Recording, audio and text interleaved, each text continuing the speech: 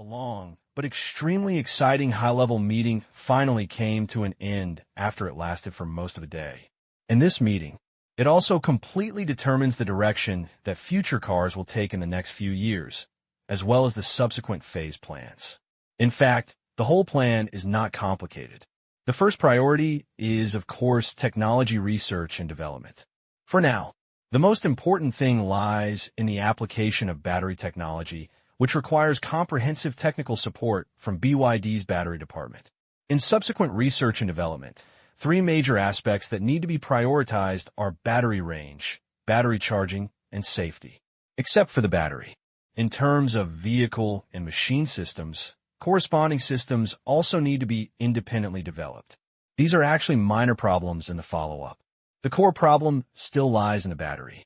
While developing core technologies, the brand building of future cars also needs to start simultaneously.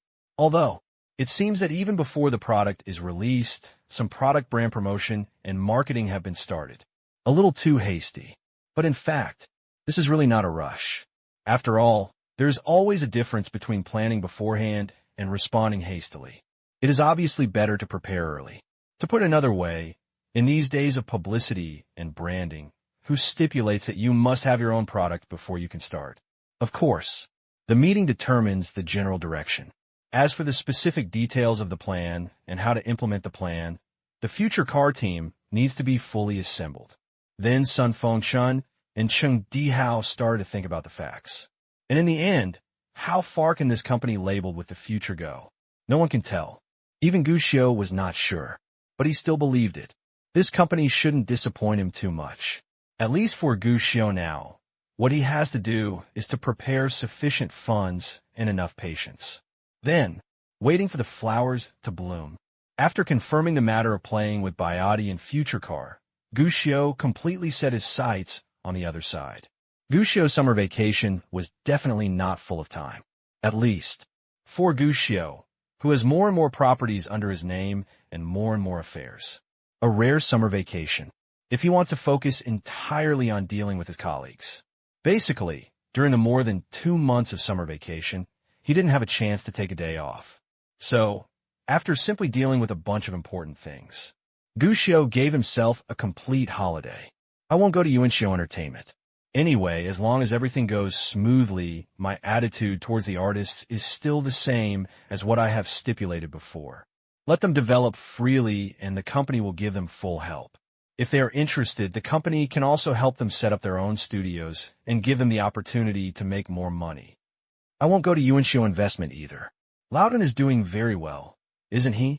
If you have any problems, just call me. If there are no problems, just continue to maintain it. The benefits he earned from Neon last time will be enough for him to spend a long time.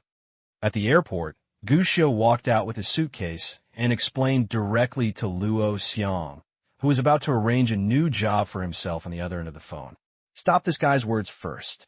Otherwise, what will happen to you? A part-time robot? Boss, you come back for a rare occasion, so you don't plan to come back and take a look? Luo Xiang was dumbfounded and a little helpless. Several companies hope that you can review their results. If they know that you won't go, I'm afraid they will be a little disappointed. That's it. Gu Xiu thought about it. As a boss, even if he doesn't have to make any decisions, he should at least review the results and inspect the work. He thought for a while. Then before I go abroad, I will go and take a look at them all. This? Why? Is there any problem? There's no problem at all. Isn't that okay? Gu Xiu immediately said, Lao Luo, thank you for your hard work. I still have something to do here, so that's it for now. After that, without giving Luo Xiang a chance to speak, Gu Xiu hung up the phone in one breath. Huh? Gu Xiu breathed out and smacked his lips. What's going on? You feel a little embarrassed. It must be an illusion. Lao Luo has always loved work. As the boss, it is enough for me to give the right direction. As for specific participation, there is no need at all. Gu Xiu instilled some capital awareness in his heart, and then he felt that the trace of guilt in his heart was gone, and he felt refreshed. However, the refreshment was only temporary, because before the smile on his lips was lifted, he was brought back to his original state by the voice of old comrade Gu Jianjun. What are you muttering to yourself about? Do you know that parking at the airport is very expensive. People are almost gone, and you are still dawdling." As he said this, he also gave Gu Xiu a headache. This damn brain collapse made Gu Xiu, who had already advanced to capital, wake up. He rubbed his head and looked at his father, who had already skillfully stuffed his suitcase into the trunk. "Dad, after all, he is driving a Land Rover. Where has the pattern gone? We don't have to save parking fees." No surprise. Gu Jianjun once again rewarded Gu Xiu and said, "You guys are still talking about the layout with me. You have forgotten the savings I taught you before. I found out that it is true what people said about raising a son in poverty. You guys have too many good times and don't know the hardships. I think it is necessary for me to lower your living expenses." As soon as these words came out, the effect was really good. The boy's face suddenly turned bitter. "No, Dad, I'm just saying casually, and my living expenses are not high. If you lower it, I won't be able to live. Let's talk about this later. When you change your arrogance, I will raise it back to you." Gu Jianjun was in a good mood and continued to threaten while driving. But his good mood did not last long, because Gu Xiu next to him suddenly asked abruptly, "Dad, now that domestic housing prices have begun to rise, you have so many shops, have the rents been increased?" As soon as these words came out, Comrade Gu Jianjun stopped talking, a little nervous. Strange to say, in the past few years, domestic holidays have been rising like a rocket, and they can even rise every 3 months. This rate of increase makes Comrade Gu Jianjun feel frightened. Exactly.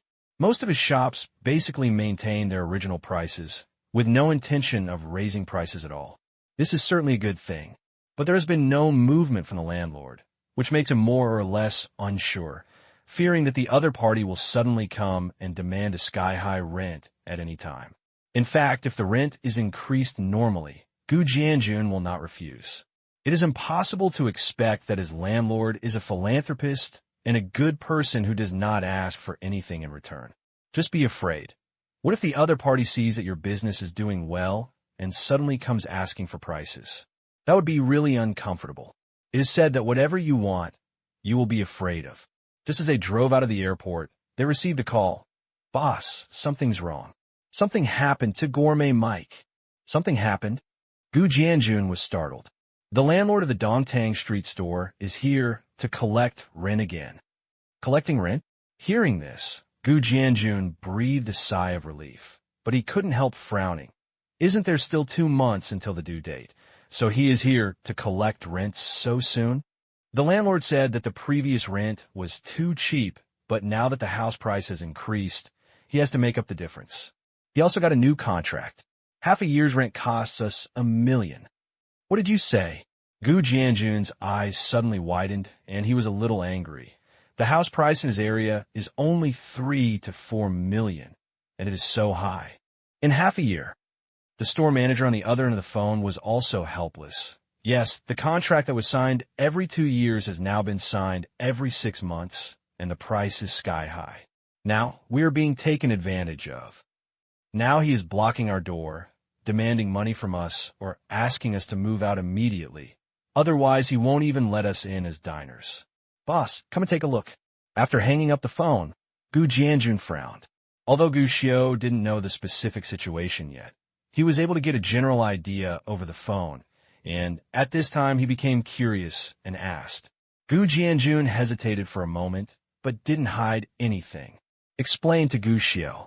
What happened this time was one of the old restaurants of Gourmet Mike. It was a branch of Gourmet Mike. The contract was signed every 2 years at the beginning and was renewed at the market price when it expired. It was normal, but in the next few years, housing prices in Suzhou began to rise, and Gourmet Mike's business was getting better and better. The other party simply broke the contract and changed it to a 6-month renewal without authorization. And every renewal, rents have increased exponentially. It was as if he was frantically testing Gu Jianjun's bottom line. Although Gu Jianjun was a little depressed. After all, the store was not moved easily, and the business in the store was very good. So he simply endured it. But what he didn't expect was that this time the other party actually made another wave of tricks. Increase rent in advance. The contract hasn't expired yet, so I came in a hurry to force him to sign the contract. And half a year's rent even equals 1/3 of the value of the shop. This kind of thing, anyone would be upset. Even someone like Gu Jianjun, who always values amiability and wealth, was extremely angry at this moment. After hearing this, Gu Xiu became interested. He wanted to know, my father has been in business for many years. How would he deal with this kind of thing now? We're closed today. Go away, go away. We're not doing business today. Look, I'll kill you if you watch me again. Go away. Go somewhere else to eat. We're not open today. As soon as he arrived at the door of the store, and as soon as he saw the situation clearly, Gu Jianjun's brows couldn't help but beat wildly. The restaurant was supposed to be bustling with business. Today is particularly deserted. The reason for all this is that a group of young people with colorful hair and dragons and phoenixes on their bodies, who looked like they were not good people at first glance, were sitting or leaning on motorcycles. They have motorcycles. Stop right in front of Gourmet Mike. With such a large group of delinquent youths hanging around here, even if passersby saw it, they would subconsciously stay away, let alone go in to eat. Even if you're really stubborn and want to go in and eat, it will also be done immediately. Was driven away by this group of young people. This is clearly aimed at gourmet customers. The staff in the hotel are naturally not indifferent, and you can tell from a distance. Several men in chef uniforms in the store were gearing up and holding things in their hands, as if they wanted to go out and fight the bad youths outside. But these chefs were stopped by other people in the store, and a middle-aged woman wearing the store manager's overalls was negotiating with a group of young people. But you can see it. The negotiations were not smooth. Although I couldn't hear what they said from a distance, I could tell from the evil smiles on the faces of several young people. What they said was certainly not a good thing. Dad, I remember that the landlords of this store are a grandfather and a grandmother. They're not bad people. Why is this happening? Seeing this scene, Gu Xiu couldn't help but ask first. Although most of Dad's stores, he is both a landlord, but it's impossible to do that. He could be the landlord of all of my dad's shops. The ones that charge sky-high prices are actually fine. The most difficult ones are those that are unwilling to sell, even if they live or die. There is nothing you can do about this kind of person, even if you have money. In this store, Gu Xiu was still a little impressed. This store was one of the first stores opened by Gu Jianjun in Jiangchen. At that time, Gourmet Mike had not yet begun to expand to the provincial capital. This store, it was one of the stores that was packaged from a competitor at that time. Gu Xiu had some spare money at that time, so he asked Tan Liangjia to help him store a lot of real estate. Naturally, he also wanted to carry forward the spirit of being the landlord of Comrade Gu. Therefore, at that time, basically all the available shop floor space was taken over. But this was the only one I didn't buy. It wasn't that the landlord was asking for a lot of money, or that he was difficult to get along with. In fact, on the contrary, they were an old couple who were pretty decent people. Gu Xiu had met them several times, and Gu Jianjun was very happy when they came into contact with him. But he wanted to buy a shop, but the other party refused without hesitation. There's only one reason. Neither of them had retirement wages. They thought that instead of selling the house for a large sum of money, it would be better to keep it and rent it out. The annual rent could be regarded as retirement wages. To put it bluntly, he treated this store as a pension fund, and his attitude was very firm. Even if Gu Xiu originally wanted to buy it at a premium, he had no way to explain it, and had to give up in the end. Just didn't expect it. The landlord, who used to have a pretty good sense of things, now thinks that someone has changed. Not only has he increased the rent one after another, but he has even made trouble like this. That old couple are also pitiful people. Gu Jianjun shook his head and sighed. They were all tricked by their children. Now other children are in charge of this shop. It seems that the old couple went to the countryside. These words made Gu Xiu frown. Okay, you stay in the car. I'll handle this matter. The situation was urgent, and Gu Jianjun didn't explain much. After giving an explanation, he got out of the car first and left. Boss Gu, who have you offended? Lao Gu, these people are not easy to mess with. Why don't you call the police? They were blocked here this morning. I went out and said something, and they pushed me. I'm afraid calling the police is not possible. These gangsters were standing on the sidewalk and did not directly block the door. When the police come, There is nothing they can do except drive them away. When the police leave, these gangsters will appear again, like flies, and they are very annoying. This is going to be difficult. Wang Gaoliang must have called these people here. That bastard is really not a good thing. Although Gu Jianjun's business is getting bigger and bigger, he has always been a kind person. As soon as he got out of the car, several neighbors started talking and offered him advice to resolve his injustice. Thank you for the reminder. Let's have tea together later. I'll go take a look first.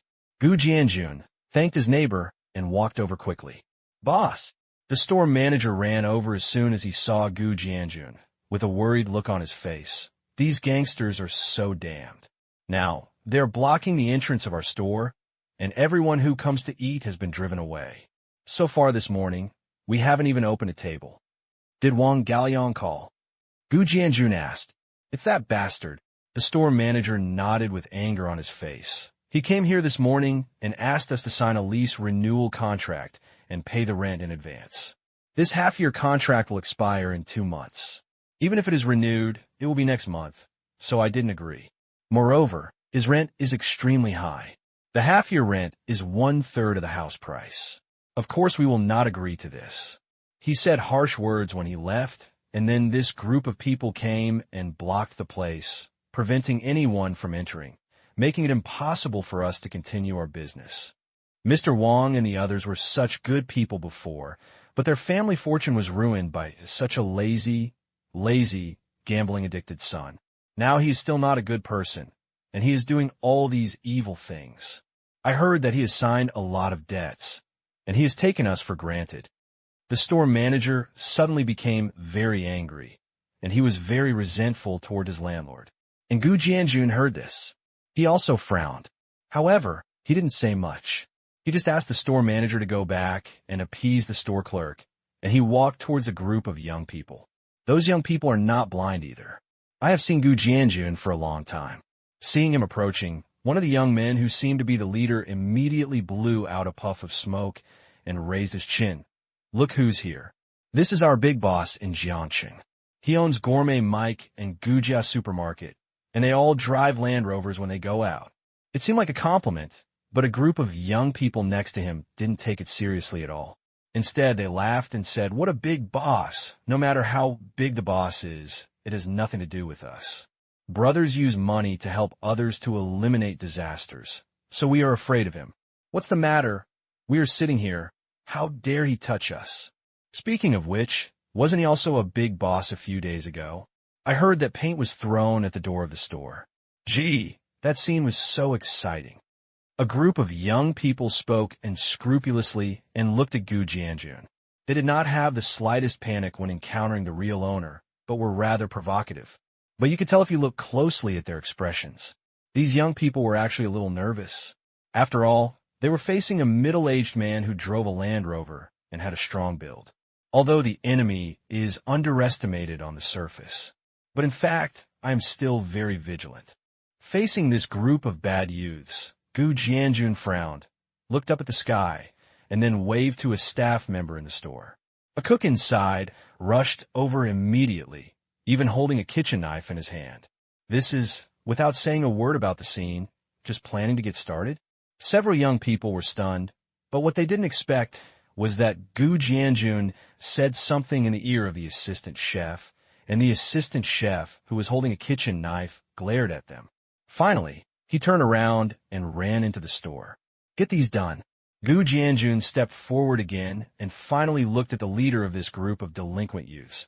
Brother, you came to stand guard for me on such a hot day. It's hard, right? I asked someone to prepare tea. Let's go in and drink some. No. The young man shook his head quickly. I just like to bask in the sun and blow in the wind here. What? Am I bothering you? Although he was a little bastard, he was not a fool, standing at the door and causing trouble. The police didn't even say anything when they came. If you go in, as long as there is trouble, it is their fault. Say it again. Look at the way the chefs in the store are holding kitchen knives. If you really dare to go in directly, God knows what will happen. Haha. Of course it won't be a hindrance. You can do whatever you want in a public place. But the weather is very hot. If you don't want to go in, I'll ask someone to bring you some water. Gu Jianjun laughed and waved towards the store. Everyone looked back. I saw the chef who had just entered the store and walked out with a box of mineral water and placed it directly in front of everyone. It's just that those eyes that want to kill people, no matter how you look at them, you don't think they have good intentions. You're welcome. It's such a hot day, and you have to work so hard to stand here. This little brother is very dedicated. I appreciate the dedication. Gu Jianjun smiled and motioned for everyone to get some water. This posture, I have never seen a group of young people before, and they have done this kind of thing not once or twice. I've seen them ignore them, I've seen them scold them, and I've even seen them fight with them directly, but I've never seen them smile like this and give them water. I was a little unsure for a while. Come on, don't be stunned. If you get heat stroke in this weather, you'll be in trouble. Seeing that the young people were motionless, Gu Jianjun simply squatted down, took out the mineral water from the box, and stuffed it directly into the young people's hands. The leader, Xiao Huangmao, hesitated for a moment and finally took it. Seeing that their boss had already received the water, the others finally did not hesitate and picked up the water one after another. Many people even opened the lid on the spot and drank tons and tons of water. It's really hot today. Although they all seemed to be chatting and laughing, if they had the choice, they would have found a shady place to hide and enjoy the cool air. Have a cigarette. After finishing the water distribution, Gu Jianjun took out a box of cigarettes from his arms and started to distribute cigarettes directly. This time was much smoother. A group of young people took Gu Jianjun's cigarettes obediently, and some of them even bowed their hands to take it without reacting. Don't forget to say thank you at the end. In fact, even they themselves didn't notice that when facing Gu Jianjun, their aura was weakened by 2 points for no reason. It's like Pony Boy, a new arrival, meets a battle-hardened boss. Just their temperament suppresses their rebelliousness. The water has been delivered and the cigarettes have been given out. Gu Jianjun spoke. Yes. As soon as these words came out, the arrogance on the young man's face subsided a little, and he frowned. Me and Biao. Biao. Gu Jianjun smiled, then lowered his head, picked up his cell phone, and dialed a number. The call was quickly connected, and Gu Jianjun spoke to the other end of the phone. Da Biao, I have it. Seen you for a while. Are you in Jiangcheng? Yes, I just came back. I'm hosting a party tonight. We haven't seen each other for a long time to catch up on old times. Okay. No, it's just a little misunderstanding with a little brother. He told you. Yeah, okay. After saying a few words, Gu Jianjun smiled slightly and handed the phone to the young man. Did Wang Gadiang ask you to come? I don't know what you said. Xiao Huangmao was very aware of the crisis and did not fall for the trick. We brothers have nothing to do, so come and stand on the street. I don't know Wang Gadiang. They stood on the street, blocking people's business, and it was difficult for the police to come. But who should be called to specifically block the door? The nature is different. Of course, this kind of handle will not be left. Hearing this answer, Gu Jianjun didn't get angry at all. He just flicked the ashes from his cigarette and asked without leaving a trace. Look at you guys, you are all in good spirits. You should all be fierce generals. I don't know who you are following. Gu Jianjun now is different from the man who only thought about where to carry the refrigerator a few years ago. There is already a clear difference. There was no irritation, no anxiety, even though he had frowned in front of his son before. But at this moment, his whole body exudes the maturity and stability that a middle-aged man should have.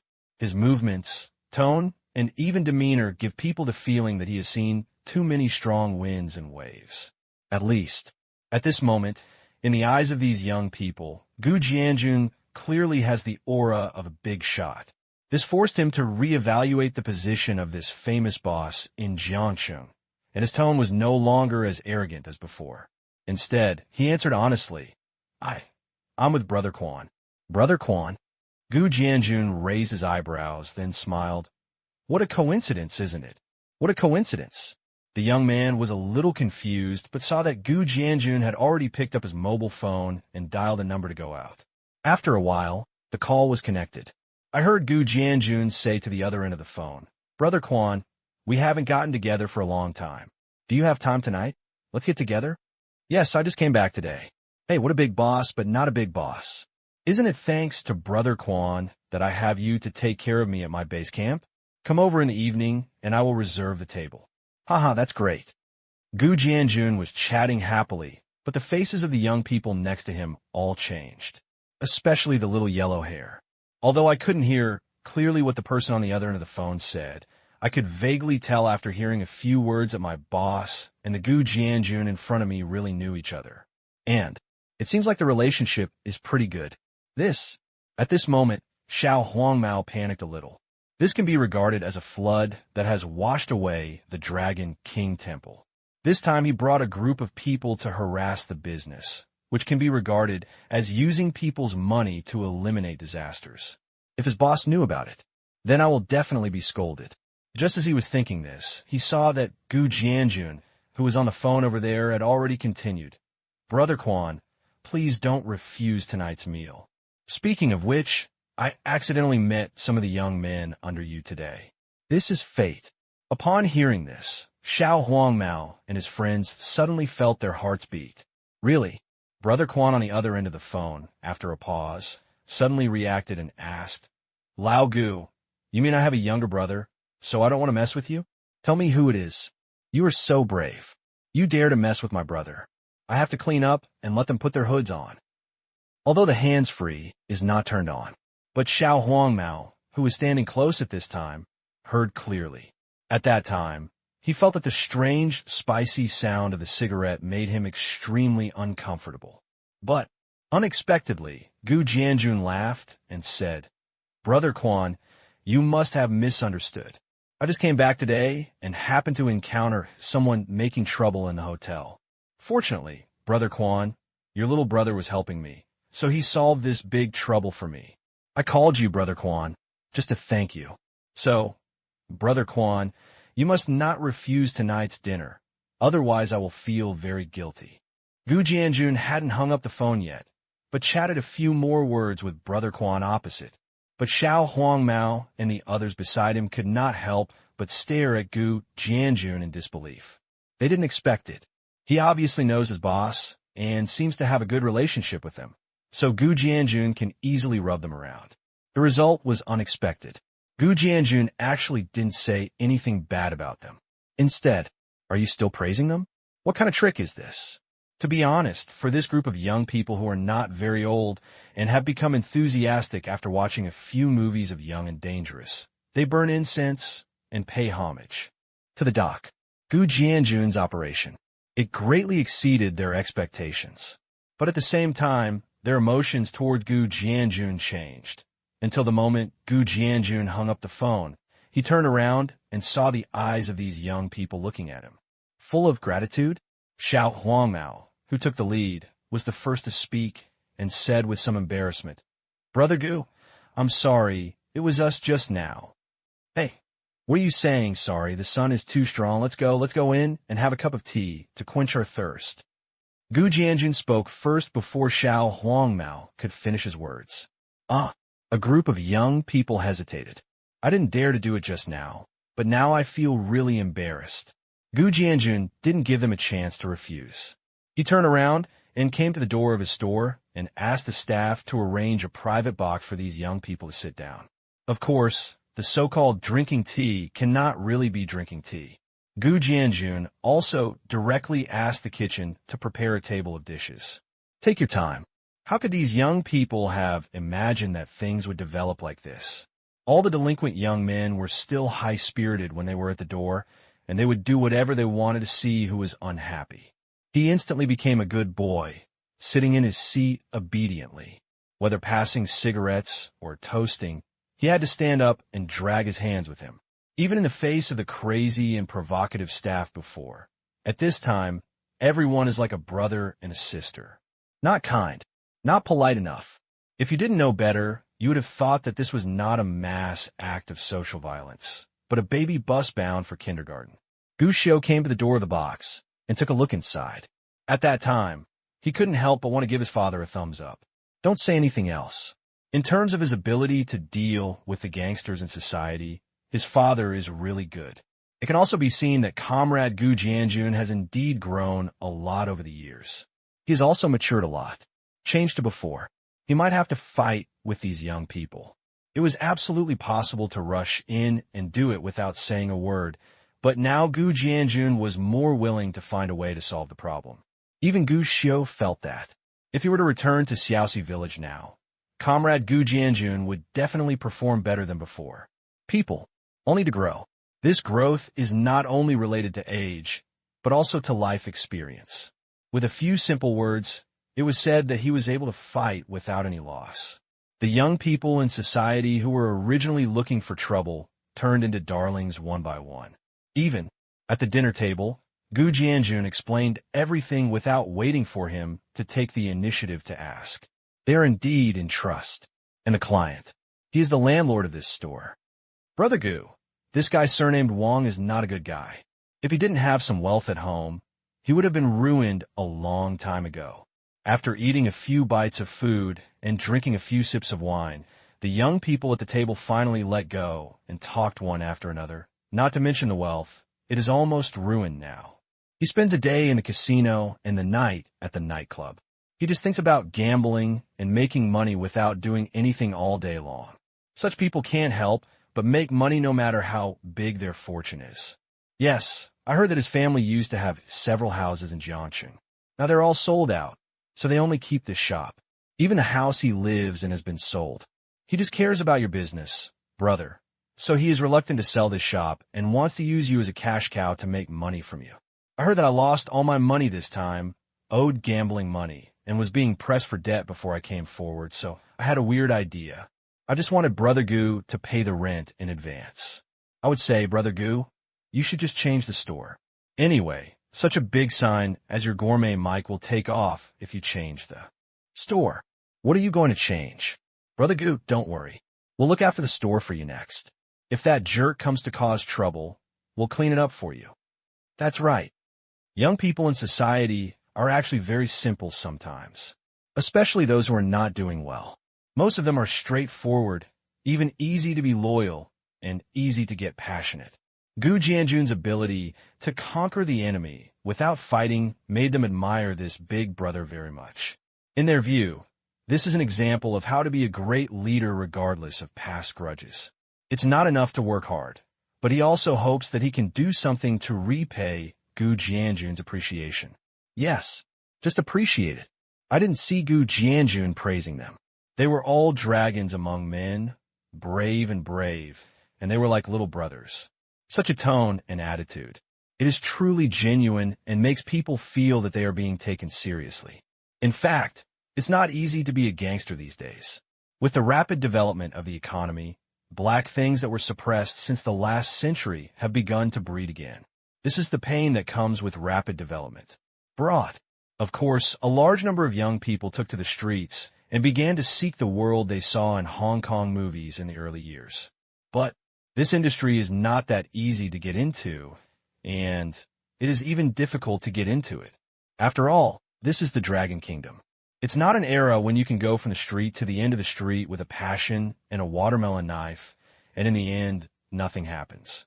For most unscrupulous bastards, it is normal to have one meal, but not another, and many people have no choice but to go to internet cafes and game arcades to extort pocket money from elementary school students who skip classes. Regardless of the dragons and phoenixes painted on their bodies, it seems that everyone is afraid of them. But in fact, they are still a little bit stubborn in their hearts. They are clear.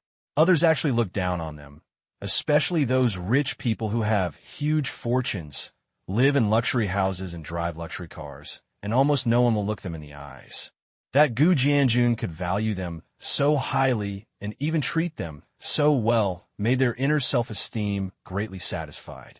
Naturally, I also hope to live up to Gu Jianjun's attention and show my abilities. For these little gangsters. Of course, Gu Jianjun expressed his gratitude, just in my heart, but he also started to feel distressed. Let's move the store. After seeing off the young people in society, Gu Jianjun called the store manager and expressed his decision. While the rent is due in 2 months, you can look for a new store location during this time. A bigger one is better, and the price is about the same. 2 months is enough to find a good store and decorate it, and then we can move directly. In the recent period, we can tell the old diners in advance that we are moving the store, so that we don't move out and the diners can't find it. Of course, it will be better if the new store is near here.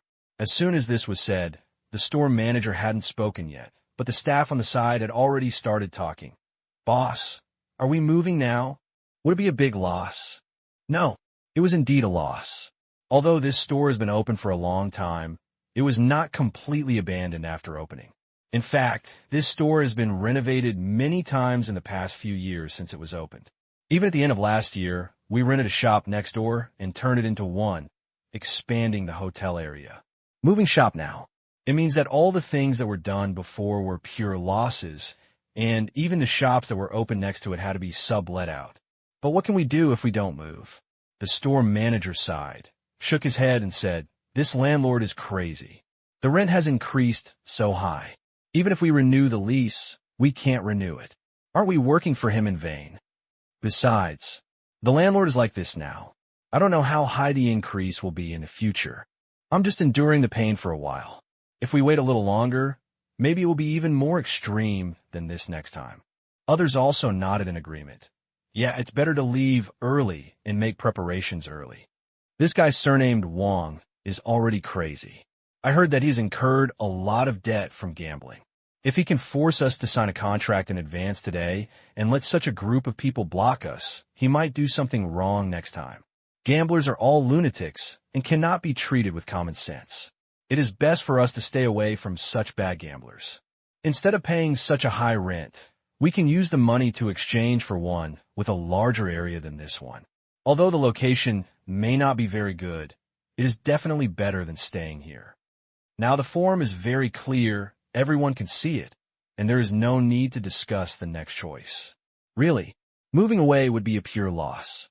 The best way is actually to have a good discussion with the landlord, lower the rent, and use gentle means to solve this crisis.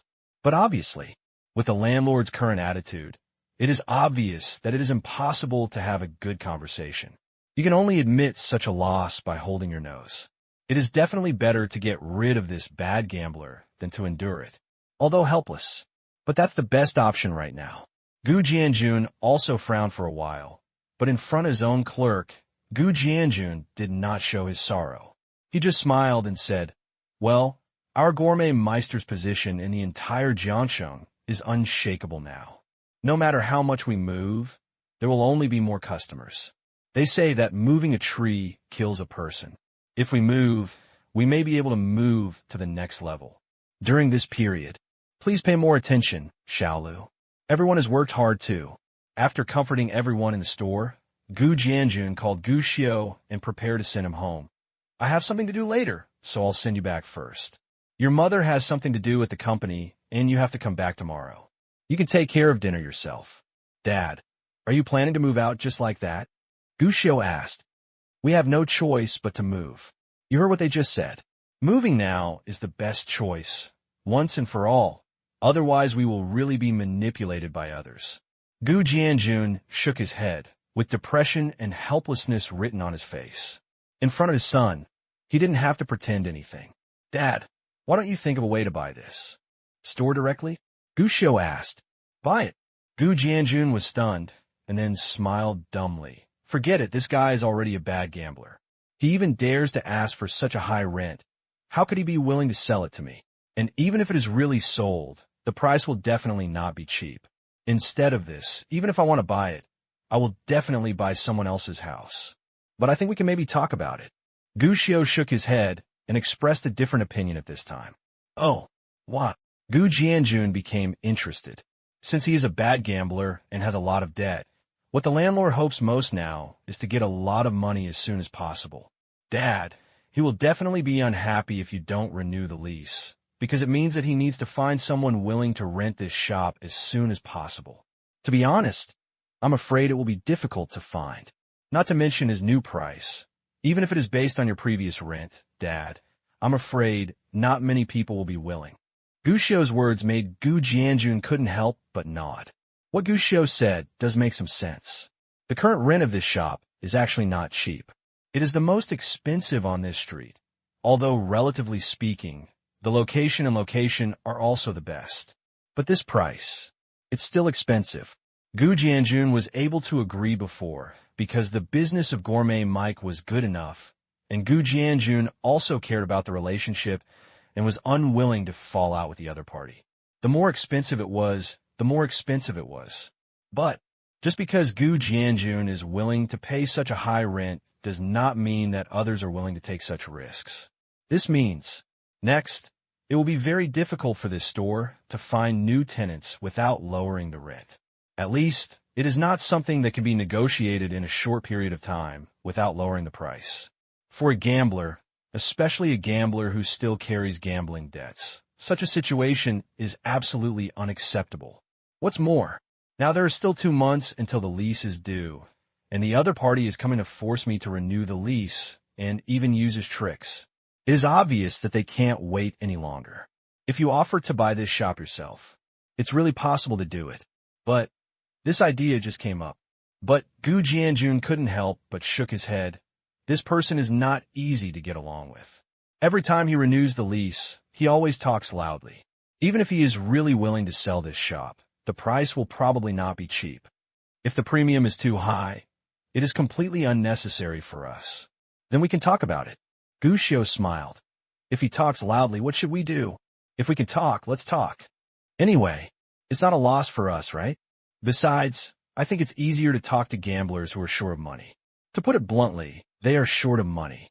If they are in urgent need of money, they may be angry, but as long as the method is right, we might be able to win easily. It's not wrong to try, isn't it? These words made Gu Jianjun subconsciously nod.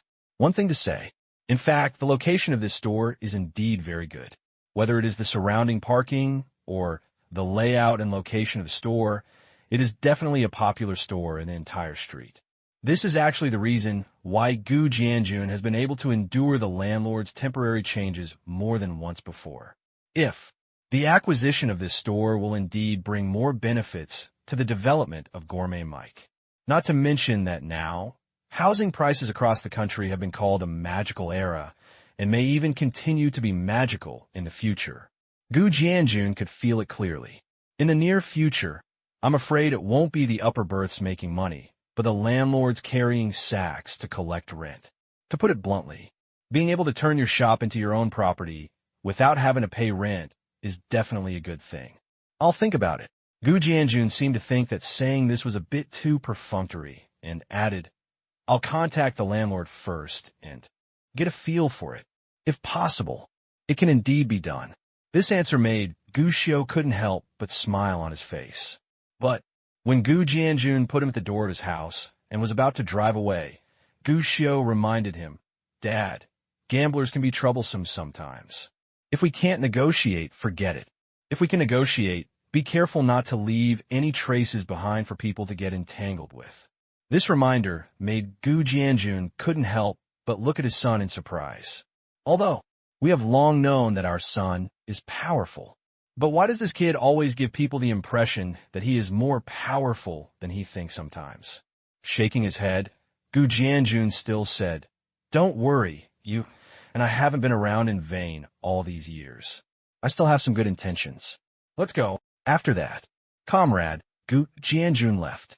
As for Gu Xiao, who became a left-behind child, he didn't think much about it.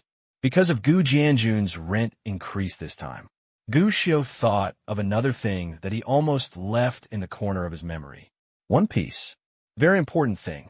For Gu Xiao, after being reborn, he clearly knew that there would be huge storms one after another in the future, and among all these huge storms, what is the most profitable thing? There is absolutely no way to escape one. Real estate. On this point, Gu Xiao, who went to school and worked hard in a big city like Shanghai in his previous life, is very aware of the growth of real estate in the past 20 to 30 years. How terrifying it is. So, when Gu Xiao was reborn, he was most passionate about hoarding houses and land. But in fact, Gu Xiao understood it himself. Buying a house or land may indeed increase your assets and appreciate quickly. But if you really want to say how profitable it is not. After all, property appreciation takes time. Even for most individual homeowners and landowners, they just wait for local housing prices to appreciate before selling their houses and land. It's actually very difficult. For reborn people, this is the slowest method. After all, it can often take several years or even 10 years to cash out. So, in fact, for Gushio, instead of hoarding houses and land, it is better to set up his own stall and engage in real estate by himself. This thing is a real money steal. It can even be said to be a profitable business. If you look at the rankings of the richest people in China in recent years, you can see that most of the top ones are not well-known large companies, but various real estate companies. These are the real ones. They have reaped the dividends of the times, and their mouths are full of oil. Of course, there are risks in this business, but basically, most of them can definitely make money. If you can get some lard to cover your heart, you will make money even more to death. At least, if Gushio was interested in getting involved in real estate development, he would probably be able to accumulate quite a lot of assets by now. But Gushio didn't want to. After all, the rise of real estate is related to the country's need to speed up infrastructure construction and economic policies, but such rapid development will inevitably bring about some shady things. Just look at the sudden emergence of idle people in Jiangxing. Just look at the news of forced demolitions that appear every now and then in almost all parts of the country. Real estate. It can't be done simply by having ideas, vision, and money. But it was something Gushio didn't want to do. However, there are countless newcomers, one after another, pouring into the real estate market like locusts. They're like sharks smelling the smell of blood, all trying to tear off a piece of meat in this vast ocean. In this case, the quality of various developers will naturally vary, especially in this era when engineering inspections are not so strict. The term shoddy project has also begun to appear in the public eye. After all, real estate is hot. Although it means that demand has begun to increase, the same competitors have also begun to emerge one after another. In the final development of this competition, there will inevitably be involution. This means the price of land will rise, bank loan interest rates will rise, the prices of raw materials needed for construction sites will begin to rise, and even the wages of migrant workers on construction sites will have to rise. Of course, normally, if the development is completed honestly, you can still make a lot of money. But what if poor quality materials can be used to lower the overall cost? How about using more perfunctory techniques to shorten the construction period and thereby reduce labor costs? There are a lot of articles that can be done here. Even if you save a little bit, you can save a lot of money. At least, major developers have begun to use their little brains, thinking about how to maximize profits, reduce costs, and increase profits. Not to mention that the current industry standards are not perfect yet.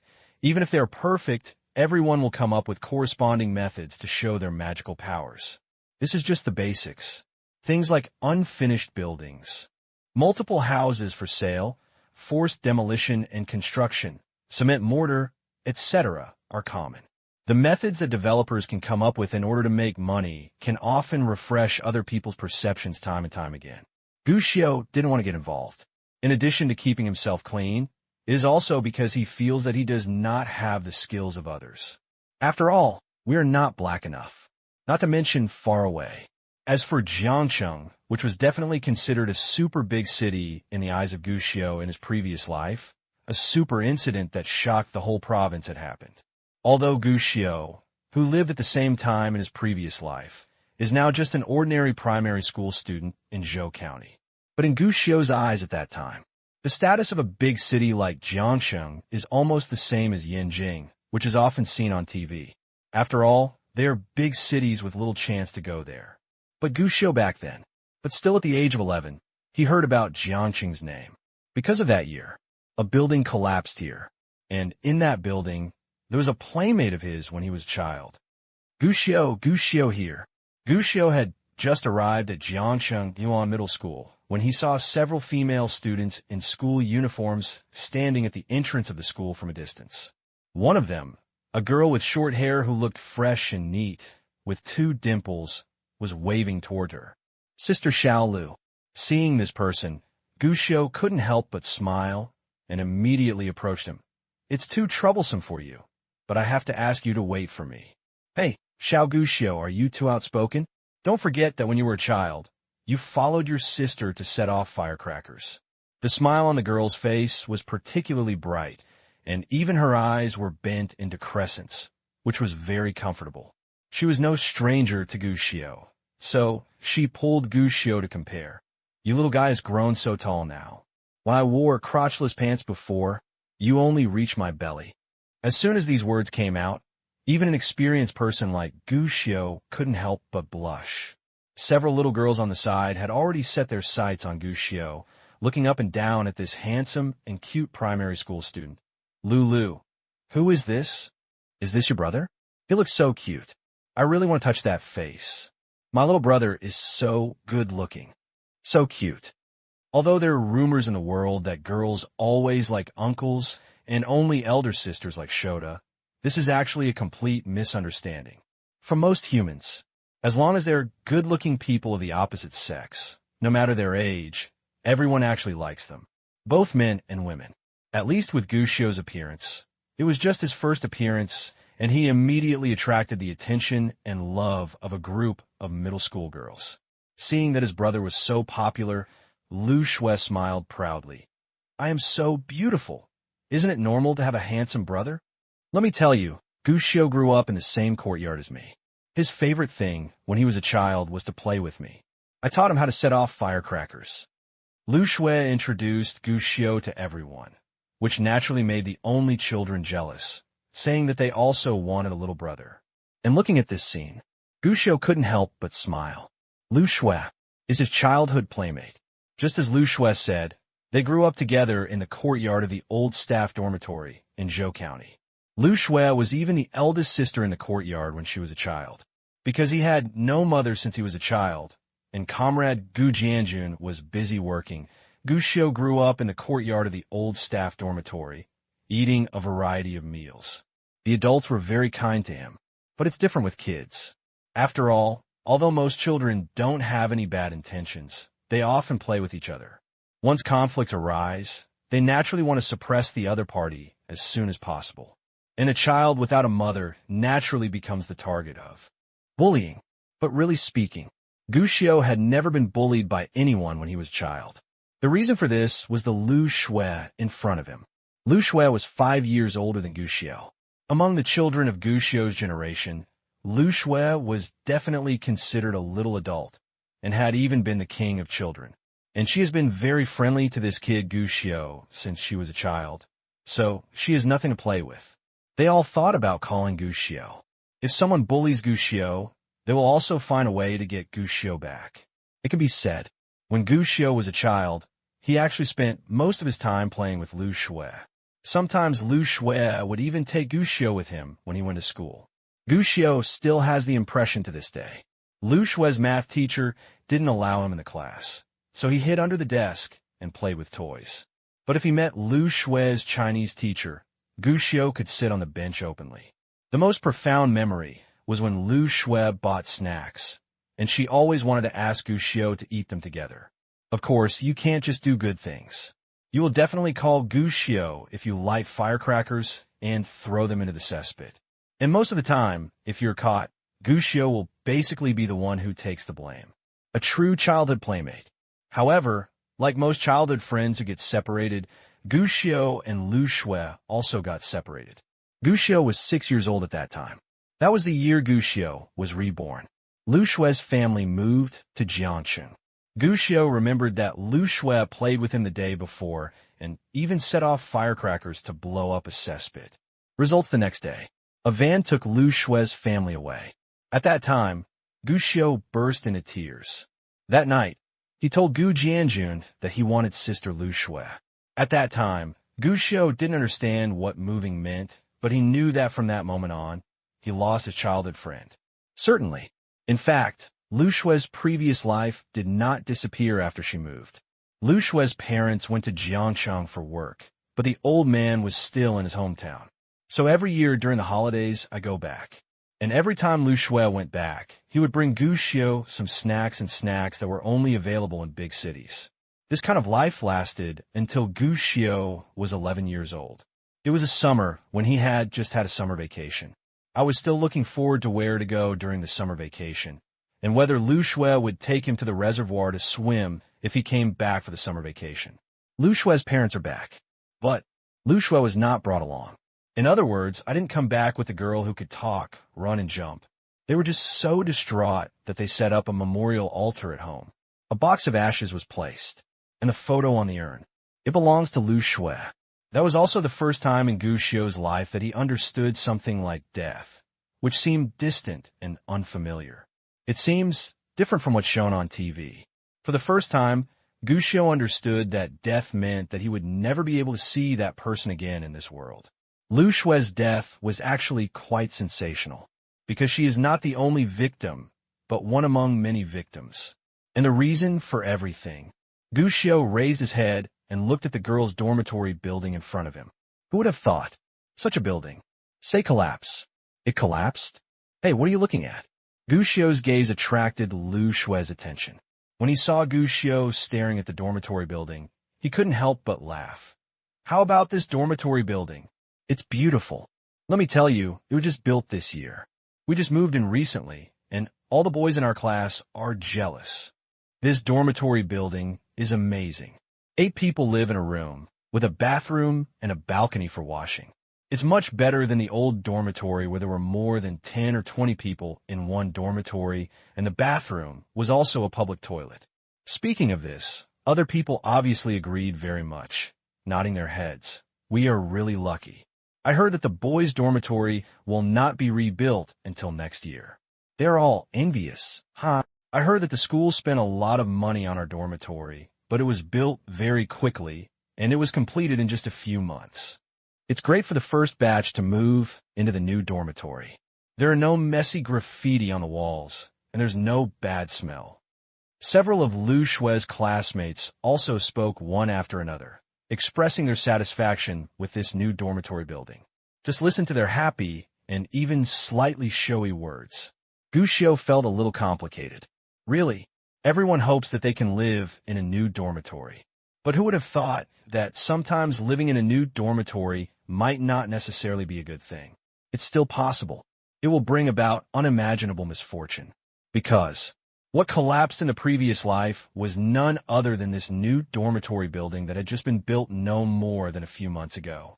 Regarding the collapse of the dormitory building, because Gu Xiu was relatively young at the time, he didn't actually know much about it. He mostly found out about it when listening to other people's chats. After all, for such a big event, and it was happening in just one city, there were indeed a lot of rumors. But the same thing, because there are so many rumors, it is difficult to distinguish between the various versions of the rumors. Some people say that the accident occurred suddenly in the dormitory building at 3 o'clock in the middle of the night, because the school was still in the exam period and all grades except the first year of high school were on holiday. So only the first year of high school students were involved in the accident. Others said that the accident occurred during the lunch break in the dormitory building. The first-year high school students were taking a lunch break after taking exams. When the accident happened, the door below the dormitory building was locked, and all the students were trapped inside, which ultimately led to the tragedy. Others said that the accident occurred when the dormitory lights were turned off at night. The shaking started, and the students were so frightened that they hid under the bed and missed the best opportunity to escape. There are various versions, but it is difficult for Gu Xiu to distinguish what is true and what is false. After all, he was too young at that time, and he was just a primary school student from a subordinate county. Most of the information he obtained came from other people's chats, so it was difficult to tell whether it was true or false. In comparison, what he knew more about was that from then until he entered middle school, the management of each school became very strict. That's all. But although Gu Xiu didn't know the specific time or detailed process, he at least knew one thing. That's this dormitory building will fall, and he was certain that when the dormitory building collapsed, it was during the final exam period for Lu Shue's first year of high school. Know this. In fact, that's enough. Gu Xiu, why did you suddenly think of coming to our school to play? While Gu Xiu was thinking about this, Lu Shue asked curiously. Although in this life, because Gu Xiu's family moved early, he didn't have much contact with Lu Shue, but it wasn't like they had no contact at all. This time, Gu Xiu contacted her in advance and told her that he would come to their school to play with her. Lu Shue did not become suspicious, but openly invited Gu Xiao to come to the school. I'm about to graduate from elementary school, right? I'm going to middle school soon. I want to see what the school environment will be like in advance. Gu Xiao explained casually. Go to middle school? Here. Lu Shui wondered. Aren't you studying abroad? Why do you want to come back to middle school? As soon as these words came out, the other little sisters suddenly looked at Gu Xiao differently. Study abroad. For most children in this era, it is something new and out of reach. It's not good to study abroad. I don't like those people. Gu Xiao shook his head, so I told my father that I will study in my hometown after the summer vacation. Why is it bad to study abroad? It's great to go abroad. You could travel everywhere. Why do you come back? Are your classmates all foreigners? Do everyone speak English? They are all blonde and blue-eyed foreigners. It's great to make friends with foreigners. I see foreign classes on TV are much more interesting than ours. They don't pay much attention to grades. Why are you here? Before Lu Shui could say anything, several little sisters beside her couldn't help but ask.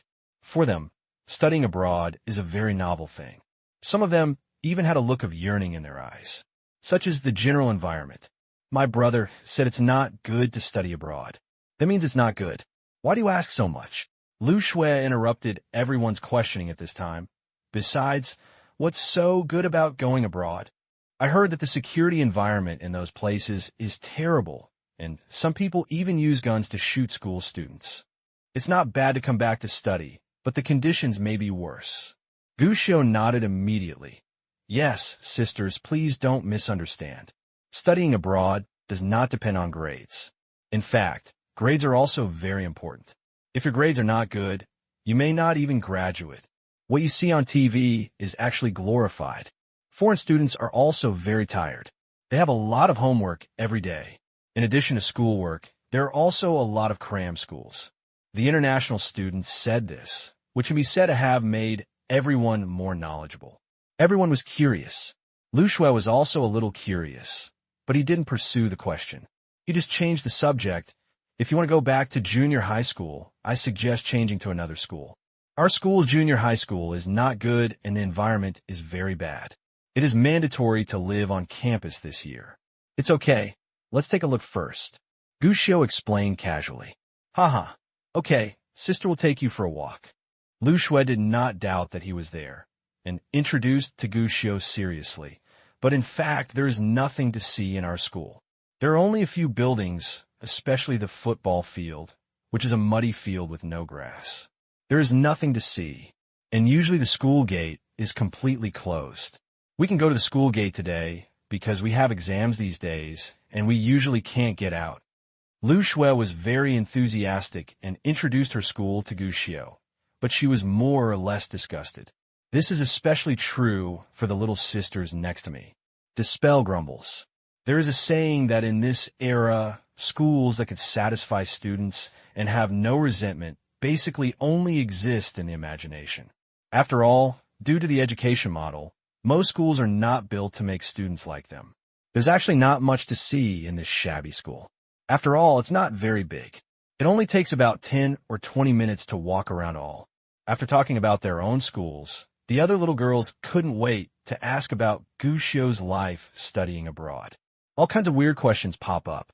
Gu Xiao answered these questions politely, basically without hiding anything, which satisfied the curiosity of these children who were full of yearning for the outside world. Midway, Gu Xiao proposed that he want to visit their dormitory. No one said no. After all, according to Gu Xiao's story, although the foreign schools were somewhat different from what they imagined, at least in terms of infrastructure, it seemed that Gu Xiao had never said they were bad. They also want this well-informed child to be able to see the dormitory building they are most proud of now. I was asked to take the school exam, and the dormitory aunt was lax in her management. Plus Gu Xiao's age. This is the first time Gu Xiao has ever stepped into a mysterious place like the girls' dormitory. First feeling, just clean. After all, it is a new dormitory building, and it is also a girls' dormitory. Compared with the boys' dormitory in Gu Xiao's memory, it was messy and even wet at all times. The girls' dormitory in front of me is much cleaner. Because the final exams have already begun, some grades have already finished their exams and gone home for the holidays. leaving several floors of the dormitory empty. Enter the dormitory where Lu Shui is located. Sure enough, as she said, the dormitory has excellent lighting for bunk beds and cabinets. There's a small living balcony outside for washing and drying clothes, and there's a bathroom next to it for taking a shower.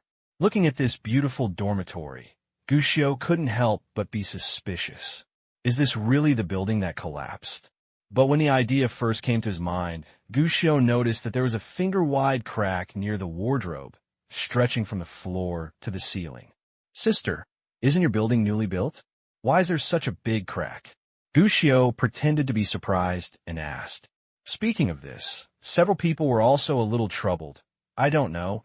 We found it before and told the dormitory aunt. The dormitory aunt told us that the house had just been built and some of the walls would crack due to the sinking. This is normal. We told this when we found out, and the school called someone to come and see it. They said it was normal and told us not to worry. It's not just us, it's all downstairs and upstairs, but the school doesn't take it seriously and there's nothing we can do. Do you feel that the crack seems to have gotten bigger? There didn't seem to be such a big crack before. It seems to be true. Everyone looked around the crack, a little scared, especially when they found that the crack was bigger than when they found it before. They were a little nervous. It's not safe. It's so wide now. If it continues to crack, the building won't collapse directly, right? Gu Xiu warned without leaving a trace. As soon as these words came out, several girls suddenly felt nervous. No way. Such a big building will really collapse. This is the dormitory building of the school, and it was built not long ago. So, it is unlikely to collapse, right? Didn't the school say that this building cost a lot of money? I heard the teacher said it several times. Wouldn't such a big building collapse? Although everyone said this, in fact, they were still a little scared. Gu Xiu reminded, I don't know how to build a house, but I think that a newly built building has such a big problem in such a short period of time, and the cracks are still growing, there must be hidden dangers. Either we should respond to the school more, otherwise, if something happens, it will be a big deal. As soon as these words came out, the girls immediately understood what to do. I'll go talk to the teacher and let them take a look. A girl spoke immediately. I'll go with you. The two girls immediately decided to respond. After all, they are high school students. They have their own independent thinking and behavior most of the time. They still have the courage to report any problems to the school. The effect is still good. After all, according to the two girls, this was considered a major safety hazard. Not long after they left, the two girls came with a teacher. It's a female teacher. However, the other party's attitude was not as good as expected. What's going on? Why do you students have so many things going on? If you don't review and prepare for the exam at this time, you're just looking for trouble every day. What's wrong? I want to see where you saw that the building is about to collapse. If it's wrong, I won't tell your class teacher, and I'll give you a demerit. This is a middle-aged female teacher with a ponytail and glasses. She seems to look very serious because of her long face and a straight face.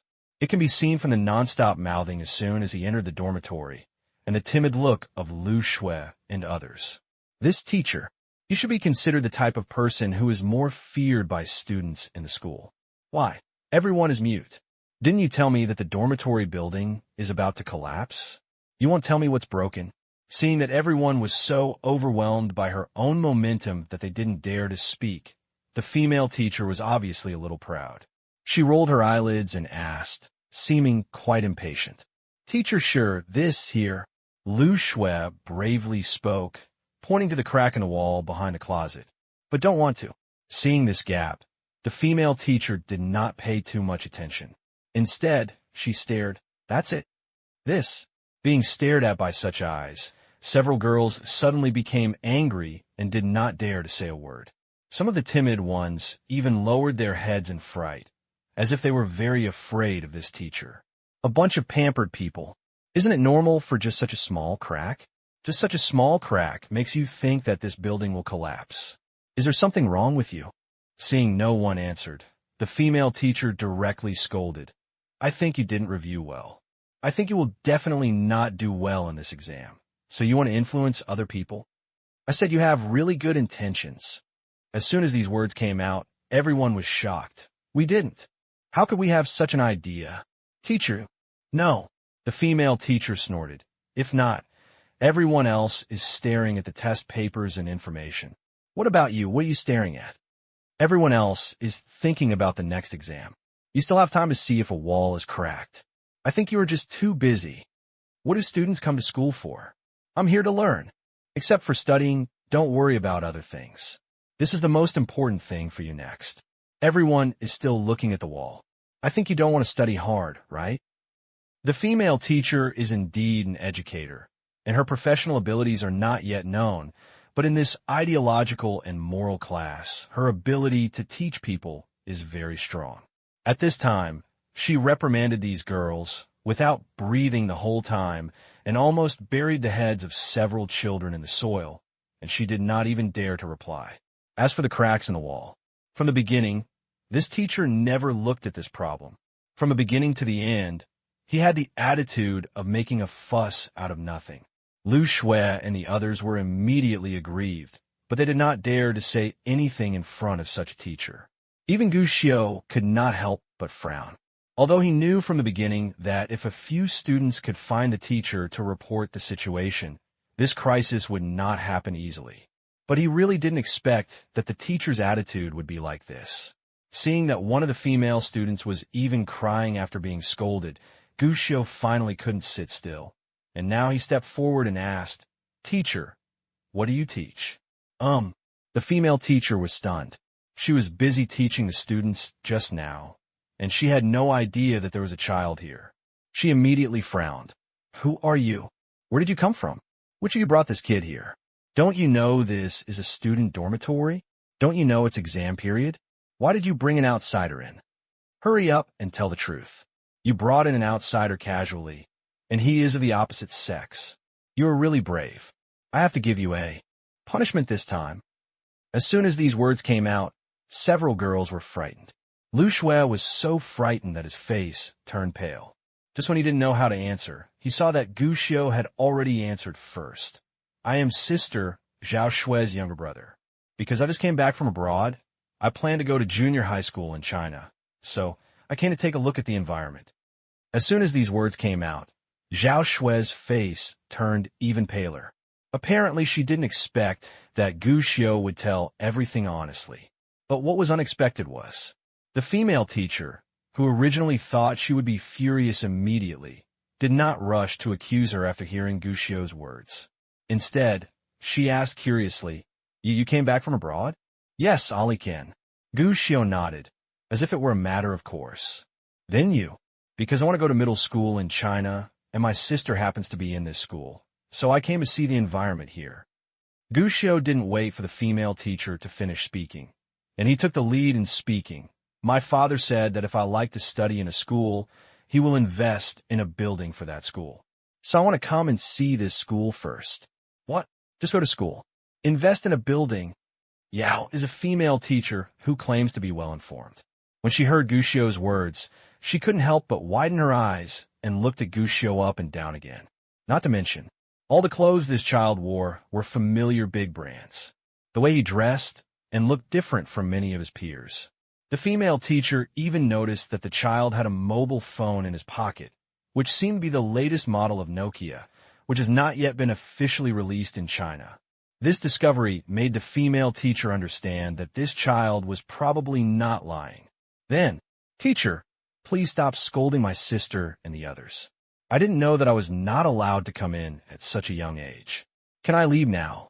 The female teacher was still in a daze when she heard Gu Xiu say this. The female teacher suddenly came back to her senses and hurriedly stopped Gu Xiu. Her face, originally serious and livid, was like a spring breeze at this moment. "Don't go, don't go." It turns out that the teacher wrongly blamed them. Haha. If the teacher had known earlier, it turns out that kid, you came to see the school, the teacher would definitely not blame them. It's true. When you took this kid to visit the school, why didn't you report it to the teacher? What can you guys do by taking this kid to visit? The last sentence was said to several girls. Although it was a reproach, neither the tone nor the demeanor was as severe as before, but gave people a joking feeling. Such an attitude really refreshed the cognition of several girls. They looked at each other, feeling a little weird. Gushio at this time shook his head in the same way. Although he is full of respect for most teachers, he sometimes has to admit that human beings are a very complex species, and profession does not represent a person's personal qualities. In other words, maybe the profession of teachers is indeed noble, and most teachers are really good teachers, but there are always one or two that ruin the whole pot. Looking at the speed of the female teacher's face, Gushio pretended to be curious. Don't I have to leave? My sister won't be punished, right? No, of course not. If the introduction is good, our school should praise it. The female teacher laughed and made a 180-degree change in attitude. After all, the purpose of our school is to educate all without distinction, to be diversified, to be inclusive and progressive. Being able to invite you, children, to join our school is a good thing for both you and the school. We can't even praise him, so how can we punish him? Gushio smacked his lips. Then, the teacher was joking with her just now. Children, you may not know, but the teacher likes to joke with students the most. Many students know this. The female teacher said, turning to look at the girls. Do you think so? Being stared at like this, the girls lowered their heads one by one, not daring to say anything. So that's it. I like teachers who can get along with students best.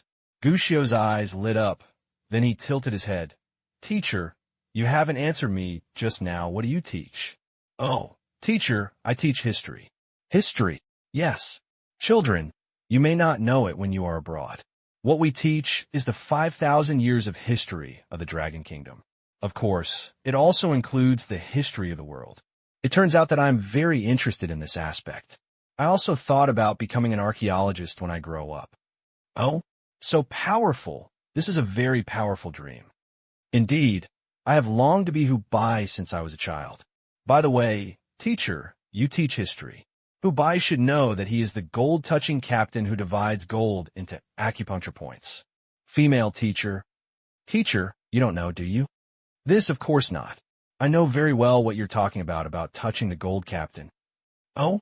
Then tell me whose descendant Hubai is? This. Teacher, you don't know, right? Of course not. It's just because the teacher has too many books to read, and I forgot about it all of a sudden. That's it. Ahem. Let's talk about something else. That's fine. Seeing the frustrated look of the female teacher, Gushio asked without leaving any trace. Because I don't know the situation in China. I heard that many teachers in China have never even gone to college. Is this true? There are some, but there are very few in our schools. Just like me, the teacher, I'm a serious college student who graduated from a normal school. Oh, really? Gushio smiled, and then asked suddenly, since you were a serious college student in normal college. Teacher, don't you know? Should all education be conducted to ensure the safety of students' lives? Their life safety cannot be guaranteed. Do you still have the nerve to call me teacher? What Gushio said was not polite at all, even with anger. Yes, anger.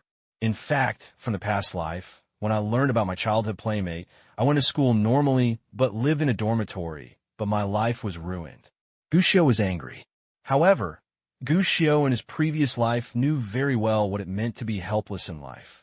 No matter how angry he was, it was the only thing he could do. It was just a stick of incense in front of Lu Shui's spiritual place. That's all. In this life.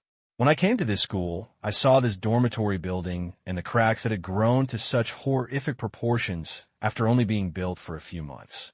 See this person from beginning to end again. A teacher who only cares about showing his authority, but is completely unwilling to listen to another word from his students. Such anger. The accumulation has already reached the limit. He couldn't help it, so he started a fight. This actually doesn't look like Gushio's character, but in life, sometimes there are always some people and some things that can make people unable to control their emotions. The teacher in front of me. That's it. Gushio's sudden curse was beyond everyone's expectations, causing everyone present to freeze on the spot, especially the female teacher who is the target of scolding. His eyes widened even more, and there were 3 parts in his eyes that were confused, 3 parts stunned, and 4 parts unclear.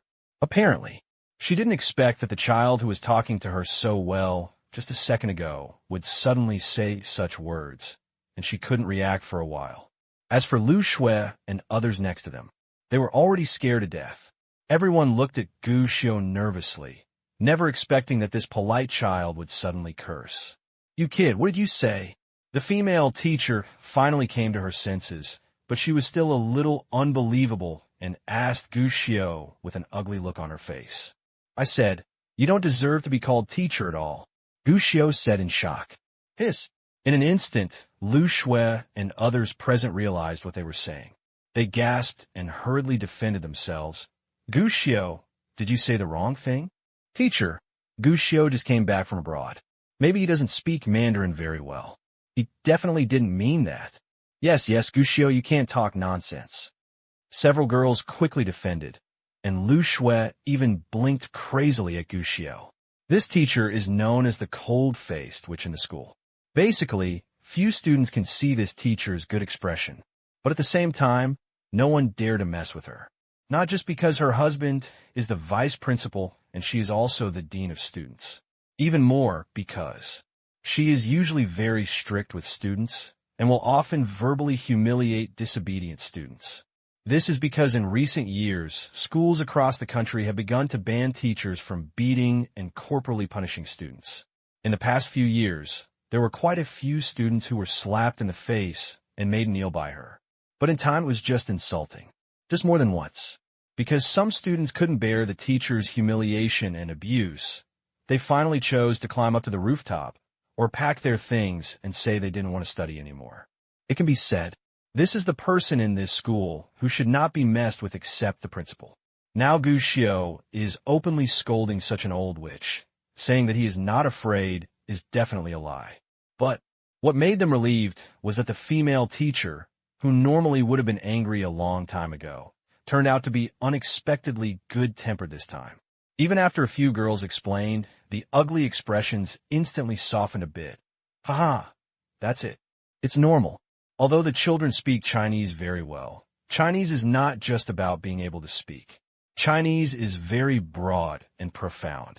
One word difference sometimes changes the meaning. Even the tone is different, and the meaning is different. But it's okay. My little friend, after you come here, I will arrange for you to have the best Chinese teacher. Then I will provide you with one-on-one guidance.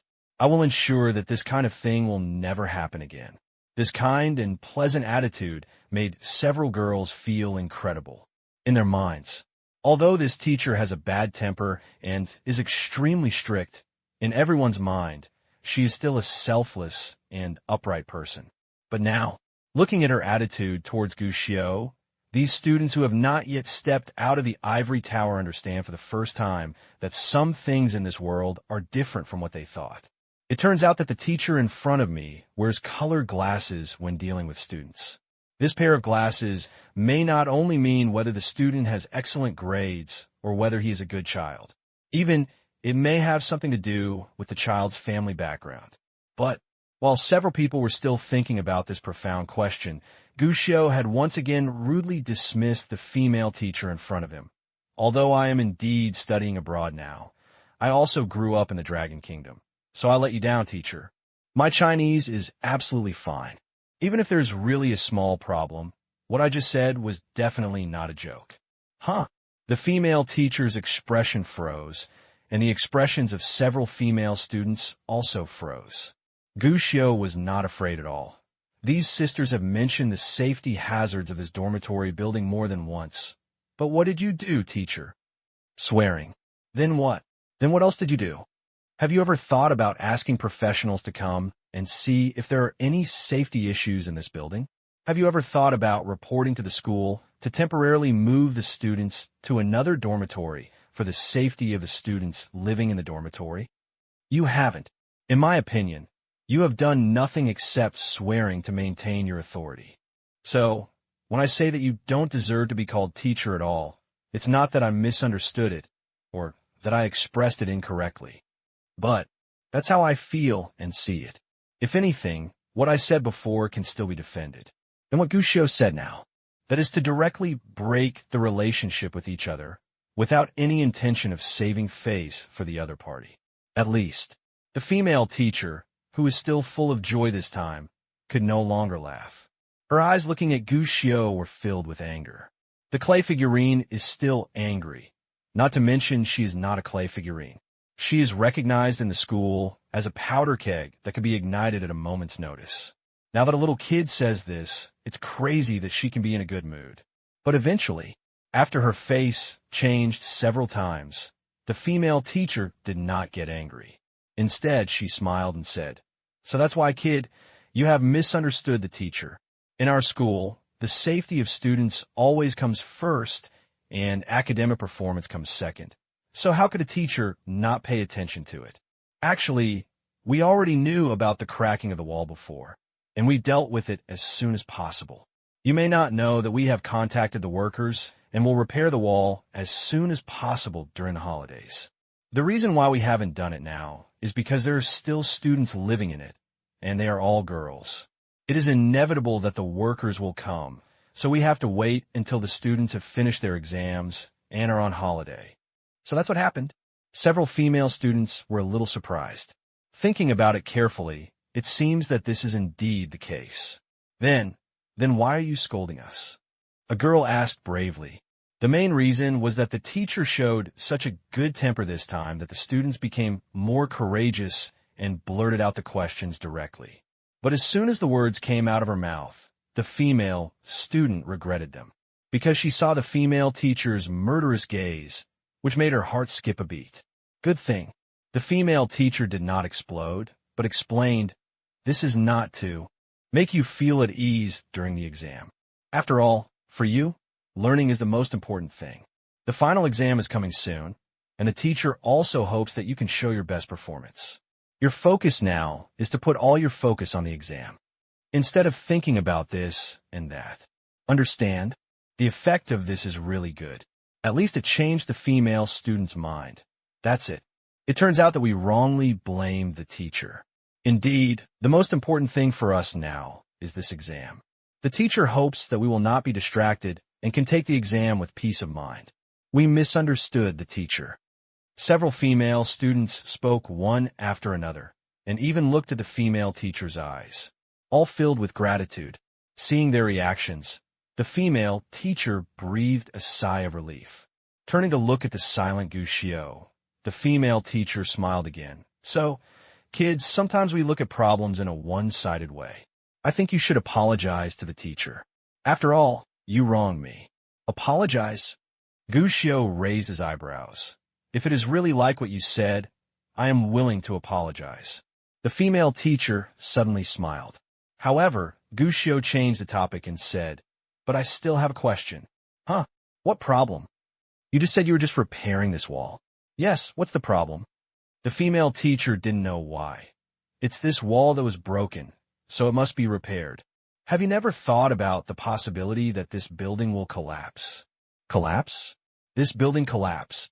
The female teacher was stunned, and then she couldn't help but burst into laughter. "Kid, you are so interesting. Do you know that this dormitory building was just built a few months ago?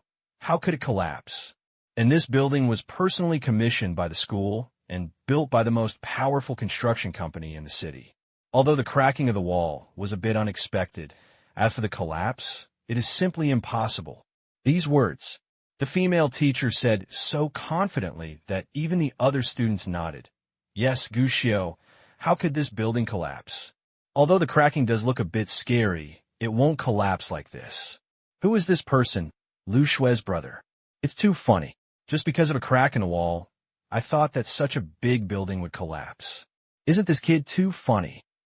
This time, not only the female teacher, but also the students from other dormitories were attracted. They all also started laughing. In their opinion, this crack would not cause such a large dormitory building to collapse. And in the face of these ridicules, Gu Xiao's expression didn't even change. Instead, he looked directly at the female teacher. "Teacher, you said this building will not collapse. Then do you dare make a bet with me?" "Bet?"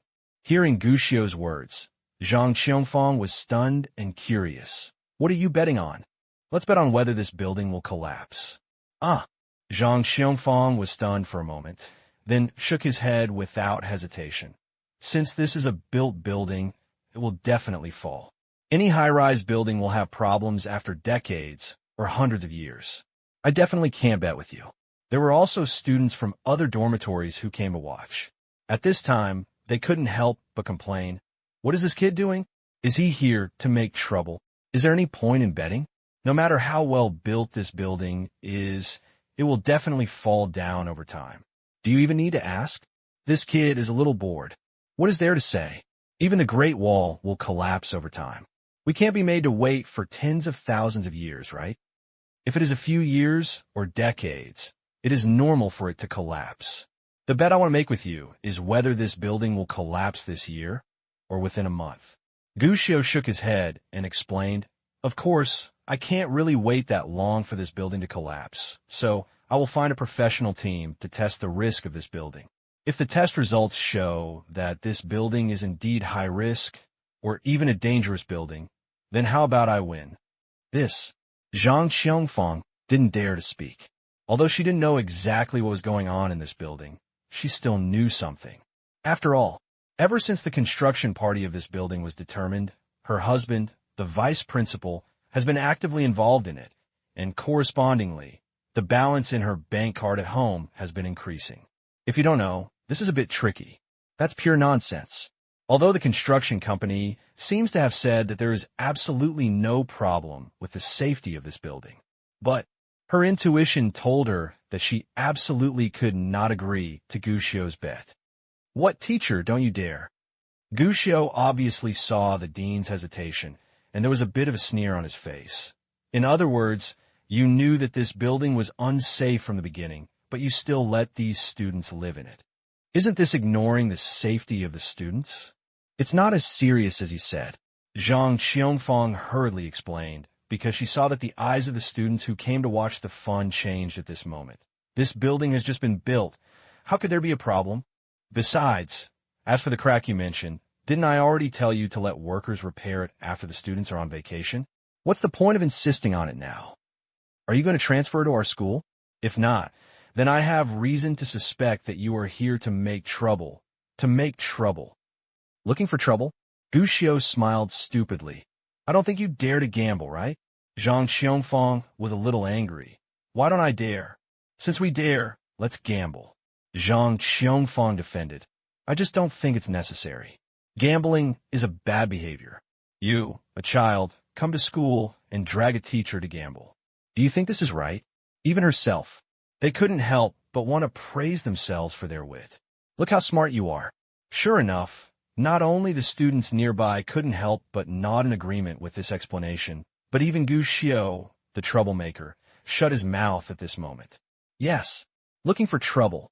By now, Zhang Xiongfang was basically certain that the child in front of him did not really want to study in a school at all, but was just looking for trouble. I heard that this child is the younger brother of Zhao Shui. This damn girl.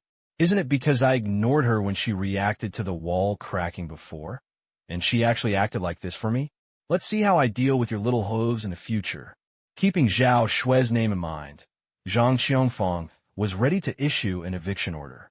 Since this kid doesn't want to come to school for sponsorship, it's just a waste of words to say anything else. She was ready to kick people out. But before he could say anything, he saw Guccio next to him sighing. Teacher, you are so timid. If you were me, I would definitely take the gamble this time. After all, if I win, I just hope that my sister's dormitory can be rebuilt to ensure safety. But if you win, I can ask my father to invest tens of millions in the school, and even your position as teacher can be moved up. It's a pity this opportunity. You gave up. With that said, Guccio turned around and left, as if he meant to give you a favor because you don't know the goods. But this time, Zhang Xiongfang couldn't sit still and stopped Guccio immediately. Wait. What did she hear? Invest tens of millions into the school? Even, can you also help yourself move your position forward? This, I can only say that it is worthy of being able to study abroad in this era. This family is rich, and they can sponsor tens of millions by simply studying and enrolling in a school. As for his position, move up. That's even less surprising. As long as I can really get this kid to sponsor the school with so much money, even if I want to resign, the school will do its best to retain him, and even if I want to be promoted, that won't be a problem. This is really an opportunity in front of me. But Gu Xiu, who was stopped, still had a half-smiling expression in his eyes. What's wrong, teacher? Are you willing to bet with me? This. Zhang Qiongfang hesitated. Reason told her to refuse. After all, it was risky, but emotion told her that she could accept it and give it a try to turn her bicycle into a motorcycle. For a moment, Zhang Qiongfang felt a war between heaven and man in her heart. I can't make the decision on this. I want to ask the principal to ask. Finally, Zhang Qiongfang spoke, intending to slow down. She really didn't dare to accept this directly. Play it safe. Ask your husband to ask, not only for your confidence in the building, but more importantly, if your husband comes, he will definitely be able to maximize the benefits. How about just investing in school to get yourself a promotion? She wants more benefits. Gu Xiu, who heard this, was not surprised at all and nodded immediately. Of course, it's no problem. In fact, even if you want to invest in the school, you must contact the principal. Okay, you just wait a moment. Zhang Qiongfang said quickly, turned around, and was about to leave, but found that there were already students standing behind him. And then he remembered something. What are you doing standing here? I wonder if there's an exam? Why don't you go back to your dormitory now? Why are you standing here? Zhang Qiongfang, who had been accumulating power for a long time, immediately made the students step back as soon as he said these words. After taking care of these students, Zhang Qiongfang looked at Gu Xiu again. This is a girls' dormitory after all. We are more or less independent here. Why don't we go to the school's reception room so that you can get to know our school better? Okay, then I'll bother the teacher. Gu Xiu smiled and did not refuse. Present. Gu Xiu followed Zhang Qiongfang and prepared to leave the dormitory. Just before leaving, Zhao Shui was a little worried. She didn't expect that things would turn out like this. Gu Xiu originally wanted to reassure her, but after thinking about it, the security of this building was not really reliable. Gu Xiu and Zhang Qiongfang still proposed to bring Zhao Shui and others with them, for this kid who seemed to be the one who would be taken advantage of in the future school. Zhang Qiongfang did not refuse. But what surprised Gu Xiu was that only Zhao Shui was willing to leave with him. The other girls were more or less afraid of the school administration building and did not follow. In this regard, Gu Xiu didn't say much. Although our school has not been established for a long time, it is one of the best in Jiangcheng in terms of teaching staff and enrollment rate. Moreover, our school's multimedia classrooms are among the best in the province. The school spends a lot of money to enable students to keep up with the trend of the times and learn how to use and operate computers. In addition to academic performance and the annual college entrance examination enrollment rate, our school has also achieved great results in the comprehensive development of students' moral, intellectual, physical, and aesthetic abilities, especially in terms of awards. Our school has achieved good results in the top 4 in the provincial middle school basketball competition. In the middle school singing competition, some students have won the runner-up. Among the middle school students. On the way, Zhang Qiongfang told Gu Xiu about the school's excellent results. Regarding these things, in fact, various schools can boast a lot. Those who are knowledgeable actually know that these competition rankings, regardless of the year, are basically pure gold. But the effect of saying it all like this was very good. At least Zhao Shui, who was standing next to Gu Xiu, widened his eyes and sighed to Gu Xiu quietly. If Teacher Zhang didn't tell me, I wouldn't have known that our school is so powerful. In this regard, Gu Xiu just shrugged. Gu Xiu, are you making too much noise this time? Don't you want to come to school? It's not a good thing to embarrass others. Moreover, Teacher Zhang is very vindictive. If you embarrass her, she might take revenge on you when you study in the future. Lu Shui reminded in a low voice. The matter in the dormitory is not a big deal. There's no need to hold on to it. It won't leak anyway. Don't end up being resented by the school teachers because of your sister. From Lu Shui's point of view, Gu Xiu did all this just to fight for her own injustice. She was very grateful, but at the same time, she also hoped that Gu Xiu would not offend Zhang Qiongfang for her own sake. But in response to these words, Gu Xiu just shook his head. A small thing? Indeed, if he were not a reborn guest, even if he saw the crack, he would not have many thoughts. At least, I don't think that building will collapse. But as a reborn guest, Gushio is really not looking for trouble. What he has to do is to completely eliminate this crisis. He's going to do it. It is to prevent the disaster from happening in the previous life. As for people like Zhang Qiongfang, who even insulted the word teacher, Gushio wouldn't care. This is classmate Gu Xiugu, right? In the reception room of the school administration building, Gushio didn't wait too long. A middle-aged man wearing a short-sleeved plaid shirt, glasses, and a haircut with side bangs walked in. Compared with Zhang Qiongfang, she looks very serious and makes people afraid to make mistakes. The man in front of him has a different style. He always has a kind smile on his face, which makes people feel very comfortable to get along with him. After confirming Gushio's identity, the other party immediately introduced himself. Hello, classmate Gu. My name is Lin Kaikong, and I am currently the vice principal of the school. He is not only the vice principal, but also the husband of our dean. Lu Shui explained to Gushio in a low voice. The students in our school are afraid of the dean, but we all like Principal Lin. He is a person who is easy to get along with. I have never seen him blush with anyone. Easy to get along with? Gushio smiled slightly, but he was more or less unconcerned. To an ordinary child, the vice principal in front of him always looks kind and seems to get along with everyone. But Gushio, who had been born in 2 lifetimes and was barely well informed, could see it. This person in front of me. There is something wrong with the way you look at yourself. Although his face was full of smiles, and his eyes looked kind at first glance, in fact, if you look closely, you can feel that the way he looked at her was not like looking at a student. Rather, a little lamb full of meat and goodness. However, Lin Kaikong obviously didn't know that his lack of concealment would be seen through by this kid. At this time, he was still trying to test Gushio's identity. Kid, I heard that you have been studying in a Millikan before. How could you think of returning to China? I don't know what kind of business your family is in. Maybe your father and I know each other. Children, do you have any thoughts on the curriculum when you return to China to study this time? Overseas is indeed good, but our domestic education is also improving, especially our school. Choosing us is definitely the best choice. A series of questions popped up without any trace in this simple chat. But what disappointed him was that the teenage boy in front of him was not an ordinary person who could find out all about his family's background with just a few words. On the contrary, facing his series of questions, Gushio basically didn't give a positive answer. He just skipped the topic in one stroke. Lin Kaikong couldn't help but complain in his heart. This news was more or less a little foxy.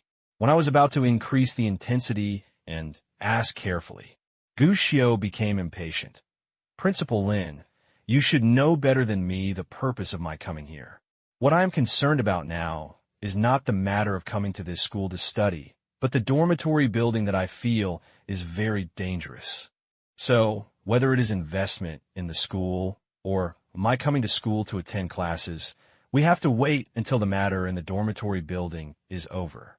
Before that, it was all nonsense. Zhao Shui was a little surprised.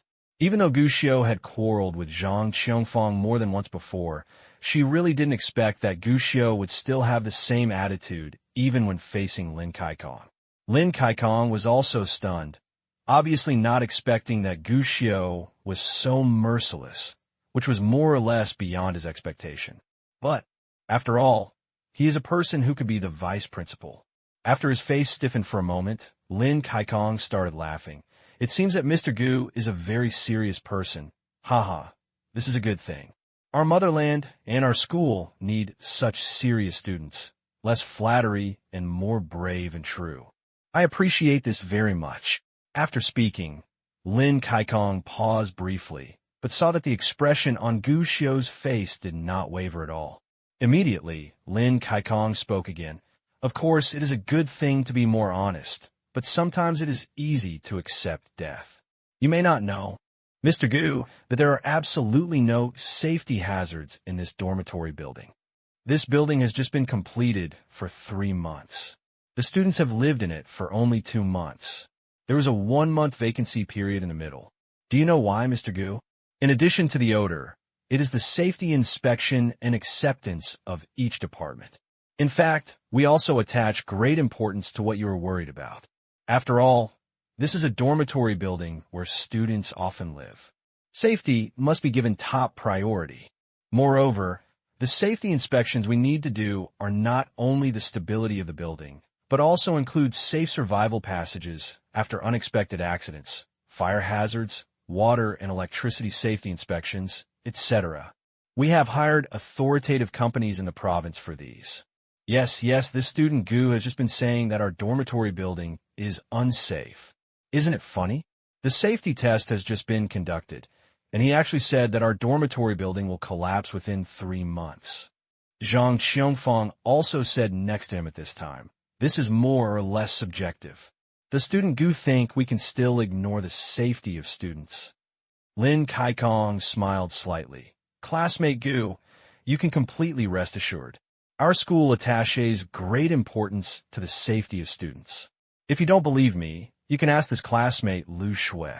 Our school conducts fire and earthquake drills every year. We never dare to neglect this aspect, and we do better in such drills in the city. It can be seen from this that our school attaches great importance to this issue. It's not just that our school attaches great importance to it. The main thing is that Principal Lin attaches great importance to it. Zhang Qiongfang nodded repeatedly at this time, as if she was trying to defend her husband. These drills are advocated by Principal Lin every year. For this reason, Principal Lin has even been told by many teachers that he takes up the students' precious study time.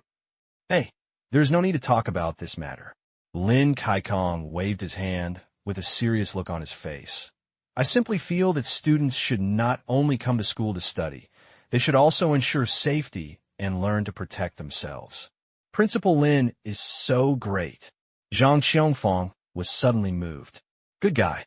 As the couple sang together, the atmosphere in the entire reception room began to change. Even Lu Shui couldn't help but be a little moved. But what disappointed the couple was that the expression on their main target, Gu Xiu, never changed much. In other words, there still changes. His face never showed any sadness or joy, but became a bit more sarcastic. Yes, that's sarcasm. If he didn't know the situation before, Gu Xiu might have been fooled, but when he just received detailed information about the development of the dormitory building on his mobile phone. Hearing these words again, Gu Xiu only felt funny. According to the news just investigated, Lin Kaikong was the first to propose the renovation of the school's dormitory building, and he convinced the school's top management and even found the education department to make financial allocations for the project. In this project, Lin Kaikong worked personally, from the selection and docking of construction parties to the selection of construction materials. Lin Kaikong was involved in everything. One thing to say, if this dormitory building is really good, of excellent quality, and provides students with a safe and comfortable environment, then this can indeed be a credit to him. But it's a pity. Gu Xiu knew very clearly that in the past few days, that disaster would happen. And the role played by Lin Kaikong here. A good guy or a bad guy. It's clear at a glance. Classmate Gu still doesn't seem to want to believe what I say.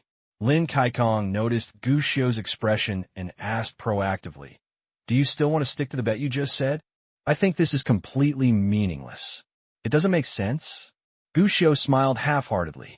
But Lin Kaikong nodded and said seriously, of course, in fact, if we really make such a bet, you, Mr. Gu, will definitely lose, so you have to invest in the school according to your bet.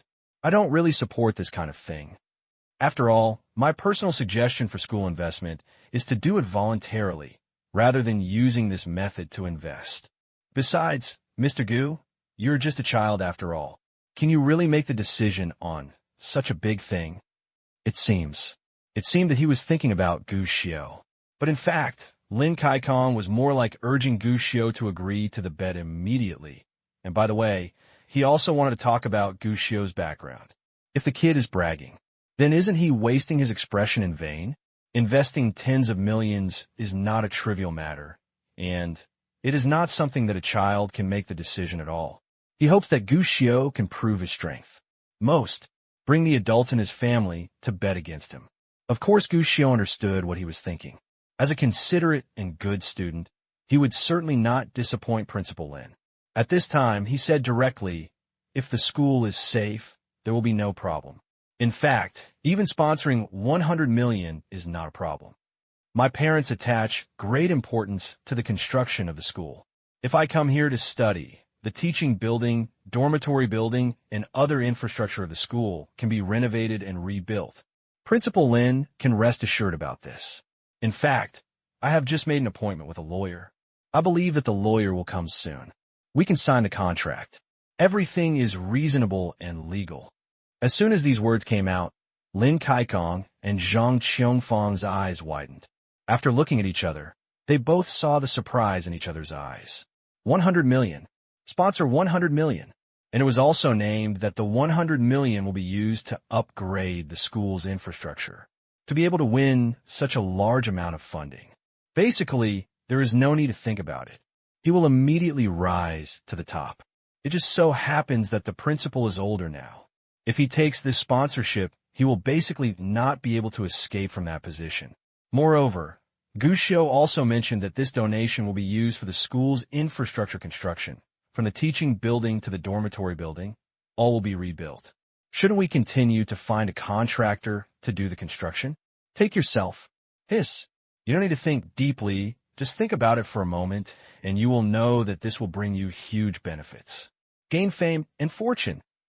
While Lin Kaikong was enjoying his future, Gu Xiao's phone also rang, and soon a lawyer came. It was none other than the housekeeper Gu Xiao called, Luo Xiang. Luo Xiang didn't come empty-handed. He also carried a contract that had been prepared in advance. It clearly says above, Yuanxiu Investment will invest 100 million to sponsor the school, and it is even named in the contract. After the sponsorship, Lin Kaikong will be directly responsible. This discovery made Lin Kaikong so excited that he almost jumped up and even wanted to hug Luo Xiang and give him a kiss. What a good man. Truly a good man of the century. Principal Lin, you should have read the contract clearly. Let me explain it to you again. Seeing Lin Kaikong's excited and even breathing rapidly, Luo Xiang had a smile on his face and explained it to Lin Kaikong again in a very professional manner. According to the contract, we, Yuanxiu Investment, will provide a free sponsorship of 100 million yuan to your school. This 100 million yuan will be mainly used for the school's infrastructure, including but not limited to the reconstruction of teaching buildings, school laboratory construction, school dormitory reconstruction, canteen renovation, school public supplies procurement, football field maintenance, etc. Of course, since our money is a free sponsorship, we must also eliminate some problems of private use of public funds and food and credit card payment. So we have designated you, Principal Lin, to personally supervise and be responsible for this money. In addition, there are some guarantee agreements. Principal Lin should understand everything, right? I understand. Lin Kaikong nodded repeatedly, and he was extremely excited at this moment. Thank you so much. I thank you for the school. Thank you so much. No need to thank me, Principal Lin. You should thank Mr. Gu Xiao. Luo Xiang smiled slightly and reminded, since Principal Lin has no objection, let's sign the contract. Okay. Of course, Lin Kaikong could not object. 100 million was not a small amount. It was an astronomical sum for the entire school. Such a large amount of money is still under his own supervision. It's not too easy to do some tricks. Without any hesitation, Lin Kaikong directly signed his name on the contract. Lin Kaikong looked at Gu Xiao gratefully and said, Student Gu, thank you very much. On behalf of all the teachers and students in the school, I thank you for your contribution to the school. I will hold a school-wide teacher-student meeting as soon as possible so that all the teachers and students in the school can express their gratitude to you. Thank you very much. There was sincerity on Lin Kaikong's face. At first glance, he really looked like a good man who dedicated his life to the school and the students. But, although his acting skills are good, compared to the well-informed Gu Xiao, he is still a little behind. At this time, Gu Xiao just smiled and said, the contract is only signed with your name, Principal Lin, and not mine yet, so I think it might be a little early for you to thank me now. Huh? Lin Kaikong was stunned for a moment before he reacted. Yes. Although I have signed it, Party A's name and official seal are still blank. This means I may be too happy because this contract has not officially taken effect yet. Yes. Luo Xiang nodded beside him. But don't worry, Principal Lin, I have brought the official seal this time. As long as I sign my name and stamp it, the contract will be officially effective. Of course, whether the name can be signed and stamped depends on Mr. Gu's attitude. This, Lin Kaikong subconsciously set his sights on Gu Xiao. No matter how good his acting skills were, he still couldn't hide it when he saw Gu Xiao, with a bit of desire and greed. God knows how much perseverance he used, and he finally managed to suppress the excitement in his heart. Classmate Gu, thank you so much. Don't worry, if you have any requests, just ask them, and I will do my best to satisfy you. Requests. Gu Xiao smiled. Principal Lin's memory is not very good. Isn't this our bet? Seeing Gu Xiao's half-smiling expression, Lin Kaikong finally reacted. I was so excited just now. He had even forgotten what Gu Xiao had just told him about the bet in the dormitory building.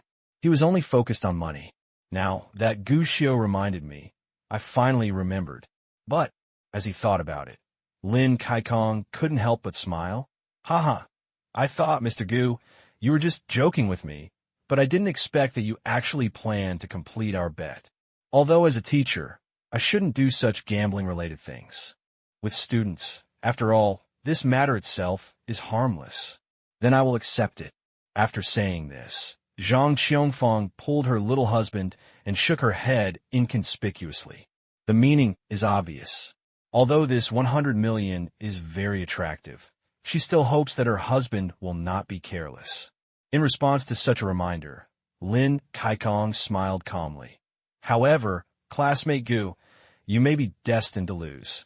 Oh, Gu Xiao shrugged. I don't know what the overseas standards are, but in China, in recent years, there have been strict standards for building construction, especially places like schools and hospitals.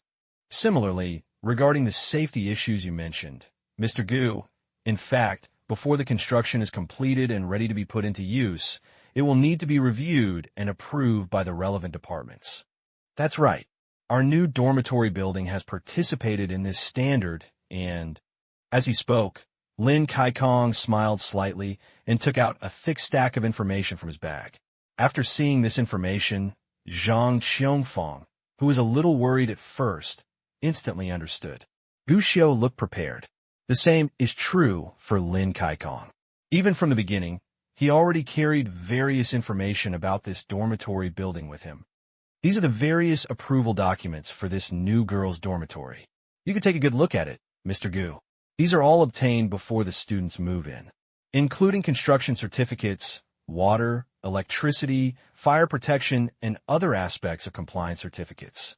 This thing means that the relevant departments have conducted a detailed survey, and after professional analysis and calculations, they have determined that our dormitory is absolutely safe. At least, there will be absolutely no problems with normal use for 50 years. So, Lin Kaikong looked at Gu Xiao, and the smile on his face was extremely bright. Student Gu, you said that this dormitory building will collapse within 3 months. Such a thing is impossible to happen. Our dormitory building is absolutely safe.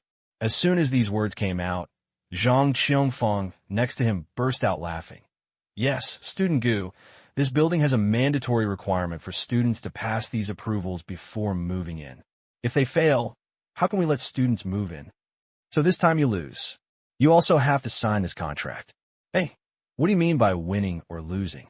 As soon as Zhang Qiongfang finished speaking, Gu Xiao had not yet spoken, but Lin Kaikong frowned and scolded him. Do you really think that Student Gu is making a bet with me this time and questioning the safety of our new dormitory building? Zhang Qiongfang looked confused. Isn't it? Stupid. Lin Kaikong shook his head. Student Gu himself has made plans to sponsor our school from the beginning, and has related plans and ideas from the beginning. The reason why I mentioned the girls' dormitory building is just that Student Gu wants to remind me that what he needs is safety, real materials, and authenticity. This is what student Gu really thinks. So, on behalf of the school, we should once again thank Mr. Gu for his generosity and thank Mr. Gu's family for their contribution to domestic education. He is worthy of standing in a high position. At this time, he was really good at reading comprehension, and he was able to support Gu Xiu's image in Wei Guangjing in a matter of seconds. Although Zhang Xiongfang's rank was not good enough, it did not hinder her ability to understand. After being stunned for a moment, she immediately became pleasantly surprised and praised Gu Xiu directly. So that's it. Student Gu has really worked hard. I think something like this is enough to be recorded in the school's history. No, we shouldn't write it down in the history of the school. We also have to tell the media reporters about the generosity of classmate Gu. When the contract is signed and the funds arrive, we will immediately call the media to praise classmate Gu's family. The two of them talked to each other, and the combination of punches was beautiful. Pity. No matter how beautiful the combination of punches was, their opponents, Gu Xiu and Luo Xiang, showed no reaction from the beginning to the end, as if they were completely aloof from the incident. Especially the lawyer. Lin Kaikong didn't know why, but he always felt that the lawyer looked at him like he was looking at an idiot, with a bit of ridicule and ridicule. This is what's going on. Principal Lin took out this thing because he thought we didn't understand it at all. It was a joke. Finally, Luo Xiang asked with a smile. These words made Lin Kaikong silent for a moment. Really, in recent years, with the brutal growth of the real estate industry, the supervision intensity in different places is basically different, and various types of illegal buildings have become more numerous. In fact, everyone who knows the business understands. As for the approvals provided by Lin Kaikong, many of them may not necessarily have anything to do with the buildings you build. Let's put it bluntly. If you have money and connections, many problems won't be a problem. I don't know what will happen in the future, but at least for now, this situation is actually not uncommon. After hearing Luo Xiang's words, Lin Kaikong finally fell silent. Really, people are also knowledgeable, and when they come up with this thing themselves, it's purely funny. Lawyer Luo, what do you think? Reinspection. Find a professional team and professional personnel to conduct professional testing to determine the safety of this dormitory building. Luo Xiang replied, If Principal Lin has confidence in this dormitory building, I believe he won't refuse, right? Lin Kaikong really didn't dare to accept this, because he knew that half of the money in this building was not used for the construction of the dormitory building. Although the construction company has repeatedly emphasized that there will never be any problems with this building, at least before he retires, there will be absolutely no problems with this building.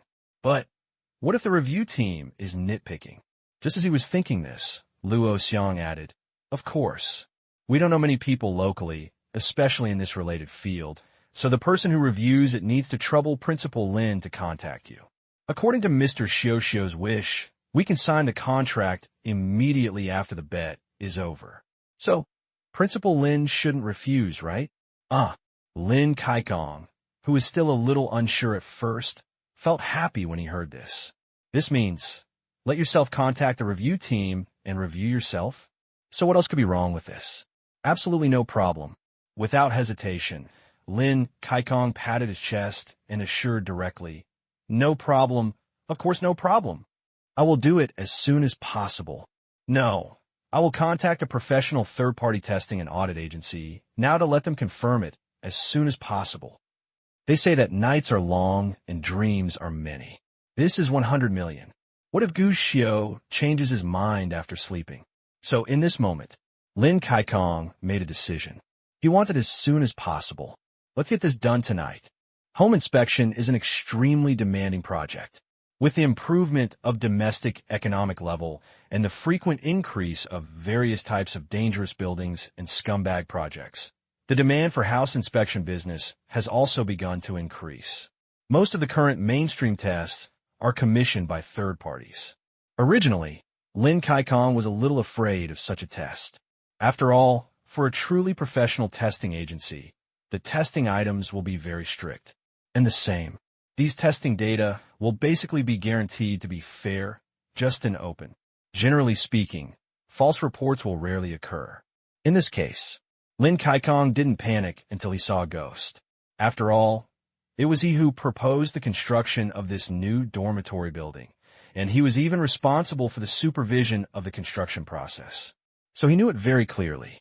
This dormitory building was reported to have cost millions to build, but in fact, the actual cost spent on its construction was not more than half. As for where is the unused half? Don't ask. If you ask, you don't understand the rules. Under this situation, even though Lin Kaikong was confident in this building, he still had some doubts about whether such a dormitory building could really escape a professional third-party inspection agency.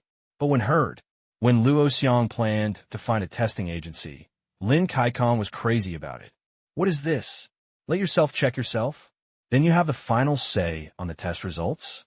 Of course, although he thought so in his heart, Lin Kaikong definitely couldn't say that, so he contacted a familiar testing agency as soon as possible. And after the testing personnel arrived in front of the dormitory building, Lin Kaikong said proudly on the spot, "Gong Yang, please feel free to test boldly and report the results honestly. The safety of students should always come first. What we need is the most comprehensive test results. Principal Lin, don't worry. We are just here to eat, and we will definitely be very energetic," the captain of the testing agency said directly immediately. Of course, this is also Lin Kaikang's own, so after the guarantee, the other party added, "But I think there should be no problems with this building. If I remember correctly, your dormitory building has just been built a few months ago, and the construction company is Starlight, and their requirements are the highest in the province. To be honest, it's not easy to find fault with them, haha." Hearing this, Lin Kaikong felt secretly happy on the spot. If Gu Xiao and Luo Xiang weren't still here, he would even want to give a thumbs up to the engineering captain. Reliable. Something is going to happen. However, Lin Kaikong did not do this, and just emphasized once again, "Of course it is best if there is no problem, but we must be serious enough to make sure there are no mistakes. This is for the children after all. The safety of the children is always the most important, but you must not be careless. Don't worry. We will definitely show the most professional ability and the most responsible attitude." The captain of the inspection team laughed. "That's it. Let's start working." Well, trouble. Lin Kaikong waved his hand, and the inspection team immediately entered the scene. At this time, many students had gathered outside, poking their heads to watch the workers enter their dormitories. After all, a professional and comprehensive engineering inspection is required. It was obviously not suitable for anyone to live in the girls' dormitory anymore. So before that, Lin Kaikong had already emptied the girls' dormitory. Naturally, the students had no resistance. Or rather, even if they have feelings of resistance, most of them dare not speak out. Although it's night now, it's not bedtime yet, so it actually doesn't have a big impact on the students. But it's definitely a little bit unpleasant. The students did not dare to complain about the school's order, but Zhao Shui, who was the initiator of all this, did not pay much attention to it. "What's going on? Why did you kick us out? Testing, what is there to test? This dormitory has only been built, and it suddenly needs to be tested. I plan to go to bed early tonight. I heard that he is Zhao Shui's younger brother. He insists on saying that our dormitory is unsafe. Don't you think this is just asking for trouble? Even if he says that our dormitory is unsafe, it will be after our vacation. What's the point of busy testing now? I think Zhao Shui is just idle and deliberately tormenting us. Didn't he quarrel with our dormitory last time? Now he must be deliberately trying to retaliate against us. This person is very scheming. He does one thing on the surface and another behind the scenes. Everyone should be careful about this person. She did this because she didn't want to show off to our senior class, but in fact she was just a clown. Why didn't she dare to be arrogant in front of the sophomore class? Such a harmonious atmosphere does not exist in the girls' dormitory, not to mention a student like Zhao Shui who is beautiful and has good academic performance. Always easy to attract attention. Likewise, it is always easy to attract jealousy. At that time, several students stood not far away and began to curse. Although they deliberately lowered their voices, they were just pretending. At least Zhao Shui could clearly hear what these people said, and her face was extremely ugly at that time. Sister. Gu Xiu noticed Zhao Shui's expression. I'm fine. Zhao Shui shook her head. Sister. I'm too good. Some people just can't see anyone better than them. So sometimes jealousy makes them lose their brains. If the group of female students who spoke behind could still lower their voices, Zhao Shui didn't hide it at all.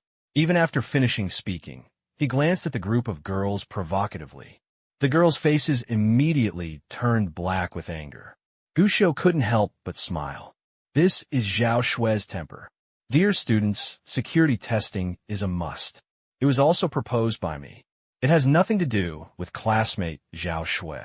Lin Kaikong stood up immediately and said, This is also for everyone's safety. It is not as complicated as everyone thinks. So I hope that everyone will not spread rumors or spread rumors. Do you understand? In the next sentence, he looked at the female students with a stern look in his eyes. When these words came out, the female students, whose faces turned black with anger at Zhao Shui and who were about to explode at any time, immediately lowered their heads and closed their mouths. Don't even dare to fart. This result made Lin Kaikong very satisfied. In fact, Lin Kaikong has always ignored the conflicts between students. Anyway, as long as it doesn't get too big, he is even happy to watch the students fight with each other like crickets. But this time things are a little different. Gu Xiu is the rich second generation that he wants to lick wholeheartedly, and he and Zhao Shui obviously have a good relationship.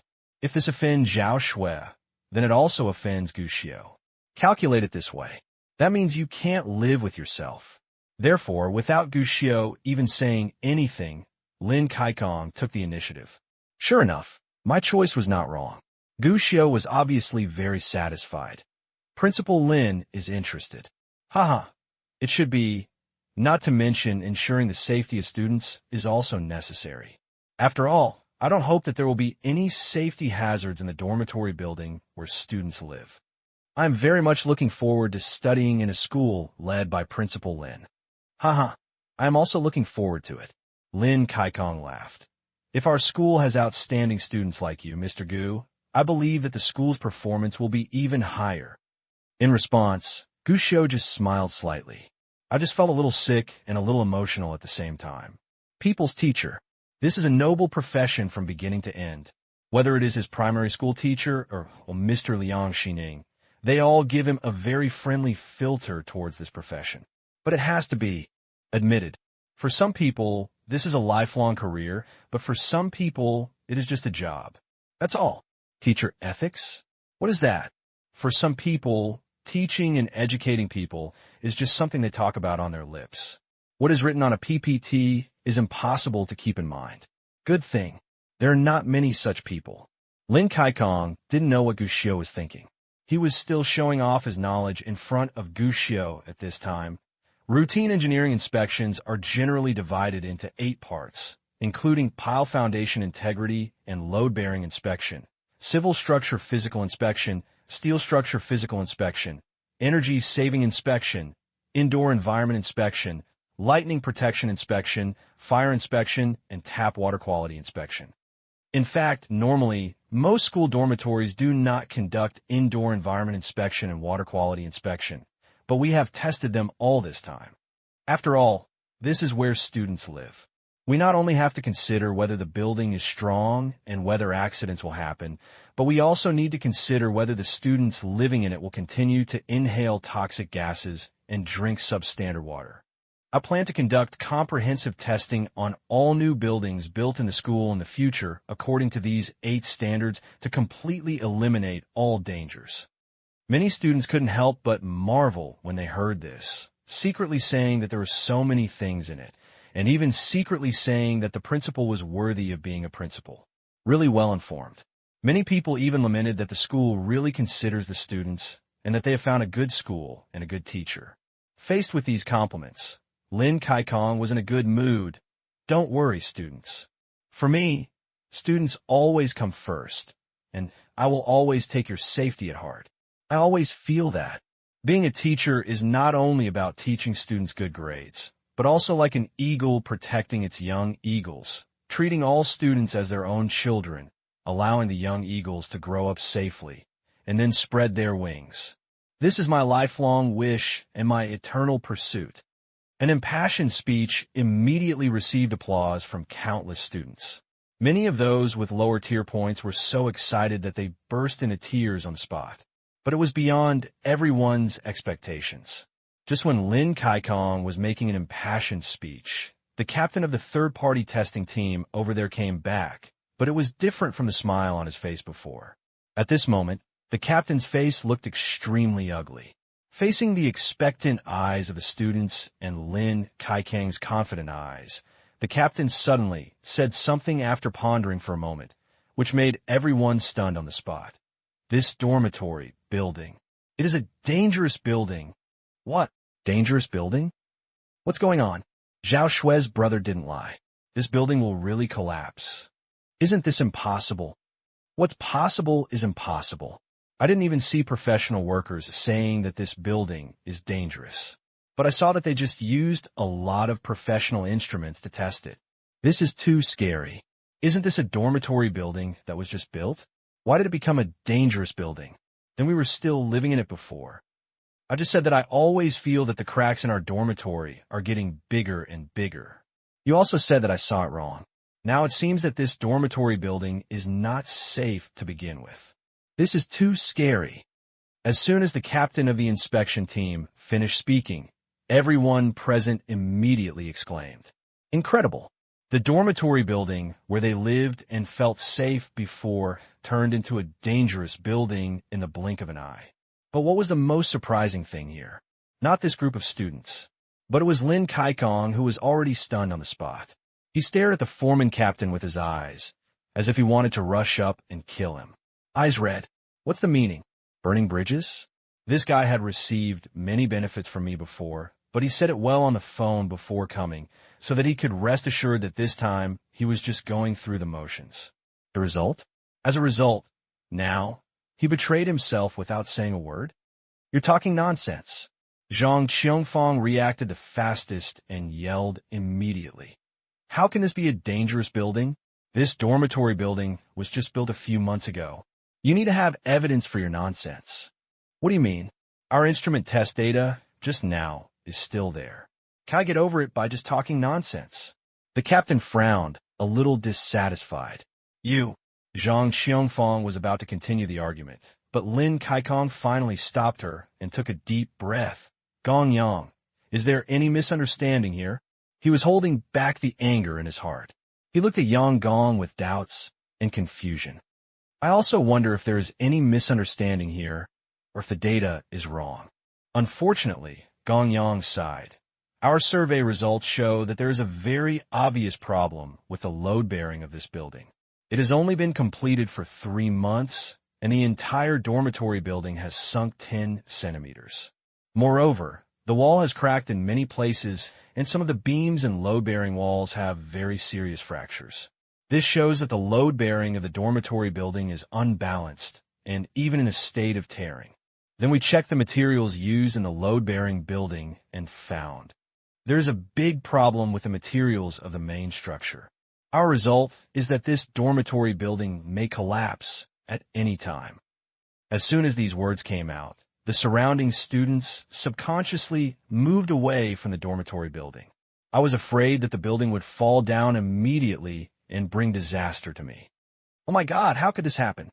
Then wasn't it dangerous for us to sleep in it before? Why is this happening? Isn't this newly built? This is too scary. The students were talking incessantly, and the surrounding area was as noisy as a vegetable market, and this series of discussions made Lin Kaikong feel like he was sweating coldly. But his eyes were still fixed on Yanggong. Faced with such a look, Yanggong obviously felt a little uncomfortable. He swallowed his saliva and finally sighed and whispered, "Principal Lin, don't blame me. If this dormitory building had just some minor problems, I would have turned a blind eye. After all, we are old friends. But the problem is, the problems in this building are huge. Very big. It may even collapse at any time. Although I can give results without conscience, the problems in this building cannot be done without conscience. This requires responsibility." As he said that, Yanggong looked at the students who were completely exploding around him, These are all students who will go to university in the future and contribute to the motherland. If such a building allows these children to live here, no one is sure what will happen. If something happens, then we are all sinners. These words made Lin Kaikang's heart twitch suddenly. He understood what Yang Gong meant. The problems with this building are huge, even dangerous. If it's just a minor problem, the other party will definitely be willing to pay for the work and say something nice without conscience. Anyway, it won't cause any big problems. But if the problems in this building have reached a very serious level, even if you receive the benefits, I definitely don't dare to brag. After all, you have to take responsibility for testing. If you didn't come, then even if the building collapsed immediately, it had nothing to do with him.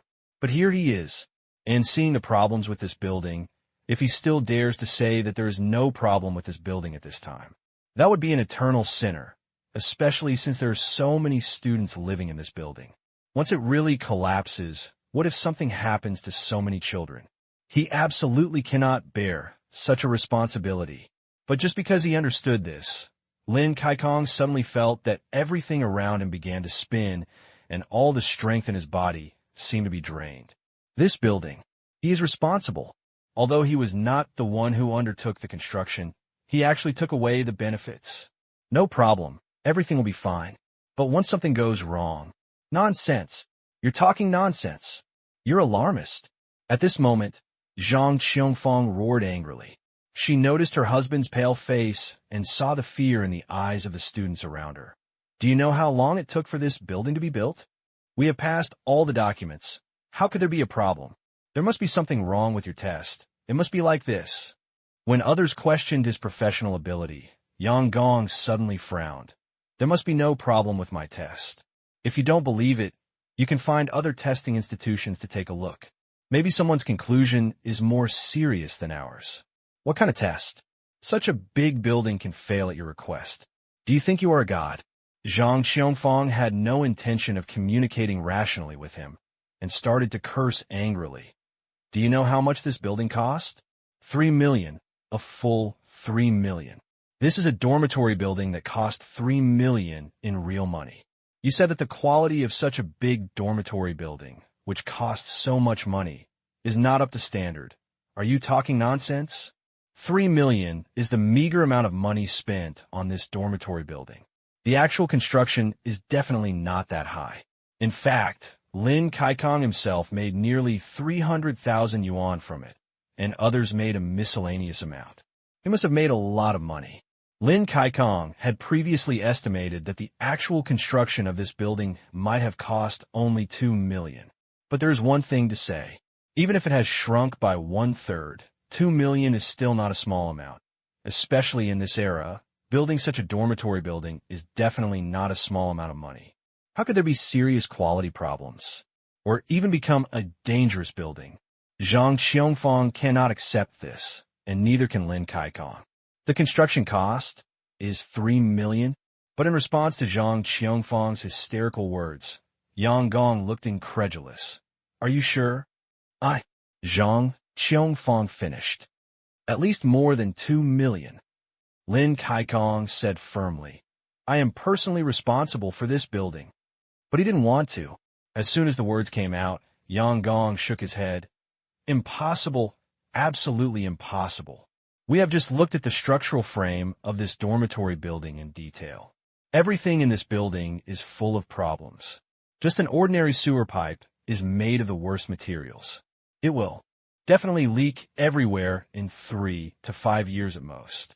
As for the main material, even steel bars are omitted in many places, and cement is also cut corners. To be honest, I feel a bit incredible that such a big building can be built. According to my current preliminary estimate, the cost of this building is only 500,000 yuan at most. What? As soon as these words came out, Lin Kaikong was immediately stunned. 500,000? Just built such a big dormitory building? Are you kidding me? How is this possible? If I remember correctly, this dormitory building was contracted by the construction company and then transferred to other companies for construction. At least 4 or 5 hands were passed in the process, right? But Yang Gong shook his head and reminded, there's only so much flour. If everyone reaches in to grab a handful, the remaining flour will definitely become less and less. It has been so many hands. To be honest, I have tried to raise the estimate of 500,000 yuan. The actual construction cost is probably lower than imagined. After all, he is an old man who has been involved in this industry, and he has a thorough understanding of all the ins and outs. 3 million project.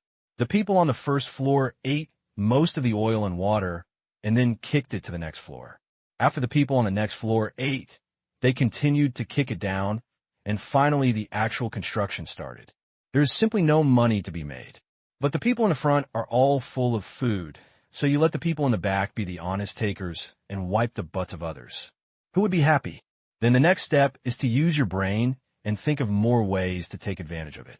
It is basically certain to replace the worst materials, and some areas of the main body hidden inside can be saved as much as possible, and it is not impossible to even make some hollow ones to bear more weight. What? Are you saying that buildings built like this are unconscionable to make money and are substandard and illegal constructions? Are you kidding me? Everyone in front of me has made money. You want me to build a house at a loss? And under these layers of exploitation, it is not uncommon in this era for a 3 million project to be completed with only 300,000. The product of this model is also a shoddy project that has begun to attract much attention in this era. This explanation is actually very thorough, but Lin Kaikong was unwilling to accept it. His face was extremely pale at this time. The veins are twitching. There is anger, irritation, and a bit of fear. Zhang Qiongfang was even more panicked. Lin Kaikong is the main person in charge. If there is really a problem in this building, and if this matter gets out, there will definitely be a strict investigation in the end. As the main person in charge, Lin Kaikong will definitely explode once he is investigated. In this case, not to mention promotions and salary increases, it is good to be exempted from liability. A little careless. You have to go to jail. Fake, it must be fake. This test result of yours is not professional at all. It is just a lie. We need to change the testing agency. Zhang Qiongfang cursed angrily. Yang Gong frowned, seemingly unconvinced, but finally spread his hands. Anyway, my test results are here, and I will not change the results no matter who comes. If you don't believe it, that's fine. You can find someone else. Just change it. You're not professional at all. We will ask the country's top testing agency to come tomorrow, and it will definitely be more professional than you. Zhang Qiongfang snorted coldly, and then directly began to issue orders to expel customers. After all, Yang Gong and the others were here for testing, so they couldn't stay any longer. After saying a few words at the end, they left quickly. But before leaving, he emphasized again and again. It is best to immediately start to separate this dormitory building with isolation belts. There must be at least 20 meters of free space around it so that no one can get close to it. It's a pity. Zhang Qiongfang and Lin Kaikong did not react much to this. Even when she saw the students were still chattering around, Zhang Qiongfang even yelled angrily at the students. Why are you making any noise? Just be quiet. Please be quiet. This is a school, not a vegetable market in front of your home. Now everyone, go back to your dormitory, and you are not allowed to stay outside. Huh? As soon as this was said, the students were dumbfounded. Everyone heard what Yang Gong said just now clearly, and it had even spread among the students. This is a dangerous building. It could collapse at any time. Let them go back to the dormitory at this time. Who dares to go? Why are you still standing there? Didn't you hear what I said? I asked you to go to the dormitory. What are you going to do down there? Hurry up. Get moving. Zhang Qiongfang, who was already angry, saw that all the female students were hesitant and couldn't help but become furious. But faced with her scolding, female students, you look at me. I look at you, but no one dares to move. After all, this building is a dangerous building, but everyone just heard it. Let them go back now. Everyone is afraid. Not only did no one enter, many students also stayed away from the dormitory building, as if the dormitory building would collapse in the next second. Damn it. Can't you hear what I'm saying? Believe it or not, I will give you all demerits now. Or do you want to ask your class teacher to invite you? Seeing that the students were indifferent to his words, Zhang Qiongfang suddenly felt that his authority had been challenged, and he immediately became angry and threatened. This kind of threat works really well. Many female students began to hesitate, but still no one dared to go back to the dormitory first. Damn it! Why are you still standing there? Or are you planning to sleep downstairs in the dormitory tonight? Zhang Qiongfang yelled and cursed again, like a shepherd dog, trying to drive away the little sheep who didn't listen to his dissuasion. She was scolded like this. The students were trembling, but they didn't know how to resist. When they were at a loss, Gu Xiu, who was beside him, finally couldn't stand it any longer. Teacher, didn't you just say that you should always put the safety of students first? What happened now? Let students live in dangerous buildings? Are you trying to kill people? Gu Xiu's tone was extremely calm, without any emotion. Only Luo Xiang, who was standing aside, couldn't help but swallow his saliva at this moment. As Gu Xiu's butler, he knew his boss's character very well. He knows it very well. At this time, Gu Xiu didn't want to be so calm on the surface. In fact, at this time, he must have been furious to the extreme. At this time, he quickly shouted, "Stop!" Knowing that it is a dangerous building, you still drive students inside. How can you do such a thing? If this is the school spirit of your school, then I think our sponsorship is completely unnecessary. Such a school is not qualified to accept our sponsorship. As soon as these words came out, it was stuck in the life gate.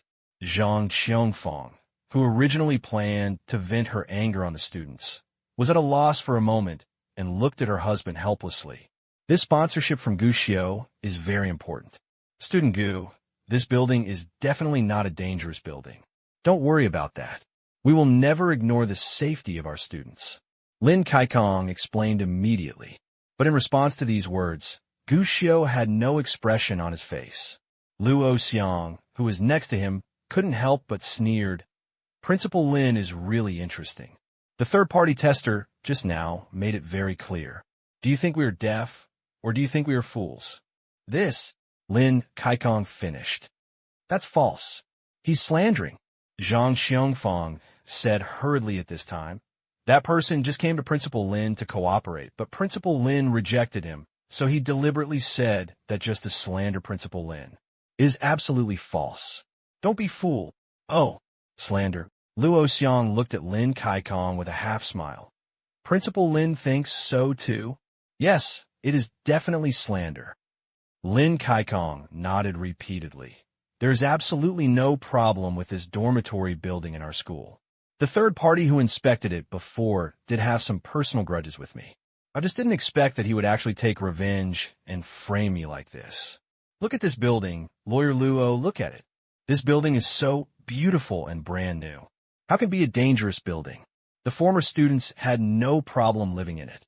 Anyone with a discerning eye can see that such a building is definitely not a so-called dangerous building. Seemingly understanding that his explanation was a bit too lame, Lin Kaikong simply said again, retest. If Lawyer Luo and classmate Gu don't believe it, we will retest. We will find one of the top testing institutions in the country to conduct a retest. But in this case, we have to wait until tomorrow at the earliest. But don't worry, Lawyer Luo and classmate Gu. I can guarantee with my personality that there will definitely be no problems in this building. As for the previous one, it was completely a false accusation. Such an explanation, although it is still a bit lame, the effect is still there. At least the students who were originally full of doubts about the dormitory building in front of them began to doubt now. Is it really a frame-up? So, is this building a dangerous building? Are we going to move in tonight? What if it is really a dangerous building? I don't know. The students chattered and discussed in low voices. After all, they were all half-grown children, and they were a little unsure for a while. This reaction made Lin Kaikong breathe a sigh of relief. The test results were beyond his expectations and really caught him off guard. In this short period of time, although Lin Kaikong's heart was in a mess, he actually knew what he was going to do next. First things first, just to suppress this matter. Whether it is Gu Xiu or the students present, he must find a way to minimize the impact of this incident. Otherwise, if it gets too big, He will be the most unlucky in the end. Just stabilize everyone first. Only then can we figure out slowly. Only then can you think about what to do next. Yes, it must be a frame-up. Zhang Qiongfang spoke hurriedly at this time, and she was not an idiot. Think about how long these students have been living here before, and nothing happened. Now if there's a problem, there's a problem. How is this possible? How come there were no problems before so many people lived in it? If the building is dangerous, how can it last so long? As long as it is retested, we will definitely be given justice. The two of them sang along and tried their best to defend themselves. But it's a pity. Neither Gu Xiao nor Luo Xiang answered them. The two of them were a little angry. I never expected that it was originally a good thing for Gu Xiao to come over, but in the end, it turned out to be like this. Instead of getting any benefit, it caused a fishy smell all over the body. However, they did not dare to accuse Gu Xiao of wrongdoing. He could only look at the students who were still hesitating and immediately directed his anger at the students. Why are you still standing there? Didn't you hear what I just said? You are so brave. You don't even listen to my words. Now, immediately, everyone get back to the dormitory. More or less, they were a little angry, but this time, the students did not react, but another roar came from behind. I think it's not them who are brave. It's you two. This voice appeared suddenly, but the moment they appeared, the expressions of Zhang and Lin changed instantly. They turned their heads and saw an old man with silver hair standing behind them. This is Principal Hu. Principal Hu, why are you here? The person who came was the old principal of the school. Although he was about to retire and had delegated power to many things in the school, he was still a serious principal after all. The sudden appearance at this moment shocked the two of them. Why am I here? If I hadn't come, would I still have to watch you two harming people for your own selfish desires? The old principal snorted angrily. You are so brave. The dormitory building has become a dangerous building. You don't want to report an evacuation for such a big thing, but you still want to let students live in it. Hearing this, Zhang and Lin's expressions suddenly changed. They really wanted to make it a trivial matter from the beginning to the end, and they really had no intention of reporting it. But I didn't expect it. The principal found out so quickly. What? I'm curious how I know that. The old principal snorted angrily, then pointed behind him. Look who those people are. Zhang and Lin were a little confused. They looked in the direction pointed by the principal and saw a group of middle-aged men and women standing not far away. They were all very anxious at this time. I can still vaguely hear the parents yelling angrily. What do you do for food in your school? It's a dangerous building, and you want to let my child live in it. If something happens, can your school take responsibility? Okay, you guys are really good. You know it's a dangerous building, but you still want my child to live in it. If you don't give me an explanation for what happened today, I won't be done with your school. You are kidding my child's life. A group of parents who had heard the news from nowhere chose this moment to rush to the school to demand an explanation. And, from a distance, you can still see that many parents of students are rushing to the school. What's going on? The moment he saw this scene, Lin Kaikong felt his heart beat wildly. He didn't understand why the parents of these students suddenly rushed over. But, whether he thought about it or not, he was sure that today's matter was a big deal. You two are so capable, the old principal yelled again angrily. It's okay if the third-party test didn't notify me, but they didn't even think of notifying me when the building was found to be dangerous. Even though I am the principal, I only found out about this when parents of the students called me to question me. If I didn't know today, are you still planning to let the students live in it? Look at these parents now. They all come to the school to accuse them. What do you think they would do if they hadn't been stopped by the security guards? What would they do? Seeing that many parents have begun to curse, even though the security guards tried their best to stop them, the group of parents still moved closer to this side. Lin Kaikong couldn't help but tremble. If I can't give an explanation today, I'm afraid I will encounter unprecedented school violence. At least, gotta get a good rub. That damn bastard is the one who wants to let my daughter live in it. He is committing murder. Get out of my way. What kind of teacher is this guy? Do you know what a dangerous building is? If you have the ability, let him live in a dangerous building. Get out of my way. I want to have a good talk with that unconscionable bitch about why I let my daughter live in a dangerous building. I heard that the bastard was in charge of this building. Why didn't this bitch be shot and killed? Fortunately, I answered the phone. Otherwise, what should I do if something happens? No matter what happens today, you must give me an explanation. In the next few minutes, the whole school became completely lively. What was originally just a matter between teachers and students has turned into a conflict between parents and the school. More and more parents are coming. They joined the conquest army one after another. The few security guards who were still able to barely control the situation now began to retreat. It's not just that it can't be stopped. Don't dare to stop me. Finally, the security line was finally breached, and large groups of parents gathered around to find their children as soon as possible. After confirming that their children were safe, anxious parents finally breathed a sigh of relief. But obviously, although he felt relieved, he still didn't have much favorable impressions of the school, and everyone reprimanded them one after another, urging the school to give an explanation. The old principal tried to explain. Parents, please don't be impulsive. There's a misunderstanding here. We definitely have no intention of harming the students. Please don't get excited. But it was a pity, not very useful. The parents who were already extremely angry could not be dismissed with just a few words at this time. Why are you telling us not to be excited? You almost killed my child, and you want us to be calm. We would have killed my child if we had been late. I know that your teacher, knowing full well that this is a dangerous building, wants to drive my child into the dormitory. You are trying to kill someone. Principal who? I used to be your student. I never expected that you would do such a thing. Why are you so dark-hearted? It's not Principal who. This thing was done by the man named Lin. Yes, that's right.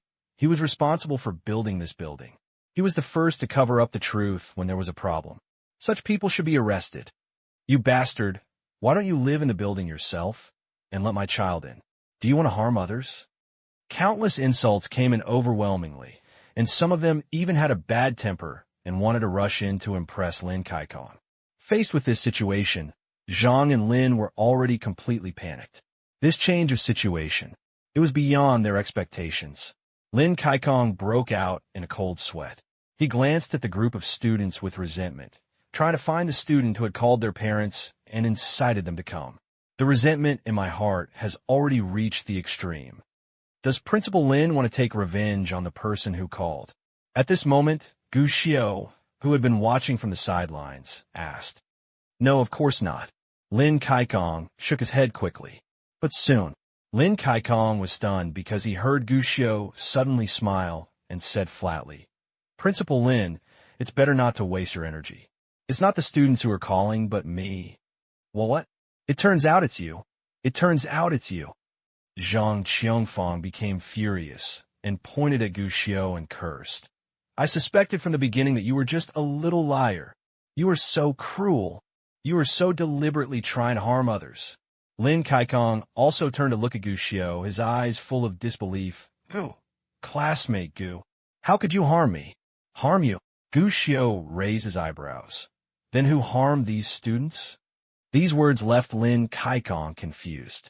Of course, he wouldn't know that in the timeline of Gu Xiao's previous life, it was because of him that more than half of the female students standing today died under the ruins after the dormitory building collapsed. Those are all living lives. However, although Lin Kaikong didn't know what Gu Xiao meant, he also understood. Current situation. It's dangerous. You're very good, very good. Student Gu is really unexpected. Lin Kaikong stared at Gu Xiao, his back teeth almost shattered, but he could only turn his head to comfort the parents who were about to be overwhelmed by anger. Parents, I hope everyone can calm down. Before he could finish his words, a slipper was thrown over and hit Lin Kaikong's face so hard that his glasses were knocked crooked. He was accompanied by a roar, calm down. You almost gave birth to my daughter. If something happens to my daughter, I want you to look good. At this time, you still have the fucking nerve to tell me to calm down. Others also nodded, secretly venting their anger. Lin Kaikong, who had received such a slap, dared not speak out. He just adjusted his glasses and said sincerely, "Parents, I don't know where you heard the news that our teaching building is dangerous, but I'm sure that you must have been misled by others. This building is absolutely safe, and it is definitely not a dangerous building. This is because someone is deliberately throwing dirty water. This dormitory building has just been built a few months ago. It is very safe. It cannot be a dangerous building. Everyone has to believe in the school, and trust me, you are still being stubborn. I have heard that an inspection agency has previously defined this as a dangerous building. Do you want to treat us like fools?" Someone was the first to start shouting and scolding, and others nodded. "You are still trying to lie to us. Don't think that just because you have a higher education level, you can fool others. Although our cultural level is not high, you can't fool us like that. If this building is safe, why don't you live in it? Don't talk about what is available and what is not. Anyway, my daughter must not live in this building. At least before retesting, she must not go near this dormitory." The parents' attitude was extremely determined. After all, this is related to the safety of their children. No parent would let their children take risks. Naturally, they would not buy what Lin Kaikong said. Face such accusations. Lin Kaikang's face turned green and white, but he could only bite the bullet and said, "Someone is setting me up. Don't be fooled. It's definitely not like that. My dormitory is safe." These were the few sentences repeated over and over again, including a series of personal guarantees. The same is naturally true for Zhang Qiongfang next to her.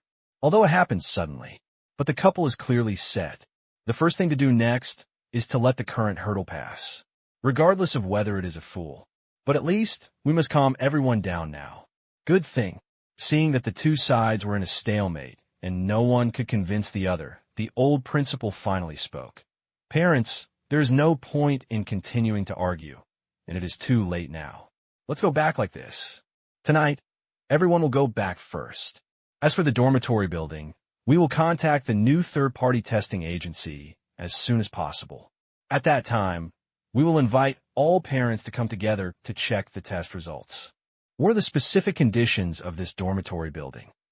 I have to admit it. Although the old principal is old, he is still well known in the school. His words really calmed down the angry parents. However, some people still feel that this is not enough to relieve their anger. What about these two people? Yeah, what about these two bastards? If I don't receive the news and come to school today, will my child continue to live in this dangerous building? We must be severely punished, and we must give an explanation. Yes, this matter is not over. After hearing these words, the old principal gave Zhang and Lin a fierce look, and finally promised, "Don't worry, our school will handle this matter seriously and seriously. First of all, I promise that no matter what the final test results are, we will have certain punishments for the two teachers who mishandled the incident. At that time, the whole school will be notified to ensure that all parents are satisfied.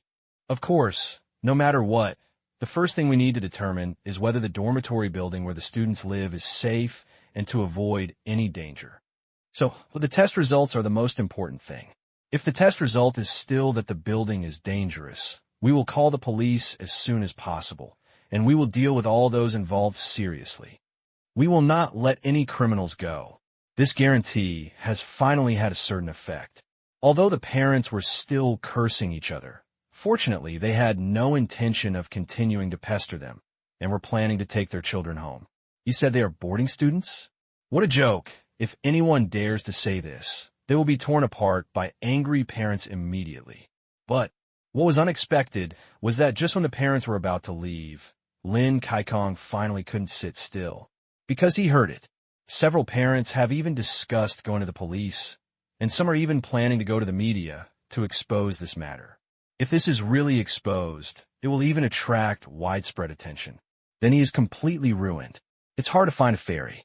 So, what he needed to do was not only to get rid of these parents, he also needed to convince these parents, at least so that they would not act immediately, and at least give themselves a chance to breathe. I was really wronged. This dormitory is absolutely safe. Don't let others take advantage of you, let alone spread the news without confirmation. Please, everyone, There was even a plea behind it. But unfortunately, such pleading and explanations are destined to be of no use when the parents know that he really forced their children to live in the dormitory. Among them, the most common comment made by parents is, "You said this building is safe. Why don't you live in it yourself?" There are many such doubts. Of course, Lin Kai-kong would not respond to such questions at first, but seeing the parents becoming more and more impatient, Lin Kai-kong finally gritted his teeth and said, "Okay, I live there. I will live in the dormitory now." Old Lin, Zhang Qiongfang, was startled. But unfortunately, her stoppage was interrupted by Lin Kai-kong without hesitation, and he said righteously, "This building is absolutely safe. I guarantee it with my personality. I have been living in it since tonight. I just ask you not to publicize this before the test results come out. I beg you all. Otherwise, this will have a very big impact on the school. I don't want my school to end up with a name that does not care about the safety of students. Is that okay? Please, everyone." These words raised his level a little higher. Even the principal, who was originally extremely disappointed with Lin Kai-kong, couldn't help but become suspicious at this moment. Could it be that I really misunderstood? As for other parents, they also hesitated. Do you really dare to live in it? Of course, this is not a dangerous building. Why don't I dare? Let's just say it first. If something happens, it has nothing to do with us. We won't force you. This is necessary. There just happens to be a lawyer here, which can be completely fair. Okay. The parents finally agreed. I believe you again. We will not publicize this matter for the time being. But if the final test results show that the building is dangerous, then don't blame us for being rude. Of course. Lin Kai-kong nodded gratefully. At least for now, we can calm everyone's emotions and control the spread of the news. Next, all he needs to do is think of a way to contact the new testing agency to make sure nothing goes wrong. And then he can also reverse the situation. Certainly, parents are not fools either. It was impossible to believe what Lin Kai-kong said after just a few words. Many people still stayed in the school and watched Lin Kai-kong take out the bedding from his dormitory. To be honest, when he first stepped into the dormitory building, Lin Kai-kong felt a little frightened. After all, Lin Kai-kong knew best whether this building was dangerous. But you can't show your timidity at this time. Good thing. God bless him. Lin Kai-kong slowly stepped into the dormitory building, but the stairs remained motionless, showing no danger at all. This made Lin Kai-kong relax. Thinking about it, it was okay to have so many students jumping upstairs, but now that the students are gone, I can only weigh as much as I can, even if it is really a dangerous building. It is impossible for him to collapse immediately just because he is alone. Think this through. Lin Kai-kong even went directly to the top floor, stood by the railing, and jumped. Look, everyone! I have said before that this building is definitely not a dangerous building. This is the safest dormitory building. There is absolutely no chance of anything going wrong. I said I was framed. If outsiders saw this scene, they would feel a little nervous, but the parents who had been witnessing this scene were beginning to wonder. Could it be that I really blamed this teacher wrongly? But just when this idea came up, an unexpected scene suddenly happened. The building is shaking. The building is shaking? This shout made everyone present stunned. Everyone looked at each other with some doubts. What? How is it possible? No, I don't think so. Such a big building. Shouldn't it shake after just a few jumps? Everyone looked confused. They were not very sure whether the dormitory building in front of them was really shaking, and for a moment they wondered if someone was talking nonsense. Zhang Qiongfang, who was on the side, did not hesitate at this time. What is shaking? Where is it shaking? Who is talking nonsense here? This building is very safe and reliable. How could it shake? This is not a dangerous building. This must not be a dangerous building. Regarding this point, for Zhang Qiongfang, no matter what she thinks in her heart, she will never allow others to raise any questions about this dormitory building. After all, this is important. But what she didn't expect was that as soon as Zhang Qiongfang said these words, someone noticed something and pointed at the dormitory building. It seems to be shaking a bit. Look at the light over there. Is it shaking? Wah! Everyone's eyes immediately turned to him. It seems to be really shaking. Oh my God, this is really a dangerous building. Even after just a few jumps, even the lights are shaking. This is too scary. It's really shaking. It's really shaking again. Not only the chandelier, but also the other chandeliers over there are shaking. This building won't collapse, right? No one had observed carefully before, but now after careful observation, they found that the situation does seem to be somewhat unusual. I saw that the chandeliers in the corridors on each floor of the building were swaying from side to side. The amplitude near the middle was not too large, but the chandeliers near the sides were swaying. But it's swinging visibly to the naked eye. Such a scene made everyone feel nervous. But Zhang Qiongfang didn't even think about it this time and directly said, "This is the wind. It's blowing." What are you talking nonsense about? Don't you know that the wind is very strong at night? Isn't it normal for the chandelier to shake when the wind blows? Don't you even have this bit of common sense? I emphasize again that this dormitory building is absolutely safe and reliable. Don't let the wind mean rain. Hearing this explanation, many people looked weird. Wind? To be honest, if the wind blows the lamp and swings it, this is not incomprehensible. But the problem is that the lights are shaking, and even the left and right sides and the middle are not swinging the same way. Isn't this a bit unreasonable? But look at Zhang Qiongfang's confident answer. But everyone didn't know how to refute. At the same time, Lin Kaikong, who was upstairs to prove the reliability of the dormitory building, also waved his arms towards the people below and shouted loudly, "You saw it. A jump like this building is also fine, so everyone can rest assured. This building is definitely not a dangerous building." He was trying to prove the safety and reliability of this building. These words, everyone below couldn't help but become suspicious. Maybe are they really overthinking? But at this moment, someone asked again, "Did you hear any sound?" What sound? No one knew why. The man frowned. Listen carefully. It's like something is disconnected. It keeps clicking. Sure enough, when the reminder came out, many people nodded immediately. There is indeed such a sound. I have heard it before. I am wondering where the sound comes from. Could this be this dormitory building? There are indeed sounds. There are many sounds. Sometimes it feels like something is disconnected, and sometimes it feels like someone is throwing glass beads on the ground. I heard it before, and I thought it was the sound of the factory over there in the distance. Could it be this dormitory building? The parents started discussing, and the ones who gave the final word were several students who had lived in the dormitory before. This sound is the sound of our dormitory building. Yes. We occasionally heard sounds like this when we lived before. We even talked to the dormitory aunt about it. The sound didn't seem to be so loud before. I could hear it even when I was sleeping at night, and it was very quiet. I didn't expect that I can hear it now while standing outside. Similar words appeared. Many parents immediately reacted. This is a dangerous building. This is the sound of some structure breaking inside the building. It must be so.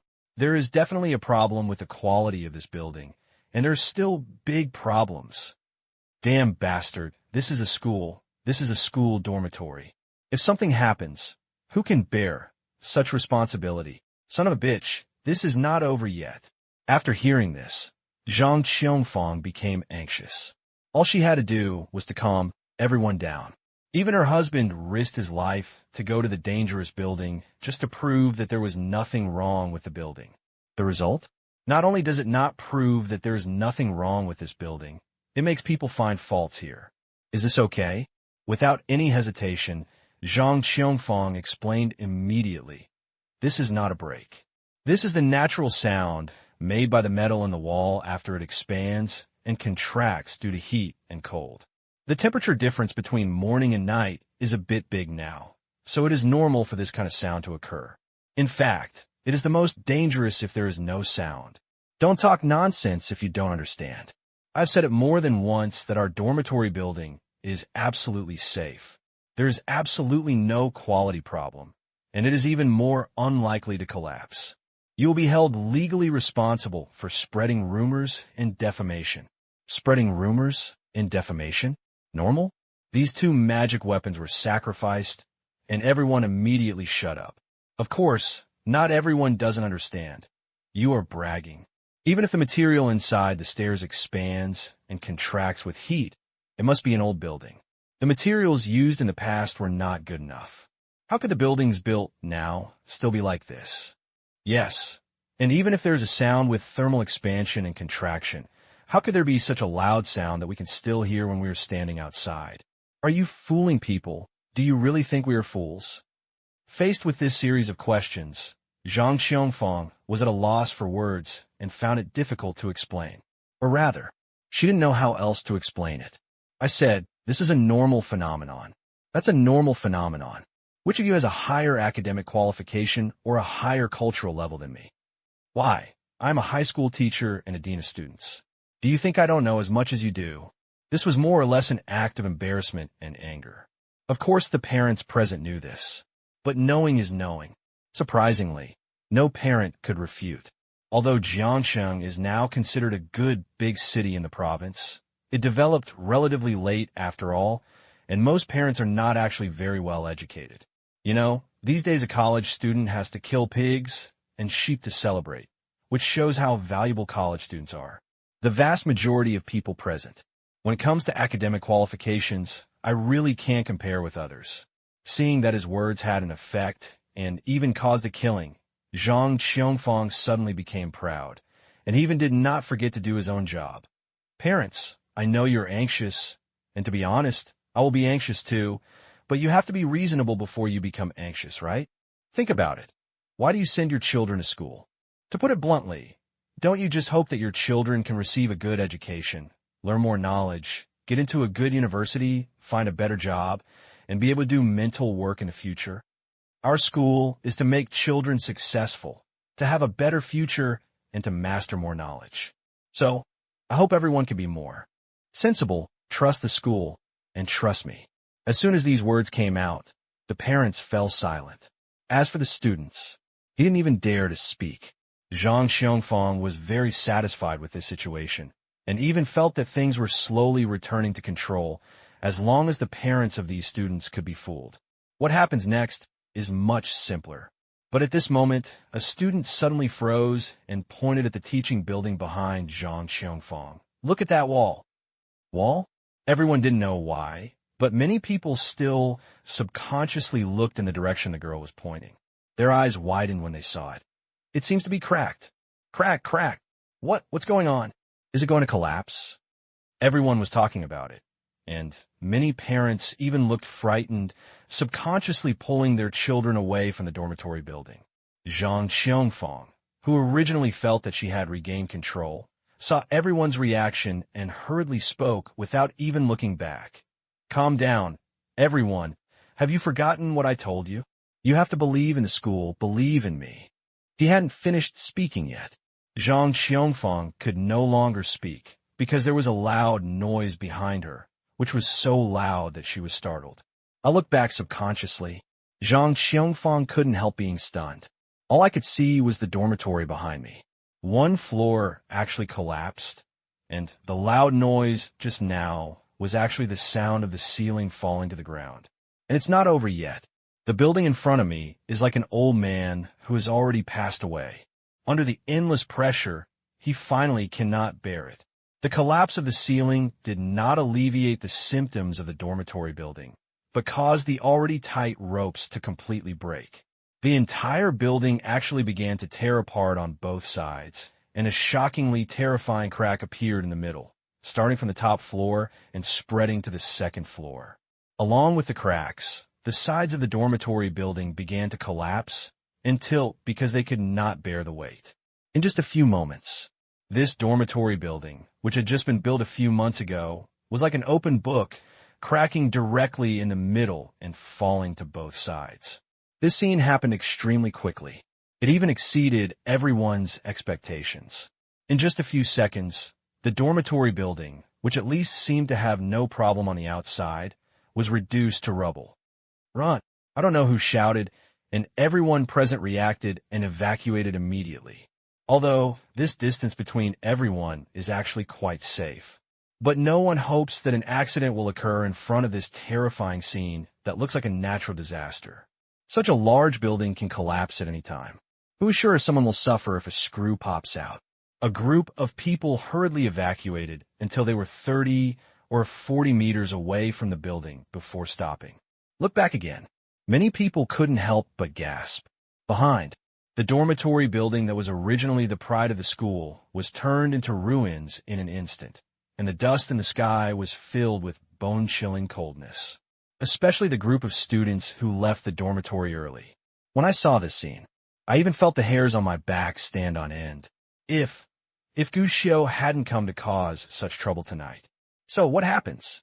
There's an ancient saying, if Mount Tai collapses in front of you, your face will not change. The original meaning of this sentence is to describe those who do not panic and deal with things without being alarmed. Even if Mount Tai collapses in front of them, they can remain calm and composed. But in fact, only those who understand will know. How exaggerated is this sentence? In fact, let alone Mount Tai falling in front of them, for most people, even a small bungalow or a small wall falls in front of them. That kind of shock will definitely have strong impact. And at this moment, the girls' dormitory building in front of them collapsed in front of everyone's eyes, causing more than just dust in the sky and a shocking loud noise. It brought even more boundless fear.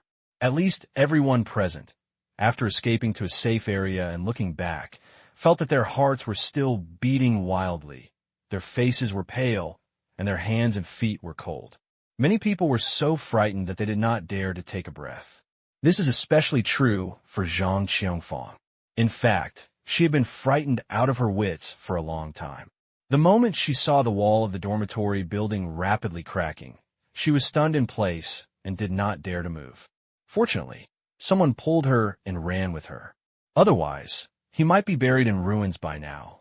But even though she was lucky enough to escape this disaster, she was already sitting on the ground blankly, looking at the dormitory building with a look of disbelief on her face, not daring to say a word. Quickly, save people. At this moment, among the frightened crowd, someone was the first to react and shouted, causing others to come to their senses. There are still people inside. And make sure there are still people around who haven't run away. Quickly confirm. Call the police. Who are you calling the police for? Don't worry about 3721.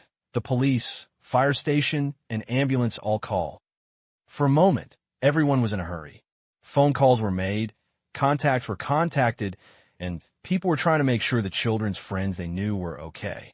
As for school, after a brief period of sluggishness, they immediately began to organize quickly to determine whether anyone was missing or whether anyone was unfortunately buried by the building. And Zhang Qiongfang finally reacted, "My old Lin is still inside, my old Lin." Old Lin was still in the building at that time. He must have been buried. Please save people quickly. As Zhang Qiongfang exclaimed, everyone also reacted. Previously, all the students had evacuated from the dormitory building due to emergency evacuation. However, in order to prove the safety of the building, Lin Kaikong took the initiative to enter the dormitory. Moreover, he went directly to the top floor. Now, looking at the dormitory building that has been reduced to ruins, many people know this clearly. Lin Kaikong, I'm afraid it's probably dangerous. But the anger and resentment towards Lin Kaikong have been suppressed by everyone for the time being. After all, what happens after all is something that can be discussed later. The top priority is to launch rescue as soon as possible. For the next whole night, the whole school was brightly lit. Police, firefighters, and doctors all arrived. In order to carry out rescue operations, an army was even dispatched from the nearby military region to participate in the rescue activities. Countless media outlets naturally also carried out long-term and short-term goals. Focus on this. Gushio did not participate in these follow-ups. In fact, after the school building collapsed and the fire brigade arrived, Gushio had already gone home to sleep. He did it. Although he was unable to prevent that disaster, he successfully prevented all the tragedies in his previous life from happening. This night, Gushio slept particularly soundly and even had a sweet dream. I slept until after 10 o'clock. When I walked out of the room, I saw comrade Gu Jianjun, who had already left home to do some work at. This time, he was still sitting at home at this time. He was sitting blankly in front of the TV, watching TV reports. Gu Xiu glanced at it. Not surprisingly, something as big as the collapse of a school dormitory building may not qualify for national coverage, but local TV stations undoubtedly focused on it. It was the same as what Gu Xiu had experienced in his previous life. But there are differences.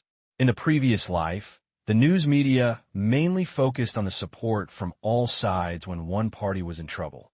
The focus was on the soldiers and firefighters struggling to save lives and looking for the miracle of life. But this time, reports from the media were surprisingly unanimous. What is the reason for such an obviously illegal building to be built, and even students allowed to move in? The relevant departments have set up a special team to conduct a comprehensive investigation. Tofu shoddy construction has invaded the campus, which means that the construction and requirements of each construction site must be strictly supervised and quality controlled.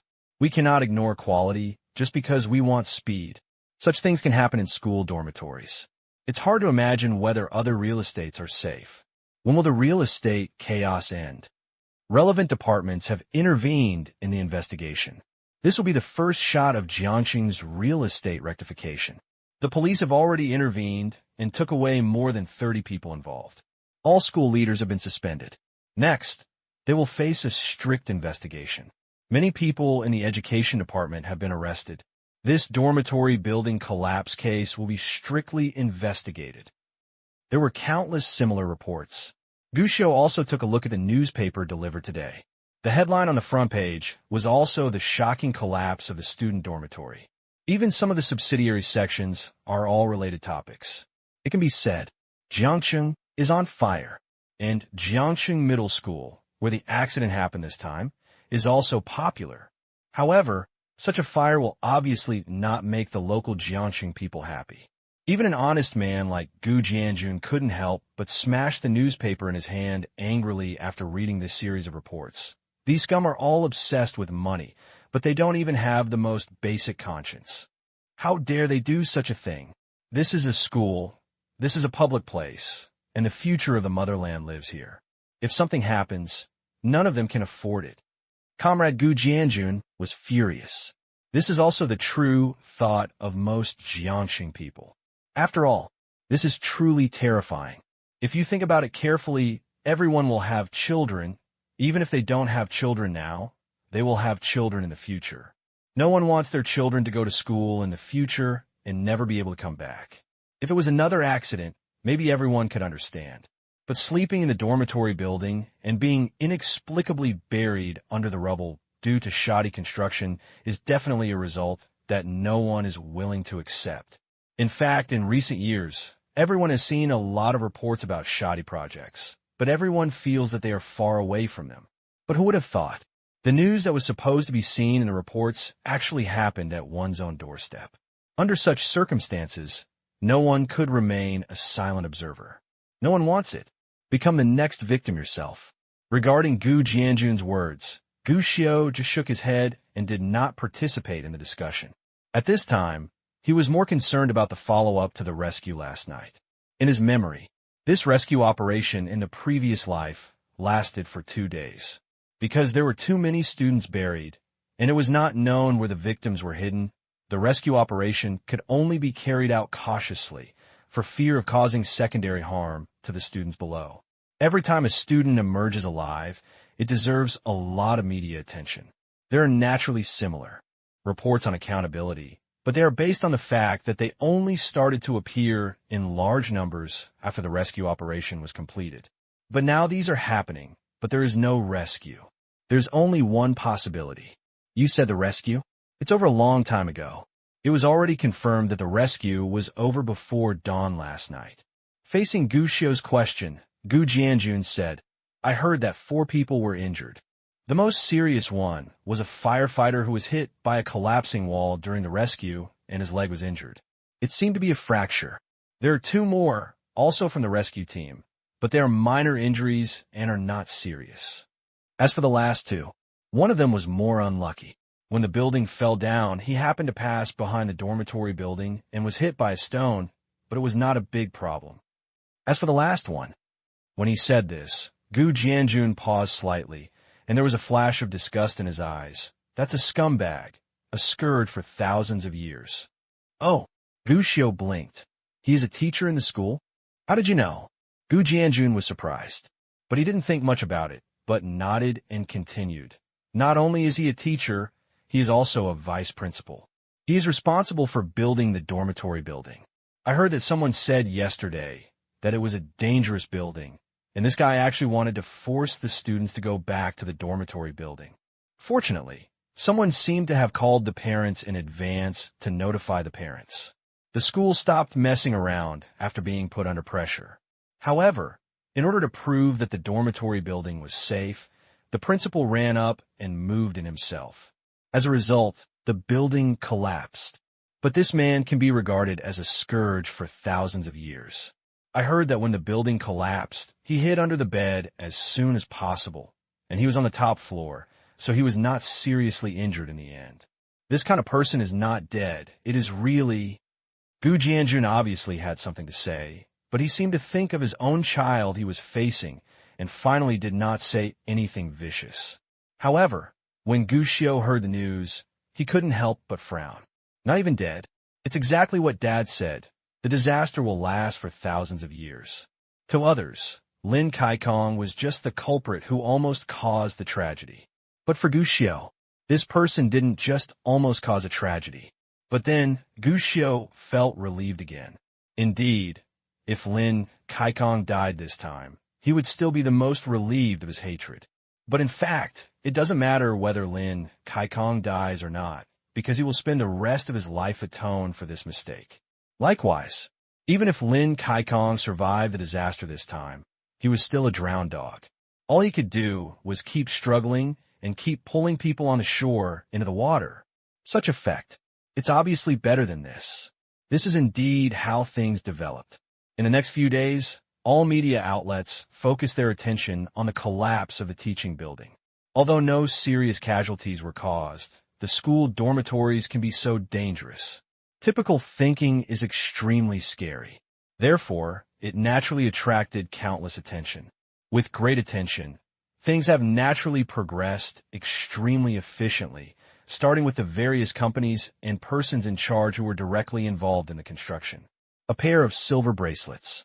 Following closely behind were the school participants, including the education department and the relevant persons in charge who had previously approved the materials. Said without politeness. In Jiangxing these days, if you look at newspapers and news every day, you can see a big boss getting dismounted, which makes countless people shout in disbelief. As for Lin Kaikong, when the building collapsed, the silver bracelet on his hand was destined to be with him, especially when it was discovered during the subsequent investigation. Lin Kaikong was not derelict in his duty, but after profiting from it, it was destined that the silver bracelet on his hand would become stronger. In particular, when following the in-depth investigation of this dormitory building construction, people were surprised to find that this dormitory building project, with an investment of $3 million after several rounds of fighting. When the actual funds used for construction were only $300,000, it attracted widespread attention. It can be said, everyone involved in this process will be in bad luck. Gu Xiu was very satisfied with this result. Although Lin Kaikong did not die to apologize, he would spend the rest of his life in a prison cell, and his mistakes caused such large-scale fluctuations in high-level officials. It's predictable. Even if Lin Kaikong hides in the cell, life will never be easy. As for his wife, it is naturally impossible for her to die well. She was expelled from school for being an accessory to a crime, and was also rewarded with a silver bracelet. Although it was not as serious as Lin Kaikong, her future was destined to not be easy. This result may be different from Gu Xiu's initial thoughts, but it is still exciting news. But, just as Gu Xiu thought, when this matter has been settled and has nothing to do with me anymore. A surprise. But it came suddenly. That shop has been bought now. It cost $5 million in total. It's a bit expensive, but it's a good thing that I don't have to move and pay rent in the future. The previous landlord was really a gambler. At the beginning, he asked for $10 million. Of course I couldn't agree, so I just let it go for a few days. Unexpectedly, the debt collectors started to press him, and he had no choice but to sell it to me. Although $5 million is a bit expensive, it saved a lot of trouble. Gambling is really not a good thing. If you get involved, you'll be ruined. I heard that the landlord didn't pay back the money immediately, but went to the casino again. As a result, he lost all his money in 2 or 3 days, and now he has gone away to avoid debts. Early that morning, Gu Jianjun was sitting at the dinner table with Gu Xiu eating breakfast. He took the opportunity to chat with Gu Xiu about his achievements during this period. Everything went as expected. In the end, Gu Jianjun did not rent the shop again. Instead, he got together with the gambler landlord Zhou Xian and took the opportunity to buy the house directly at a more suitable price. $5 million, and won the ownership of the current branch. The price is actually a bit expensive, at least according to the current housing prices in Jiangsheng. The market price is actually about 3 to 4 million, but the market price is the market price. Shops like this that lead the streets are basically all priced but not marketed. We are not fools. If we can continue to collect rent for decades, it will definitely be more cost-effective than selling and killing the chicken to extract the eggs. This is especially true for old street shops with huge traffic. And Gu Jianjun can win. Speaking of which, it was thanks to the fact that the landlord was a gambler. He owed a lot of money due to gambling and was being pressed for debt collection every day. Gu Jianjun had 2 months left on the contract and was unwilling to pay the rent in advance. But Gu Jianjun can wait, but the landlord cannot wait. Finally, in desperation, it can only be sold to Gu Jianjun. This is a big profit, Dad. Gu Xiu couldn't help but praise the result. The rents in the surrounding areas are now rising slightly every 6 months and once every 3 years. I estimate that in 5 or 6 years, the price you buy now may be enough to rent the shop for a few years. Besides, Dad, what you bought includes land. If you want to expand the scale in the future, you could just build a few more floors and you won't lose anything. This is actually conservative. In fact, as far as Gu Xiu knew, in the previous life, the rent for this store's location would start at 1 million yuan in less than 5 or 6 years, or at most 3 years, and it was impossible to grab it. The further back you go, the higher the rent will be. Now buy it directly for 5 million. It's definitely a guaranteed profit. Of course, this is actually due to the fact that Comrade Gu Jianjun's business is getting bigger and bigger. In the past, he had to wait to win the lottery for 5 million. Now, although 5 million is not a small amount, he still doesn't have much pressure to take it out. What's more, what happened during this period gave Gu Jianjun some new ideas. I found that the real estate industry really depends on conscience, and the requirement for cash flow are also very high. Oh, Gu Xiu asked, Dad, didn't you say before that I have to analyze and see for myself what I want to do next? In the recent period, especially the collapse of the middle school dormitory building, I feel. Knock, knock, knock. While Gu Jianjun was talking, there was a sudden knock on the door, which forced Gu Jianjun to terminate his next words in advance. Stand up and open the door. But what Gu Jianjun didn't expect was that as soon as the door opened, what he saw was a group of long guns and cannons aimed at him. Accompanying, there was also a series of questions. Hello, as the most low-key rescuer in the middle school. Dormitory collapse incident. How do you see the current result? You have saved so many children, and they all want to thank you. Many parents want to meet you. What do you want to say? Can I ask, how did you know that the dormitory building is unsafe? Can you talk to us in detail about the situation at that time? What do you think about the domestic real estate chaos? Those children who escaped, what do you want to say to them? The face was snarled, followed by a series of questions that left Gu Jianjun confused. Even now, Gu Jianjun has already seen a lot, but he still looked a little confused. This is what's going on. He could hear what these reporters were asking, but when combined, he couldn't understand it. What's the meaning? What I mean by how I see it. I just read on TV and newspapers. How else can I read it?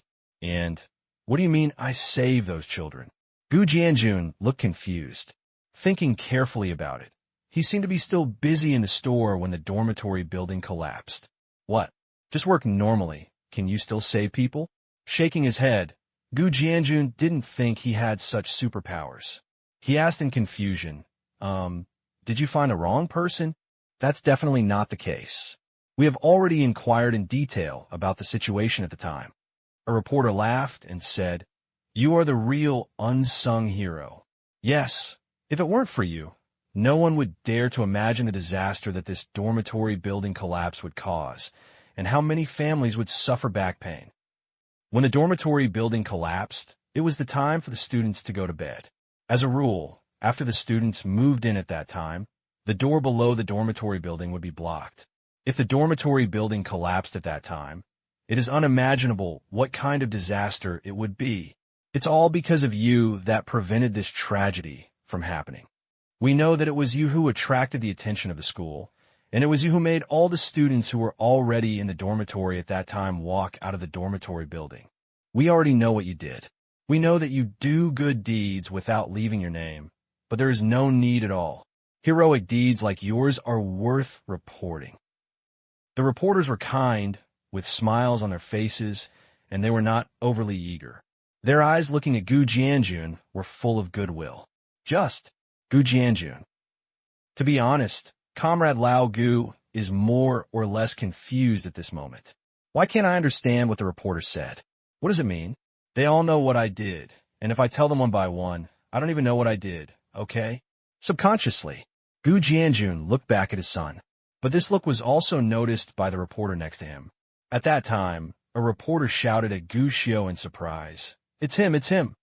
I heard that a child went to visit the school and discovered the security problem in the dormitory building. It's him, it must be him. I heard several students I interviewed before said that the little boy is very good looking. I heard that this kid is an overseas student and plans to go back to China to study in middle school. It's really him.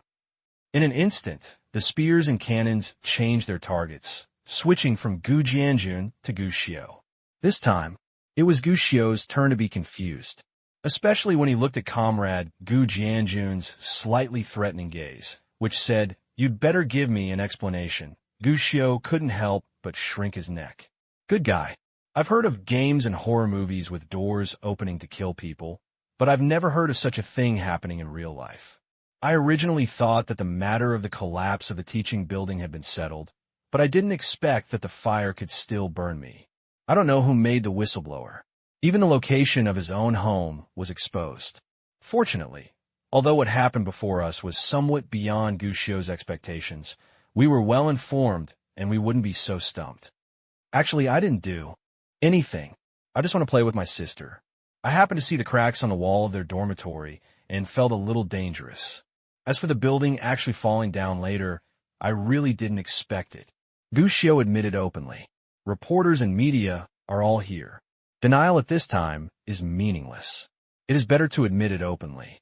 Really, Gu Xiu's straightforward admission immediately satisfied the curiosity of the media reporters, but along with it, many questions were asked.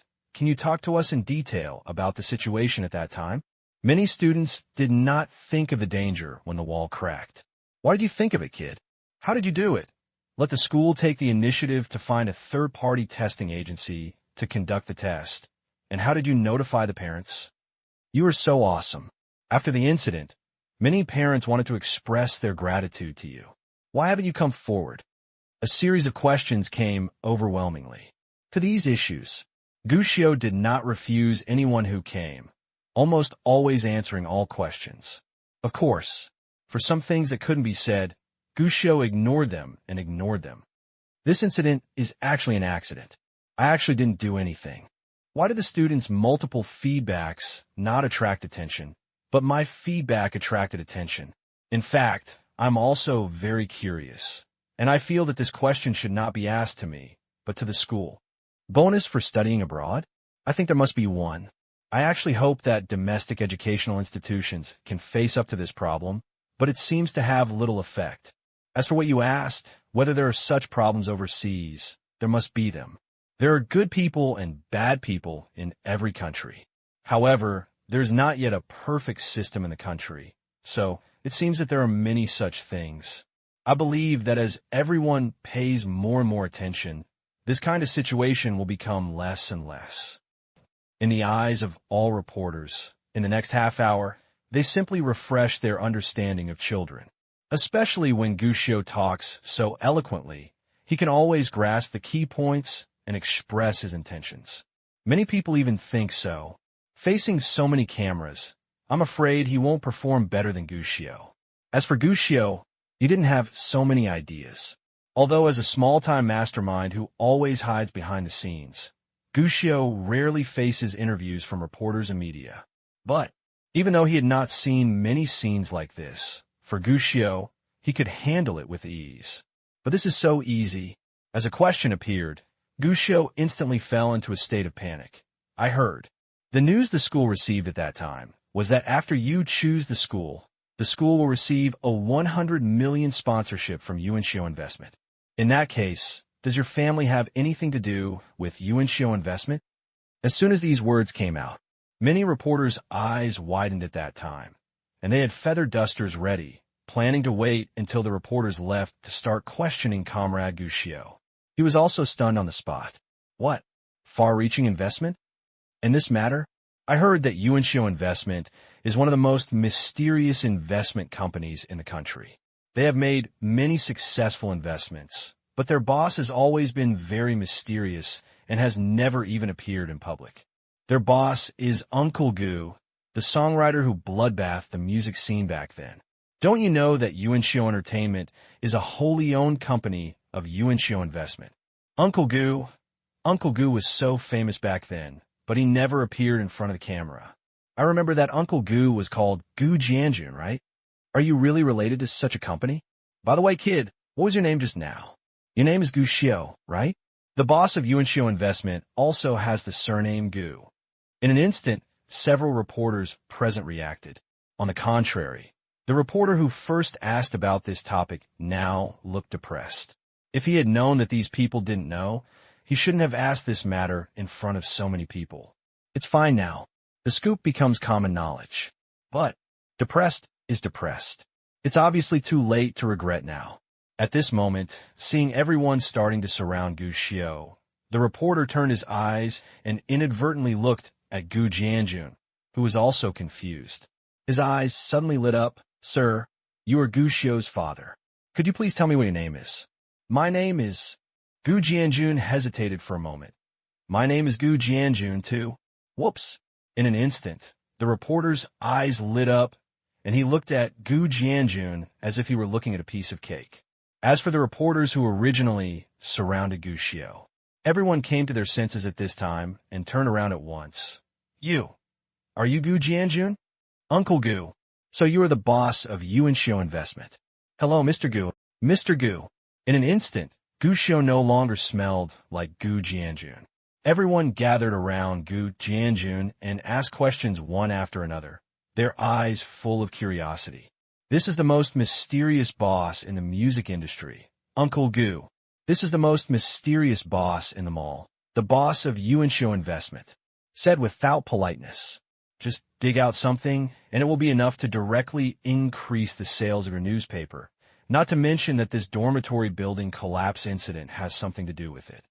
Uncle Gu showed up to save people, and hundreds of students avoided disaster because of Uncle Gu. Uncle Gu, a well-known songwriter, returned to the world, but this time it was not about writing songs, but about saving people. In an instant, a large number of titles have popped up without even thinking carefully. These two things can be combined completely. This heat, gonna explode. It is not even limited to Jiangxing or the province. As long as the report is good, it can even attract the attention of the whole country. But it's a pity.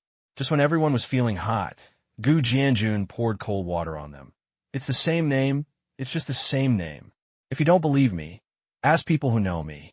I'm just an ordinary small self-employed person, not a big shot like Uncle Gu. Huh? No. Are you sure? Someone said unwillingly. Gu Jianjun quickly shook his head. Of course I'm sure. In fact, after Uncle Gu became popular and his name was exposed a few years ago, I often met people asking me this question. To be honest, I don't have the literary talent of others, let alone song creation. I don't even know a musical instrument. How can I write songs? Ha ha ha. As soon as these words came out, everyone was a little disappointed. Check out this home. As a house in an old community, The decoration is actually very ordinary, and the furnishings inside are the same as those of ordinary homes.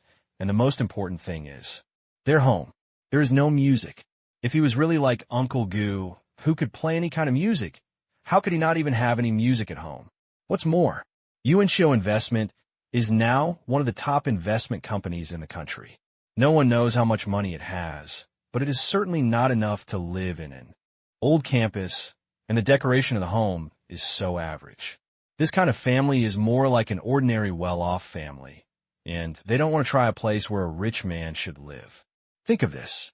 Everyone was a little disappointed for a moment, but the reporter who first asked Gu Jianjun was still unwilling to accept it and asked, but according to what we learned, a lawyer from UNCHO Investment went to school at that time. Even Lin Kai-kong was willing to conduct a third-party test because of this lawyer. How do you explain this? How do I explain? How the hell can I explain this? Gu Jianjun looked confused and turned around to glare at Gu Xiao. He felt quite depressed. After all, he, as a father, didn't even know what his son had done, and it was only after someone else reminded him that the result became clear. This kind of thing, it's definitely unpleasant to happen to any father. Good thing.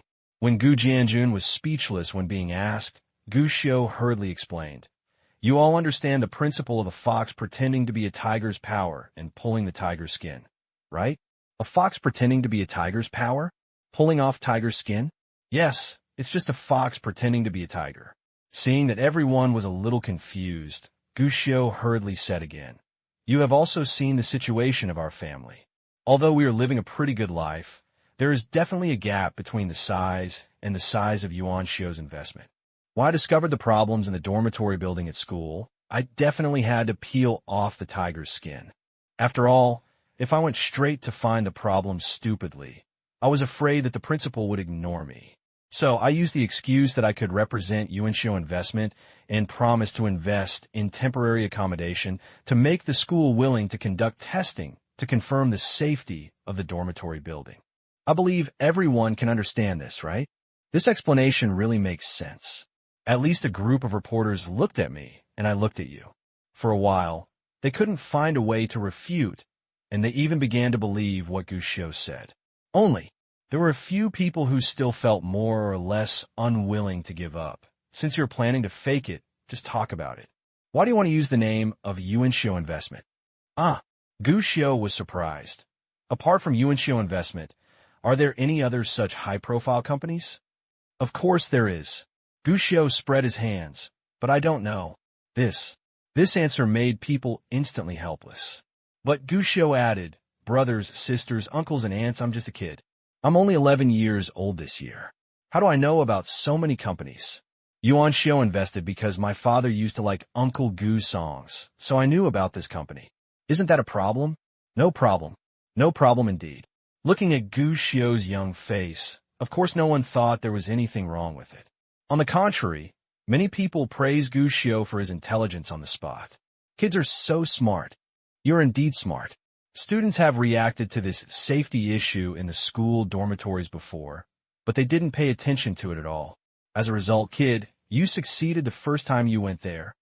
Analyze the situation rationally, and then use your brain to think of a solution. Kids are really amazing. Those hundreds of big sisters must thank you.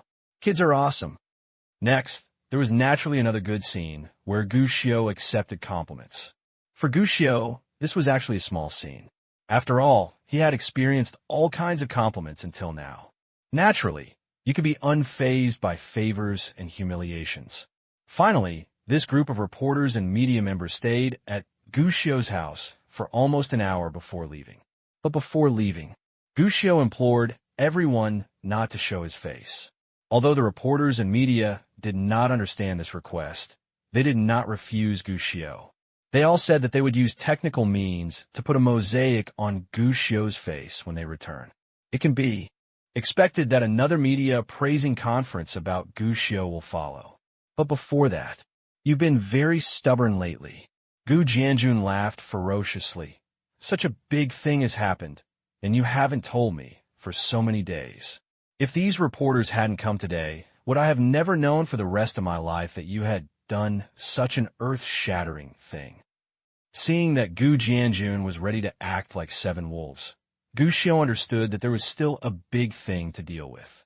Without hesitation, he stepped back a few steps to ensure that he could escape around the table before his father started fighting. Gu Xiu hurriedly said, "Dad, please listen to my explanation." "Explain?" Gu Jianjun chuckled. "How else do you want to explain? I found that you are not very old now, but you are very capable." Little, I'm only an 11-year-old kid. What ability can I have, huh?" Gu Xiu smiled flatteringly. "Oomph." Although Comrade Gu Jianjun was still a little angry. After all, his son was still young, so he didn't pursue anything further. He just said viciously, "If something like this happens again, you can't hide it. Tell me, do you understand? The dormitory building is about to collapse. If you can't solve it, why don't you come to me? You've already done everything, and you still pretend to know nothing. Next time, I won't break your legs." No, there will definitely be no next time," Gu Xiu immediately assured. In fact, he knew that Comrade Lao Gu was not angry because of his desire for control, but pure, afraid. Sure enough, after Gu Jianjun scolded Gu Xiu, he asked again, "The building collapsed in front of you earlier. Are you okay?" "It's okay. Your son is so smart. He will definitely not do anything that puts himself in danger, right?" Gu Xiu chuckled and planned to just get over it. "But I didn't expect it." Gu Jianjun suddenly asked, "You guys are hiding this kind of thing from me. Do you still have a lot of things that you're hiding from me?" Gu Xiu's heart skipped a beat. When Amidia arrived, Gu Xiu was not afraid that what he had done would be exposed. What he was really afraid of was that his father would get to the bottom of it. What made Gu Xiu break out in cold sweat even more? It was Comrade Lao Gu who suddenly asked again, "That Uncle Gu, it can't be you, right? That Uncle Gu, can it be you?"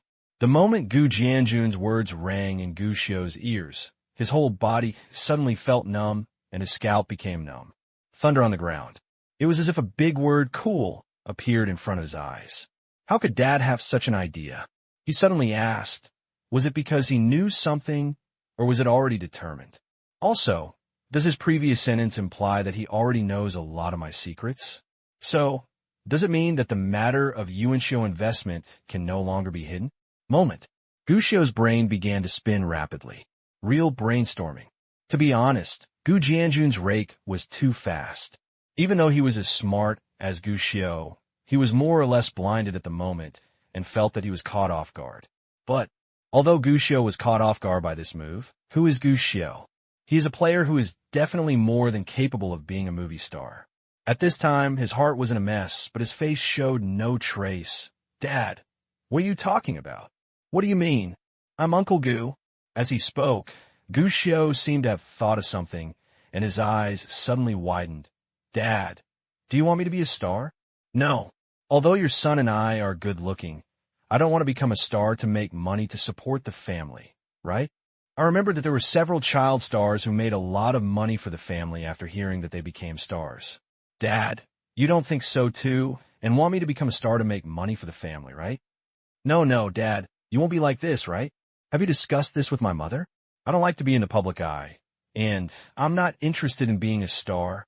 Speaking later, Gu Xiu looked aggrieved, looking like he could cry at any time. This posture, this scene, Comrade Gu Jianjun, who was well informed, was caught off guard for a moment and became at a loss. "Hey, what are you thinking about?" I just said it casually. "How can you be so imaginative and think that I want you to be a star? Are you thinking too much? Isn't it true?" Gu Xiu asked. "No, of course not. Didn't I tell you before? What you want to do in the future depends on your own hobbies. No one can force you." Gu Jianjun shook his head quickly. It's more or less unfair. Although he had thought about what Gu Xiu would do in the future, there was one thing that Gu Jianjun had never thought about: debuting as a star. Not to mention, he forced his kid to show off and become a star. But Comrade Lao Gu was weak and retreated, but Gu Xiu knew how to climb up along the pole. Not only did he not give up, but he started crying and said, "Then Dad, why did you suddenly say that I am Uncle Gu? Do you just want to hint to me that I can actually learn from Uncle Gu and become a star?" "It's impossible, Dad. Do you really think that I, an 11-year-old child, And the Uncle Goo who others say is at least 40 years old? No, I was only 6 years old when Uncle Goo started writing songs and became famous. Dad, you can't possibly think that I can write songs when I'm 6 years old, right? Gu Jianjun was numb. He suddenly realized that his kid being too smart might not necessarily be a good thing. At least, he could even think of things he hadn't thought of. But at this time, Gu Jianjun obviously didn't expect that his boy might be smarter than he thought, because he can see it if he looks carefully. At this moment, there was still some cunning and agility hidden behind Gu Xiu's aggrieved eyes. But it's a pity. Comrade Gu Jianjun didn't notice this. At this time, facing his boy's aggrieved questioning, he could only explain honestly, I'm just asking casually. You can think so much. The reason why I think so is that I think this Uncle Gu is too mysterious. No one knows what he looks like or even how old he is. That's it. Gu Xiu was obviously not satisfied with the answer. Just because of this, Dad, you can associate me with Uncle Gu. Your imagination is even greater than that of my former elementary school classmates. Ahem. Gu Jianjun blushed. What is this? Was your kid compared to a primary school student? Of course it's impossible. The main thing is, when we went to Yinjing that year, do you still remember that you were lost, and I went to Luo Xian's office to find you? I was pestered by reporters because there were many songs on the notebook. Those things can't appear out of thin air. You must have done it. Gu Jianjun talked about his doubts. When Gu Xiu heard this, he immediately felt a thump and had a feeling that something was wrong. Dad still remembers such a long time ago, but although he was panicking, Gu Xiu still pretended to recall. Is this happening? Let me think about it. I remember. Didn't I explain at the beginning? I copied it from Uncle Gu's song. Is there any problem with that? Isn't there a semi-finished song that hasn't been released yet? Gu Jianjun asked suspiciously. Really? What do you think? This? Gu Xiu scratched his head and had the same idea as Gu Jianjun before. This dad has become smarter, which is not a good thing. Dad, how long ago did this happen? Now you suddenly ask me. I don't even remember it. Gu Xiu planned to continue to muddle through. But seeing Gu Jianjun still staring straight at him, Gu Xiu scratched his head and said, if you think about it carefully, it seems that this is really the case, but I didn't just write it randomly. I just put a few songs together and made a hodgepodge. It's nothing special, right? No, Dad. Do you think the songs I wrote randomly are still good songs? Just because of this, Dad, you think I am as good a songwriter as Uncle Gu? No, right? Then I have been smart since I was a child and have been a scientist. I can't tell for sure. Is it because Einstein has been reincarnated? Then I also think that if you were so powerful, Dad, you might be a super urban soldier king. You know the urban soldier king? There are a lot of novels like this recently, telling the story of super special forces soldiers who thrive in the city. The biggest advantage of children is that no matter how quickly you change the topic, no matter how harshly you change the topic, others can always ignore it subconsciously. Gu Xiu had always tried this method without success. But this time, don't talk about it. You must be hiding something from me. But he saw Gu Jianjun, who looked like I had already seen through the truth. How old are you and you still use this trick? I really think I still think you're still a kid. Don't think I don't know you. As soon as you want to change the subject, you immediately treat yourself as a child. Why don't you treat yourself like a child normally? Seeing such a wise father and listening to such calm analysis, several big words came to Gu Xiu's mind. Danger, danger, danger, danger. First of all, it is clear from the legal perspective that I am only 11 years old now, so I must be a child, not even a teenager. Secondly, although your son is indeed a genius, every time I go out, someone will praise me as a prodigy and a genius. But Dad, you also have to know that no matter how prodigy your son is, he is still a child and is not omnipotent, right? Gu Xiu began to reason and be moved. I admit that I did participate in the collapse of the dormitory building before, and I hid it from you afterwards. But Dad, you have to understand why I hid it from you. Oh, Gu Jianjun snorted. So that makes sense for you to hide it from me? It must be unreasonable, but there is also a reason. Then tell me. First of all, I went to school to play around but didn't tell Dad. which is something wrong with me. Secondly, after all, the collapse of the teaching building was such a big thing. Even the leaders of the school and some people in the education department were affected by this incident. It was too big. I'm afraid. What are you afraid of? I'm afraid of bringing you trouble, Dad. Even if it doesn't bring trouble, Dad, you will definitely give me a lesson, so. I didn't say anything. As soon as these words came out, Gu Jianjun was stunned. Is it because of this? Are you simply afraid that you will teach him a lesson? These words made Comrade Gu Jianjun couldn't help but start to reflect. As a father, am I really not competent enough? Otherwise, why would the child not even tell himself such a thing because he is afraid of teaching him a lesson?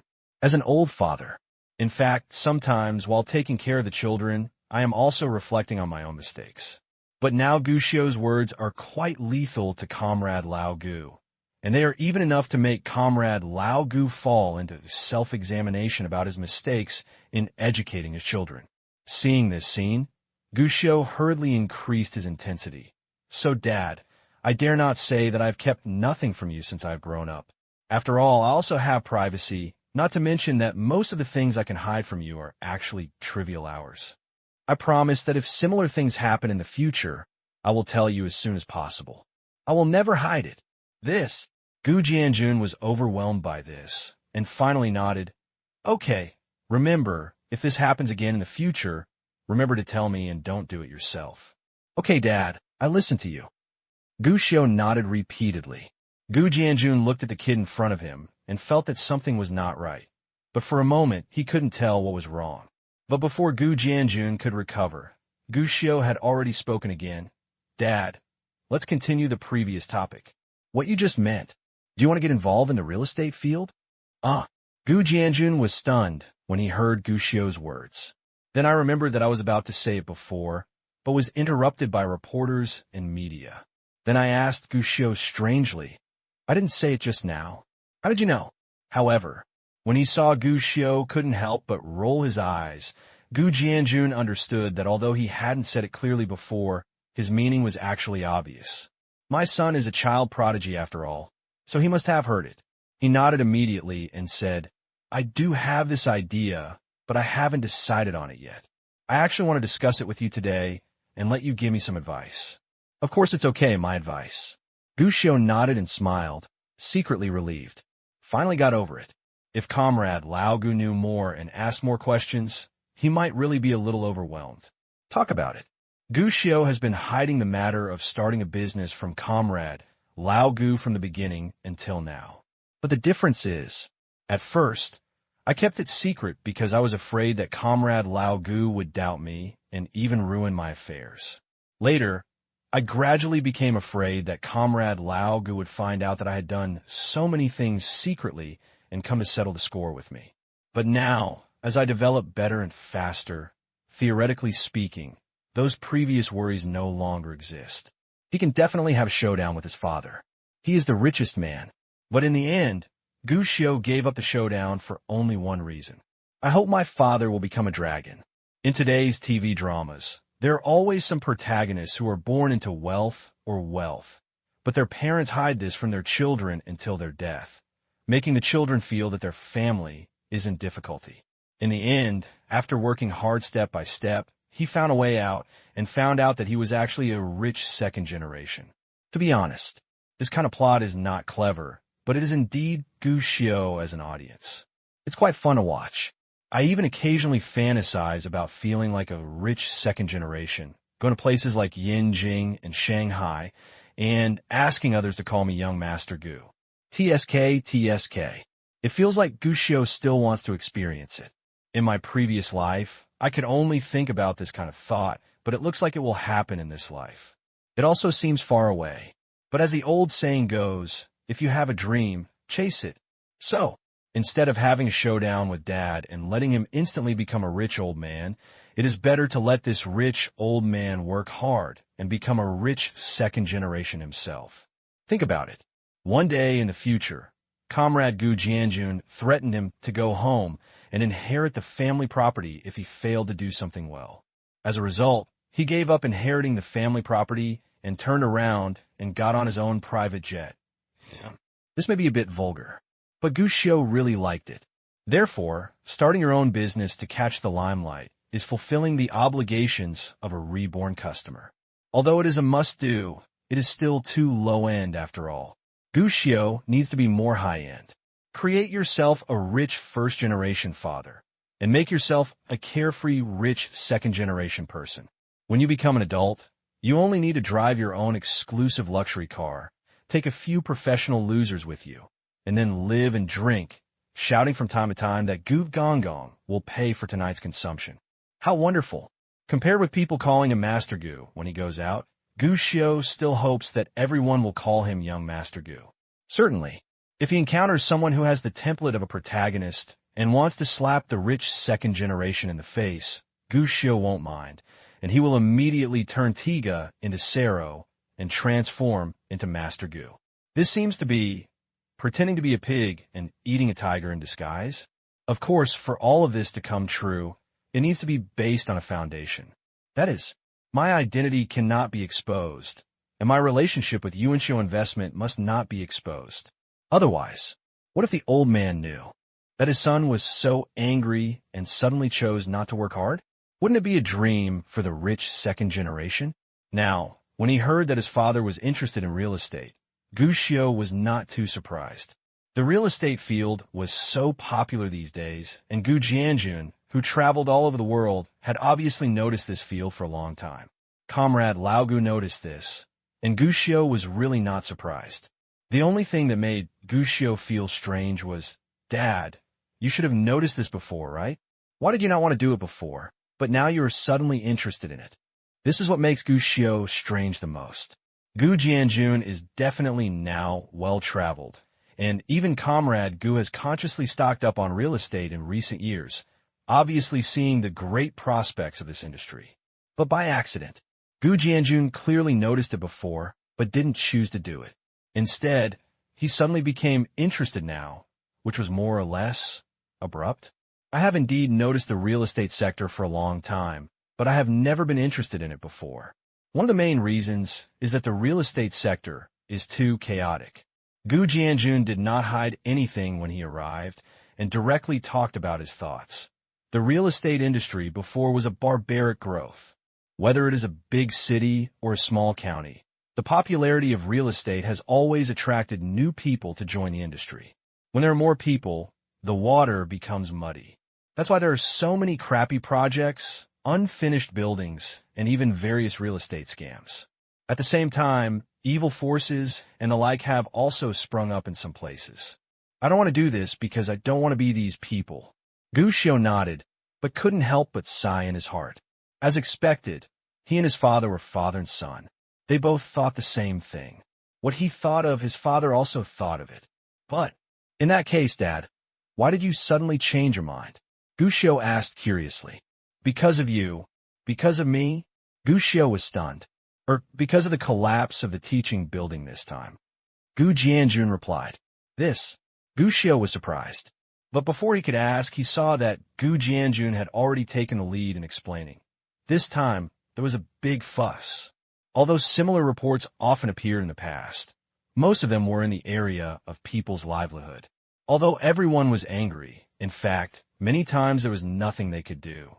But this time, this kind of problem has occurred, even in the school dormitories, and it has attracted such high attention, and the chain reaction has been huge. Do you know what this means? This means that someone above will understand that this aspect must be resolved immediately, so they will strengthen supervision and improve the industry situation. Gu Xiu raised his eyebrows. Yes, Gu Jianjun nodded. The water was so muddy before. To put it bluntly, it was because the supervision was not strong enough and the industry standards were not strictly defined and implemented.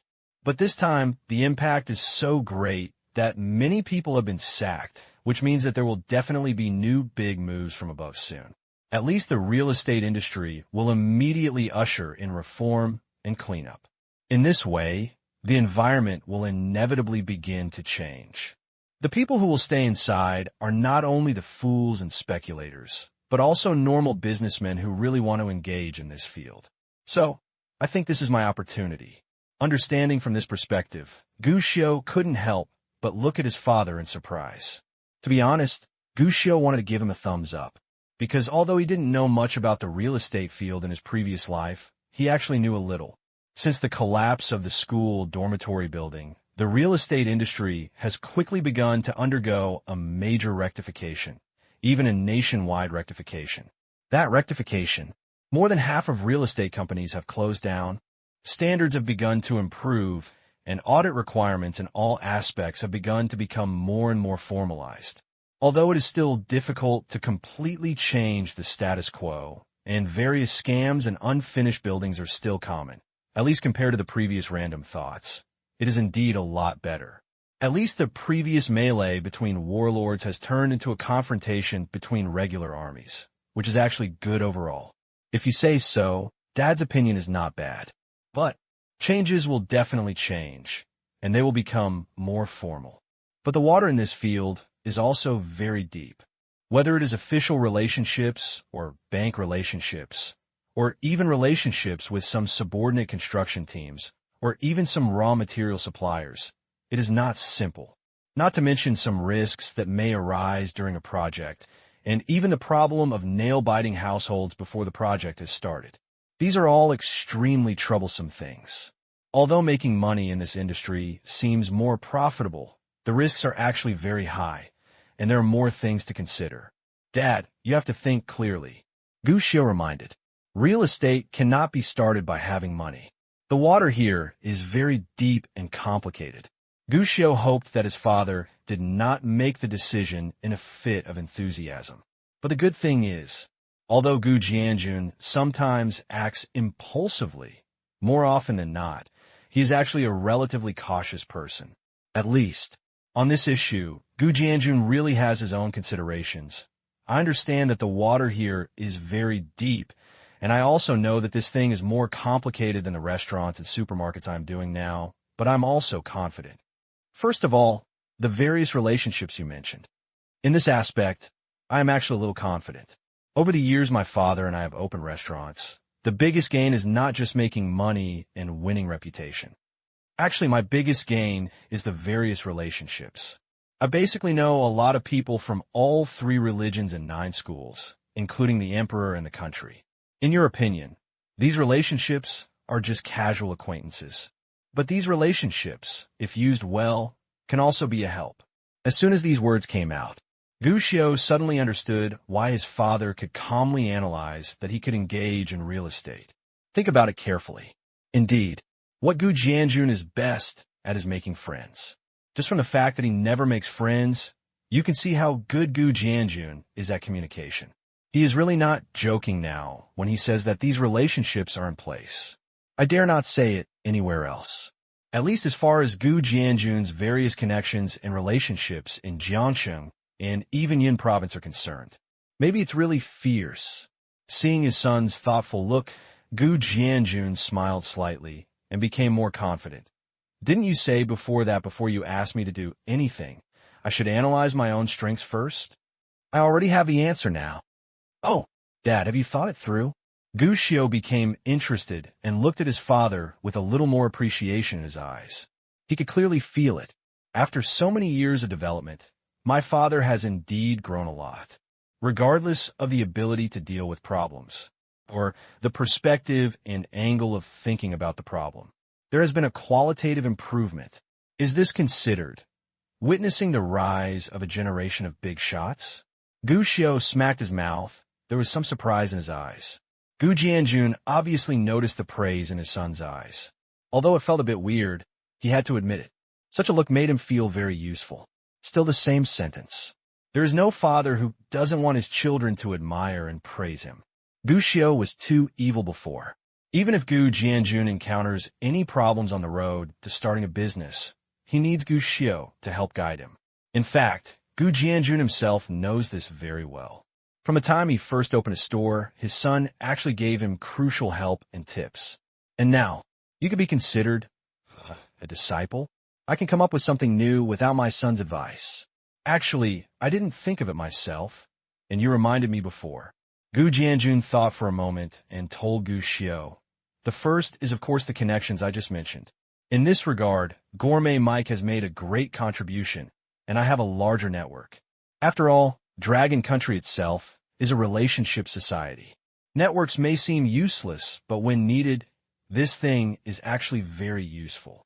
Gushio nodded. This was undeniable, not to mention far away. As for the matter of being blocked at the door some time ago, Gu Jianjun handled it very beautifully from beginning to end and uses connections very well. This will be a very troublesome thing for people without connections. This era, the law can't control everything. Humanity and sophistication are sometimes more important. In addition to personal connections, I also have one of the biggest advantages, which is the cash flow that you mentioned before, son. Gu Jianjun has continued to analyze. Cash flow, to put it bluntly, is the cash and working capital that I can use. This advantage is actually very big. It is basically the same industry. No company does not want to have more cash flow. And in the real estate field, the advantage of cash flow is even greater. I have a general understanding of the real estate model.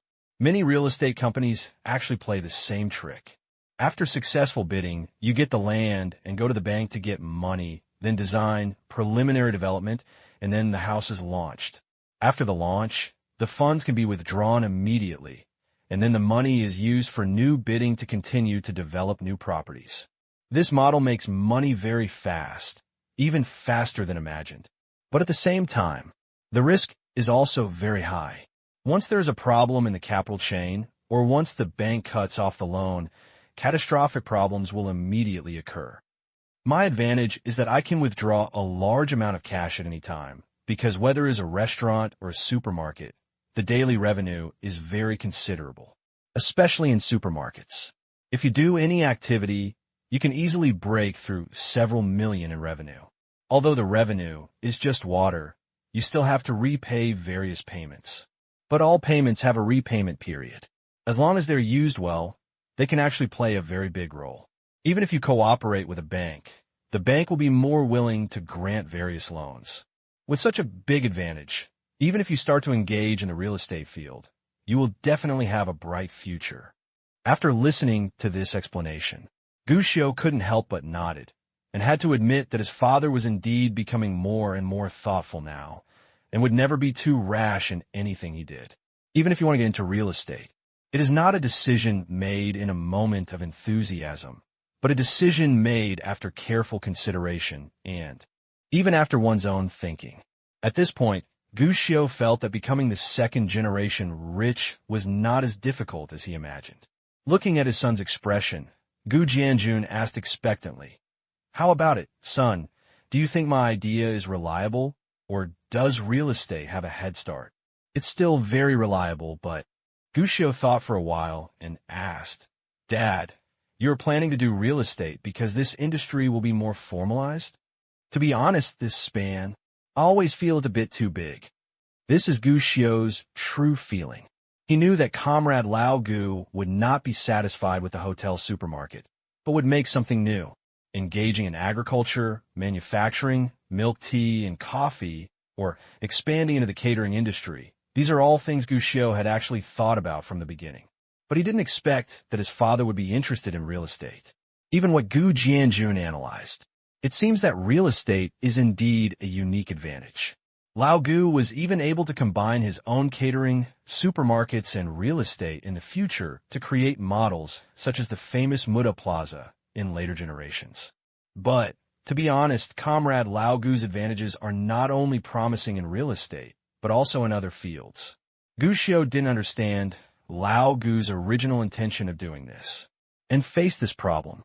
Gu Jianjun was a little silent, thought for a while, and finally said, "Real estate? That's too conscientious."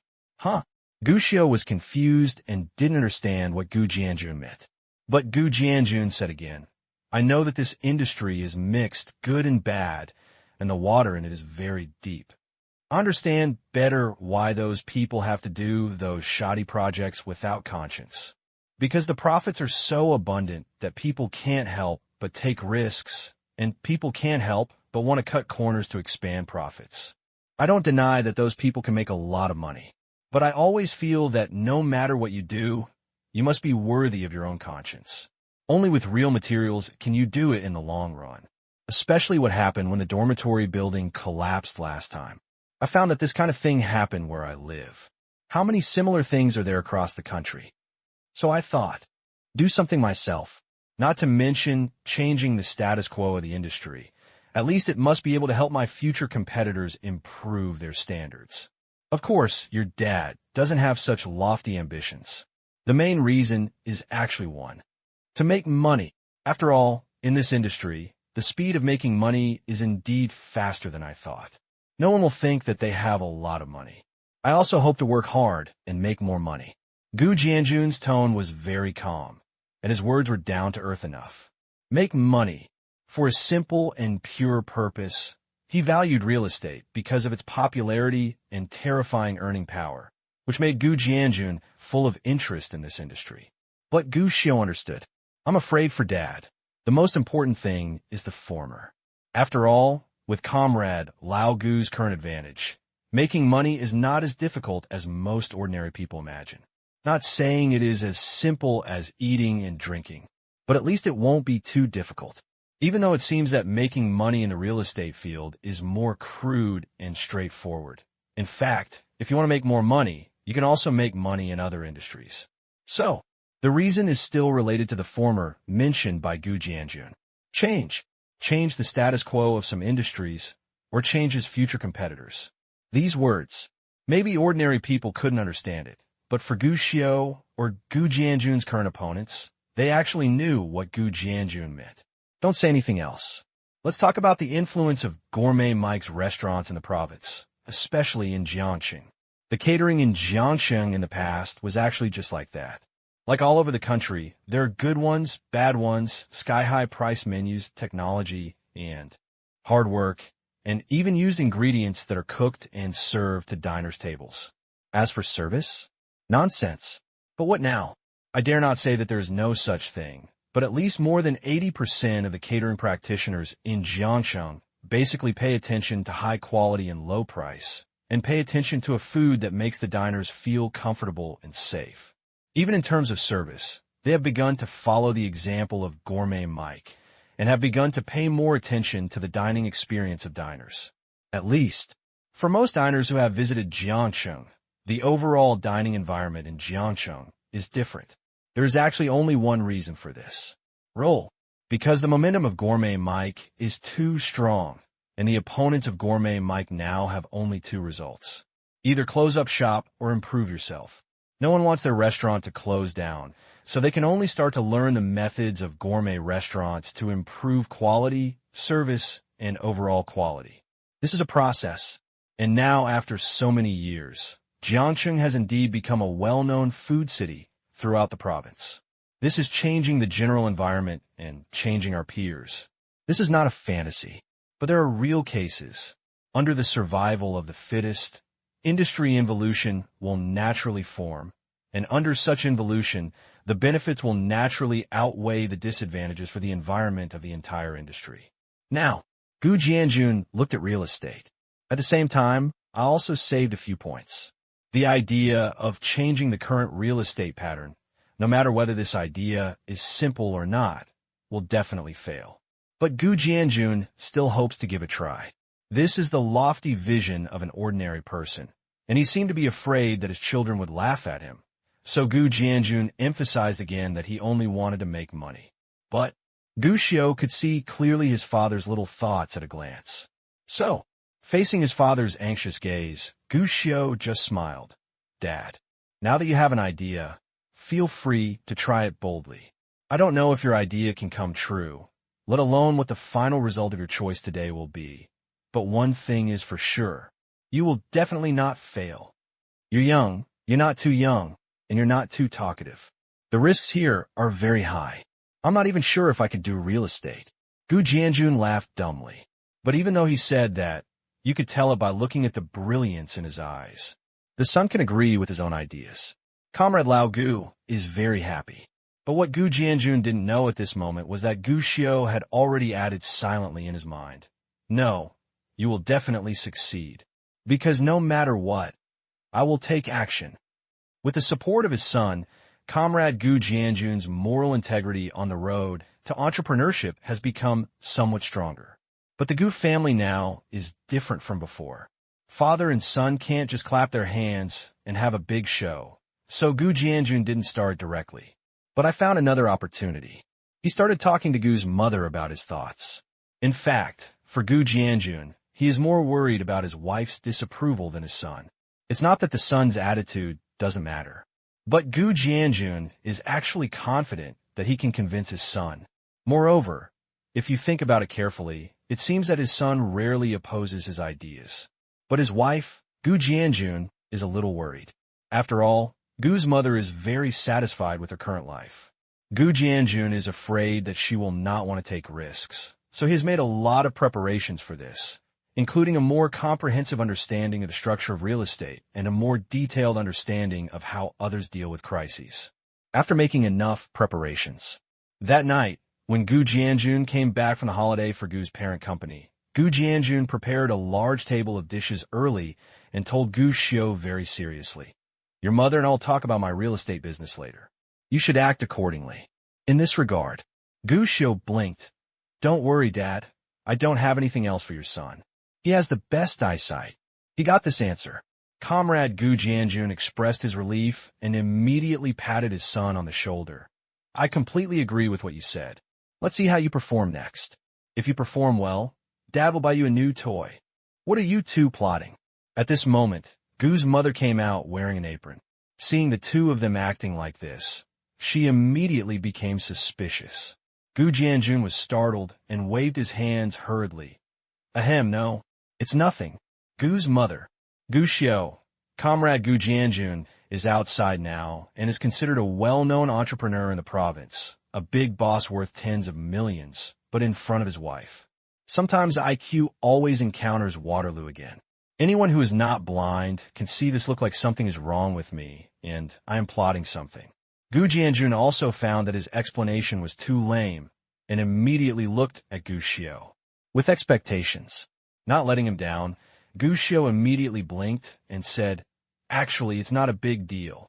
My dad just asked me if I should hide my personal money under the bed or in the closet. I think it's safest to wrap it up with a tarp and hide the water tank in the bathroom." Gu Jianjun. Mother Gu. Gu Jianjun, you are so good. Gu's mother couldn't help but laugh and rolled her eyes at her husband. "I didn't expect you to learn to hide private money. Comrade Gu Jianjun said very hesitantly, as if it was neither right nor wrong to refute, and he could only look at his son fiercely at the moment. "Brat, is this what you see?" Feeling the threat from the seven wolves, Gu Xiu added, "Actually, it's because Dad wants to give you a surprise." Dad said, "Mom, you've been working too hard recently. She wanted to give you a gift, but she didn't want you to find out. So I plan to hide my private money secretly." Oh! Upon hearing this explanation, Gu's mother glanced at Gu Jianjun in surprise. "Really?" Gu Jianjun smiled awkwardly, not knowing how to answer. Gumai smiled. "There's no need to prepare any gifts or surprises. It's enough to be thoughtful. I don't need anything recently, so don't waste money." Gu Jianjun couldn't say anything and could only giggle. Okay. You two hurry up and wash your hands and get ready to eat." Gu's mother didn't ask any more questions, waved her hand, and urged. Although Comrade Gu Jianjun cooked a large table of dishes before, but Mother Gu likes to add one or two more. Her cooking skills are naturally incomparable to those of current Comrade Gu Jianjun, but she likes to go to the kitchen every time she eats. In her words, cooking for your family is what a wife and mother should do. This meal was naturally enjoyable to eat.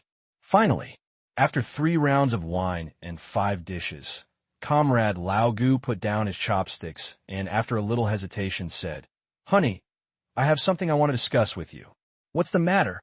Mother Gu asked casually, using her chopsticks nonstop, mainly to help Gu Xiu pick up the food. "Well," Gu Jianjun scratched his head. "Didn't I say some time ago that I want to do something else? I have some new ideas now, and I want to hear your opinion, wife." Oh! When Gu's mother heard this, she immediately put down the chopsticks in her hand and looked at her husband expectantly. "What do you want to do?" "Real estate." Gu Jianjun gritted his teeth and said happily, but he kept looking at his wife with a bit of anxiety in his eyes. But something unexpected happened. Gu's mother was stunned for a moment, and then she nodded. Real estate is fine. I fully support it. It just so happened that the company I work for at Alikin has been sold, right? Now I still have some money here. Let's give it to you together. This time it was Gu Jianjun's turn to be confused. According to his expectation, Gu's mother would question it, or at least ask more questions, but he really didn't expect that his wife would agree directly without any hesitation. Even, still willing to take out all the money. What's wrong? Gu's mother noticed Gu Jianjun's surprise, and she was even more surprised than him. Honey, real estate is very risky. Aren't you afraid that I will lose money? Gu Jianjun hesitated and reminded. Besides, I'm a layman after all. I don't know much about this area. This will make the risk even greater. If it succeeds, it will definitely be a good thing, but to be honest, I actually don't have that much confidence. It's possible. In the end, I will lose everything. Gu Jianjun felt that he should confess the risks to his wife. He was afraid that Gu's mother would not understand how big the risks were. But what surprised him was, Mother Gu just smiled at these words. I believe you.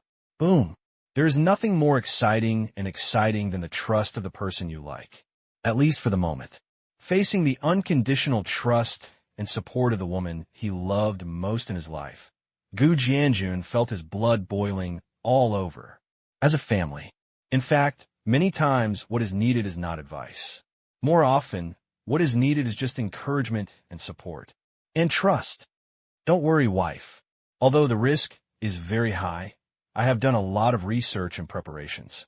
In fact, although I cannot guarantee success 100%, but I am confident that I will definitely make a show of it. Gu Jianjun said as if to promise, his eyes full of gratitude. Lao Gu, wife, ahem. Seeing the two people's eyes facing each other, something was not right. Gu Xiao couldn't help coughing next to him. No surprise. He immediately met Gu Jianjun's eyes that wanted to kill someone.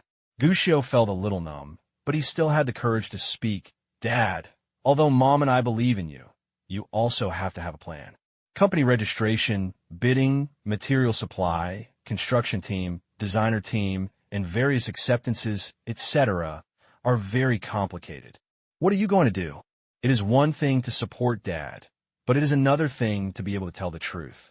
But at the end of the day, you still have to have a realistic plan. After all, Gu Jianjun was a serious layman, and Gu Xiao didn't know much about this aspect, so he couldn't help but remind him. This thing is not just about burying your head and rushing forward. You also need to have a complete plan and a familiar process. Good thing, Comrade Lao Gu is still reliable in this regard. He nodded and talked about his plan at this time. I still have a plan. I plan to try a small project first. I just heard the news that we are planning to build a low-rent housing community in the north of Jiangxing. I plan to start from there. Low-rent housing? Gu Xiao raised his eyebrows. Although, I don't know much about this aspect, I'm afraid this thing is not easy to build, right? Low-rent housing. Basically, it is under the management of urban construction. Urban construction is subject to public bidding, and the company that wins the bid is responsible for it. There is nothing wrong with the model itself. But here's the thing. What is low-rent housing? To put it bluntly, social welfare buildings are a disguised form of social welfare for outsiders working in the city at ultra-low prices. But that's what they say. But in reality, each place is responsible for its own affairs. Many cities actually have one sentence in this regard. There are no poor people who can live in public rental housing.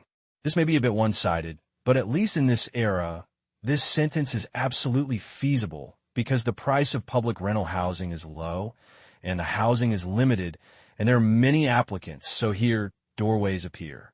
Many people even find connections and go through the back door to get places. Some of these people really want to live there, some want to buy an extra property, and some want to change hands and become second-rate dealers.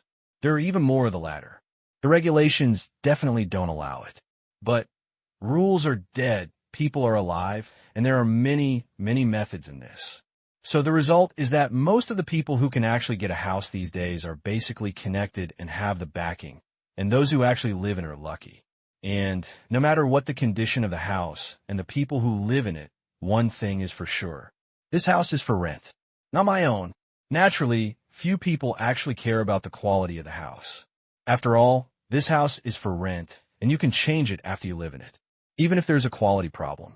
But most residents will actually be patient, and this gives the construction company an opportunity. Low-rent housing of varying quality.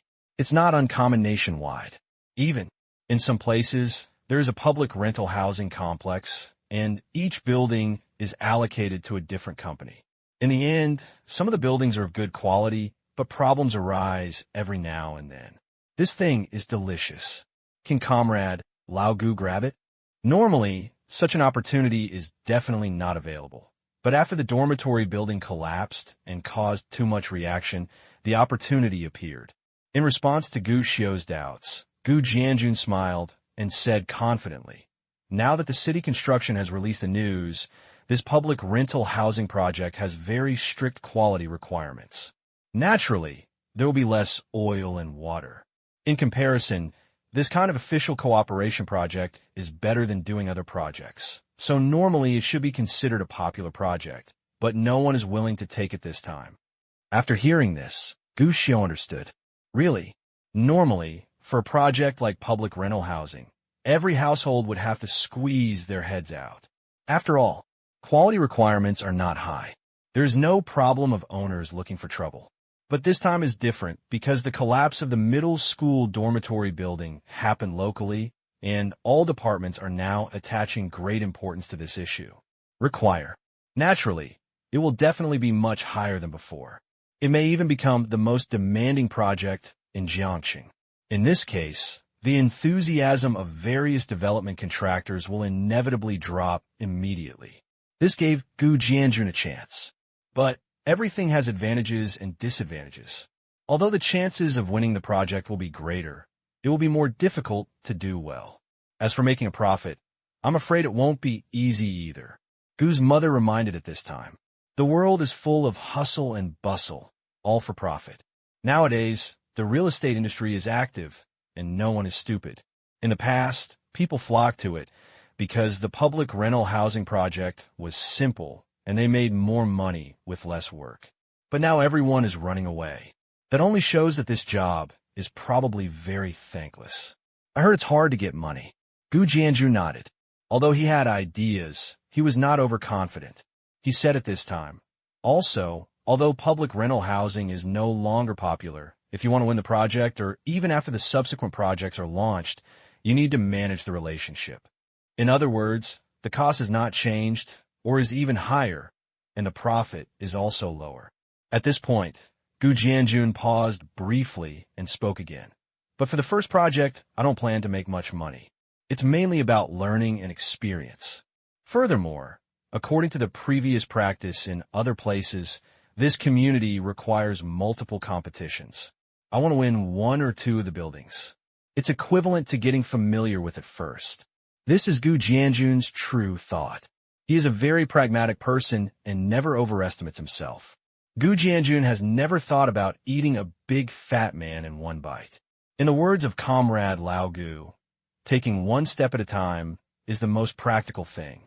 But Gu Xiu couldn't help but interrupted his father. Dad, I think you are still too conservative. What?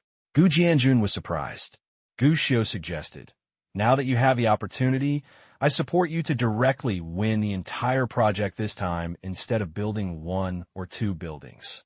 I'm afraid that won't work. Gu Jianjun shook his head. The risk is too great, and I have no qualifications. It is difficult to win the entire project now. First of all, in terms of experience, I am only a newcomer to this industry after all. Although semiconductor said I have heard a lot of things, I have never practiced it. Secondly, in terms of qualifications, I'm a newcomer. I haven't even set up a company yet, let alone a construction team. The urban construction team won't agree. The third issue is ability. It's okay to accumulate experience from one building or two, but if I'm asked to directly handle such a big project, to be honest, I don't know what to do. So, one step at a time will do. If you take too big a step, the gain will outweigh the gain. Gu Jianjun shook his head. Again, Gu Jianjun just wanted to test the waters and control the risks. Compared with a project that involves one or two buildings, if you have to take care of the entire community, the workload will be much greater and there will be many problems in all aspects. The risks are also greater. In fact, usually, Gushio also agrees with his father's cautious attitude, but this time, at this moment, Gushio has some new ideas. Dad, it is a good thing to be down to earth. But at the same time, I feel that no matter what you do, you need to seize the opportunity. Slow development may be more stable, but it will take at least several years to truly develop. But now there is a good opportunity to overtake in a corner.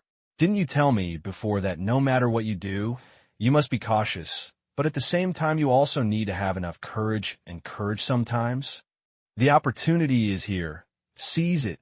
Maybe you will be able to soar into the sky. Opportunity? Gu Jianjun was stunned, but he saw that Gushio had already taken the lead and asked, Boss, didn't you say that many people are eager to bury their heads in the soil for the current public rental housing project? How far can they go? That's what happened. I heard that the city construction department contacted several real estate companies and construction companies, but they were all rejected. Otherwise, I wouldn't have thought of this. Dad, do you have any news? How many people want to participate in this bidding? The news is good. Basically, all large companies have rejected this tender. There are only a few left, and many of them are contractors who want to win the project. Regular real estate companies are basically not interested. That means that the overall planning and design must be done by the city construction itself. Yes, isn't that what it is? Hearing this, Gushio couldn't help laughing. For today's urban construction, the next bidding is a big problem. Without the guarantee of a big company, the urban construction industry will definitely be very entangled. Dad, if you plan to join the game now, if you make a big fuss, then this project will help them. Gu Jianjun shook his head. That's what I say, but the competitors are not simple. I am an inexperienced person, and the urban construction industry will definitely doubt whether I am helping them or harming them. Didn't you say that the competition is all about contractors or small companies? Gushio asked. Yes, but no matter how small it is, it still has more experience than me. A person with no experience at all. To be honest, I'm not sure whether he can compete. Besides, I did know several people from the construction unit before. I can ask them to help me if I do this myself. But if I want to take over the entire project, I don't know so many people. Gu Jianjun explained to Gushio. Real estate is not something that can be developed directly just by acquiring the land. Similarly, it is not something that can be built out of thin air just by getting the approval to start construction. Building a house requires people. Only a large number of workers and professional machines can build it. To put it bluntly, even if Gu Jianjun won this public rental housing project, it would be a waste if he couldn't even recruit workers. Really, his connections and funds gave him a lot of confidence. He does know many contractors and even construction companies. But contacts are limited, at least not yet started in this industry. Gu Jianjun is not sure which of these contacts can be used. He estimated that if he built one or two buildings, he would definitely be able to find enough workers to come over. But if you bring over a whole plate, to be honest, he can't even get enough people to complete this plate. But Gushio smiled at Gu Jianjun's words. Dad, didn't you tell me that there are many contractors and construction teams participating in the competition for this project? Can't you just win the entire project and hand it over to them? Gu Jianjun was stunned. Can this be done?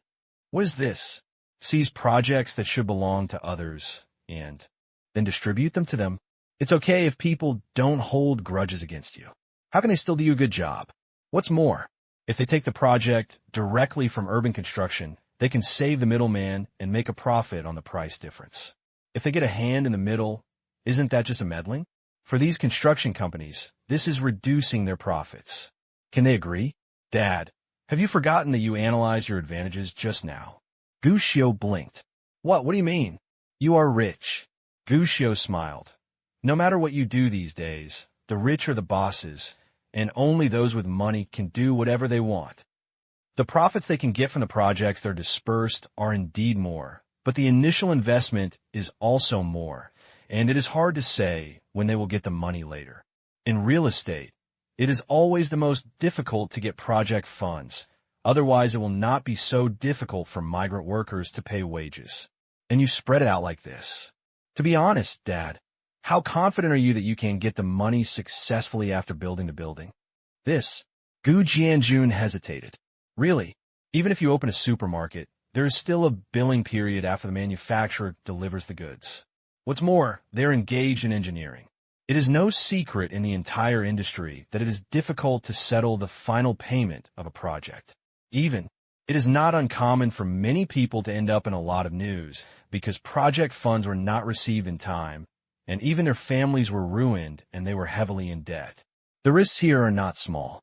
Even if I'm rich, I can't afford to build a community in one go. Gu Jianjun was a little skeptical.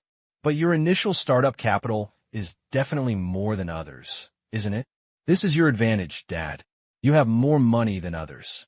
Even if it is a loan, the bank is willing to lend you money. Similarly, for those construction companies, you can promise them a certain account period, and it will be more convenient to get money. Although their profits have been reduced. But if it is more convenient to get money, I believe no one will refuse you, Dad. Gu Jianjun nodded, somewhat understanding what Gu Xiu meant. To put it bluntly, Gu Jianjun understands this just because he has money. But the same, Gu Jianjun hesitated. It's definitely not a problem if I give money easily, but what if I can't get the money? It's easy to give money to others, but if you can't get the money yourself, isn't a big loss? After all, to eat this whole plate, you will definitely need a loan. Loans carry interest. If the money is delayed for several years, or even longer, the interest owed will be an unimaginably astronomical figure. Even if you get the money. After a while, what should I do if I still suffer a big loss? Gu Xiu instead smiled. That's why I want you, Dad, to take over the entire project directly. Because of this, you are the only one qualified to negotiate. This matter, is it really possible? Gu Xiu's suggestion made Gu Jianjun think for a while. Gu Jianjun had made a lot of plans for his next transformation, but in his plans he had never thought of the model Gu Xiu mentioned. After all, this is somewhat different from Gu Jianjun's habits. But I have to admit that what Gu Xiu said does make sense. Actually, I think we can give it a try. Gu's mother nodded beside her at this time. For urban construction, they definitely hope to find a person in charge to directly connect, so if multiple companies come together, it will increase the official's workload. So if someone wants to talk about this project in one go, it is also a good thing for the official department. After all, when they encounter problems, it will be easier and more convenient for them to find someone to deal with, especially in management. The current situation is that people who have the ability to take over the project in one go have chosen to stay away. If we are willing to stand up at this time, it will definitely be a good thing for them. If we have matching results, then they will only hope that you can take over the project as soon as possible. Naturally, we can also take more initiative in the subsequent negotiations. My wife spoke. Gu Jianjun's concerns disappeared by then, but he still didn't agree straight away and instead frowned. What's wrong? Do you have any concerns? Mother Gu asked. It's true, to be honest. Gu Jianjun smiled bitterly and said, After all, I don't have any experience in this area, and all my ideas are just words on paper. To be honest, I feel like I may not be able to do a good job in one or two buildings. Now that I want to win the entire project, I'm actually a little nervous. Gu Jianjun also saw that this was an opportunity. But in this world, you can't always seize an opportunity when you see it. If this thing is done well, it will definitely be a good opportunity to enter the game, but if it is not done well, in the end, it is you who is unlucky. But at this moment, Gu Xiu laughed. Dad, you are a bit worried. You are not professional, but there are professional people. Huh? Gu Jianjun became confused. But then, Gu Jianjun seemed to suddenly remember something. What do you mean? As he spoke, Gu Jianjun looked at Gu's mother. If there's a family of three who has the most beautiful resume, it is definitely Gu's mother who is responsible for many affairs of the Yi family, especially in the industrial field. Gu's mother was involved in many industries. Gu's mother was involved in the manufacturing, raw material industry and real estate fields and accumulated a lot of experience, although the main experience was in various minerals. But in terms of real estate, it can be regarded as experienced. It's just that after returning, Gu's mother has never overly demonstrated her abilities, especially in front of the two fathers, and she regards herself more as a good wife and mother. But not showing it does not mean that her previous experiences were false. When Gu's mother took over the Yi family's business, it was already a broken ship that was about to sink. There were even many people within the Yi family who wanted to get rid of the business development. But what's the result? The result is that after Gu's mother took over, she not only cleared up the internal problems, but also carried out a series of drastic developments to completely stabilize the Yi family's business sector. This ability cannot be guaranteed. Even after the return, in fact, after Gu's mother took over DJI has now completely entered the formal stage, and everything is moving in a good direction. Even the local official departments have established some contacts. As long as the new product is completely built and released, it will be a complete blockbuster. Such talent. I actually ignored it. Instantly, Gu Jianjun's eyes brightened, but he was still a little uneasy. He watched Gu's mother hesitate for a long time and said, "Your mother's current company seems to be quite good, and it's also a high-tech company. If you come to help me, will you?" Gu Jianjun, when did you learn to be so vain? Before Comrade Gu could finish his words, Gu's mother couldn't help but interrupt him. Gu Jianjun shrank his neck. "If you want my help, just ask. If you want to ask me if I have time, just ask. When did you learn to use this method? You guys, you haven't learned many good things, but you'll be bad as soon as you learn them, right?" When the Gu family goes out, Gu Jianjun is the well-deserved head of the family. But in fact, at home, he knows that the real head of the family is Gu's mother. At this time, Gu Jianjun was a little embarrassed when Gu's mother said this, and he bowed his head to admit his mistake. Looking at this man's expression of sincerity and grievance, Gu's mother couldn't help laughing. Finally, she couldn't hold back any longer.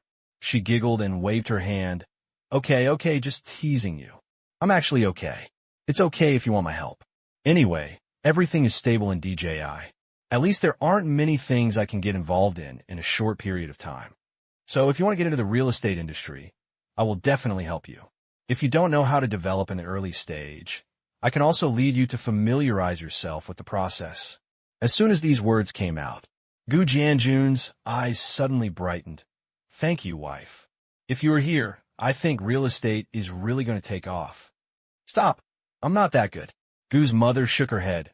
Okay, although I'm not new to the real estate field, this industry is very deep, and it will be very difficult to develop without a strong background.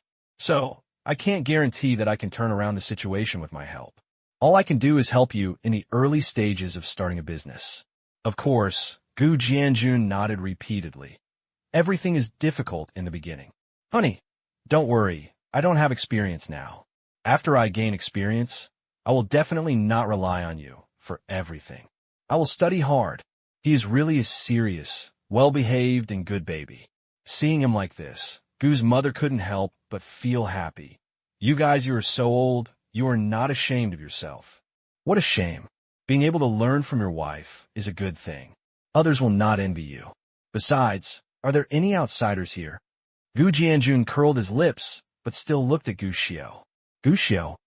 As a discerning child of the new century, Gu Xiao gave a thumbs up without hesitation. Mom and Dad, this is called love. My son told me whether he saw it or not. Gu Jianjun continued to be shameless. Next couple. Just like that, he was throwing dog food in front of Gu Xiao. Although Gu Xiao was only an 11-year-old child physically, he was still a little hurt mentally. Final. When a relationship between the old couple was about to heat up, Gu Xiao said that he was going to find Shi Qing-song and would not go home tonight. Comrade Gu Jianjun was not very satisfied with this. He kept saying that this kid knew how to run around all day long and told him to pay attention to safety. While sneaking $200 to Gu Xiao as quickly as possible, he also gave him a look that said, "You're a good boy. Please try your best next time." 5 minutes later, Gu Xiao, who was standing at the door of his house, sighed deeply. I forgot about my wife now that I have a wife. You are such a good father to me. However, seeing the 200 yuan that his father gave him, Gu Xiu felt a little more balanced. Have to.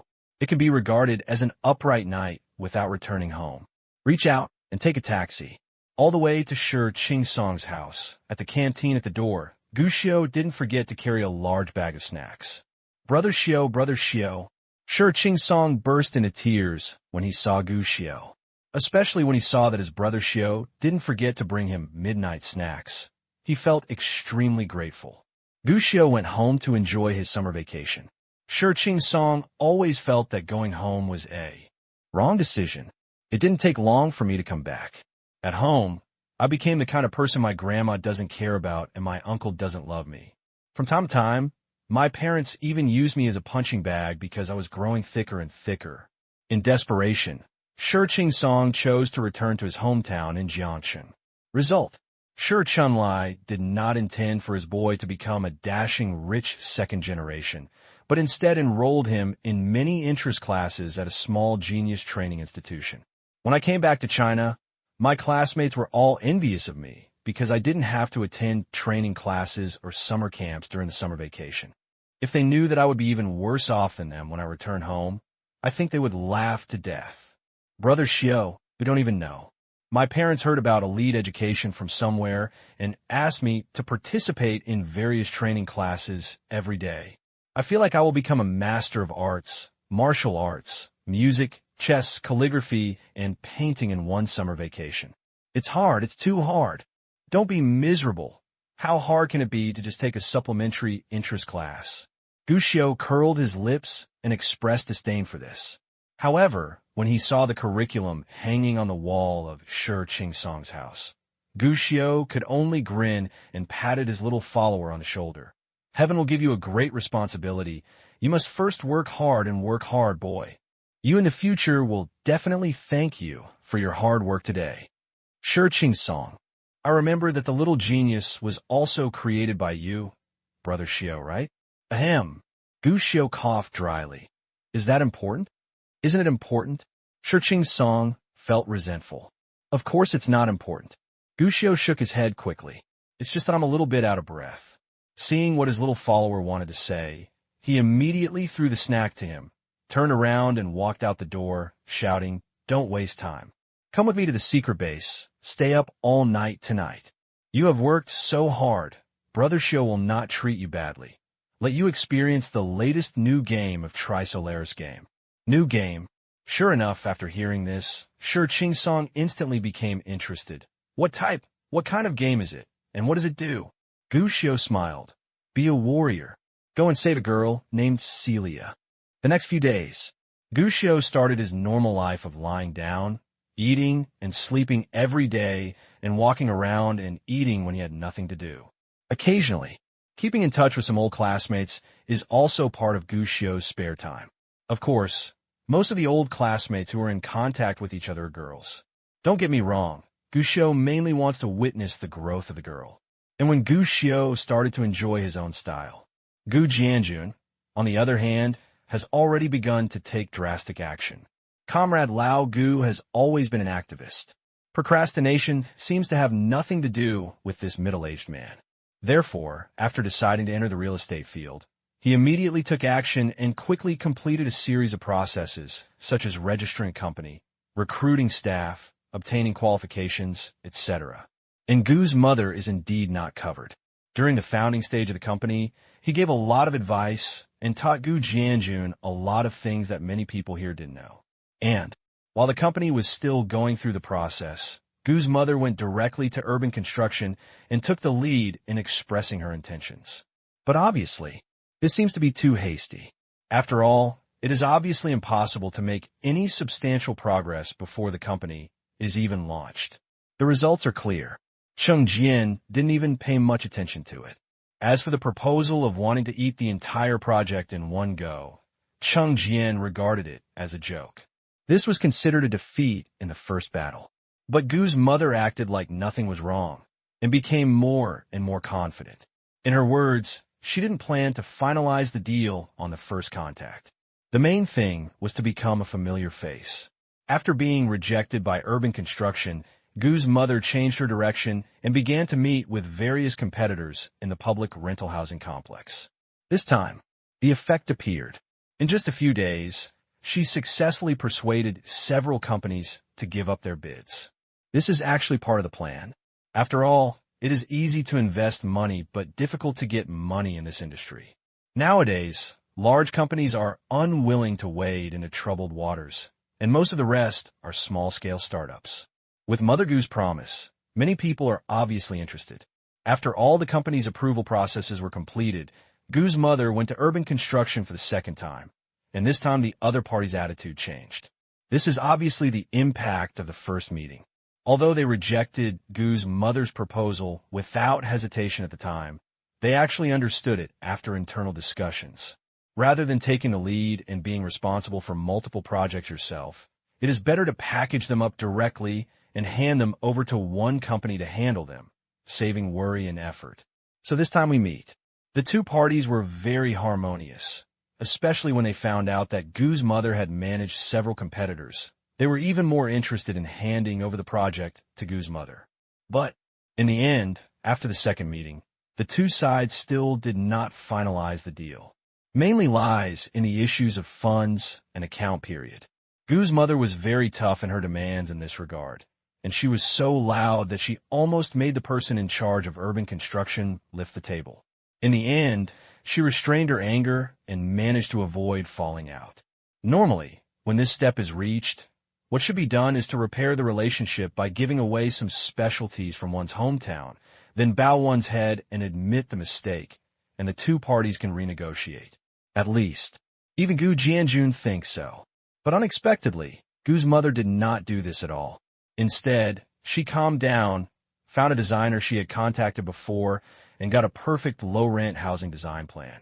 Then, Gu's mother turned around and went to the Jiangsheng Development and Reform Department with her own design plan that was better and more complete than the urban construction plan. Even, what she talked about was not just an ordinary public rental housing project, but even a series of urban construction plans in Jiangsheng. What followed was a week of detailed talks. Gu Jianjun followed the whole process, which opened his eyes, and he lamented his wife's methods more than once. The end result was clearly destined. At the bidding meeting, Wanhai Real Estate Development Company, with its overwhelming strength, successfully won the entire public rental housing project in the north of Jiangxing. As for the name Wanhai, it was Gu Jianjun who chose it himself. This middle-aged man who started to make a fortune from an ordinary restaurant owner to a brilliant one-step-by-step is also full of pride this time. In his opinion, the name Wanhai was domineering and advanced enough, and it further represented his determination to conquer Wanhai. And the first time I won the project, Gu's mother took Gu Jianjun to the back door of the city with some specialties. When she came back, she had a smile on her face. But real estate development and construction is not as simple as simply winning a project and starting construction directly. There is still a series of preparation work in the early stage. Even winning the project is just the beginning. At the beginning of the project, in addition to the preliminary preparations, there are also various problems that need to be solved during the actual construction. This means that Gu Jianjun and Gu's mother are even busier.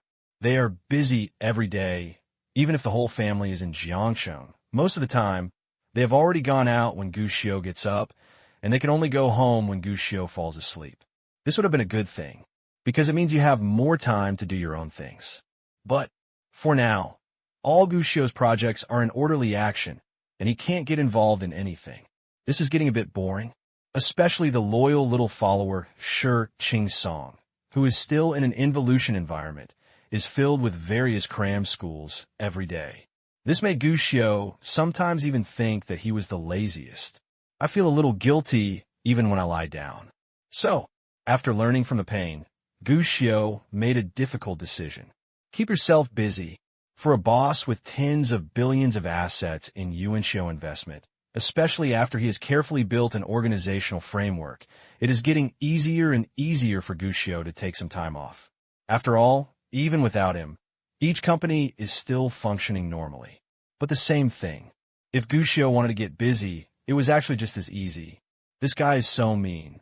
Get busy. I want to rest again. I have been resting for a long time, but I feel that I should be active and can't take any time off. Uncle Jean, do you think this is true? Gu Xiu said to Zhang Wu on the plane flying to Pengcheng. Zhang Wu shook his head. Everyone is busy, and those who can really take some time off will naturally feel guilty.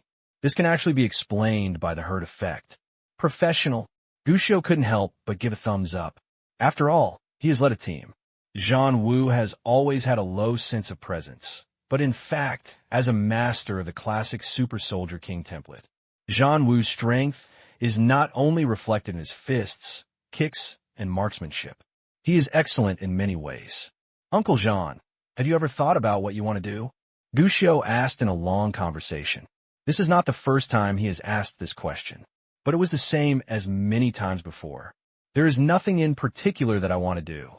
I'm not suitable for doing anything big, and what I know is of little use in this peaceful era. Zhang Wu shook his head and said, this is actually very helpless. In the army, Zhang Wu is definitely the king of soldiers. Even after joining the security team and becoming the captain, Zhang Wu's ability became even more ridiculous.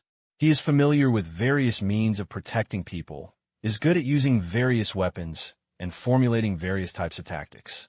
Even due to the demands of security work, Zhang Wu is actually good at some high-tech things. And he is definitely not a reckless man who only knows fists and kicks. Not to mention his driving ability. According to Zhang Wu, he can drive cars, tanks, and fighter jets. But even if he has these abilities, after leaving that environment, many skills are actually useless, not to mention dancing with guns and sticks, and even boxing and kicking skills are of no use. Peaceful society. So what if you could kill someone with one punch? As for driving skills, the impressive tank driving and fighter jet driving are almost considered as display skills. After all, there are no opportunities in life that require you to use this skill. Many people, even when looking for a job, can only find some basic jobs that sell their physical strength. But regarding Zhang Wu's words, Gu Xiu had a different view. Uncle Jean, don't belittle yourself. You are the strongest I have ever seen, and you have rich experience. If you're interested, you can try to set up a security company or something. Security company? Zhang Wu raised his eyebrows. Yes, it is a security company, and it can build a top security company, take the elite route, and provide security services for the top rich, top dignitaries, and dignitaries. In this regard, you and Uncle Jean were professional counterparts before. You can even call your former teammates together Uncle Jean. This will not only solve some life problems for your comrades, Uncle Jean, but it may even be branded. Create a top-notch security team similar to mercenaries. When Gu Xiu said this, he looked at the expression on Zhang Wu's face and found that he did not reject his proposal as before. Instead, he showed a thoughtful expression and suddenly understood. Zhang Wu is interested. Uncle Jean, what I'm saying is not just a matter of words. I remember I read a report before. In the Dragon Kingdom's global competitions, especially in individual combat, do we often win the championship? Hearing this, Zhang Wu nodded and said with some pride, yes, the soldiers of the Dragon Kingdom, even among the soldiers in the world, are considered to be the highest quality group. After all, among the armies in the world, we should be the most able to endure hardships. And in the world's great competition, what we lag behind is only equipment and some collaborative tactics. To put it bluntly, our equipment is worse than others, and our tactics are not able to perfectly coordinate the equipment and combatants. But I heard that our army will also start reforms in the future to strengthen collaborative combat capabilities and large-scale military equipment. Speaking of what he was interested in, Gu Xiu was surprised to find that Zhang Wu's eyes were filled with brilliance, and he also rarely became talkative. And watching him change like this, Gu Xiu's face, he also smiled. I'm not afraid that you have no ideas. I'm just afraid that you're not interested. As a true military king who once held a high position, Zhang Wu has a very strong interest in military affairs. The rest of the way, under Gu Xiu's guiding questioning, Zhang Wu opened up the conversation completely and talked a lot about military matters with Gu Xiu. Includes the latest military equipment. There are also some military tactics, and some interesting stories about the competitions he once participated in. Obviously, for Zhang Wu, These are some good memories that will be engraved in his mind forever, especially on joint operations, and his views are also very unique. In fact, the ability of individual soldiers to fight on a real battlefield is basically very limited, especially after the advancement of science and technology and the military transformation of various countries. It is no longer important to have strong individual combat capabilities. In today's society, it is difficult for any large-scale war to break out.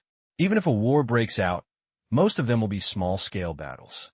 As for large-scale battles, there must be some, but there are not many soldiers anymore, and human lives will not be used to fill holes. After all, no matter how powerful the soldiers are, it is impossible to resist the opponent's missiles, not to mention the increasingly advanced equipment, which will make greater and greater use of military weapons. And by the same token, fewer and fewer soldiers will be needed. At this point, Jean Wu smiled. So, don't talk about being a military king. No matter how strong your individual strength is, it may not be as useful as a functional piece of equipment on the battlefield. What you win in a war is not your head. It's money, technology, military reserves, and the advanced level of military equipment. Obviously, as a person who once stood in a high position and was well-informed, Jean Wu had his own opinions on future military development. In particular, he has participated in various global military competition exercises many times and seen the military equipment of various powerful countries.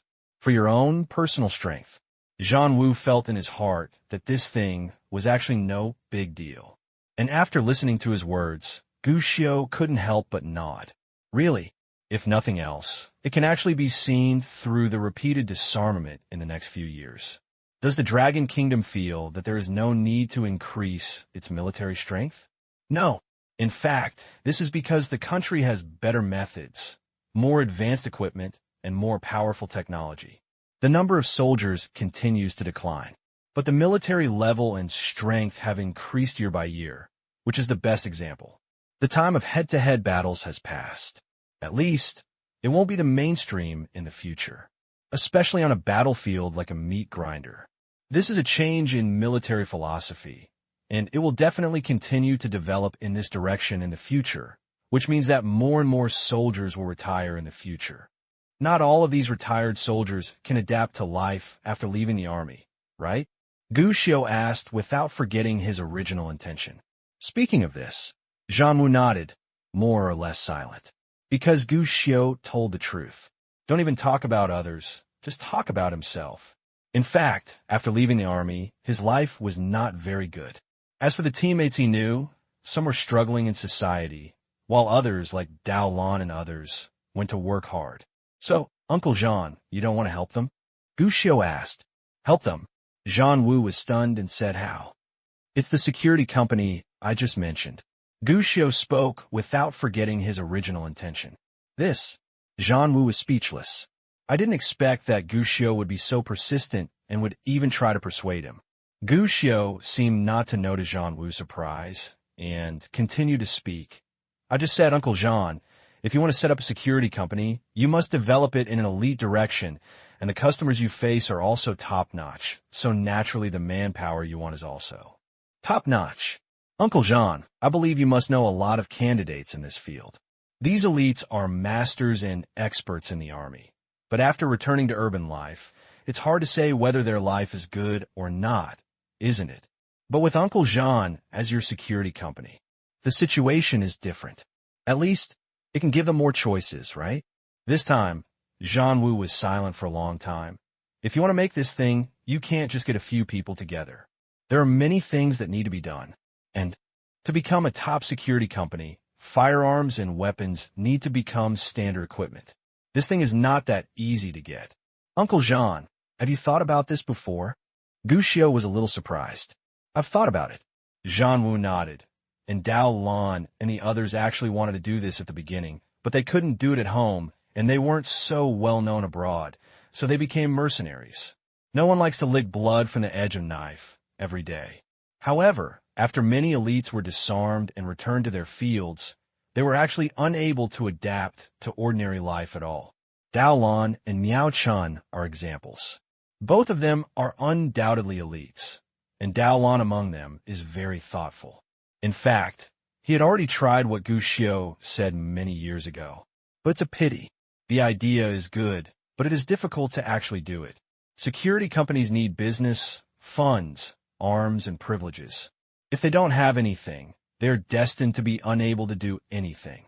So, after hitting a wall, Daolon simply took people with him and directly acted as a warmonger, organizing a team of mercenaries to come out and provide support wherever they could get money. Doesn't it mean she doesn't want to be more comfortable? Obviously not.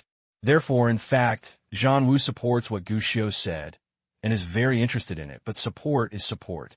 In fact, Zhang Wu himself has no confidence in whether it can be done.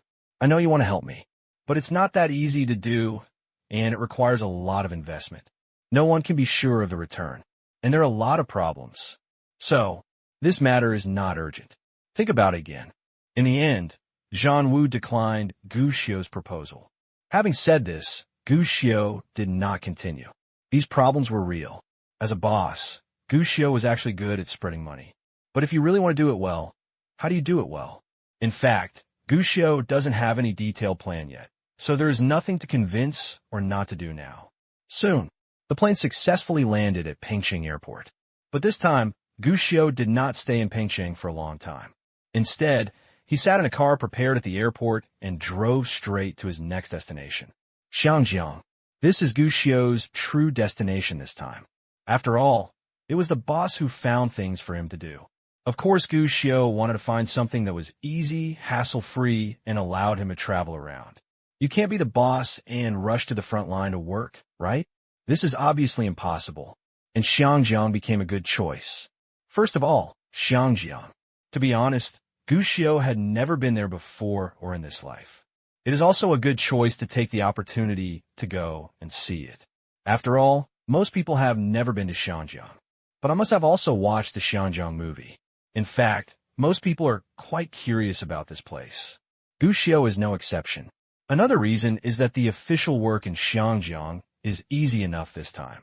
He came here to visit the filming, and by the way, he participated in the closing banquet. In Xiangjiang, Gu Xiu doesn't have many projects, and the main projects are basically focused on Yuan Xiu Entertainment. This entertainment company is now considered the first echelon in the domestic entertainment circle. It has many well-known artists and has developed in all aspects from film and television to music. In terms of film and television investment, Yuan Xiu Entertainment also has its own business. Gu Xiu is here this time. I was visiting a film project invested by Yuan Xiu Entertainment. This is a huge investment. For this project, Yuan Xiu Entertainment invested a total of 130 million yuan. Although it is not a self-produced movie, it is definitely the largest film and television investment project since the establishment of Yuan Xiu Entertainment. All aspects are taken very seriously. This investment has been negotiated and finalized since last year, but now the filming of the film has finally come to an end and is about to be completed. The director wanted to meet the boss of Yuan Xiu Entertainment many times. Considering that the director is well known and the film is about to be completed, Yuan Xiu Entertainment has actually relayed the director's expectations more than once. It's just that Gu Xiu was abroad and didn't have time to come back and meet with the director. I just have nothing to do at home now. Gu Xiu simply flew over to meet him and find something to do for himself. Of course, another reason was because Gu Xiu also wanted to meet the director. After all, no matter how you put it, this person can be regarded as his childhood idol. In fact, the main filming location for this movie is the Film and Television Park in Shanghai.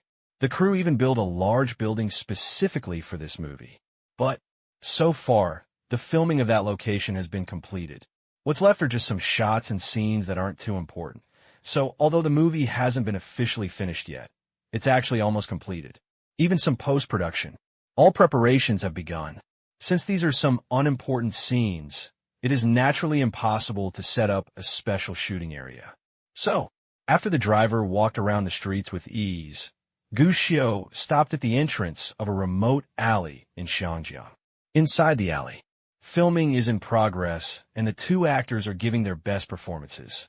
Behind a monitor connected to the camera, A middle-aged man wearing linen clothes and a sun hat was staring seriously at the monitor in front of him. Guccio did not step forward to interrupt, but looked at this scene from a distance, with a bit of novelty in his eyes. This counts for me. Meeting your idol after traveling thousands of miles away? This is indeed one of Guccio's few idols. After all, this person has brought a lot of joy to Guccio and created many classic images. His name is Zhou Xingxing. For Zhou Xingxing, he is actually the idol of most people born in the 80s and 90s. Of course, Guccio is no exception. Even the drawer of the TV cabinet at home was filled with various movie CDs of Zhou Xingxing. This guy just has an expression or a look in his eyes. A man who can make people laugh like a pig and bring happiness to countless people. But whether it is the past life or this life, Guccio's knowledge of Zhou Xingxing was mostly limited to the images in movies. But now that he saw a real person for the first time, Guccio had only one feeling. So serious. Yes, it is serious. At this moment, Zhou Xingxing was sitting in the director's seat, his eyes fixed on the monitor, his eyes full of sternness, and his stern face made people dare not relax at all. There is such a director. Naturally, the entire crew couldn't relax. Everyone was busy with the work at hand. No one was chatting or relaxing. The whole crew, they're all in a state of low pressure, giving people a feeling that a storm is about to come. Master Xing is actually a person who is easy to get along with in private, but once he gets into work, he will be very strict.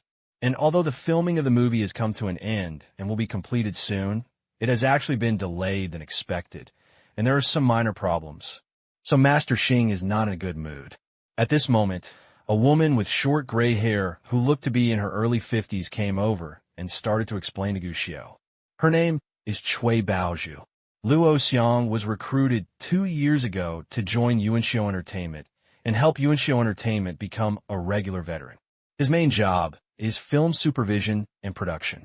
This time, Zhou Xingxing's new movie has such a huge investment, and the great master of Yuanxiu Entertainment also appeared in person to participate in the film production. Talk about it. The name Cui Baozhu is actually unfamiliar to most viewers, but if she is placed in the Hong Kong film industry, she will definitely be regarded as a serious and golden brand. As a person behind the scenes of the movie, Cui Baozhu basically has few opportunities to show his face. But there are not many excellent works that she has participated in the production of. The movies that made Kung Fu Emperor famous back then, such as Tai Chi, Fangxiu, Once Upon a Time, etc. were all produced by her. Recently, Crouching Tiger, Hidden Dragon has been hailed as the most influential and well-known Dragon Kingdom movie globally. It is also planned by Cui Baozhu. It can be said, when it comes to action-themed movies, Cui Baozhu is definitely a golden star.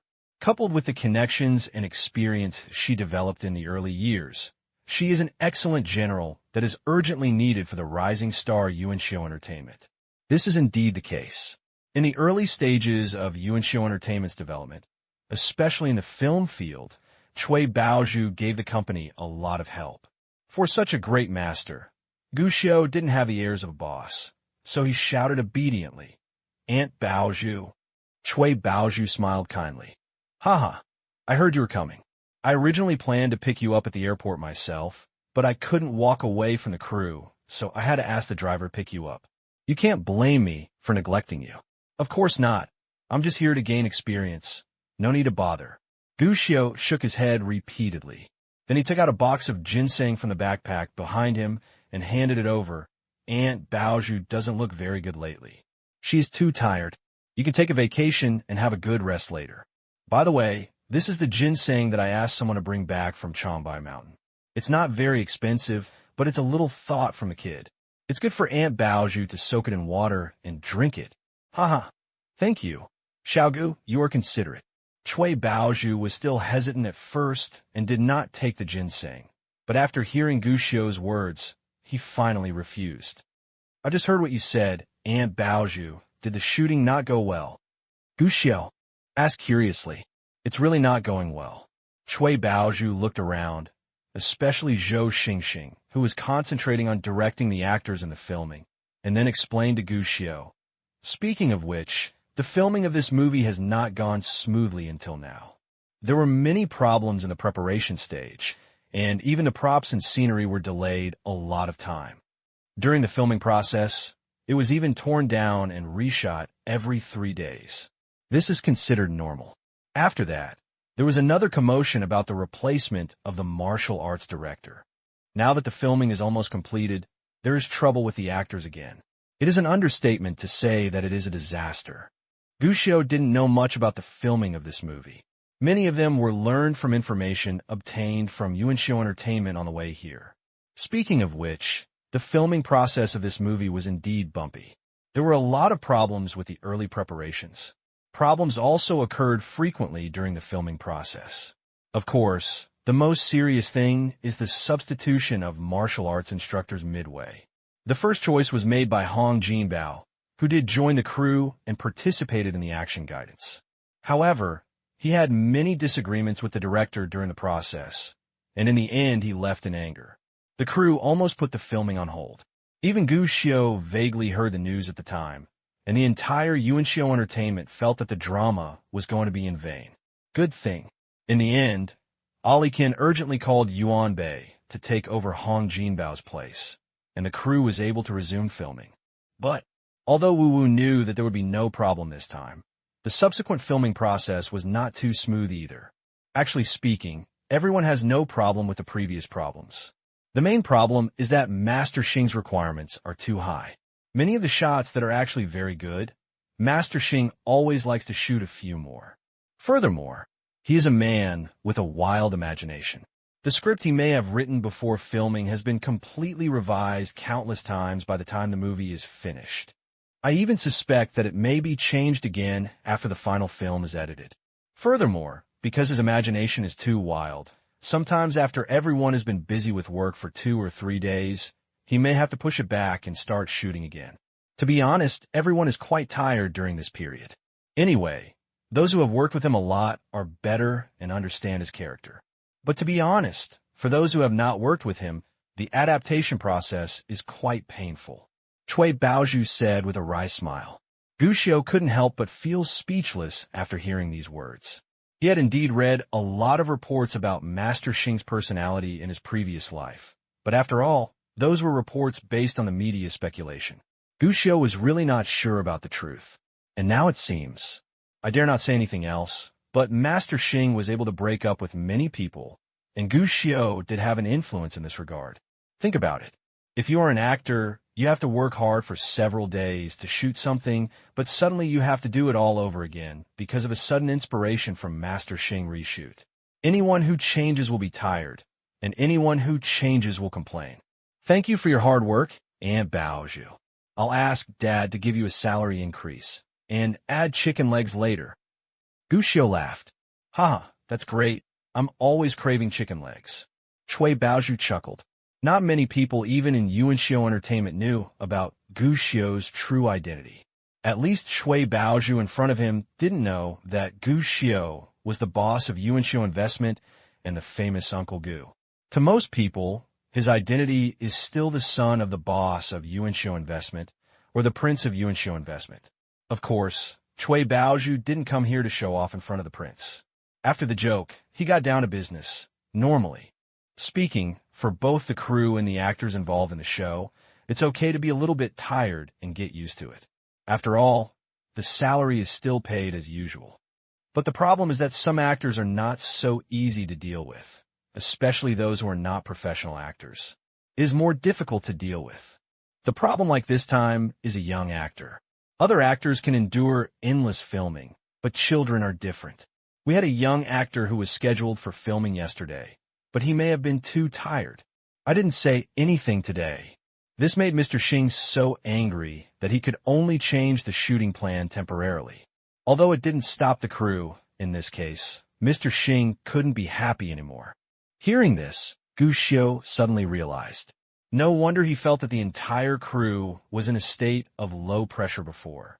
It turned out to be this. Really, the scheduled actors are not coming, which is definitely the most annoying thing for the crew.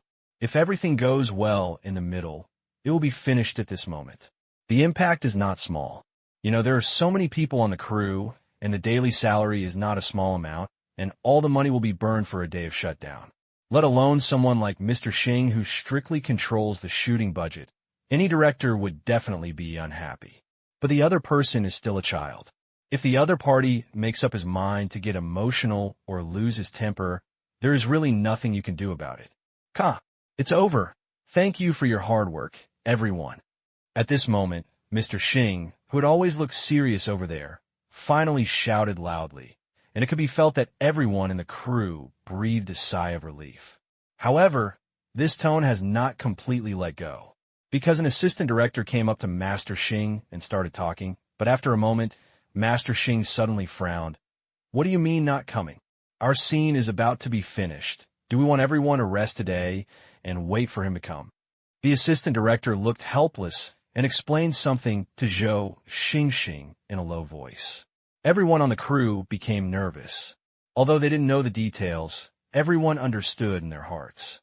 This is definitely something that young actors cannot do well. But what made everyone relieved was that although Zhou Xingxing frowned, he didn't say anything in the end and just nodded. Let everyone rest early today. Phew! In an instant, everyone breathed a sigh of relief. Cui Baozhu finally found the opportunity and brought Gu Xiao to Zhou Xingxing. Director Zhou, this is Gu Xiao, the son of Mr. Gu of Yuan Xiao Entertainment. This time, it was just a simple introduction.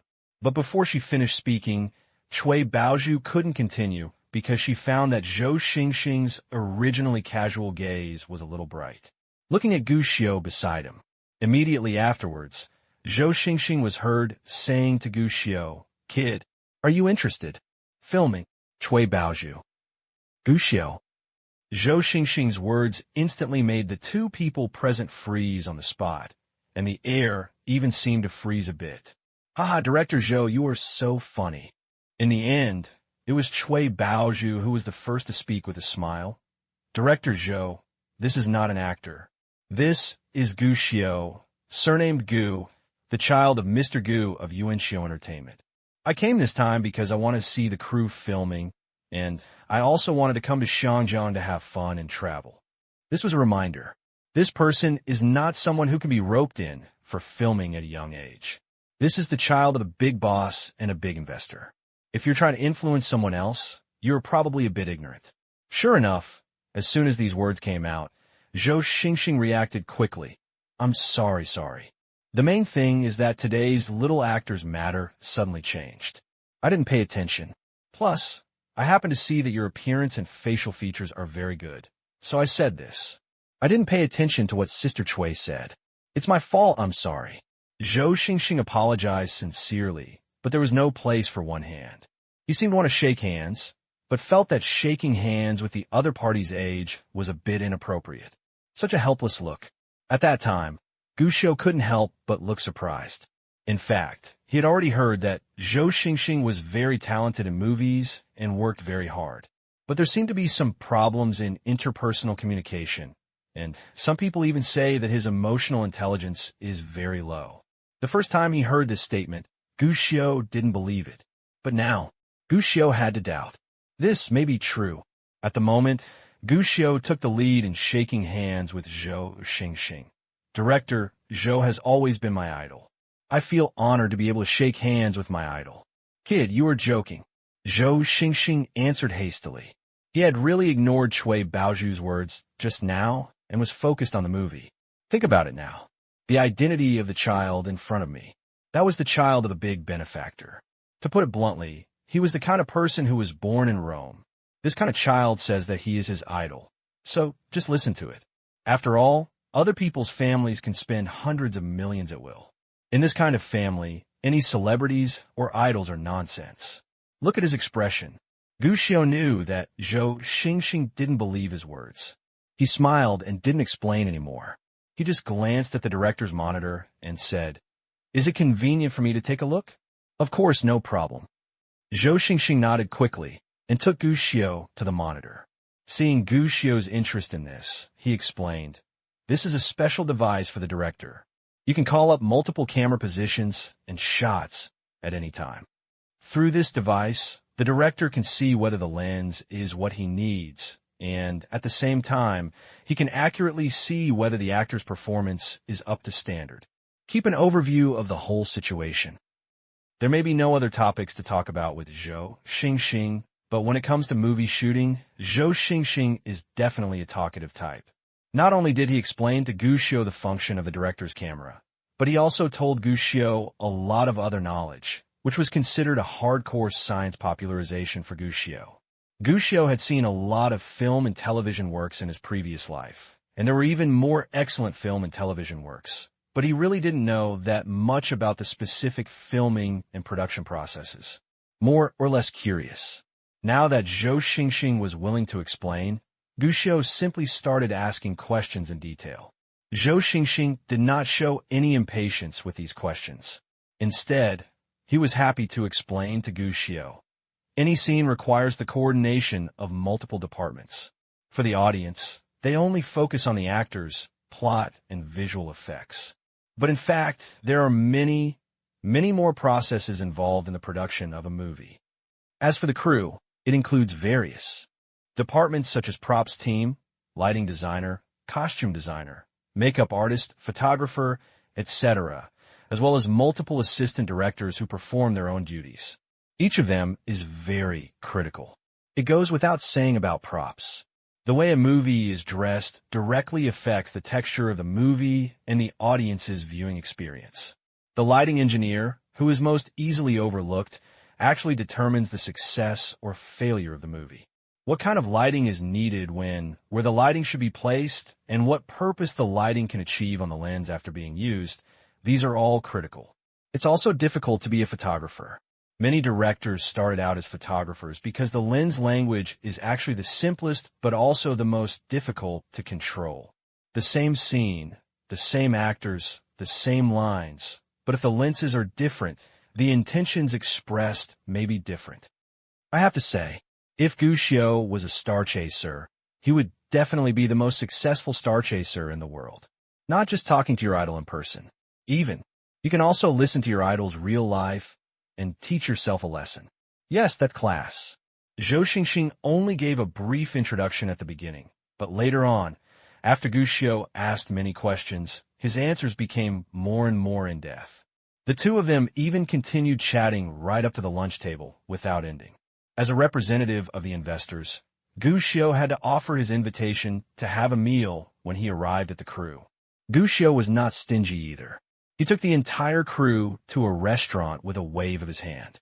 At the dinner table, Gu Xiu heard Zhou Xingxing talking about the script, and he immediately became interested. "Director Zhou, can I see your script?"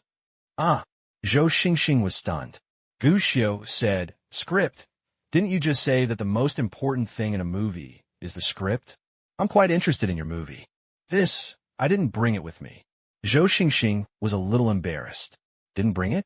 Gu Xiu subconsciously glanced at the A5-sized notebook Zhou Xingxing had held in his hand before. He could see this notebook. Zhou Xingxing had held it in his hand throughout the whole process. Although I didn't see the content inside, judging from the side, this notebook should be almost full. "This is my storyboard script," Zhou Xingxing explained. Seeing that Gu Xiu was very interested in this thing, he hesitated. "This thing is usually drawn so that you can understand it. It is not easy for others to understand." "Then can I take a look? If not, forget it," Gu Xiu asked tentatively. Zhou Xingxing blinked and finally handed over the notebook. "Okay then." This was a blank leather notebook the size of A5 paper. When Gu Xiu received it, he couldn't help but feel excited. Zhou Xingxing and the others have seen this movie and Gu Xiu. And this movie is definitely one of Gu Xiu's 10 favorite movies among Zhou Xingxing's works. He was curious. What is Zhou Xingxing's vision of this movie before it's finished? But when a notebook was opened, Gu Xiu was dumbfounded. "I saw that the beautiful pictures I imagined did not appear. On the contrary, in this notebook, on every piece of paper, there were various lines that looked like children's graffiti. Sometimes it takes two human-like creatures. Sometimes there are no living things at all, and it's completely abstract painting." Exactly. On many of the front pages, apart from the ones that were scribbled out Most of them had a tick drawn with a red pen on the bottom. Obviously, they were taken during filming. Looking at Gu Xiu's expression, Zhou Xingxing smiled awkwardly and said, "Every director has different habits. Mine is quite special. Many times, the assistant director doesn't understand my thoughts when he looks at this thing. Even normal people can't understand this thing, right?" Gu Xiu complained in his mind. He felt that even the medicines prescribed by doctors in this era were not as complicated as this thing. But who is Gu Xiu? How can he admit that he is an ordinary person? Even the messy and graffiti-like lines in front of him made Gu Xiu feel dizzy at a glance. But he still had the courage to analyze them, especially combined with the finished movies I watched in my previous life. Looking at it this way, Gu Xiu really saw something. Is this stepping on toes? Huh. Zhou Xingxing was stunned. What did you say? You're stepping on toes, right? Gu Xiu said again, pointing to a page in the notebook. I think this page is about fighting. These lines are fighting moves. It seems that you're going back and forth, but the action seems to have been modified later, but the next action is obviously stepping on toes. In your movie, you also designed a toe-stepping scene? Haha. I'm really looking forward to the effect of the finished film just thinking about it. Do you understand this? Zhou Xingxing's eyes widened, and this time he looked at Gu Xiu with eyes full of disbelief. Seeing his expression, Gu Xiu grinned. It's okay, it's not complicated. Not complicated? Zhou Xingxing was really confused this time. Then look again. Do you understand this page? This page. Gu Xiu frowned. Just when Zhou Xingxing thought that Gu Xiu would shake his head and say that he didn't understand, he saw Gu Xiu saying, "What you are drawing is fantasy, right?" "Oh, tell me." Zhou Xingxing's eyes lit up. This line represents the protagonist. There are many messy graffiti around it. It should be that you want to draw one. The protagonist seems to have seen a scene of a mountain of corpses and a sea of blood gushing out. But this thing probably requires post-production special effects. After all, it is difficult and expensive to shoot it. What about this one? Zhou Xingxing turned over the page again, a little unwilling to give up. In this case, Gu Xiu thought for a while. This is two people shaking hands, and then they seem to turn around and become smaller. Is this a scene you designed? It's the male and female protagonist shaking hands. Then the scene changes to a little boy and a little girl. In this case, this shot should be used in the finale of the movie, right? After answering this time, Gu Xiu found that Zhou Xingxing had stopped talking. He glanced up. He saw Zhou Xingxing looking at him in disbelief, his eyes full of shock. After a long time, he couldn't help but say, "I'm sure. You have the talent to make movies. No. You have a very, very, very powerful talent." Hearing such praise, Gu Xiu couldn't help but blush, feeling more or less embarrassed. What's going on? Master Xing praised me as a genius? Really, I'm definitely not saying this as a compliment, let alone a joke. I really think you are very, very talented. You have a strong sense of imagery and a strong sense of divergent thinking. This is very important in this industry. Some talented directors have cameras automatically installed in their minds, and they can always think of many genius-like shots. But you just see a picture from the lines that are basically impossible for outsiders like me to understand, and even a sense of movement. Such ability is more than just talent. This is simply, Zhou Xingxing was so excited that he forgot his words for a moment. He seemed to not know what words to use. After holding it for a long time, he finally managed to say, "It's a genius, a true genius." Zhou Xingxing's big movement attracted the attention of many people, and even people at other tables looked over. Several people at the same table even praised him without hesitation. It's a good thing that Mr. Gu has not become a director, otherwise all the outstanding directors in the world would have to watch Mr. Gu win awards. Being praised by Master Xing shows how strong Mr. Gu's talent is. Is Mr. Gu really not interested? I think you can give it a try. If you have money and ability, this kind of thing is rare. Maybe you can win an award next year. They're all treating guests to dinner. Gu Xiu's identity as the son of the big boss of Yuanxiu Entertainment is naturally not a secret. Those sitting at the same table, at worst the assistant director level, had long hoped to have more contact with the son of the boss, and now that they had the opportunity, they would not let it go. Just flatter him and say a few auspicious words, and you won't suffer any loss anyway. Be polite to these. Of course, Gushio didn't take it seriously. He shook his head at this moment and said, "Thanks to all the elders for your compliments and favor, but I still know how much I weigh. Being a director is not an easy job, and it's not something you can do casually, so let's not say this. Come on, I'll give you a drink. You've worked hard during this time." With that, Gushio took the lead in picking up the juice. A toast to everyone. The others immediately laughed and took a sip from their glasses. They also praised Gushio for being so humble, but no one said anything about Gushio becoming a director. This scene made Zhou Xingxing become more optimistic about Gushio.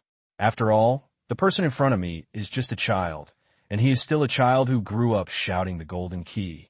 Most people born at this age will actually be overly inflated and even think that they can do anything well. I didn't expect it. Gushio actually stayed awake all the time. Not only did he not take everyone's words seriously, he was able to deal with it without finding any traces. This ability, all I can say is that he is truly a genius. However, Zhou Xingxing's good mood finally disappeared again when he finished eating. Because a bad news came.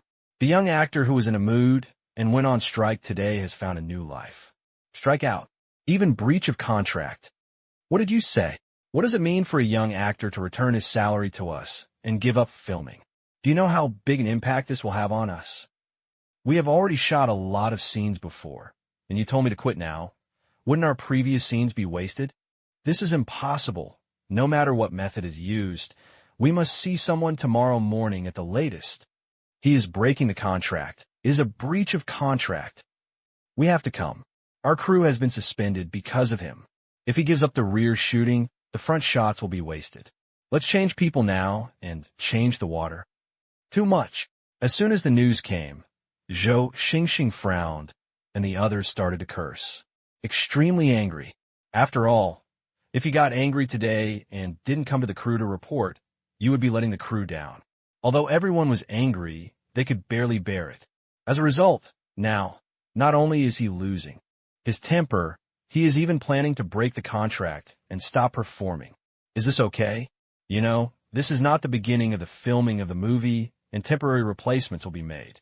Now the filming of the movie has come to an end. Even some of the young actors' previous scenes have been filmed, and the next few sets of shots are left to be considered over. Give up now. What about the next shot? And if you strike out and break the contract? This means that all the scenes shot before were wasted. Even if you want to change people, you have to reshoot all the scenes of the young actors. It's not just that. It's a problem that can be solved by just setting up a studio and shooting for a day. The schedule of the film, the actual shots, and even the script may have to be changed. This really affects the whole body, infinitely extending the time for the crew to complete filming.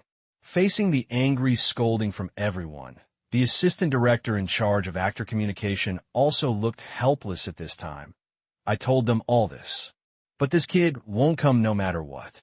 He's a kid after all, and we can't push it too much. As for the breach of contract, because the salary of this young actor is not high, and the liquidated damages are not high, the other party's parents directly said that at most they will give us liquidated damages, and they will show some interest in watching their children anyway. Now, I can't help it. It made things difficult for everyone. Really, the other party is a child. It is obviously impossible to convince the other party using adult methods. Even if the other party really breaks the contract, the cost will not be high. After all, when the contract was signed, no one would have thought that this child would breach the contract, let alone deliberately set a high penalty for a child. As a result, the crew became passive. We can't be forceful at this time. We really can't let people persuade us. Even if it's a lie, we have to deceive the young actor. Now it seems that this is the only way, or we can give some more benefits. Now that our crew has prepared everything, we really can't afford it. The cost of replacing people is too high, and there is even a scene in the Magic City. How much does it cost for such a big group of us to go to the Magic City? Damn it, we must learn a lesson in the future, and this kind of thing must never happen again. What's the use of talking about it now? If it doesn't work, We can only add more money. It's better to convince the adults first than to have to deal with it all over again. Maybe they just want the lowest starting price. Everyone started discussing, as anxious as ants on a hot pot. It's Zhou Xingxing. Relatively speaking, there wasn't much emotion. He just frowned and thought the whole time. Director, what should we do next? Someone asked Zhou Xingxing. Everyone's discussion also paused for a moment, and everyone looked at Zhou Xingxing. As the director, he is the backbone of the entire crew, and now they all want to see if he has any good ideas. Result. Unexpectedly, Zhou Xingxing said directly, since they don't want to, then change them. Huh? Substitution? No, someone objected at that time. If you change someone at this time, all the previous efforts will be wasted. Others also nodded. Yes, although this young actor does not have many scenes, he also shot a lot in the early stage. Now that he is replaced, all the previous efforts will be in vain. And there are still a few scenes that need to be filmed in Magic City. With so many of us going back to Magic City, the cost will be even higher. It's not just these. Although the young actor's roles are not too many, they are key roles, and he plays opposite a lot of people. We have to call the others back. What if the others are not happy? Replacing people now is too costly and the risk is too great. I think it is better to add more money. Let's find a way to continue the communication. After persuading the parents of the children, we will definitely be able to solve the problem. This is a very simple account. You will know it after you calculate it. Persuade the original actors well. Definitely better than starting over with new actors. But, faced with everyone's dissuasion, Zhou Xingxing just shook his head and glanced at Gu Xiao. When something like this happens, the cost will definitely increase, but the premise is to see whether better results can be achieved after the increase in cost. To be honest, the performance of the young actor before was very bad. Even after the final film was released, the role of this young actor was not very popular. He was just a pure tool. I have never been satisfied with this result. Now that he is not willing to come, then let him go. I believe it will be better if I reshoot it with someone else and add some new things to this character. After hearing this, many people's eyelids jumped wildly. Coming. Here we go again. Master Xing's temper is on the rise again. After all, after working together for such a long time, everyone has already figured out Master Xing's temper. To be honest, we really want to get along with him. Master Xing is actually not a very difficult person to get along with. At least a little bit. He never curses on set. Even if his expression was extremely ugly, the entire crew was under absolute low pressure. But he never curses. If an actor performs poorly, he will patiently tell the actor how to act, or what the crew did not do well. In most cases, he will find the person involved to persuade him again. Looking at it this way, Xing should actually be considered the easiest director to get along with. And indeed it is. In the entire crew, everyone understands the same truth. As long as Xing doesn't suffer from obsessive-compulsive disorder, he can definitely be said to be the easiest director to get along with in the world. But the problem lies in obsessive-compulsive disorder. Just like Cui Baozhu said before, once Zhou Xingxing gets obsessive-compulsive disorder, he will not hesitate to give up the previous filming and start all over again. Anyone with a discerning eye knows that this is to create better works. But this is tiring. But now, when Zhou Xingxing said such words, everyone's eyelids suddenly jumped wildly. His obsessive-compulsive disorder is coming back again. Everyone is in trouble again. Director, think twice. Is this too risky? Should we reconsider it? Substituting actors midway is a taboo. Our filming has been postponed. If we do this, the delay will only get longer and longer. Everyone hurriedly tried to dissuade them. But looking at Zhou Xingxing's expression, everyone knew clearly that Zhou Xingxing must have had an idea, and there was definitely no way to rely on everyone's persuasion alone. Soon, someone looked at Gu Xiao. Mr. Gu, what do you think? You can also advise Director Zhou. The delay in filming will make the production cost of the movie higher. It is completely unnecessary to increase the cost of the movie for a tool role. There will be a lot of expenses in the later period. Among other things, there are very high requirements for special effects. We have no way to produce such special effects in China, so we can only find a Hollywood team. It is really a waste of money. Now, it is a waste of money, and it will be difficult to handle the follow-up. Everyone turned their guns, hoping to convince Gu Xiao. In their opinion, they would definitely not be able to convince Zhou Xingxing. The only way to do this is to put pressure on the sponsor's father. Zhou Xingxing is a director, and when he becomes stubborn, he is the one who speaks the truth on the set. He can keep talking to anyone, but even if he speaks the truth on the set, he must listen to the words of the sponsor's father, right?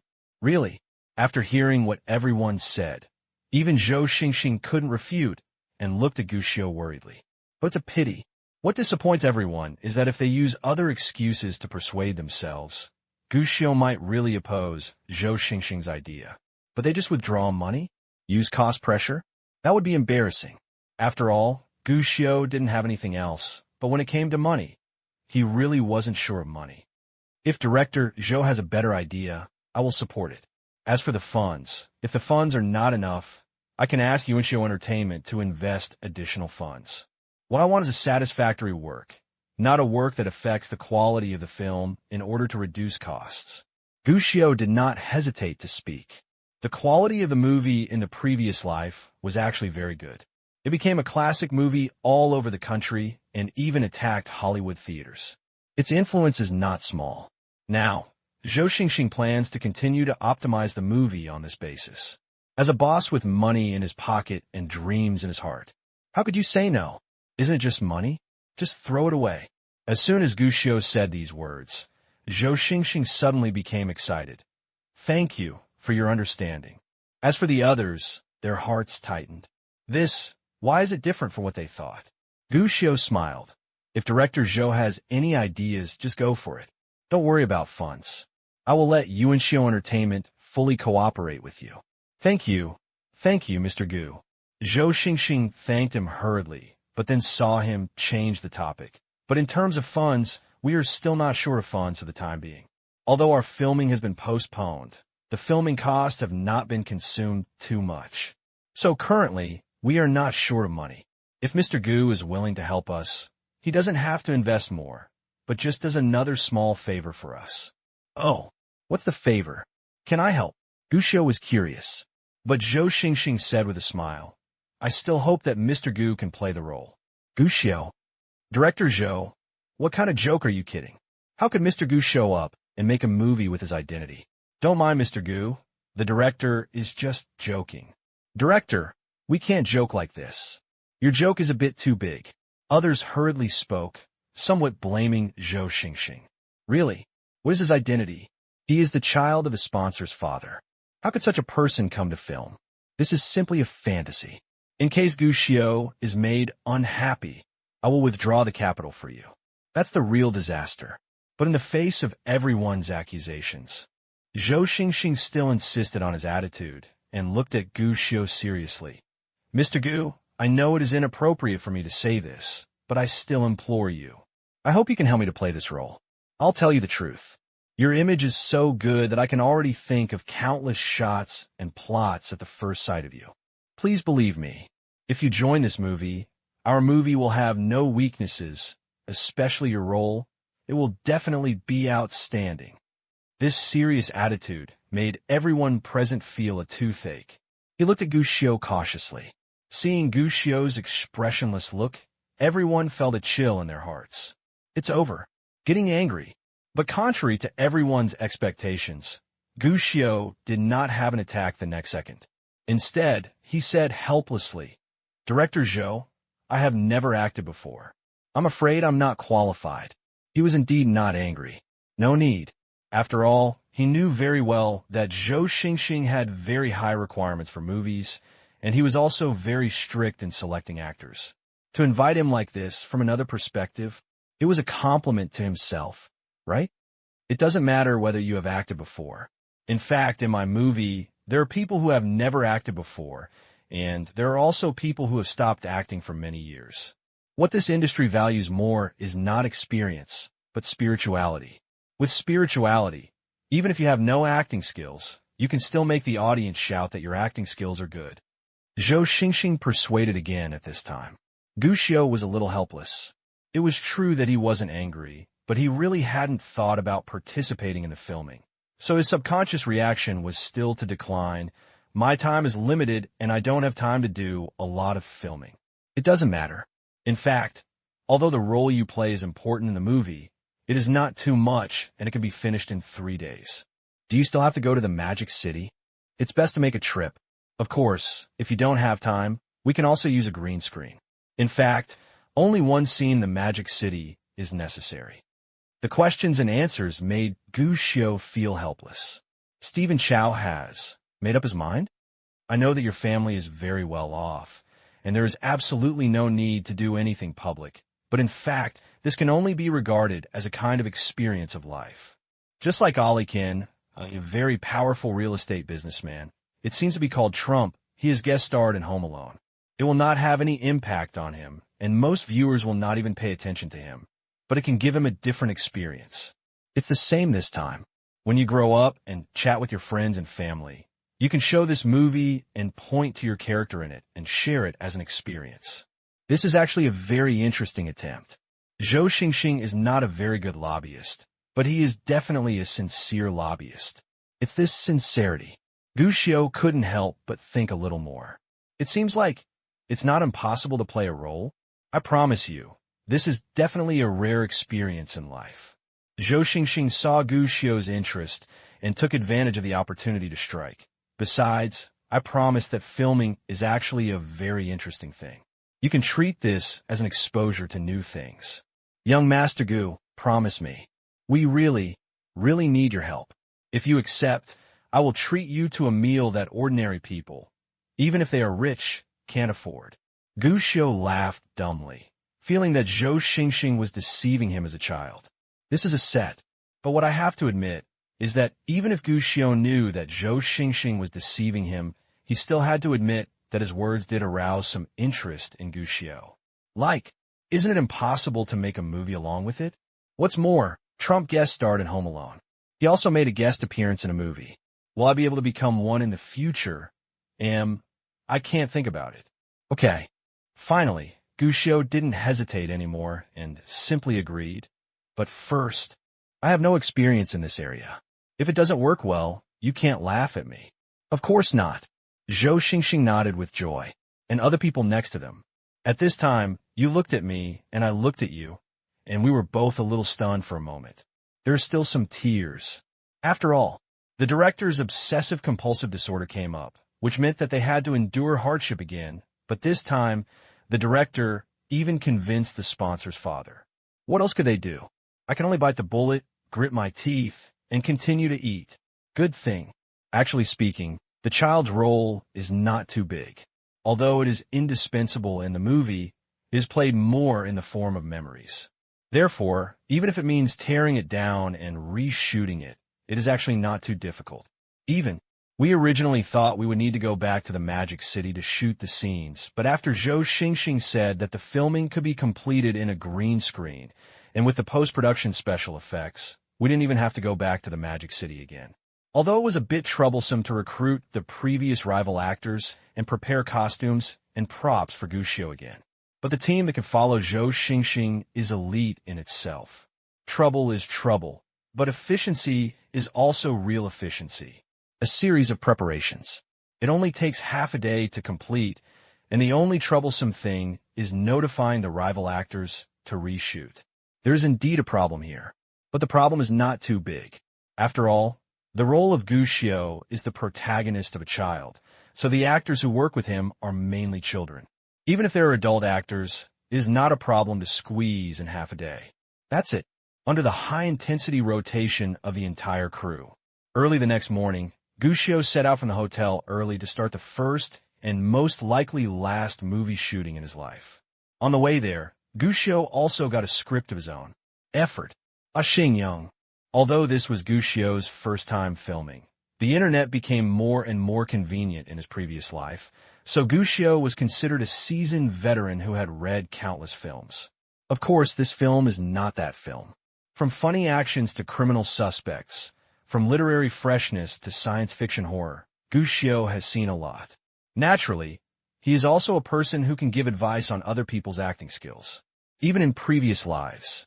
Gu Xiu also worked as a keyboard warrior, mainly criticizing the acting skills of those in excellent movies. Gu Xiuka complained a lot about things like dull eyes, stiff expressions, and extra pretentiousness, and occasionally even had the feeling that I could have sex with him. But in fact, this thing is really happening on the set, in front of several cameras and countless onlookers. Gu Xiu suddenly realized, I feel like I'm not very good at it. This was the conclusion Gu Xiu came to after clicking on more than a dozen items. One thing to say, it's really easy to sit behind a screen and tell the story. But to really do it in this environment, you have to take into account a series of factors such as the lens, emotions, expressions, eyes, lines, etc. to complete the shooting. This is really difficult. This is different from lying and acting in front of comrade Gu Jianjun. It can even be said to be completely different. After all, when you lie, in most cases the only one who knows the truth is you, and occasionally one or two sober bystanders. But filming is different. There were at least dozens of people present, and everyone knew that this thing was fake, but it happened when everyone knew it. You also need to adjust your emotions. Bring in good characters. Say everything you want to say. This difficulty, it went straight up immediately. A little awkward. Ka, everyone take a rest. Finally, after shouting Ka for the 15th time, Zhou Xingxing temporarily let everyone rest while he walked towards Gu Xiu. Everyone immediately breathed a sigh of relief. Everyone rested in silence, and the atmosphere was more or less awkward. After all, Gu Xiu was from the sponsor's father, and no one dared to say anything. But if others don't blame him, it doesn't mean that Gu Xiu doesn't have some AC numbers in his heart. So after seeing Zhou Xingxing coming over, Gu Xiu immediately said in embarrassment, Director Zhou, let's forget it and find someone more professional. If this continues, I'm afraid it won't be possible to finish the filming in 3 months, let alone 3 days. It's okay to try, but it's impossible to let everyone suffer along with you just because you want to try something new. The filming of actors has been blocked. It's not just the actors who are tired, but also the crew. The makeup artists and prop artists are okay, but the photographers are really tired. Why do you need to replace someone? However, in response to Gu Xiu's words, Zhou Xingxing shook his head and smiled. Your performance just now was already very good. I even think that several of the scenes could be directly included in the film. To be honest, you are much better than the young actor we found before. Gu Xiu was a little surprised. Am I that good? Of course, there are deficiencies for sure. Zhou Xingxing changed the subject. Otherwise, we wouldn't have been stuck on this one. But this is actually normal. After all, you have not received professional study or training. In fact, it is very good to have such a good performance for the first time. It also shows how talented you are. It is said that Zhou Xingxing has difficulties in getting along with others. But looking at this praising attitude, Gu Xiu had to doubt it. Could he be telling the truth? Anyway, even if he knew in his heart, the other party would only comfort him. But the lack of confidence in Gu Xiu's heart was quickly wiped away. Next, Zhou Xingxing began to give Gu Xiu pointers. Dramas depend on the skill of the actors. Film and television dramas depend on the skill of the editor, while movies depend on the ability of the director. So you have to believe me. You have the talent, and I have the ability. If we work together, we will definitely get a perfect shot. Ignore the staff around you and devote yourself to the role. This is difficult, and it is not suitable for everyone. So, I don't need you to do this. There's only one thing I want you to do. With that said, Zhou Xingxing led Gu Xiu around several camera positions. Remember the position of the camera. Then look at the position where you acted before from the perspective of the camera, and imagine how you would present your image from this angle. Gu Xiu nodded subconsciously. In my mind, I really recalled the scene of myself acting, just like sitting in front of the TV and watching the screen. Is there a picture? Zhou Xingxing asked expectantly. Gu Xiu nodded. Yes. This answer made Zhou Xingxing's eyes flash with something special, and the smile on his face became even brighter. Yes, yes, yes. I have said before, you are very talented, and this is your talent. As he spoke, Zhou Xingxing brought Gu Xiu to the director's seat, pointed at the monitor, and said, You should also remember this scene. Overlap it with the picture you have in mind, and then add your position, expression, and lines to this picture. After hearing this, Gushio nodded and looked at the monitor screen carefully for a while. After making sure to write everything down, Gushio closed his eyes. According to Zhou Xingxing, he began to formulate pictures in his mind and began to re-present the pictures he had shown before. Do you have a picture? Yes. Okay. Now you're combining the script you know to imagine what the picture should be like in this shot. Gushio nodded, still closing his eyes, but his mind had already begun to conceive of the perfect picture in his mind. While Gushio and Zhou Xingxing were training one-on-one, the crew on the other side looked at this scene with surprise. Many of them even couldn't help but started discussing in a low voice. What is the director doing? The director used to tell actors about dramas before, but it seems like this has never happened before. Is this meditation? I don't understand. Didn't directors always tell actors how to act and what expressions to use? What are they doing now? Is this telling dramas? Everyone was confused. Now the rest of the crew are basically Zhou Xingxing's team, and the least among them have completed the filming of a movie with Zhou Xingxing. In fact, everyone is familiar with some of Zhou Xingxing's habits. I have seen a lot of drama telling. After all, although Zhou Xingxing sometimes seems difficult to get along with on the set, he rarely curses on the set. If an actor encounters a problem, he will be very patient and explain the scene to the actor. But to be honest, they have never seen Zhou Xingxing tell others a story in this way. This makes everyone confused. In fact, not only the ordinary people on the crew, but also the other assistant directors present were all confused at this time. Do you understand what they are doing? To be honest, no. It is said to be a drama, but it seems that there is no explanation of how to act from the beginning to the end. Why do you close your eyes? Master Xing has always been amazing. Maybe he is playing something that we can't understand this time. Please be patient. Maybe he will surprise us later. Someone said with a smile. But it also made other people couldn't help but shake their heads and laugh. Say so. But in fact, everyone is not very optimistic about Gushio's acting. After all, don't say anything else. Let's talk about Gushio's performance before. Perhaps compared to some beginners who were acting for the first time, Gushio's performance was pretty good. But tell the truth. For few people here, it's really just like that. I hope that in a few minutes with my eyes closed, I can turn a child with no acting skills into an actor who can satisfy everyone. How is this possible? It's great to have money, even Mr. Xing has. To bend down for money. Someone sighed quietly in a low voice. Others also nodded with deep understanding. There is no way. The film market has been a market controlled by capital from the beginning. No matter how powerful the director is, he still needs money. Speaking of which, is this child really the child of Uncle Gu? It seems that there has never been a photo or image of Uncle Gu in the industry. Hey, people are at that level. There's no need to show their faces. The level is different. Yes, it's just like our director. We sit behind the monitor and lead the overall situation. The same is true for Uncle Gu's existence, but he is the person standing behind our director. I don't know what Uncle Gu looks like and what kind of person he is. He is too mysterious. Do you think if I join Yuanshou Entertainment, will I have a chance to meet him? I'm afraid the chance is not good. Sister Cui joined Yuanshou Entertainment a long time ago. I heard that she has never met the big boss Gu Jianjun. You suddenly said this because you want to find a way to join Yuanshou Entertainment? Isn't it possible?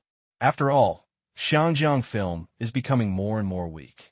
The future market is destined to be in the mainland. Xiangjiang's era has passed.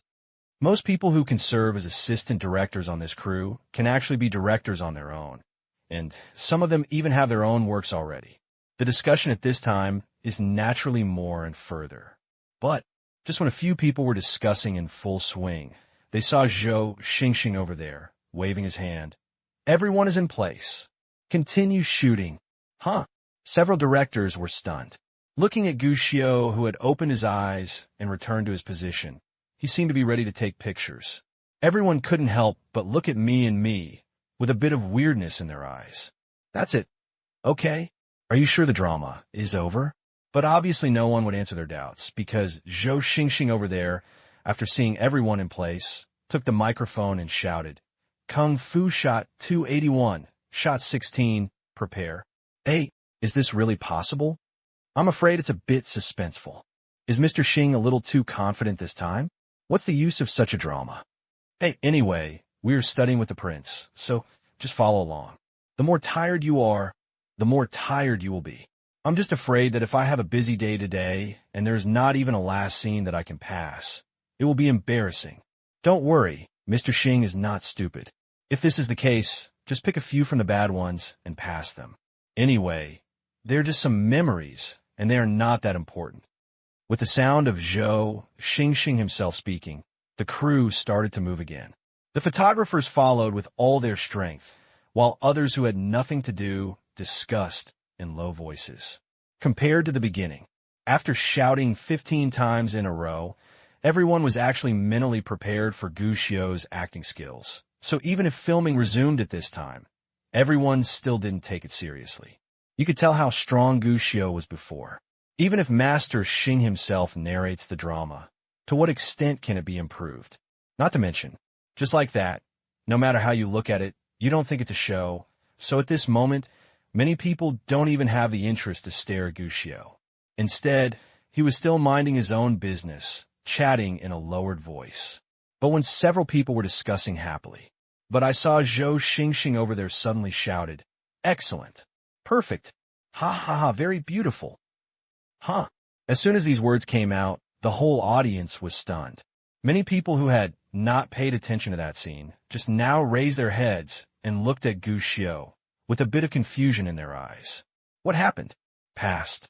According to Master Xing's habit, although he has taken 16 photos, even if he wants to give face, it should be done in a few days, right? It's gone so quickly now. What's going on? Just as he was thinking this, he heard Zhou Xing over there asking Gu Xiu loudly, "Gu Xiu, can you continue?" After receiving a positive answer, Zhou Xing nodded immediately. In this case, let's take another shot to save one.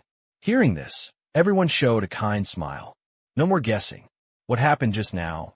Zhou Xing must have shouted that specifically to take care of Gu Xiu's mood. Shout once first. Use the excuse of protecting one more item and shoot another one so that no one can fault it. After all, no matter whether it is a movie or a TV series, no one can predict what problems will arise during editing. Therefore, generally speaking, the director will ask for one more guarantee, which in layman's terms means another filming. In this case, no matter what happens in the later stage, the director will have more choices. Even some movies. Even different plots will be shot a lot. And finally, the director will choose the narrative method, edit and delete, and finally produce the finished film. So, to protect one's words, when faced with an actor with poor acting skills, many times it is actually just a polite word, mainly to avoid the actor's mentality of being constantly criticized. This is a consensus. Now that Zhou Xing is saying this, it seems to everyone that he is obviously trying to prevent the financial sponsor's father's child from having a mental breakdown and causing trouble. Everyone is quite understanding. But just as he was thinking this, not long after, Zhou Xing shouted again, "Pass. This one is even more beautiful than the one just now. Past it, past this one." The prop master is ready. The opponent actor is standing, continues shooting. Wow. Hearing this, many people who had not paid attention to Gu Xiu's performance before couldn't help but exclaimed, "What's going on? Wasn't it agreed that it was just a polite exchange? How come this was still connected? And it was even announced that the scene was over. What am I missing?" But obviously, the operation of the crew will never stop because of some people's disbelief. Soon the prop master came on stage to prepare for the next shooting. But this time, Gu Xiu also had a rival girl, and the two of them were going to share a lollipop scene. This section is very demanding for boys. It was probably a scene where a boy was bullied by other children. The boy took out a lollipop protected by his body and gave it to the little girl. Then the little girl took apart the lollipop and gave it to the little boy. Because it is necessary to depict the beginning of love between the male and female protagonists, this simple scene needs to evoke multiple emotions. It includes the little boy's valuation and unyieldingness, as well as his secret affection for the little girl, and it has to make the audience feel sad and sweet at the same time. In this scene, the little girl's acting skills are not so demanding. Anyway, she is just a beautiful and caring young lady. But the demands on little boys are high. The little boy who didn't want to come to the set, just because he couldn't shoot this scene, finally got so angry that he stopped acting. With the previous 2 series, everyone in the crew became interested. In the preparation stage, everyone's eyes were already fixed on the center of the field where the camera was pointed. They wanted to see what they had just missed. We didn't keep everyone waiting long.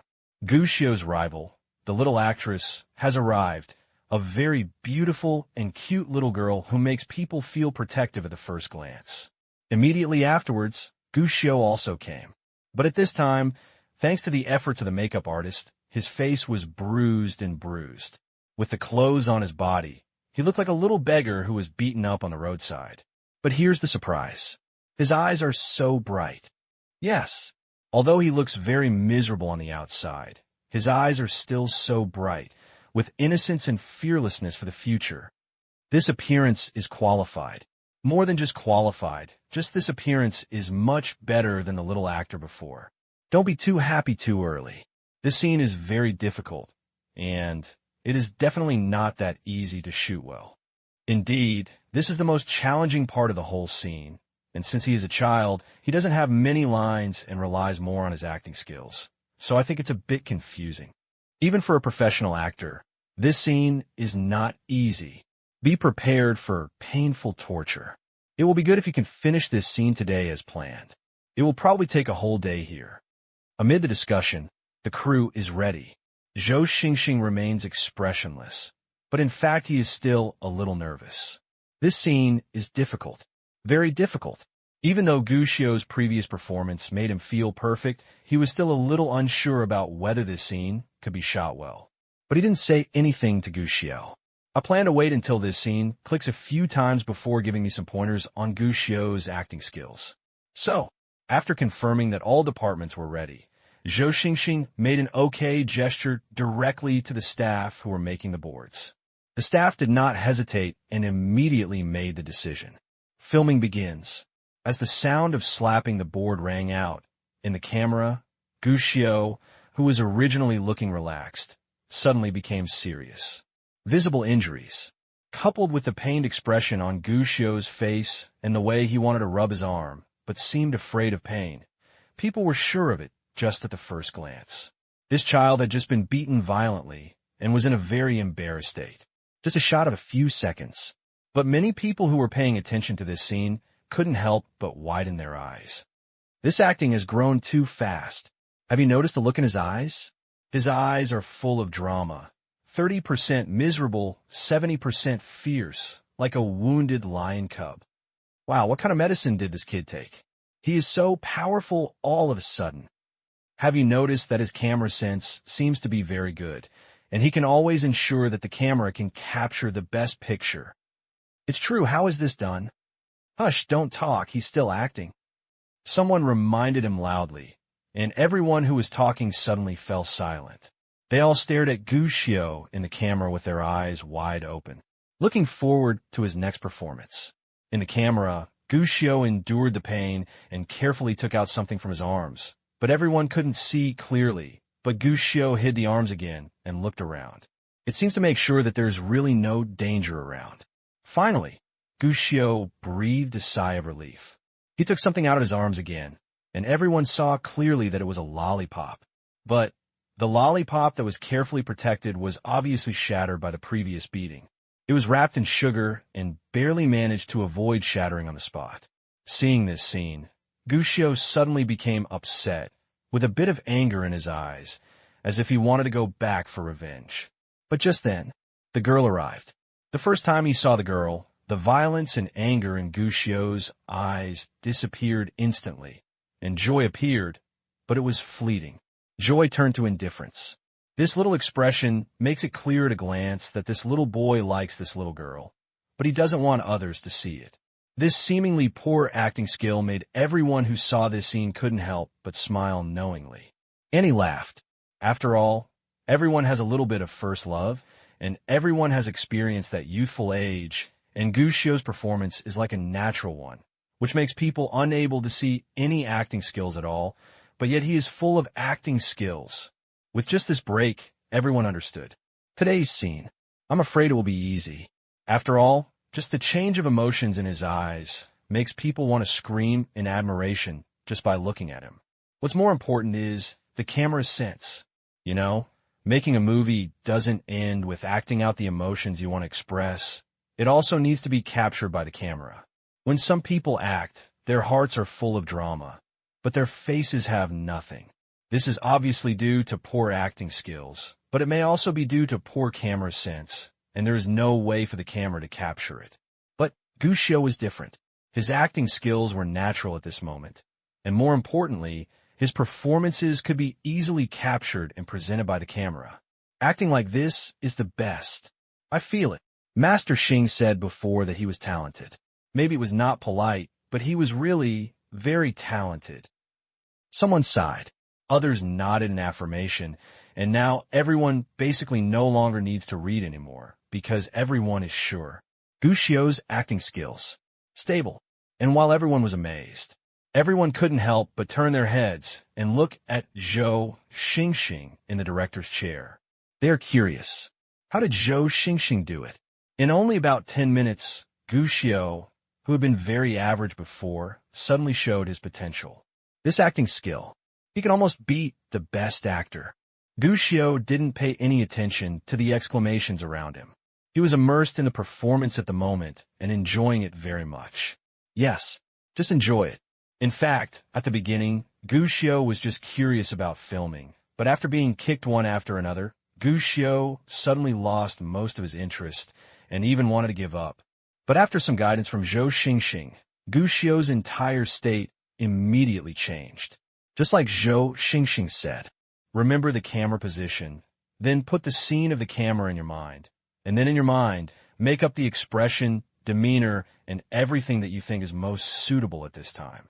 Then act out what needs to be done based on the imagination in your mind. This method, very useful.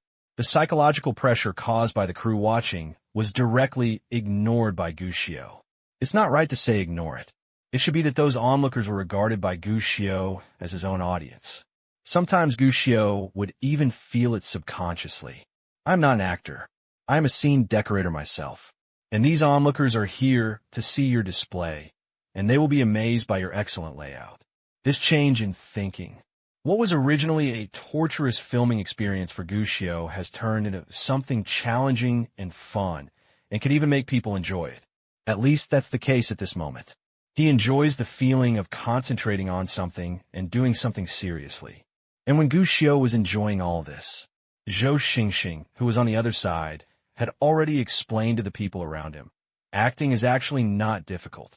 Everyone has their own performance method, whether it is immersive or technical. As long as the final effect presented to the audience is good enough, that is enough. But Guccio is neither immersive nor technical. Because he did not immerse himself in his role, regard himself as the person in the role, and did not learn various expression skills to make himself as close as possible to the persona of the person he needs to perform. In fact, I prefer to call him the director type. Director type? Cui Baozhu couldn't help but wonder, what is this? What is a director? Director? Cui Baozhu was dumbfounded, thinking that he is a director, and you're also a director. You asked me what a director is, and what do you want me to answer? After thinking for a while, Cui Baozhu replied, lead the overall situation? Yes, lead the overall situation. Zhou Xingxing snapped his fingers and laughed. What the director has to do is to lead the entire crew, coordinate multiple departments, and finally complete the work he envisioned. But no matter what the director is, no matter what the director's focus is, one thing is for sure. That is, the director will actually have a preview of what he is going to shoot next, and even create a corresponding picture. Cui Baozhu nodded. She herself has been a director. Although she has been the chief director very few times, she also agrees with Zhou Xingxing's words. But while agreeing, Cui Baozhu was a little confused. Director Zhou, what do you mean by director type? Screen. Screen. Yes, it is the screen. Zhou Xingxing replied.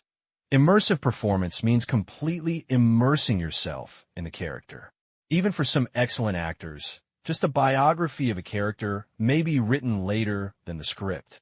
They will automatically supplement the actor experience that is not in the script to increase authenticity, and even treat themselves as the character in the script to achieve the most authentic emotions. The technical performers put themselves out of the character itself. They will analyze the character's expressions and demeanor at each stage of the script, and then use techniques to change their expressions, body language, and even micro-expressions and eyes to get closer. But no matter how the technical performers jump out of the role, they still know that this is the role they want to play. But director types are different. This type of person will have a painting in their mind, or in other words, a finished scene. They will completely jump out of the role they got and stand on the periphery like a director supervising the overall situation at a glance. Because the perspective is different, they will consider how to best display the scene and express the entire scene in a more emotional way.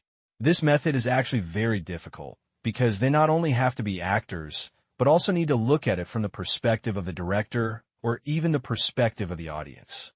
But if you get into the mood, even if this kind of person is not very good at acting or even has little shooting experience, he can still create a perfect character in front of the screen. These words, Chui Baozhu, couldn't help but widen his eyes. Subconsciously, he looked back at Gu Xiu. Then you mean Gu Xiu is this kind of person? Yes. Zhou Xingxing nodded. He is really talented.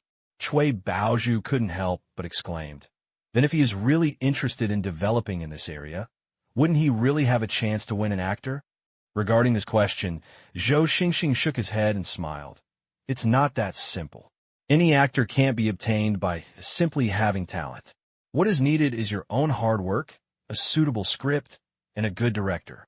Gu Xiu's performance is good now, but no one can be sure what it will be like if he changes his role and environment. But, at this point, Zhou Xingxing suddenly changed the subject. But one thing I'm sure of. What? If he wants to be a director, it will be easier. Chui Baozhu fell silent, looked at Gu Xiu over there, who was still performing well, and couldn't help crying and sighing. Some people are really born in Rome. You can't even make people jealous. This time, Zhou Xingxing also nodded, glanced at Gu Xiu, and said somewhat resentfully, "Who says it's not the case?" Fortunately, Gu Xiu didn't know what they were thinking. Otherwise, Gu Xiu might hold a bottle of wine and have a good chat with them about how he started from scratch when he was 6 years old, endured hardships, and frugally saved enough money to pay for the internet. All day long, Gu Xiu was immersed in filming. He himself enjoyed the performance, and there was no problem with the quality either. It can even be described as efficiency taking off. With such efficiency, the scene that was originally scheduled to take 3 days to shoot was shortened to just 1 day. In fact, there are not many scenes. The 3 days planned before were just calculated based on the fact that Xiu Xiu was a child and might stumble and waste time, so I wouldn't be too surprised if the shoot was completed in 1 day. Certainly, there is another important reason. Gu Xiu basically didn't take much rest during the trip. Every time Zhou Xingxing asked if he needed a rest, Gu Xiu gave up. Just to state, up here. However, when the filming was over and my role was completed at the speed of light, Gu Xiu's first feeling was tired. Slow down, I can't walk anymore, rest. Oh my God, I thought filming was just like that before. I even felt fine when filming before, but now I realize it's really tiring. I can't, I feel like I want to go back and take a bath and sleep. I'm exhausted. With Zhang Wu's support, Gu Xiu limped toward the hotel. It was originally planned to be repaired. I'm going to treat the crew to another meal tonight to celebrate my completion. But now I am too tired to move. Gu Xiu simply allocated money for Zhou Xingxing to take people to eat. As for himself, he really didn't want to move at all. It's really tiring to say. A few seconds of footage on the big screen may take a lot of time, and even some shots involving movement may require you to go through them all over again if you're not paying attention. Once or twice is fine, but if you walk here and there again and again, then you're really not that tired. Not to mention the need to put on makeup and touch-ups midway, plus the lack of exercise during this period. This thing has really become a physical job. When I went up to it, I felt nothing, but now that I relax, the sour feeling is really sad. You just lack exercise. To be honest, although you filmed a lot of scenes today, you didn't actually do much to consume your energy. At most, you just stood more and walked more. Seeing Gu Xiu struggling to walk, Zhanwu was more or less gloating. I told you before that to exercise, you have to keep exercising. What's the result? Especially this time when I returned to China, no matter what happened, I didn't see you exercising. How can I continue like this?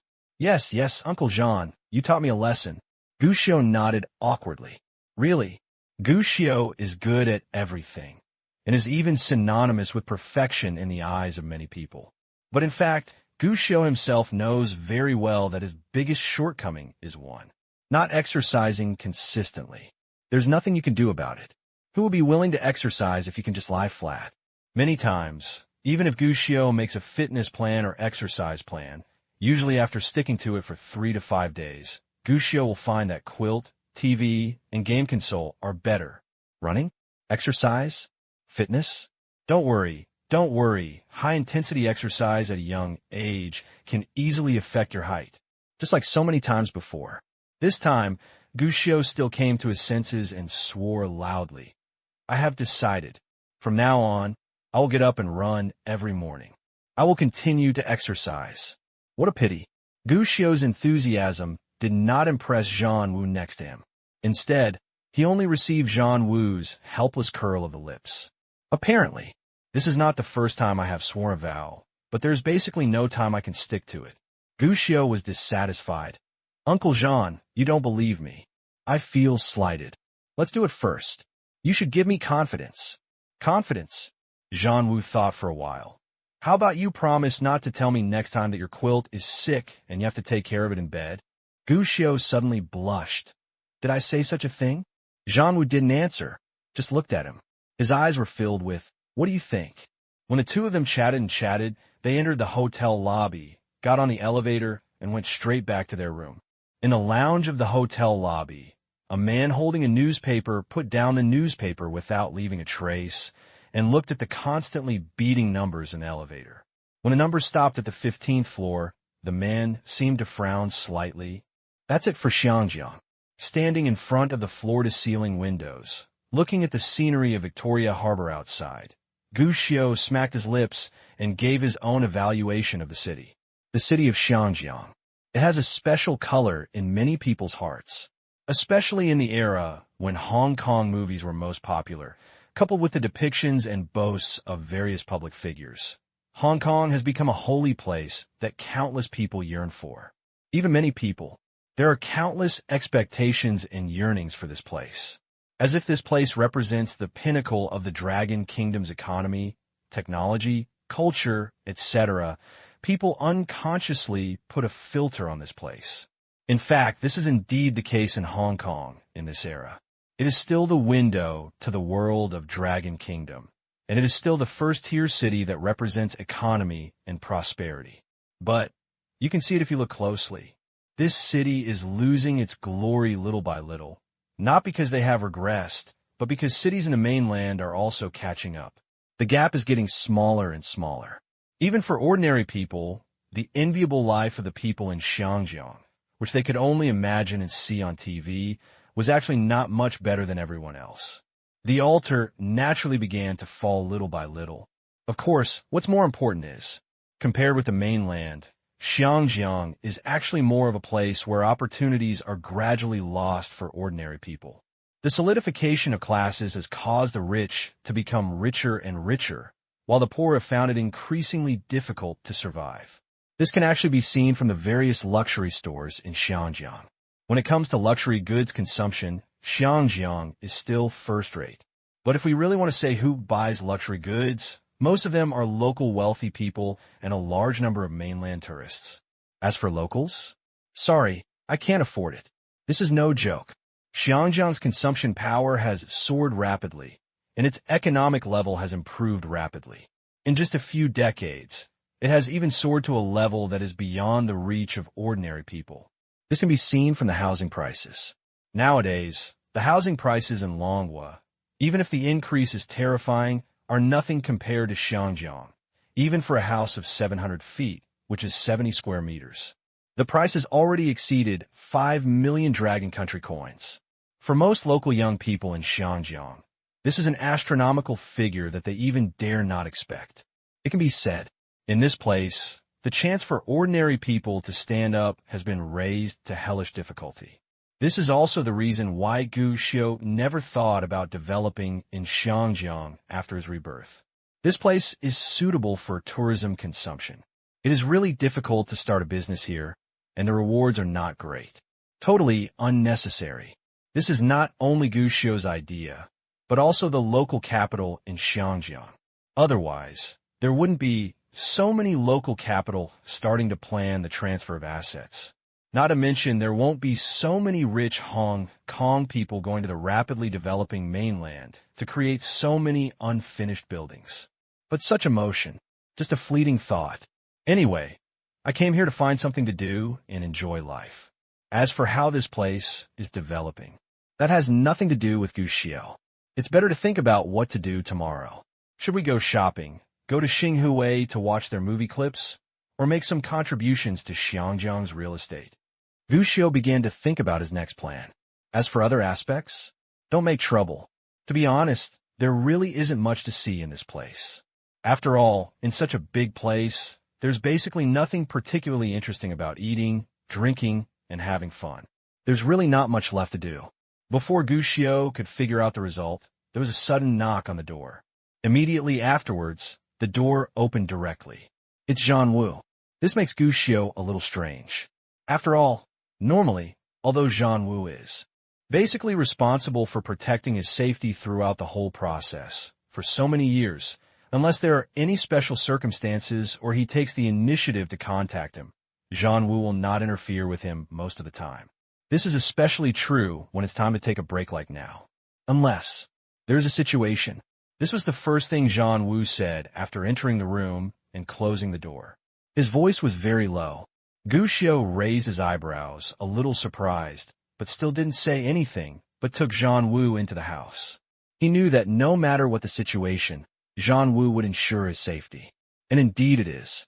After Zhan Wu entered the room, he did not explain anything to Gu Xiu immediately. Instead, he closed all the windows in the room and closed the curtains. Then he closed all the doors in the room. Immediately afterwards, he pushed the sofa in the living room behind a wall. After confirming the position repeatedly, he asked Gu Xiu to sit on the sofa and stop walking around. Gu Xiu was obedient throughout. Professional people do professional things and follow professional advice. This is what a wealthy young man should do. Something's wrong. After everything was settled, Zhan Wu took the initiative to speak before Gu Xiu asked, "What's wrong?" Zhan Wu shook his head. "I don't know yet, but there are many people coming to our floor overtly or covertly, and some of them are armed." "Huh?" Gu Xiu's eyes suddenly widened. "They are not here for us," Zhan Wu explained. "It's just that we are not very lucky. We are on the same level as those people's targets. If my estimate is not wrong, their targets are right next door to us." Hearing this, Gu Xiu breathed a sigh of relief. "As long as you don't come here for yourself, that's fine.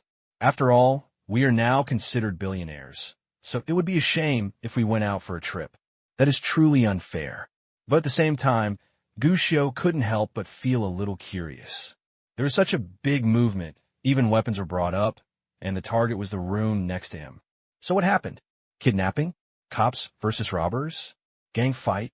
In an instant, countless scenes from Xiangjiang movies flashed through Gu Xiu's mind. Zhan Wu was not as relaxed as Gu Xiu. At this time, he explained seriously, "No matter what happens later, you just sit on the sofa and don't go anywhere. If you are scared, just lie down on the sofa." Gu Xiu nodded repeatedly. Naturally, he would not refuse. Seeing Gu Xiu's cooperation, Zhan Wu didn't say anything more, but went to stand behind the wall near the door and listened. Gu Xiu noticed. Zhan Wu's hand was wrapped with a strip of cloth at some point, and he was also holding a fruit knife. The next few minutes, the whole room was so quiet that one could hear the drop of a needle. Gu Xiu felt curious, but for the sake of his own safety, he didn't ask any questions no matter how curious he was. But, under this quietness, Some originally subtle sounds seemed to be amplified in Gu Xiu's ears at this moment. He could clearly hear a knock on the door next door. Knock, knock, knock. The voice was slow and slow, as if someone was standing outside knocking on the door. Gu Xiu pricked up his ears. I heard someone talking next door, but the sound insulation effect was good, so I couldn't hear it clearly even if I listened carefully. Immediately afterwards, there was a heavy, closing sound from the door opposite. There seemed to be a vague sound of someone crying out in pain. After that, Gu Xiu couldn't hear the sound clearly, but he noticed that Zhang Wu's hand holding the knife changed his posture. The whole person looks like a cheater ready for action. Such a posture. After holding on for about 10 minutes, Zhang Wu suddenly relaxed. After waiting for a few more minutes, Zhang Wu turned around and said, "It's safe. Those people are gone." By this time, Gu Xiu's eyes were widened, and he looked at Zhang Wu in disbelief. Be reasonable. He still doesn't understand what happened. Even if he was alone in the hotel, he would only feel that. Everything was normal. But, judging from Zhang Wu's appearance, it seemed that the operation next door had ended and had even evacuated. Still the same sentence. Professionals deserve to be professional. However, he was surprised, and Gu Xiu couldn't help but start gossiping. What just happened? Do you know what it was? They're looking for someone, and the target is next door to us. Zhang Wu hesitated and told Gu Xiu, "These people are very professional, and their goals are very clear.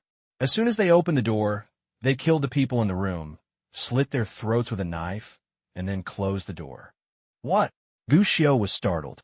What about making a movie? It was very clean and neat.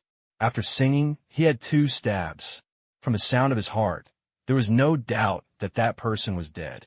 Zhang Wu nodded with a serious look on his face. After that, 3 people entered the house next door, and there was another person in the room. They fought, but the whole process was fatal with 1 stab, and there was no effective resistance. After that, those few people searched the room, but they didn't seem to find the target, and finally chose to leave. After one of them left, he stood at the door of our room and listened for a while. After making sure that there was no problem, he chose to leave. Listening to Zhang Wu's calm and plain talk, he thought about the strange noise he just heard and the changes in Zhang Wu. Gu Xiu couldn't help but click his tongue. That's awesome. That's it for the masters in the movie. Want to help call the police? Gu Xiu asked subconsciously, but as soon as the words came out, he wanted to slap himself twice and quickly change his words. Forget it. One more thing is worse than one less thing. Let's change a hotel. It is taboo to meddle in other people's business. Not to mention that even Zhang Wu commented that the group of people were very professional, which showed that they were not ordinary people, let alone ordinary things. Gu Xiu did not want to get involved. To say the least, I am a mainlander. In Xianjiang. This is not a very likable identity. Okay, but we can't leave now. Zhang Wu nodded. Since such a professional team will never give up without finding the target, if we change the hotel now, it will definitely cause unnecessary ideas. Just sleep normally tonight and check out tomorrow. As for what happened next door, the guest room cleaning will find out tomorrow. Yeah, okay. Gu Xiu nodded repeatedly. Only now he felt that his heart was beating so fast. One thing to say, the plot of the movie takes place next door, which is quite exciting even for a reborn guest. But at this moment, Zhang Wu suddenly frowned, then raised a finger towards Gu Xiu and made a hissing gesture. Gu Xiu raised his eyebrows. I also heard a rustling sound coming from the window. Zhang Wu was even more direct. A cold light flashed from the fruit knife in his hand, and he immediately walked behind the curtain by the window and stood still, his eyes full of coldness. But soon, Zhang Wu raised his eyebrows and opened the curtains, just visible on the window platform. At this time, a little girl was holding open the window outside, but because the window had been locked by Zhang Wu before, she failed. At this time, she suddenly saw a person standing behind the window. The little girl was obviously frightened. The hand loosened. The whole person was about to fall down. But fortunately, Zhang Wu was very fast. Almost as soon as the girl was frightened, he had already opened the window and grabbed the girl with one hand. But, pulling Gue back, Zhang Wu had no intention of pulling him up, but stared at him with scrutiny and then looked at Gu Xiu. There was a bit of questioning in his eyes, as if to say, pull it up or throw it down. It is not illegal to refuse to save someone, but if you finally let go of someone, it is not clear whether it is illegal or not. Therefore, even if you don't want to meddle in other people's business, it is obviously impossible to really let go at this time. Throw the other person down. Pull up. After receiving Gu Xiu's answer, Zhanwu nodded without hesitation. He held the window with one hand and pulled suddenly with the other hand, instantly pulling back the girl hanging from the window. This is a little girl. What a little girl. He looked to be no more than 6 or 7 years old, with 2 pigtails and extremely delicate facial features, like a small porcelain doll. But at this moment, the little porcelain doll's face didn't have any color at all, and she was obviously frightened. But what surprised Gu Xiu? Apart from a bit of shock in the other person's eyes, he didn't cry or make a fuss. Instead, he was unusually quiet, his eyes constantly turning on Gu Xiu and Zhanwu. It seems that they're guessing the identities of these 2 people. Moreover, Gu Xiu noticed that the other party looked at the 2 of them with a somewhat wary look. This is a bit too calm. Little sister, are you okay? Gu Xiu was the first to break the silence, with what he thought was a kind smile on his face. Seeing that the other party had no intention of answering, Gu Xiu added, "We are good people. Why are you outside our window?" These words. Once again, the girl came under scrutiny. But this time, the other party didn't remain silent. Instead, he spoke softly, "I was in danger. I climbed over from the next door and along the window." Although the other party tried hard to restrain his emotions. But the child was a child after all, and there was an uncontrollable tremor in his voice. Listening to her explanation, Gu Xiu instantly thought of what happened in the next room. In danger? Climbed through the window from next door? Gu Xiu couldn't help but glance at Zhanwu, and saw that Zhanwu also glanced at him and nodded towards him, obviously saying that the girl was not lying. Now, Gu Xiu was a little surprised. So, this little girl used to live next door. After encountering danger, he climbed out of the window in advance and climbed into this room from the opposite side. So this little girl is probably the target of the group of people Zhanwu just mentioned. I didn't even intend to meddle in other people's business, but now I'm still in trouble. Little sister, what is your name and where is your home? Do you need us to call the police for you? Gu Xiu asked. It's one thing not to want to meddle, but doing nothing to save someone is another matter. No, don't call the police. The girl suddenly shook her head hastily. Seeing Gu Xiu's confusion, he immediately explained, Uncle Zhou said that those people may not be trustworthy. Huh? Those people? Do you mean the police? Are you going to play infernal affairs with me? Gu Xiu was a little suspicious, but he temporarily let go of the idea of calling the police. Instead, he asked about the little girl's identity and home address. But what makes Gu Xiu strange is, the little girl shook her head directly. I can't say it. Can't say it. It will be dangerous. Gu Xiu, come on, it's a stone hammer. This little girl just looks very calm, but in fact she is just a 6 or 7-year-old girl after all. It is very rare that she is not crying at this time. I hope she will be able to think calmly and analyze carefully. I'm afraid it's unlikely. Little sister, do you think I'm a bad person? Gu Xiu decided to use his special skill. Beauty trap. After all, we are all handsome, and with skilled expression management, we look like a handsome and charming young lady. This kind of appearance advantage allows Gu Xiu to easily build relationships with others. Really? The little girl looked at Gu Xiu. Although she was still young, the inner feelings of human beings when they treat beautiful things are unmistakable. The vigilance in the little girl's eyes relaxed a bit, and she shook her head. It's not like. Gu Xiu spread his hands and said, That's it. Although I don't know what happened to you, it's obvious that you are encountering great difficulties now. If you don't say anything, I don't even know how to help you. This has a good effect. Sure enough, the little girl nodded, hesitated for a moment, and said to Gu Xiu, I don't know what happened. I come to Xiangjiang every once in a while to learn horse riding. Because I have classes tomorrow morning, I have to stay here for one night. I was still in the room when someone knocked on the door. Sister Allen looked at the door of the room for a while, then hurriedly picked me up and let me climb over the window sill to hide. I did it, and then I saw that Sister Allen was killed by someone. I'm very scared. I don't dare to go back. I can only fear forward. but the wind outside is so strong. I feel that I may fall at any time, so I want to open your window and climb in." And then the little girl was obviously frightened. When she said this, she looked like she was in shock. But here's the surprise. She still hasn't cried until now. It seems that he's been holding back his tears, forcing himself not to cry or interrupt his speech. This made Gushio couldn't help but look sideways. Children of 6 or 7 years old. Can it be done to this extent? What family? Moreover, Gushio noticed that although the little girl explained clearly what needed to be explained in a few words, she ignored the key issues. Who is she? Where's home? Is it ignored? Gushio looked at the other person's eyes and found that the other person was also looking at him. He was obviously observing his thoughts, so he probably wasn't ignoring them, but deliberately concealing it. Thinking of this, Gushio raised his eyebrows, but instead of asking about the little girl's identity, he changed the question. "Do you know your home phone number?" The little girl nodded. Gushio pointed to the phone in the suite. "Then call home and ask them to pick you up." "Thank you," the little girl said gratefully. This time, the vigilance in her eyes finally relaxed, and she hurriedly picked up the phone and made a call. Gushio shrugged and had no intention of eavesdropping.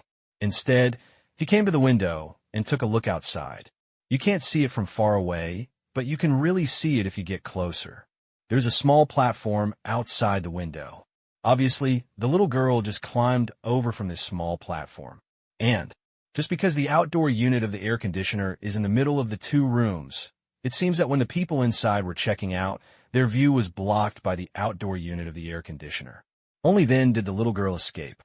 This little girl is not simple. Zhanwu whispered at this time. Gushio nodded in agreement. It's more than simple. A girl of 6 or 7 years old showed a calmness and restraint that was different from her age. She even had the courage to climb over from such a narrow platform when encountering danger. This character is not that of an ordinary child. The group of people just now were very professional and acted cleanly. They evacuated as soon as they found the target disappeared, and they were never sloppy. This mode of action is definitely not that of ordinary kidnappers. I guess they may be seeking revenge, and they also specially found a well-trained team to seek revenge. Zhanwu said his opinion. Gushio raised his eyebrows instantly. Seeking revenge? Not a kidnapping? Although Gushio didn't like Shio very much and felt that there were few opportunities, it was undeniable that by far, Xiangjiang was definitely the place with the most wealthy people in the country. Even more than 10 years later, Xiangjiang will still be among the top 3 cities with the most wealthy people in the Dragon Kingdom. Of course, this is related to many aspects such as history, geographical location, and related policies. And one thing is, at least now, the richest people are basically in Xiangjiang. Gushio is worth tens of billions, although he often says that he can be the richest man. In fact, he just thinks about it. Let's not talk about some wealthy people in mainland China who keep a low profile and don't even have a chance to know their names. Let's talk about Xiangjiang. Gushio's assets are definitely not that great. Gushio had seen the report before. The total personal assets of the top 10 richest people in Hong Kong are equivalent to about 40% of Hong Kong's annual GDP. What is this concept? The concept is that the gap between rich and poor in this place is very large. The rich are unimaginably rich, while the poor are also unimaginably poor. In this case, some new social problems will also emerge. Kidnapped. After all, most ordinary people will most likely not be able to earn the wealth of a rich man's car in their lifetime, and many people will not even be able to earn two-wheel wheels. In this case, naturally, some people also start to play tricks on others. Since the 1980s, Xiangjiang has become the most popular place for kidnappers around the world. After all, back then, Xiangjiang was completely unreliable due to historical reasons. The police system was in chaos and the crime detection rate was appallingly low. However, in this not-so-safe place, there were a large number of wealthy people living there. For many people who are brave but have little chance to make a comeback, this is a good opportunity to take a chance and turn their bicycles into motorcycles. Therefore, kidnappings of various kinds occur one after another. Although with the return of Hong Kong and the entry into the new century, kidnapping of wealthy people has become rare, it is not impossible. Gushio originally thought he had encountered a kidnapping case, but now it seems, I'm afraid it's not that simple. Looking back at the little girl, he saw that the little girl also hung up the phone at this time. Thank you. I have notified my family. They're nearby and will come over now. Before that, can I stay with you for a while? The eyes were full of sincerity, but Gushio saw a bit of cunning and nervousness in the little girl's eyes. This discovery made Gushio stunned, but then he smiled. Of course, it's no problem. Thank you so much. The girl nodded gratefully and replied. She seemed to be planning to say something, but she didn't say anything else, because Zhanwu covered his mouth. Zhanwu barely saw any movement or even heard any sound. Zhanwu covered the little girl's mouth and stretched out a finger to make a shushing gesture towards the two of them. And at the same time, door. Suddenly, there was a crisp knock on the door. Knock, knock. The moment the knock on the door came, Gushio became alert and looked at the girl next to him. The little girl's eyes were also widened, with a bit of fear in her eyes. But the knocking on the door did not stop because of the silence in the room, and was still knocking rhythmically. Gushio glanced at Zhanwu. Zhanwu obviously saw what Gushio was thinking, and immediately nodded towards him. But his eyes indicated that Gushio was still hiding on the sofa. Who is it? Gushio answered the door. Whether it is kidnapping or seeking revenge, the other party will definitely check the spot in advance, and it is even possible that people will notice it when the two of them return to the room. Instead of pretending that no one is there, it's better to admit it openly.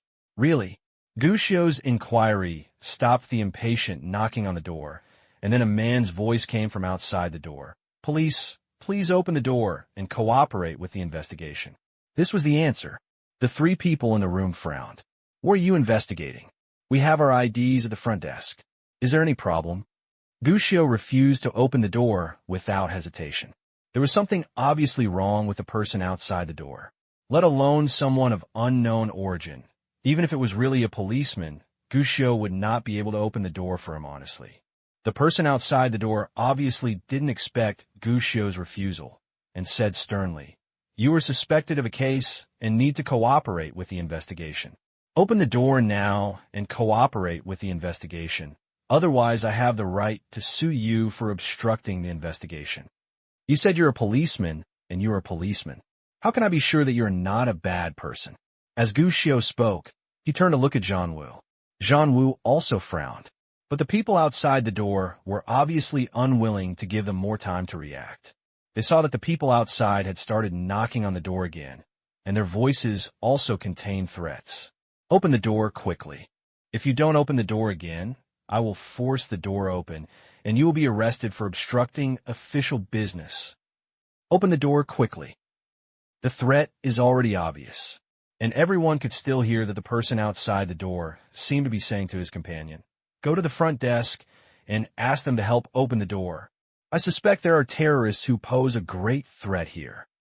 As soon as these words came out, the little girl who was hiding was startled and shook her head quickly, her eyes full of fear. "You can't open the door. You must not open the door. They must be bad guys." She didn't need to say this. Gushio couldn't open the door stupidly. There was obviously something wrong with the person outside the door. If he really opened the door, no one knew what would happen. "I'll call the police and try to delay as much time as possible." Gushio thought for a while and took out his cell phone immediately. His idea is simple. The people outside the door are definitely not good people, and most of them are here for the little girl. Judging from the way they kill people simply and neatly, opening the door will most likely bring danger. It is definitely impossible to open this door. All he needs to do is delay, no matter how powerful the gangster is. You can't hope that everyone will know about the trouble, right? As long as the police call the police and the police arrive, these people will definitely disperse in a hurry, and there will be absolutely no problem. Not a bad idea. But unfortunately, Gushio frowned the moment he took out his phone. No signal. Signal shielding. In an instant, Gushio thought of this thing. Then Gushio tried the hotel's landline phone. But unfortunately, the landline phone had a busy tone and showed no signal. Apparently the phone line had been unplugged. I just called and couldn't get through.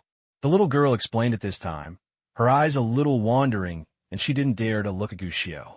Gushio suddenly realized. No wonder the little girl's expression was a little unnatural when she said her family would be here soon. She was lying to herself. He didn't blame the little girl. After all, she had just experienced such a dangerous thing, so it was impossible for her to just tell her everything. Keeping her safe was obviously the most important thing. She probably didn't tell the truth to her because she was afraid of hurting her. But the situation now is very complicated. Waiting like this is not an option. You guys are in the room, and I'll go out and take a look. Jianwu made the decision first. You can't open the door, the girl reminded again, with lingering fear. Jianwu nodded. I don't know how to open the door. As he spoke, he moved a cabinet from the side and blocked the door completely, so that even if someone outside had the key, they couldn't open the door easily. After doing this, Jianwu came to the window, holding 2 sheets in his hand. After nodding to Gushio, Jianwu fixed the sheets by the window, then grabbed the sheets and jumped down, disappearing directly. But not long after, he climbed up again. Come here, follow me. Gushio didn't hesitate. He got up and came to the window immediately. Jianwu didn't hesitate, took out a piece of cloth and wrapped it around Gushio. Then he held Gushio with one hand and slid down. He actually took Gushio directly to the room on the next floor. This room was unoccupied. There was no electricity in the room because there was no room card. It was pitch dark inside, and the situation inside the room could only be seen clearly through the neon lights outside. Hide in the room. I'll be there soon. Jianwu handed over a fruit knife, then returned the same way, but after a while he took the little girl down again. Immediately afterwards, Jianwu did not stop and moved the cabinet over to block the door in the same way as before. After doing this, Jianwu whispered, It's okay to wait passively. There is something obviously wrong when there is no response from the hotel for so long. Maybe a search will start later, so I need to take the initiative. What I need to do? Gushio asked. Jianwu smiled. No need. If you're sleepy, just take a nap in bed, but it shouldn't take that long. Gushio nodded. I felt relieved. The fact that Jianwu can say this means that Jianwu is still confident now, and that is enough. After nodding towards Gushio and taking another look at the little girl, Jianwu didn't hesitate anymore, climbed out of the window, pulled the sheets, and climbed up, not forgetting to take back the sheets. As long as it is handled cleanly, even the people above would never have thought that they had quietly moved to another floor. For a while, the room fell into silence again, leaving only Gushio and the little girl in front of him, feeling more or less safe and insecure. You're not from Xiangjiang, are you? Gushio asked. Are you from Lianshan? Huh? How did you know? The little girl was stunned, a little unbelievable. Gushio shrugged. You said before that you would come to Xiangjiang to learn horse riding every once in a while. You're definitely not a local in Xiangjiang, and your accent doesn't sound like a mainlander, so the probability of being in Lianshan next to you is very high. I am from Lianshan. The little girl finally did not deny it. After getting this answer, Gushio raised his eyebrows. Lianshan, this age, being vendetta. In an instant, Gushio thought of something. What's your last name? This time the girl didn't answer, but lowered her head and pretended not to hear. She neither denied nor agreed. She was obviously a smart person with a temperament far beyond her peers. But no matter how powerful his character is, he still can't escape Gushio's fiery eyes. Gushio will understand just by looking at the other person's expression. This girl's last name is He. As for identity, not to mention, there are many people named He in Lianshan, but the only big shot named He is obviously the super boss with a terrifying family fortune. And combined with the age of this little girl, the young gambling king, these 4 words instantly appeared in Gushio's mind. There is only one gambling king, and there's also only one gambling king in Lianshan. This super boss who took the wife of his 4th wife in the last century will be familiar to no one in the entire Dragon Kingdom, and even the entire Southeast Asia. And the same, his longevity is something that many people often mention. After all, the The fact that he gave birth to a little daughter at the age of over 70 and regarded her as the apple of his eye was widely publicized by the media. Of course, this is just Gu Xiao's guess after all. The identity of this obviously unusual little girl in front of him is not yet certain. After all, Gu Xiao had never seen what that person looked like when he was a child. But regardless of whether she is the daughter of a gambling king or not, one thing is certain. With such a professional team able to arrest and even kill people, I'm afraid it won't be that simple to survive this crisis. Those people are very powerful. My Uncle Zhou can't even stop them. I'm afraid that your uncle will be very dangerous. At this moment, the girl started talking. Obviously, she doesn't have enough confidence in Zhang Wu. But for this, Gu Xiao smiled and said, "It will indeed be dangerous.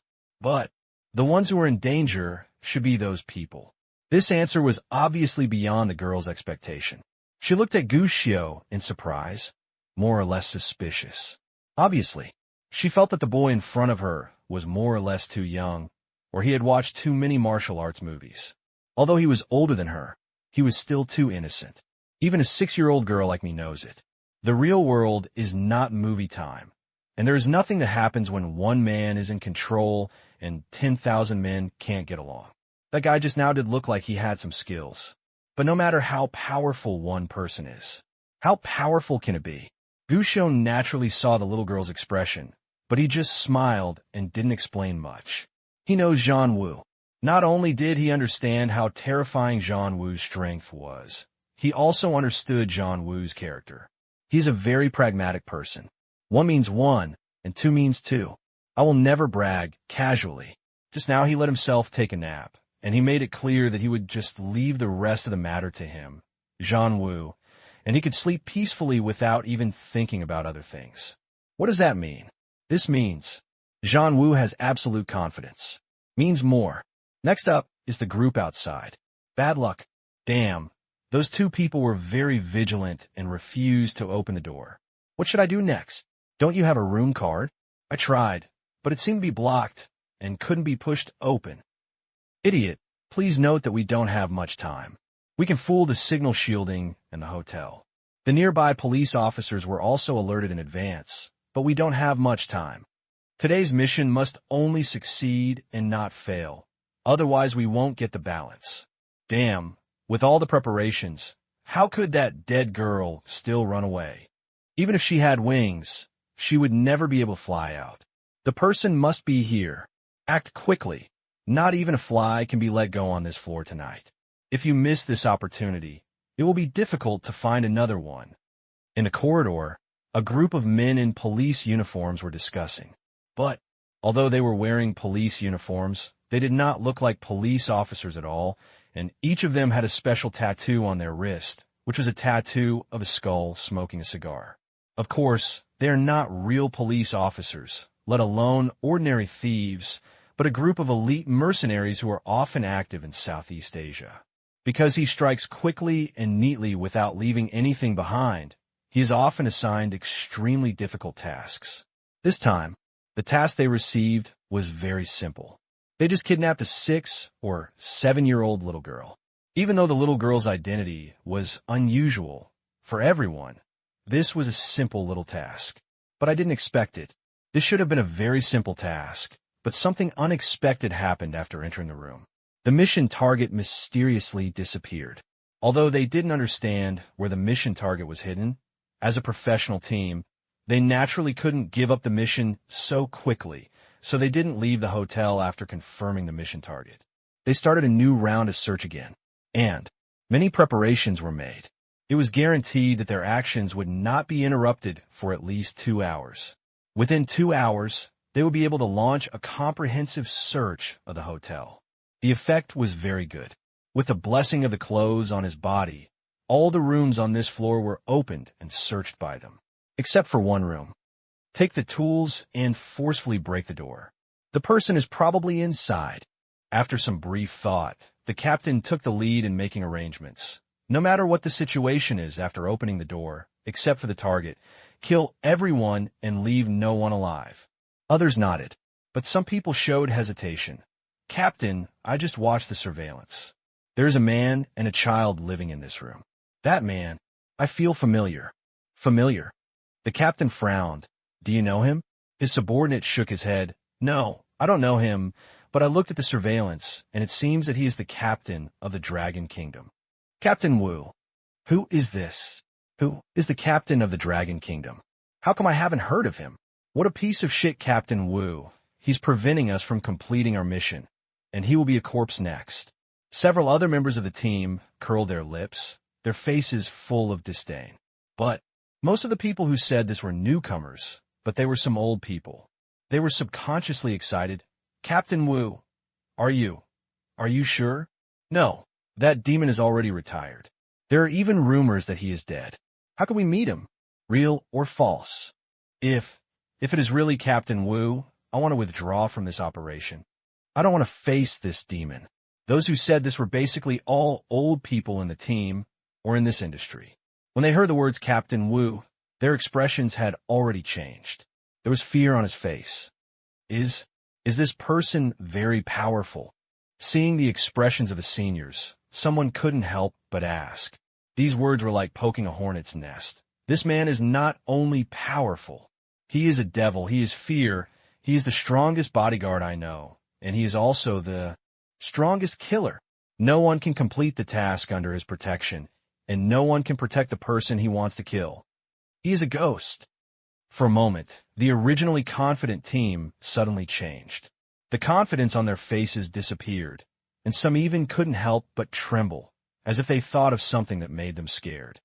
Why are you panicking? There are so many of us.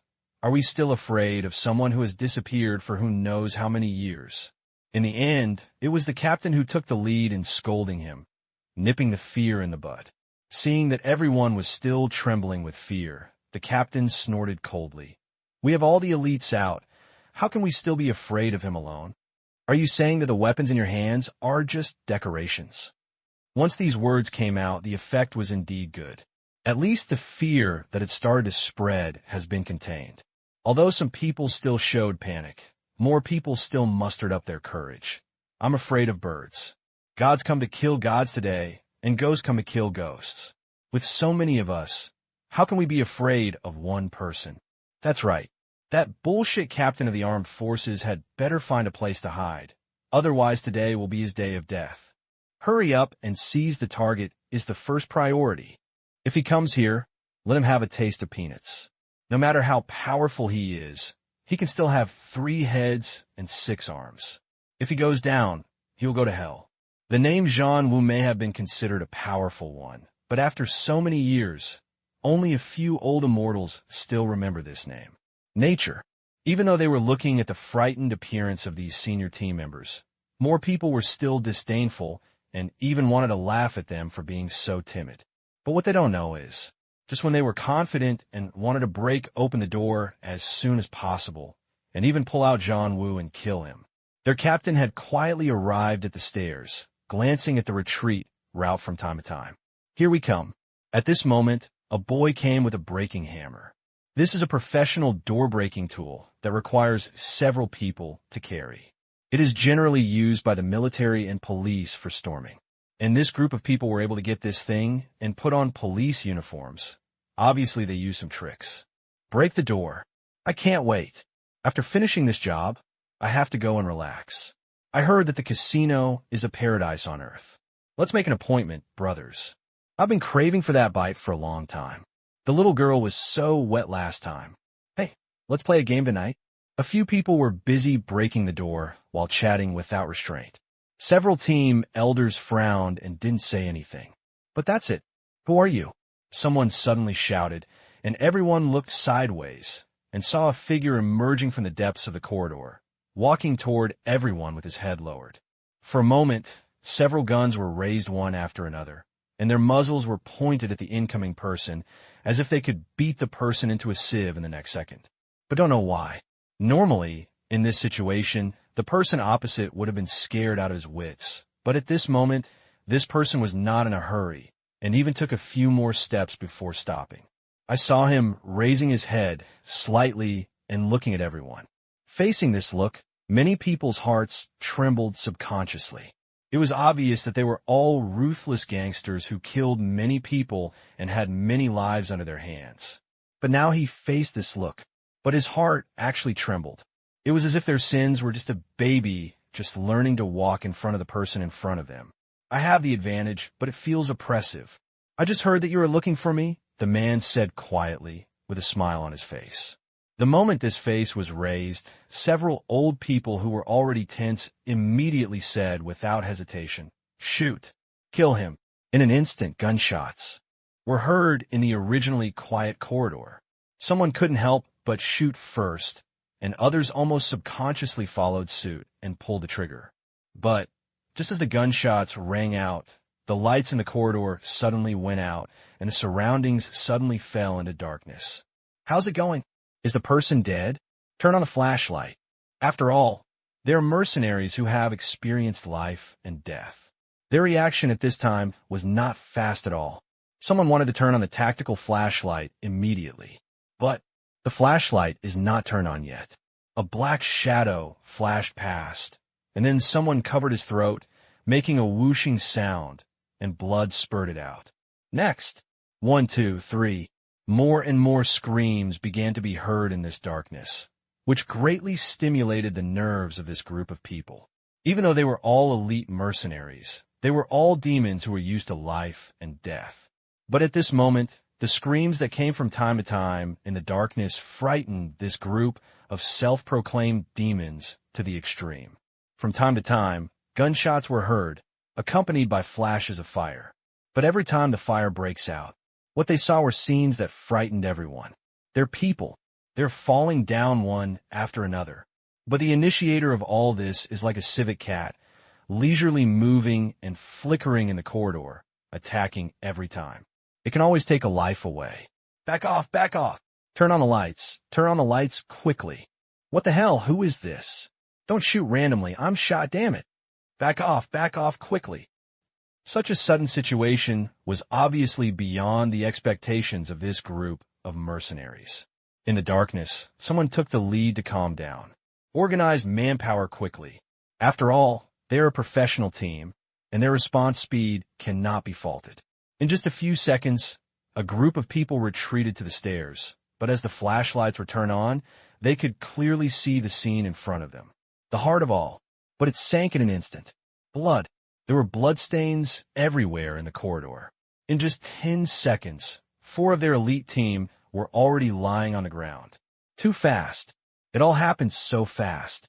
What's even more frightening is that the ghost-like Jean Wu has disappeared from everyone's sight at this moment. He is the devil. Almost at the same time, this idea popped up in everyone's mind for no reason. Help, don't kill me. God. Why do you want me to meet such a devil? Help! In the next half hour, Gushio was downstairs, and from time to time, he could hear gunshots and screams coming from upstairs. He didn't know exactly what was going on upstairs, but he could tell from the sounds that a brutal massacre was probably taking place upstairs. Yes, just massacre. After all, even in a normal battle, there are no such screams and begging for mercy. It is obvious that what is going on upstairs is a one-sided massacre. Uncle Jean, that's so fierce. Gushio couldn't help but sigh in his heart, even though he had enough confidence in Jean Wu's strength. The dangers Gushio had encountered over the years could be counted on just a few fingers. So I really want to say how strong Jean Wu is. Gushio actually didn't have much idea. But now, Jean Wu's power is obviously more terrifying than he imagined. Who are you? At this moment, a visibly trembling voice came. When he turned his head, he saw that it was the little girl next to him who asked this question. The little girl's face was pale at the moment, and her eyes were full of confusion. But even so, she still didn't break down and cry. This made Gushio couldn't help but be a little surprised. Is the gambling king's daughter so powerful? Can she be so calm even at the age of 6 or 7? This is no longer even the calmness that a 6 or 7-year-old girl should have. But, facing her question, Gushio thought for a while. We are just ordinary tourists. The little girl obviously didn't believe what Gushio said, and she was still full of doubts at this time. How could ordinary tourists be so powerful? That's possible, We are not that ordinary. Gushio spread his hands. The little girl fell silent immediately and asked hesitantly, "Can I ask you for a favor? Send you home?" Gushio asked. "Yes." The little girl nodded repeatedly. "I don't know why these people came to arrest me, but they must be to blackmail my father, so I hope you can ask your uncle to send me back. Of course, as a reward, my father will definitely give your uncle a satisfactory figure, but the premise is to ensure my safety." When saying this, the little girl looked at Gushio expectantly, but it's a pity. The expression on Gushio's face did not waver at all. "My dad is very rich," the little girl reminded. "Speaking of which, I'm also very rich." Gushio shrugged. The little girl suddenly became unconvinced. "Can you be richer than my father?" "No." Gushio shook his head, and the little girl suddenly showed a proud smile, but saw Gushio add, "So if I send you back safely, will your father give me tens of billions?" As soon as these words came out, the little girl was immediately dissatisfied. "What are you talking about? Do you know what tens of billions is? How can I give you so much money? Then 1 billion? Little girl." Gushio blinked. "No, you can't give me 1 or 200 million and just give it away, right?" "No." "Do you know what you were talking about?" The girl was a little angry. "Little brat, I think you should ask your family first if they know what a few 100 million means."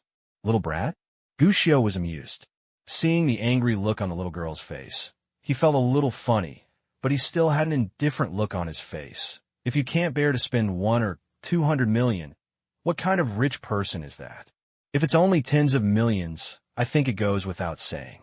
It's completely meaningless, and it's even a waste of time. The little girl was silent. She decided to ignore the annoying guy Gushio.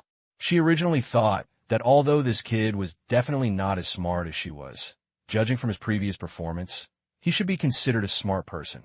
But now it seems this is simply a little brat who doesn't know the heights of the world and has little knowledge. Seeing the little girl's angry look, Gushio just felt a little funny. Of course, he wouldn't get angry with a little girl. He just looked at the way the little girl suppressed her fear and wanted her to adjust her mentality. At this moment, a figure came through the window. "Uncle Jean." Gushio greeted immediately. After taking a closer look, I found that Jean Wuha was basically the same as before. He was neither injured nor overly tired, and his face was not red or out of breath. It was like just going for a walk. "I'm fine." Jean obviously noticed Gushio's gaze. He smiled slightly and said, "That group of people have already escaped, but it's impossible for them to give up just like that. It will only be dangerous for us to stay here, so the best way is to leave now." The little girl said hurriedly, "No, leaving now would be more dangerous. If someone is watching outside, we will be discovered immediately as soon as we go out. We are outside in the middle of the night. We won't be discovered when we go out." Gushio shook his head and interrupted the girl.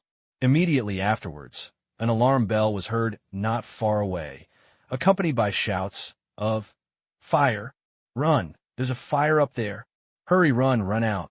While I got closer to the window, I saw that a raging fire was already burning in a corner room on the top floor of the hotel. When you poke your head out, you can see thick smoke billowing out of the window. "Did you set a fire?" The little girl's eyes widened. Jean-Wu didn't answer, but just opened the cabinet blocking the door.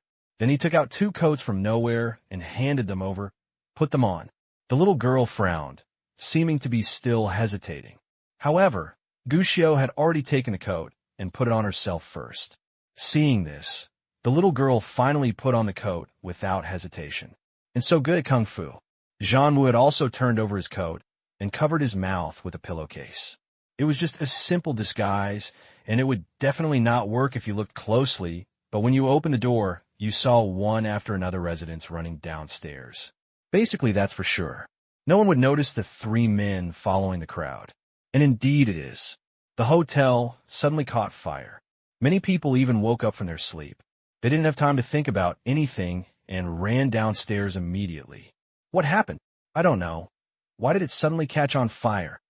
Did you hear the gunfire just now? I was so scared that I didn't dare to open the door. It's really chaotic tonight. I just came down from upstairs and smelled the smell of blood when I was on the 15th floor. The mobile phone has no signal. Do you have signal? Don't worry about that. Run down and talk about it. In a panic, ensuring your own safety is always the first priority.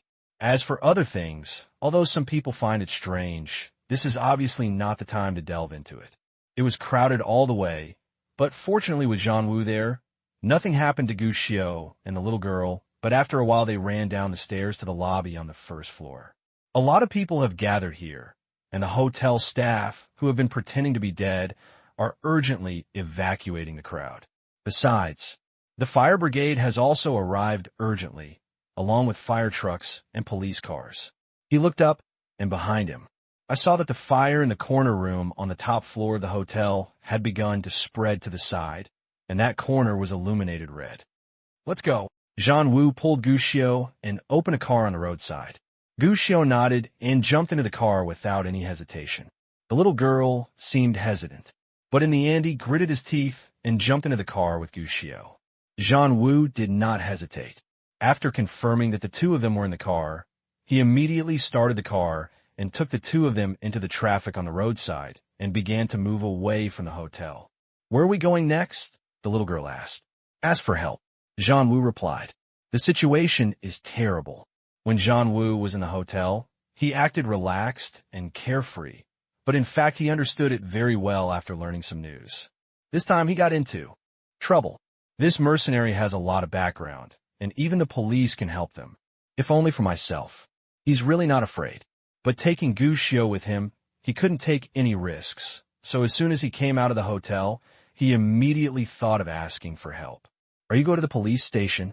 The little girl stopped immediately. The police may not be trustworthy. Those who want to arrest me are bad guys in police uniforms.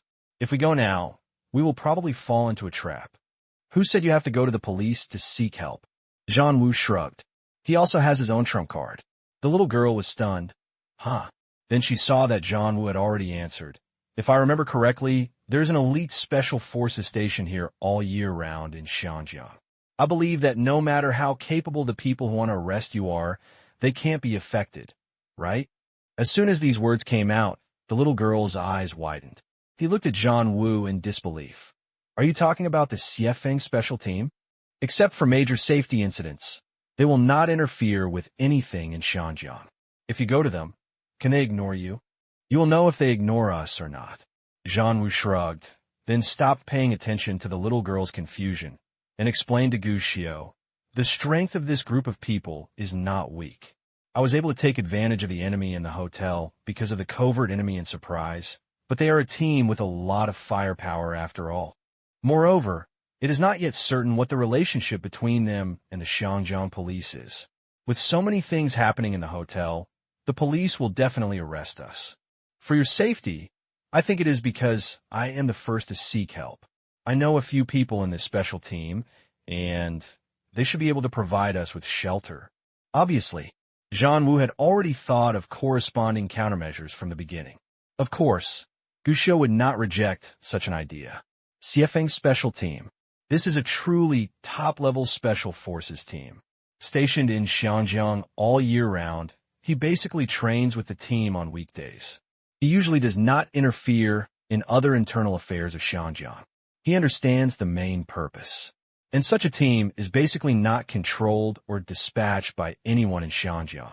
If I had to use one word to describe it, that is transcendence. In this team, no matter how powerful you are, no matter how powerful a gangster you are or how high your position, you dare to provoke the Xinjiang police.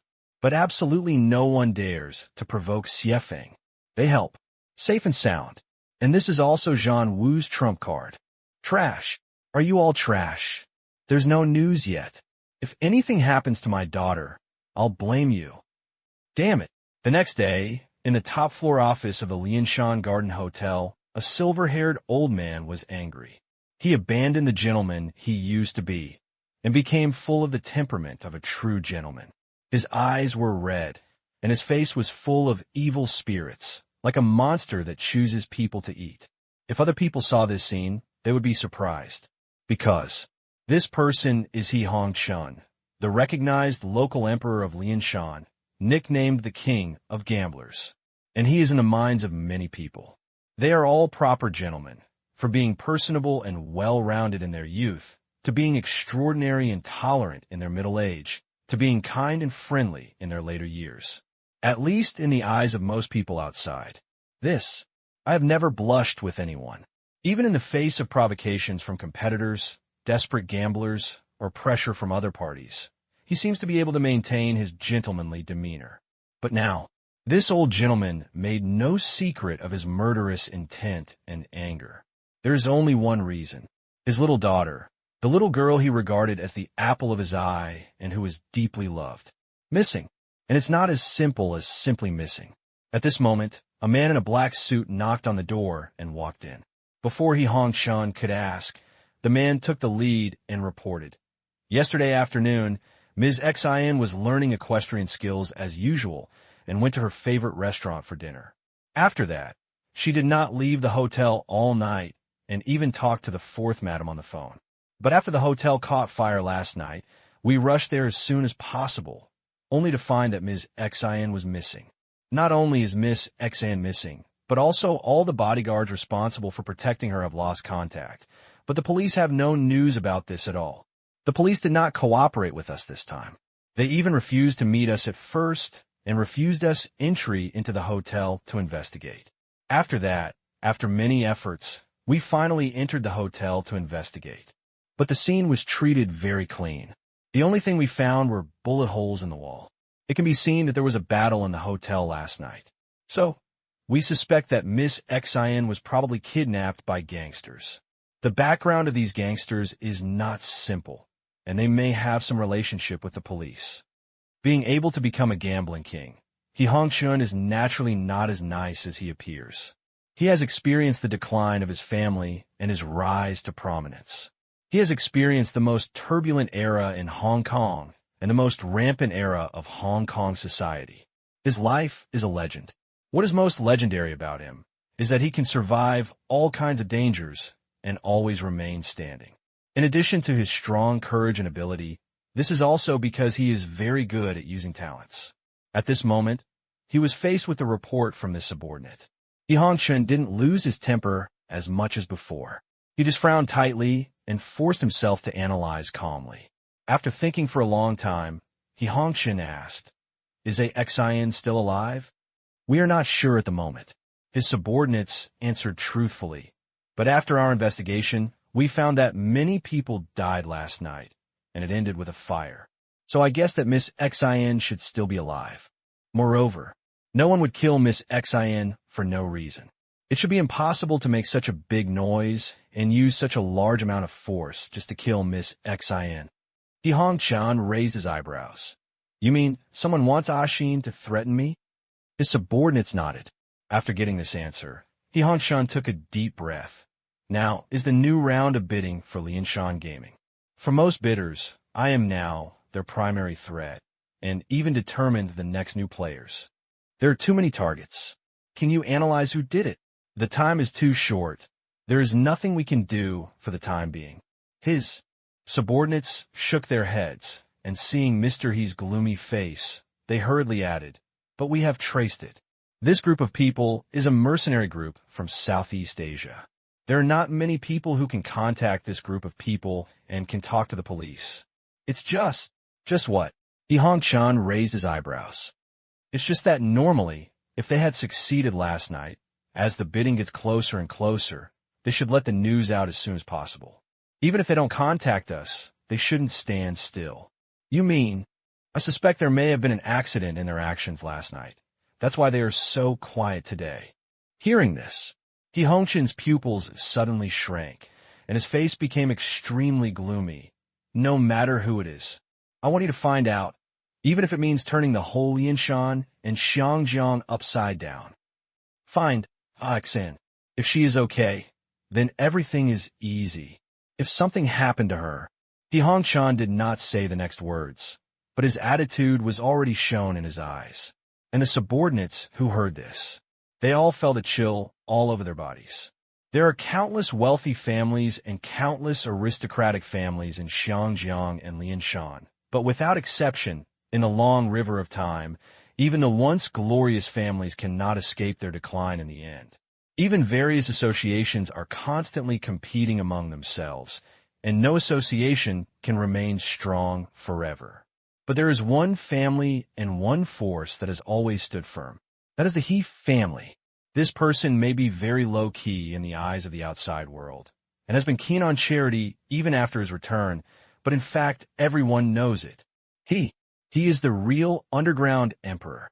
And now, this lion who seems to have been sleeping all the time is waking up this time, because someone has touched his reverse scales, and someone is provoking his authority. One can imagine what kind of stormy waves will be set off in Lianshan and Xiangjiang next.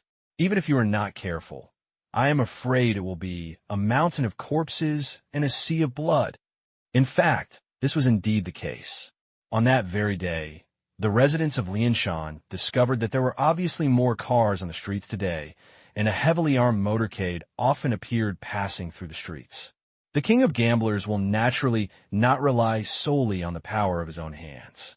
In fact, that very afternoon, the major social organizations in Xiangjiang began to gather and took to the streets one after another.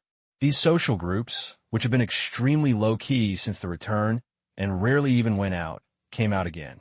Many elderly people in Xiangjiang thought that there was going to be another community fight.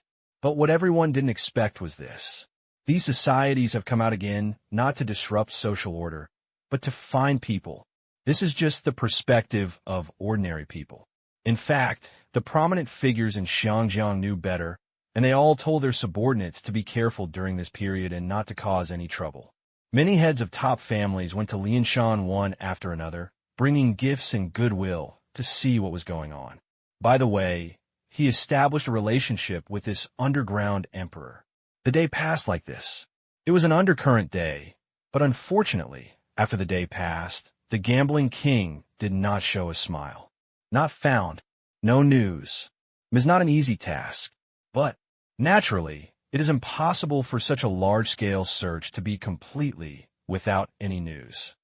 We investigated the mercenary from Southeast Asia who smuggled over last week. After that, they dispersed throughout Xiangjiang. They gathered the day before yesterday afternoon, and they were near the hotel where Ms. Xian lives. The place where Ms. Xian lived was installed with a signal jammer last night. All the phones were disabled. Their actions last night. The fire in the hotel was beyond their expectations. Several people scattered and escaped. We are searching with all our strength, but no one has been found yet. With so many eyes and ears, a lot of things were naturally investigated. But it's a pity. It is obviously impossible to find out the real core information so quickly, especially who is behind the scenes, what is the attitude of the police, and whether this group of people succeeded. As well as, is Ms. Xian safe now? There is no way to confirm this at the moment. The fourth wife had already cried with tears. When she heard these reports, she finally couldn't help but cursed. Are you all trash? So many people have not found my daughter until now. My poor daughter. She is only 6 years old. If something happens to her, I won't be able to live anymore. You a service for those who failed, she said. After the fourth wife left, He Hongchen's expression turned completely gloomy. It's too slow. If this continues, can Xin survive safely? His subordinates were silent. Really, the best rescue time is always only 24 hours. Beyond this time, the possibility of hostage survival will be extremely slim. And now a whole day has passed. The information they can obtain is still limited, which shows that the person behind the scenes is very cautious and at the same time very powerful. And being caught by such a person, Miss Xian's safety, no one can guarantee that. Maybe I haven't been angry for too long. He Hongchen stood up slowly. At this moment, his face no longer had the smile he used to face the media and the public. Instead, it's harsh. It was as if even the air could freeze. Xin is my youngest child and the smartest one among my children. He is my pearl, and now that she is lost, I am very sad. He Hongchen said slowly, paused slightly when he said this, and after a moment he said something that made everyone's hair stand on end. Since I am sad, then others should not have it easy too. Master Wang, The master said that Hong Kong has not been peaceful in the past few days. How about we go back early today? In a brightly lit nightclub somewhere in Xiangjiang, in front of a limited edition sports car, a rosy-faced young man with a beauty in his arms had just put the drunk beauty on the passenger seat and was about to drive. But he was stopped by a bodyguard in a suit. "Bastard, what are you going to do?" As a wealthy man on the list of the top 10 families in Xiangjiang, Mr. Wang immediately became furious. "Get out of here." The attitude of his subordinates remained firm. "Young master, this is the master's instructions." He wants his subordinates to take you back. If it was the usual, this wealthy young man will naturally not go against his father's wishes. But what kind of place is this? This is a place where he often hunts for women, and there are so many people around him staring at him. Where does this put your face? More importantly, he noticed that the starlet in the passenger's seat, who was obviously drunk before, was looking at him with a bit of doubt in his eyes. Mr. Wang became even more angry. He felt that his authority had been challenged, and immediately roared angrily, "Get away! How dare you stop my car? Believe it or not, I'm going to tell you all to pack your things and get out now." This, being scolded by his young master, the bodyguard naturally did not dare to speak back, but lowered his voice and explained, "This is what the master meant." Master, what else can you do besides mentioning my dad?" Wang shouted and gave the bodyguard a chance to explain, and yelled angrily, "Don't forget that you are my bodyguard. Besides, I paid you to come to me to protect me, but my movements are restricted, so what do I need from you guys?" As soon as he said this, the bodyguard didn't dare to speak. "Get out of here." The bodyguard didn't dare to stop him this time, so he could only stand aside. He actually realized that he was a little too reckless just now and made his master lose face. "Huh, idiot." Mr. Wang snorted, very satisfied with the result. He immediately got into the car, and the electric butterfly door slowly closed. Then, with the roar of the accelerator, this limited edition supercar immediately ejected. Although the bodyguard didn't dare to stop him. But at this time, it was obviously impossible to let his master leave on his own, so he immediately called for someone to get into the matching car and chase the supercar away. But this time, Mr. Wang seemed to deliberately want to get rid of them. Under the stimulation of alcohol, the accelerator was almost pressed to the bottom.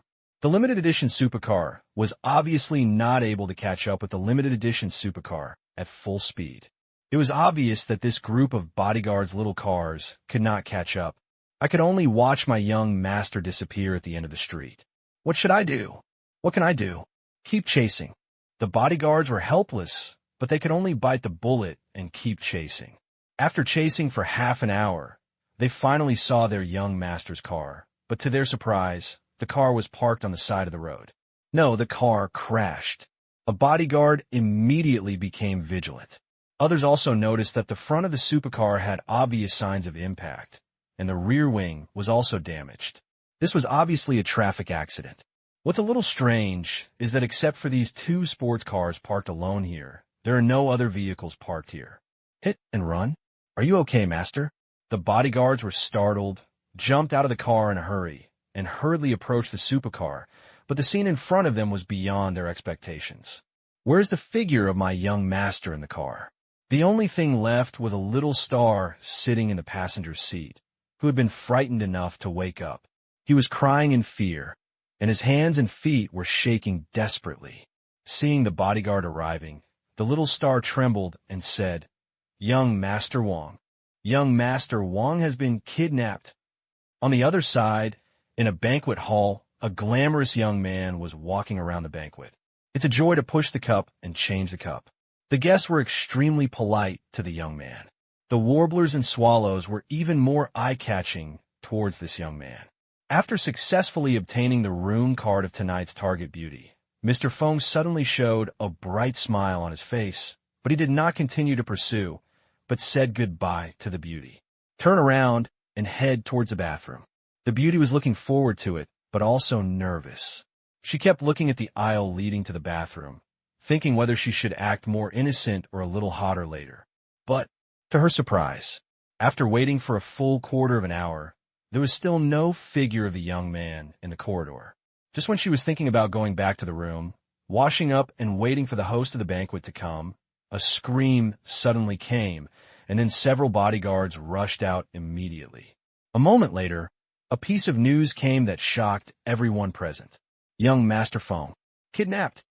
This night is destined to be an extraordinary night, because that night, as many as 10 kidnapping cases occurred in the entire Xiangjiang and Lianshan areas. All the people who were kidnapped were children of wealthy families from various walks of life.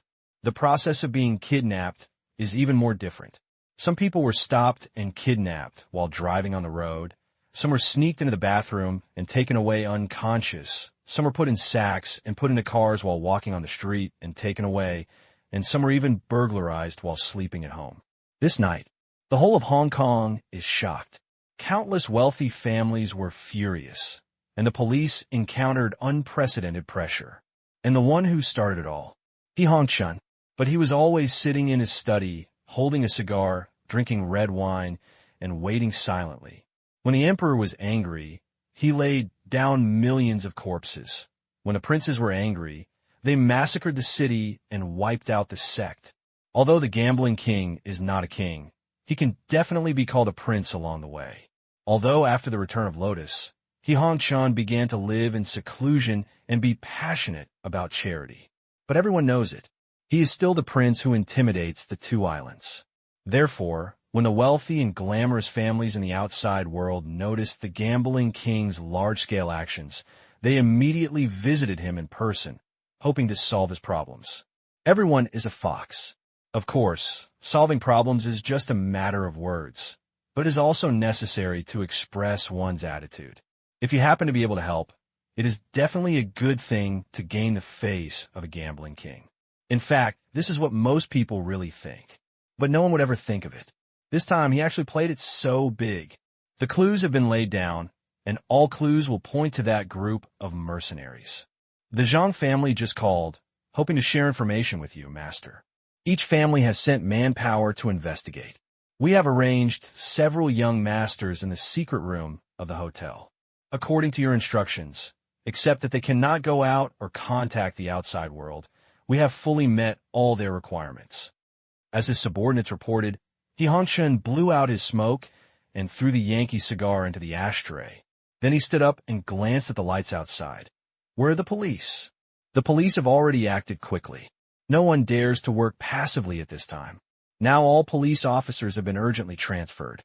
His subordinates answered quickly, and then added after hesitating, "That's it. With such a large-scale search, we are likely to be investigated. After all, none of us can be sure that there will be no clues left. And many of the people we captured have nothing to do with the kidnapping of Miss Xin. If we do this, I am afraid we will offend a lot of people. This is the truth. Although the gambling king is a local emperor, he is a big boss who wants to sell face to everyone. But things are different now. After returning, everything is different. Even if the gambling king is still firmly on the altar, it is impossible for him to offend everyone casually. This goes against the gambling king style of being all-round and having a wide range of acquaintances. But it's a pity. Regarding the doubts of his men, He Hongchun just shook his head and did not explain anything. He just looked out the window and said quietly, "Attitude. It is very important. More than 10 kidnapping cases overnight. Isn't it? You don't know that the whole of Xiangjiang went crazy last night. Isn't it? Why didn't the media report it? Nonsense. Who is in the hands of the media?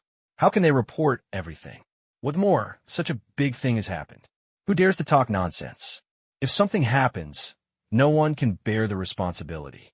Tisk, TSK, this is really amazing and generous. Who do you think did it? Haha, there is no need to discuss this topic." Early the next morning, Gushio got up and came to the restaurant. While he was eating, he heard the discussion around him. After casually asking around, he realized how thrilling something happened last night.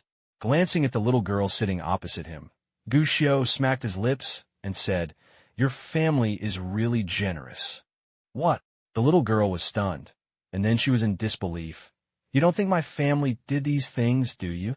How is that possible?" In response, Gushio just grinned. At this moment, Zhan Wu came back. "We are leaving today. Lao Niu and the others will be responsible for escorting us. Gu Xiu noticed that following Zhang Wu, there was a strong man wearing training clothes, but without a military rank. He immediately stood up and said, "Niu, alas, don't yell, I don't have a military rank now." Niu Gu waved his hand hurriedly, interrupting Gu Xiu's words, and winked at him. "I can't commit disciplinary problems." Gu Xiu suddenly smiled. "Then I'll call you Uncle Niu. It's a good relationship." Niu Gu immediately laughed, but when he saw Zhang Wu, his expression suddenly changed. "Forget it. I'm inferior. You might as well call me Brother Niu." The night before yesterday, Gu Xiu and the others arrived directly at Xiefeng, but they did not leave immediately after arriving. Instead, I spent a day resting here. After all, if you're being hunted, you don't know much about the pursuer, so no one can be sure that you won't be in danger if you go out rashly. And now, after a few days of rest and communication, everything is ready. The group finally left the camp and headed straight for Lianshan Mountain. To be honest, for the top tycoon who could only be seen in reports and TV before, Gu Xiu was still looking forward to what the first meeting with him would be like. Xiefeng is a very special team, whether it is because they are all composed of top elites and equipped with the top military equipment, or because of the political factors they carry. It's all doomed. This is a team that is definitely not easy to call. In fact, Xiefeng's team trains inside the team most of the time, and even the team members basically don't go out. After all, they're too special. Even a small move may lead to some unwarranted speculations and even some major earthquakes in Xiangjiang. So although Zhang Wu invited this team to help, but obviously, it is impossible for them to use their own numbers, equipment, and identities. But that doesn't mean they will be banned. In fact, most of the team members are still able to come and go freely during the vacation period. In fact, many people also take advantage of this opportunity, hoping to establish friendship with this mysterious and terrifying team. It's a pity. Without exception, they all failed. Whether it was the richest person in the world or a large-scale society that was powerful in the underworld, they all failed more than once, and many of them even had their teeth chipped. Since then, many people have understood the truth. Never try to get close to Xiefeng. The most important thing is to keep a safe distance from each other. But it is such a team composed entirely of elites. It is a cold and untouchable team for the big giants, such as Xiangjiang and Lianshan. This time, it is because of the arrival of Zhang Wu, breaking the habit of standing on the sidelines. They formed a team of 8 people, all dressed in civilian clothes, without weapons or military ranks, and sent Gu Xiu and his party off to each other. Head to Lianshan. This kind of kindness is not small, and all of this is just because of one person. Zhang Wu. Captain Wu's reputation is not ordinary. He has won the individual first place in the military competition for 3 consecutive years, and has won the individual first place in the global military competition for 3 consecutive years. Moreover, he has led many individual and team actions. He has won the first-class individual merit 3 times, and has won many other meritorious deeds. Moreover, he once fought through the Golden Triangle, and later went to the Middle East with great achievements. To be honest, if you ask anyone who has heard of the title of Captain of the Armed Forces, any soldier will absolutely admire him. Now that there's a chance to help, those guys are eager to come. If it were not for the sake of keeping a low profile, at least 80% of our group would have to sign up this time. On the boat, Niu Gu bragged to Gu Xiu about Zhang Wu's past that he didn't know. One thing to say, even though he had heard about Zhang Wu more than once before, Gu Xiu actually didn't have much idea about how powerful Zhang Wu was. Hearing Niu Gu's words at this moment, Gu Xiu felt incredible. I really got a big deal. That must be true. Niu Gu nodded in agreement. There are not many people in this world who can be protected by Captain Wu. You are definitely not simple. Gu Xiu smiled. Haha, I didn't answer the question. In fact, since entering Xiefeng's camp, Gu Xiu's identity has aroused a lot of speculation. Many people want to find out Gu Xiu's identity and why Gu Xiu is protected by a being like Zhang Wu. But it was obviously impossible for Gu Xiu to tell them the reason. But Gu Xiu couldn't help but think of the 30 million he had promised. Value. So worth it. There are so many people traveling between the two islands today. After chatting for a while, Ushigu looked around. These words made Gushio couldn't help but nod. Really? They take an operating ship, which specializes in going back and forth between Xiangjiang and Lianshan Islands. Basically, a ship leaves every 10 minutes, and the total journey takes about an hour. It can be seen from this departure time that this route is usually quite busy. But today is going to be a little more lively. Usually the boat waits for the people, but today it is the people waiting for the boat. The people on the boat were also so mixed that it was difficult to tell them apart. The commotion in your family is quite big. Gushio glanced around and said to the little girl who had been following him, "It seems that you are quite popular with the elders at home." "Of course." The little girl replied proudly. Nyogu, who was on the side, shook his head with a smile and said in a low voice, "He Hongshin dotes on his little daughter very much, almost to the point of giving her whatever she wants, but to make such a big fuss for a little daughter. To be honest, this is not normal." As soon as these words came out, the little girl stopped talking. Her little brows were furrowed tightly, and she looked particularly cute. Although she has not officially introduced her identity until now, her identity obviously cannot escape Xiefeng's investigation. Just as Gushio guessed, this little girl is indeed the daughter of the Gambling King. He Chaoxin. Brother Neo knows a lot about Gambling King. Gushio asked with interest. Ushia laughed and said, "Hey, I don't know much about them, but after all, I have nothing to do except internal training every day. When I'm not bored, I also like to get to know these famous people. After all, no matter who they are, they will have a bit of gossip." This explanation does seem to be okay. However, as a member of the Xiefeng Special Forces, it is obvious that it is impossible to understand that this is just a matter of idle gossip. There are many ways to do this. Gushio naturally understood the reasoning behind this, and was not surprised at this moment. Instead, he asked with interest, "I don't know much about this Gambling King. Maybe I can meet him later. How does Brother Neo think I should face him, or what attitude should I use to get along with him?" It seemed like a simple, casual question from a child. Nyogu didn't seem to think too much, and smiled helplessly. "Your question? To be honest, it's a bit difficult for me to answer. After all, if you ask me how many seconds it takes to assemble a gun, and what is the relationship between aiming and wind direction, I will say that I know it quite well. Although I have gossiped about this Gambling King, I have never seen him in person. It's better to gossip a little than I don't know anything at all." Gushio chuckled and said with a wink, "Brother Neo, please help me." "Okay, but don't blame me if you're wrong." Nyogu shook his head helplessly. It's not easy to talk about this Gambling King. The He family was considered a wealthy family in Xiangjiang in the early years. He really grew up with a golden key in his mouth. However, although his luck was good, it was not completely good. Later, something happened to his family, and his family fell into decline. This Gambling King must have experienced the hardships of the world. But this time he also matured. It is said that in his early years, he almost became a playboy. Later, when his family fell into decline, he received a lot of cold looks, so he started to work hard and even got admitted to Xiangjiang University and received a scholarship. After the war broke out, he also went from Xiangjiang to Lianshan and began to rely on his own ability to make a fortune along the way. Even though he experienced troughs and various dangers, he always worked hard and seized various opportunities to build the current empire. You asked me how to get along and communicate with the Gambling King. In fact, my suggestion is to be normal. This is not an ordinary person. His communication skills are very high. Even his fortune history is inseparable from communication. In other words, this is a man with many faces. When you come into contact with such a person, you don't have to think about what you should do. As long as you are not malicious, he will definitely make you feel comfortable. Hearing this, Gushio suddenly narrowed his eyes. He took a deep look at Nyogu. Nyogu grinned.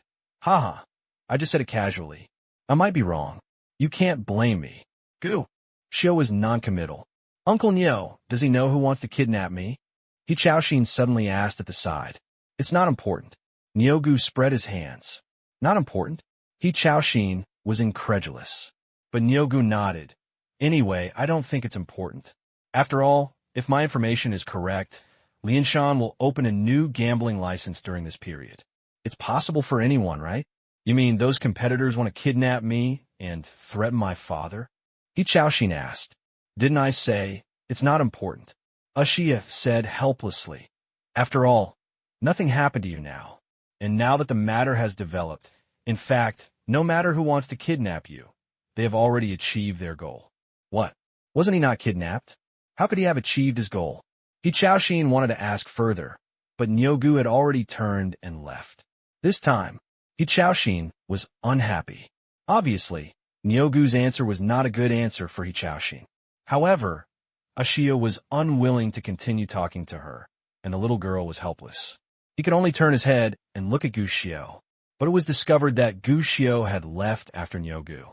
He remained silent and looked towards the other side, as if he was thinking about something extraordinary.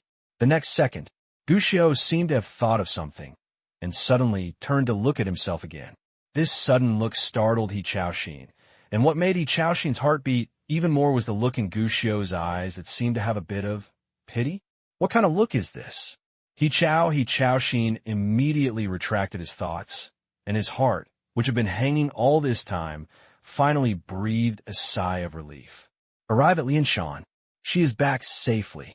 Hey, why are there so many people at the pier? Is this the gambling king's motorcade? Hey, who is so proud that the He family send a motorcade to the pier to greet them? As the ship slowly approached the pier, someone noticed the fleet of luxury cars parked on the pier. It was a fleet of Rolls-Royces, specially used by the He family to welcome distinguished guests. Normally, only one vehicle would be dispatched, but this time a full 8 vehicles were dispatched. Although it could not be said that they were all dispatched, such a scale was definitely considered rare. Many people began to speculate whether some top distinguished guest had arrived. When He Chaoxin saw this scene on the shore, all the previous bad mood had disappeared and was replaced by excitement. Look, that's the convoy sent by my father.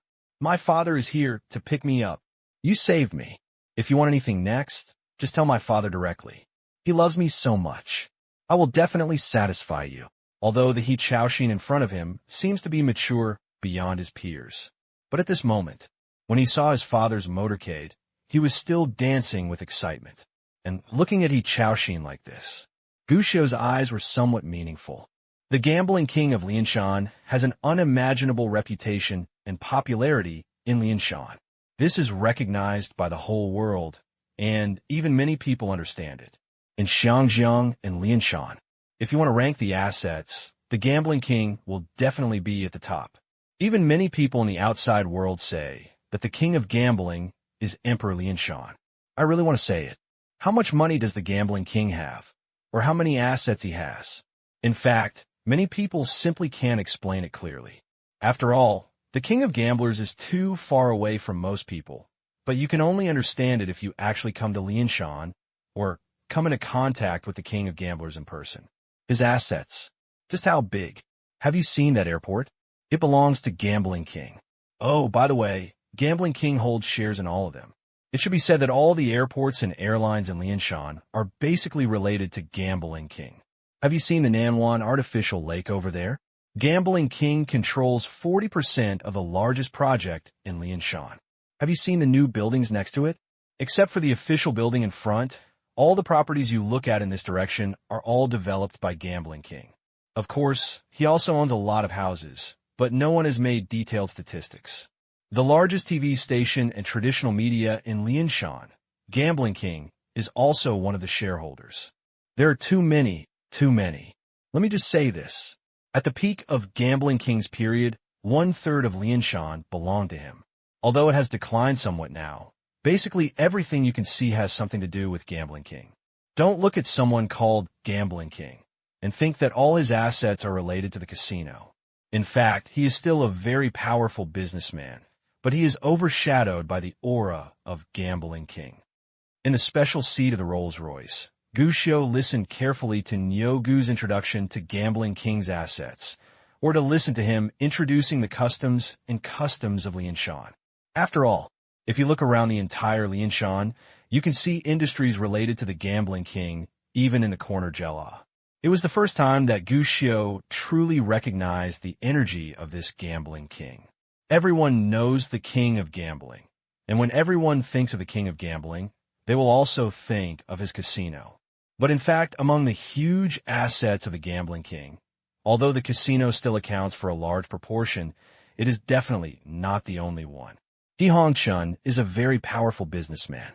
In addition to casinos, he has also designed many areas, from public transportation to airport freight, from real estate development to telephone communications, and basically most industrial gambling kings are involved. Even technology companies, gambling kings have several in their hands. This is just a local in Lianshan. In fact, the gambling king has already started overseas investment layout as early as the 1980s. As far as I know, he owns at least 7 large hotels for large casinos and several airline and gaming companies in many overseas countries. He even owns a West Coast oil company. This is a truly super wealthy family. The level of asset accumulation is even beyond imagination. Regarding Niu Gu's words, Gu Xiu deeply agreed. TSK. What is a wealthy family? What is a boss? After so many years of hard work, I have accumulated a lot of assets, but compared to the real wealthy families, they are still far behind, let alone a century-old family. With my current abilities, in the eyes of truly wealthy families, I'm afraid I'm just a slightly wealthy self-employed person. And this, in the entire Xinjiang and Lianshan areas, although Duwang is considered to be at the top level, is still not at the top level. This shows how hidden dragons and crouching tigers there are in the 2 islands of Xinjiang and Lianshan. Gu Xiu, you still have a long way to go. Gu Xiu couldn't help but sigh in his heart. These are not the most powerful ones. Do you know where the Duwang is really powerful? Xia asked again. Gu Xiu's face was full of curiosity, waiting for Niu Gu's answer. As a person, seeing that Niu Gu didn't show off, he gave the answer directly. The best thing about He Hongchun is his person. Although many media like to call him Lianshan Emperor, in fact, this term only appears in media reports. But actually in Lianshan, do you know what everyone calls this gambling king? Ow! Gu Xiu was curious. He Sheng, Niu Gu replied. You know what it means. For example, when someone calls you Gu Sheng, it actually means Mr. Gu. This is a certain honorific. In fact, for Lianshan locals, the gambling king may be a super capital helmsman, but he's actually a good gentleman who can talk to everyone. This is true for both Lianshan residents and employees who work for him. Many people respect him from the bottom of their hearts, worship him, and support him from the bottom of their hearts. In the hearts of the public, he is a gentle, aristocratic, and good old man who is also keen on doing good deeds and charity. This is the most powerful thing about him. Gu Xiu couldn't help but be surprised by these words again. He had heard before that the gambling king was very respected and always had a smile on his face.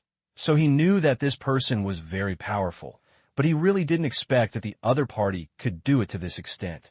Be supported. This ability is not ordinary and simple.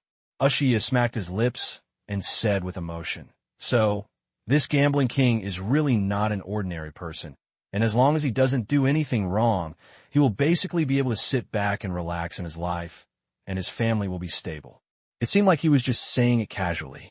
But Gu Xiu raised his eyebrows instantly, and the thoughtful look from before reappeared in his eyes. Guys, we're here. At this moment, the Rolls-Royce motorcade stopped, the door opened, and the car had parked in front of the Palace Hotel. This is one of the gambling king's assets, and it is also one of the several well-known casinos in Lianshan. The decoration is luxurious, and it can be regarded as worthy of the name of the palace. It is magnificent and luxurious. In front of the hotel, a silver-haired but energetic old man stood with a cane. Dad! Seeing this man, He Chaoxin immediately pounced on him. Her actions basically confirmed the old man's identity. Lianshan Gambling King. He Hongchun. Alexian, how are you? Are you injured? Daddy's baby girl. Please let Dad see if it's okay. If you really have an accident, what will Dad do? It's okay, Mazu, bless you. Like all kind fathers, the old man known as the Gambling King burst into tears as soon as he hugged his daughter, and he was full of doting on the daughter in his arms. And he, Xiaoxin, who had always behaved differently from ordinary peers in front of Gu Xiu and others, now completely returned to his true nature, hugging his father and bursting into tears, while telling his grievances and fears. Obviously, although she behaved extraordinarily calmly from beginning to end and seemed different from ordinary people, she was still just a little girl of 6 or 7 years old, no matter how strong she was. She is just a little child. Okay. The baby doesn't cry. Come on, miss your mother. Your mother is here. Go find her. Finally, after the father and daughter were tender for a moment, He Hongxin handed the daughter in his arms to the fourth wife, whose eyes were already red from crying. The mother and daughter left immediately. It was obvious that they had countless things to talk about, and He Hongxin, who had finished comforting his wife and children, finally looked at Gu Xiu and his party. But the first person he looked at was Zhang Wu. "Hello, are you Mr. Zhang? Thank you for saving my daughter." As he spoke, he stretched out his hand toward Zhang Wu. However, Zhang Wu did not shake hands with the other party, but just shook his head. "I was just following orders. You don't need to. Thank me." As soon as these words came out, He Hongxin was stunned. Then he followed Zhang Wu's gaze and looked towards Gu Xiu. We saw Gu Xiu's overly young face and height that could clearly tell his age. Even the well-informed gambling king couldn't help but have a look of surprise on his face at this moment. "Boy Gu Xiu, I've met He Sheng." Gu Xiu didn't show off and immediately greeted him with a smile. "Young Master Gu, are you okay if I call you that?" For a person like He Hongxin, his reaction was naturally very quick. Although it was a bit unexpected, he immediately adjusted his attitude. After receiving Gu Xiu's affirmative answer, He Hongxin took the lead and shook Gu Xiu's hand. "Xin has told me on the phone before. Even on the phone, I can feel the thrill at that time. If it weren't for Mr. Gu and Mr. Zhang, it's hard to imagine what kind of ending I would have faced. Thank you. I can't thank you enough. If it weren't for you, As he said this, the old man's eyes became wet again, as if he was about to cry at any moment. He even took a step back and bowed directly towards Gu Xiu. This sudden move made everyone around him startled, but at the same time, they couldn't help but be moved. He is the king of gambling, but from another perspective, he is just a father who loves his daughter. He Sheng doesn't have to do this. It's just a matter of effort for us. Gu Xiu quickly stopped the other party. Just because someone gave him a face, it didn't mean that he could really handle it. And, to be honest, it's Miss Xin who is smart. Young Master Gu is too humble. He Hongxin shook his head, and then seemed to feel that this was not the place to talk. He immediately turned around with Gu Xiu and walked towards the hotel. "These are Xin's benefactors, and also my He Hongxin's benefactors. Remember, these few will be our honored guests forever. All the properties of the He family are open to these few without restriction." The last sentence was said to the men who were following him. This statement surprised many people, but given He Hongxin's status, no one would have any objections. He Hongxin personally invited them to the hotel's reception room. Naturally, another moment of gratitude is unavoidable here. Moreover, the gambling king also warmly invited them and held a thank-you banquet for them in the evening. Of course, Gu Xiu would not refuse this. And when he saw that people frequently came to report to the gambling king, Gu Xiu was very considerate and said to the gambling king, "Mister, he doesn't have to stay with us all the time. If you have something to do, just go and do it. Besides, Miss Xin has just come back, and He Sheng probably has a lot to say to Miss Xin. Why don't you leave us alone? Let's go shopping by ourselves and have a dinner together in the evening." These words made He Hongxin relieved. He immediately nodded and resigned. But before leaving, he couldn't help but express his gratitude, and also asked a subordinate to be responsible for receiving Gu Xiu and others. Of course, Gu Xiu would not refuse these arrangements, but he looked at the back of He Hongxin leaving. Gu Xiu understood. His sudden arrival must have caught He Hongxin off guard, and what happened next must have happened. This gambling king, "I'm afraid I'm really busy." Although He Hongxin left quickly with the excuse of seeing his daughter, Gu Xiu and others were not left behind when they arrived.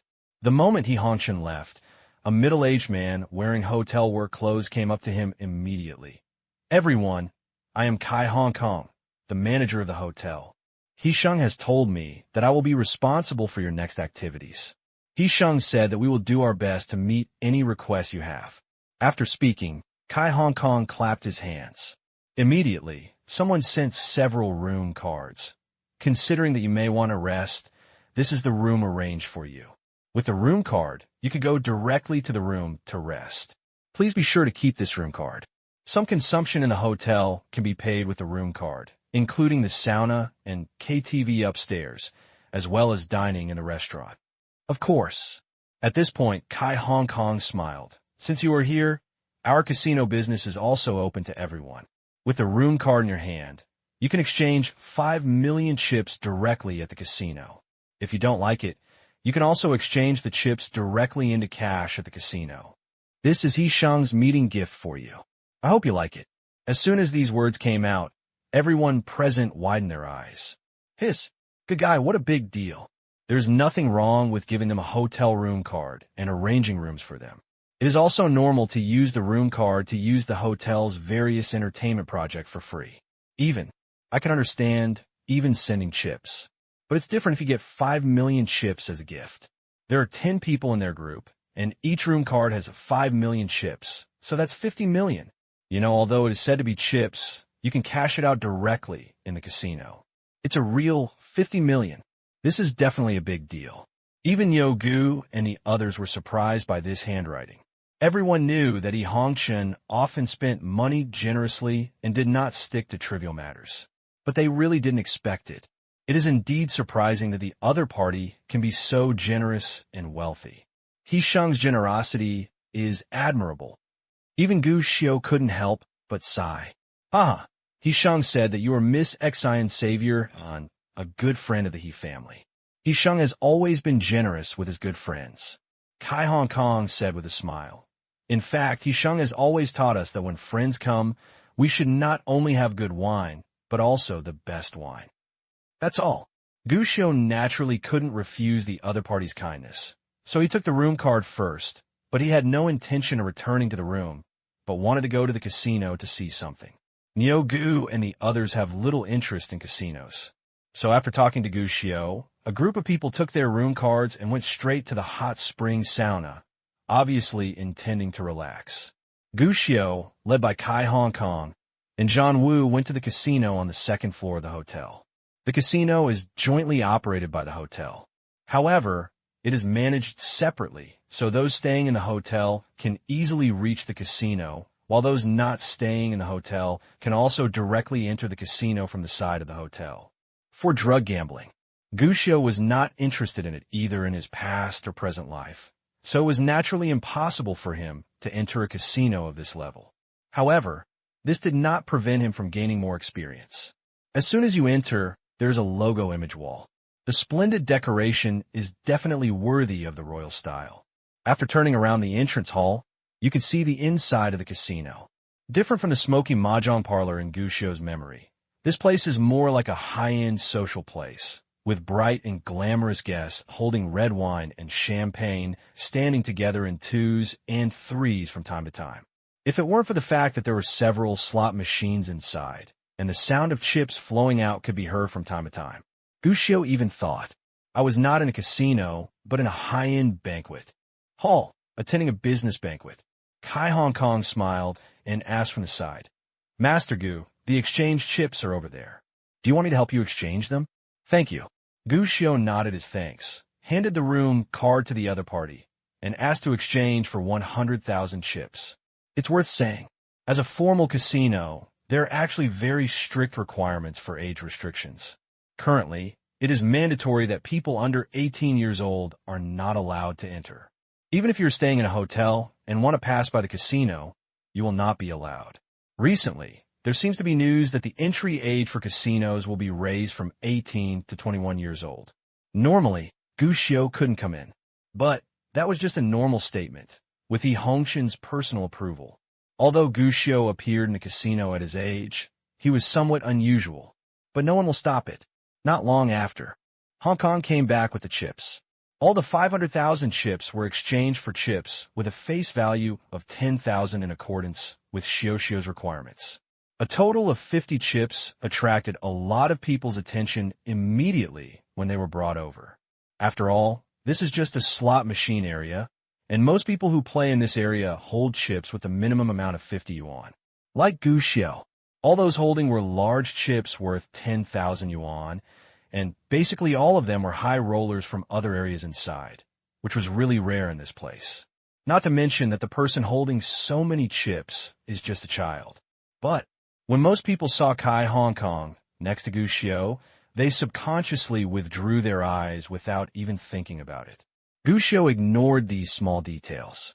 At this time, he had come to a slot machine and carefully looked at the game instructions written on it in Portuguese, Mandarin, and English, although they are all called slot machines. But it is different from the kind of slot machines in domestic game halls.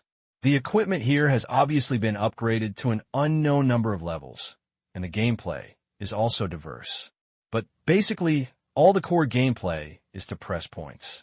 After understanding the rules clearly, Guxiao didn't hesitate anymore. I just found a place to guess the animals and sat down. Then I put in the coins, placed my bets, and started. Good luck. One coin quickly turned into two. Later, Guxiao became interested in this thing and immediately bet all the points of 2 chips. This time he failed, and the 2 chips disappeared instantly. But Guxiao was not discouraged and continued. The next few minutes. It is a monotonous and even slightly boring mechanized action, raising points, placing bets, and drawing prizes. But, although the action is boring, the content of the game is thrilling. Guxiao once won 300,000 directly with the score of 1 chip. Scores of more than 300,000 were cleared instantly. Even playing it later, people began to gather behind Guxiao. Many of them were even more excited than Guxiao. Every time the machine where Guxiao was working started to flash and emit exciting music, many people even had shortness of breath, as if they had become Guxiao. It's a pity. When Guxiao lost nearly 1 million chips in one breath, he did not continue to bet, but stood up and left. This is too much of a loss. So this is too greedy. If he had not continued to invest just now, he would have made a lot of money. If he had just invested in rabbits, he would have made millions. It is a big loss. I personally watched him make more than 1 million with tens of thousands of yuan. If he didn't continue, he would not be able to live happily today. It's a pity. Such emotions could be heard in his ears from time to time. To these, Guxiao just shook his head and smiled. Ignore it. It looks thrilling. But in fact, his original chips just lost 100,000. Next, Guxiao started to go to the next area. The game items in the casino were not just slot machines, but each area had different items. Next, Guxiao entered the Texas Hold'em poker area and understood the rules as usual. Then start placing your bets directly. Same. Lose 100,000 and change to the next area. Next, Guxiao came to the blackjack area again, betting 100,000 as before. Lose and leave. On almost all upcoming events around the world, large and small, just select the event you want to bet on. After most bets, you can view the live broadcast of the event.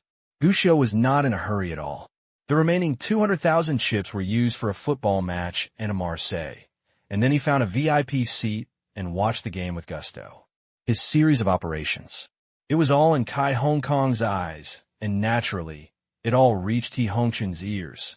At this time, He Hongchun was not dealing with any official business, nor was he going to accompany his daughter. Instead, he was sitting in his office.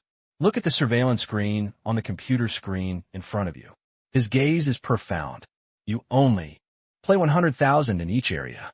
If you win, you continue, and if you lose, you leave. Yes, he even won more than 1 million before, but he did not leave, but continued until he lost 100,000 in the original capital. Not adding at all, no additional. Losing, it's the same if he loses. He lost 100,000 chips in a row at blackjack and never won once. But he didn't have any nostalgia, got up and left directly, feeling. What does it feel like? It feels like none of our project have aroused his interest. Hearing this answer, He Hongchun couldn't help but laugh, and he shook his head. It's true that he has no interest. From the beginning, He probably just wanted to experience our projects. This, his subordinates were surprised. Is this just a kid? He feels like an old monster. Our project can't arouse any emotions at all. In this regard, Hong-chun shook his head. Just at this moment, there was a knock on the door. It was the arrival of another subordinate who went out to investigate information, and in his hand, he held it. It is about Gu Xiao, all the information that could be investigated. Hong-chun is a person who likes to make decisions and then act. Even more so, he is a person who likes to have everything under control. This time, Gu Xiao arrived suddenly, and even brought a team of Xiefeng members who were resting, and was accompanied by a super bodyguard who once had countless evil reputations. To be honest, for such people, even though Hong-chun is very confident in his social skills, he still dare not act rashly. And now, Gu Xiao's relevant information has arrived, and he needs to use this information to determine how to get along with him next.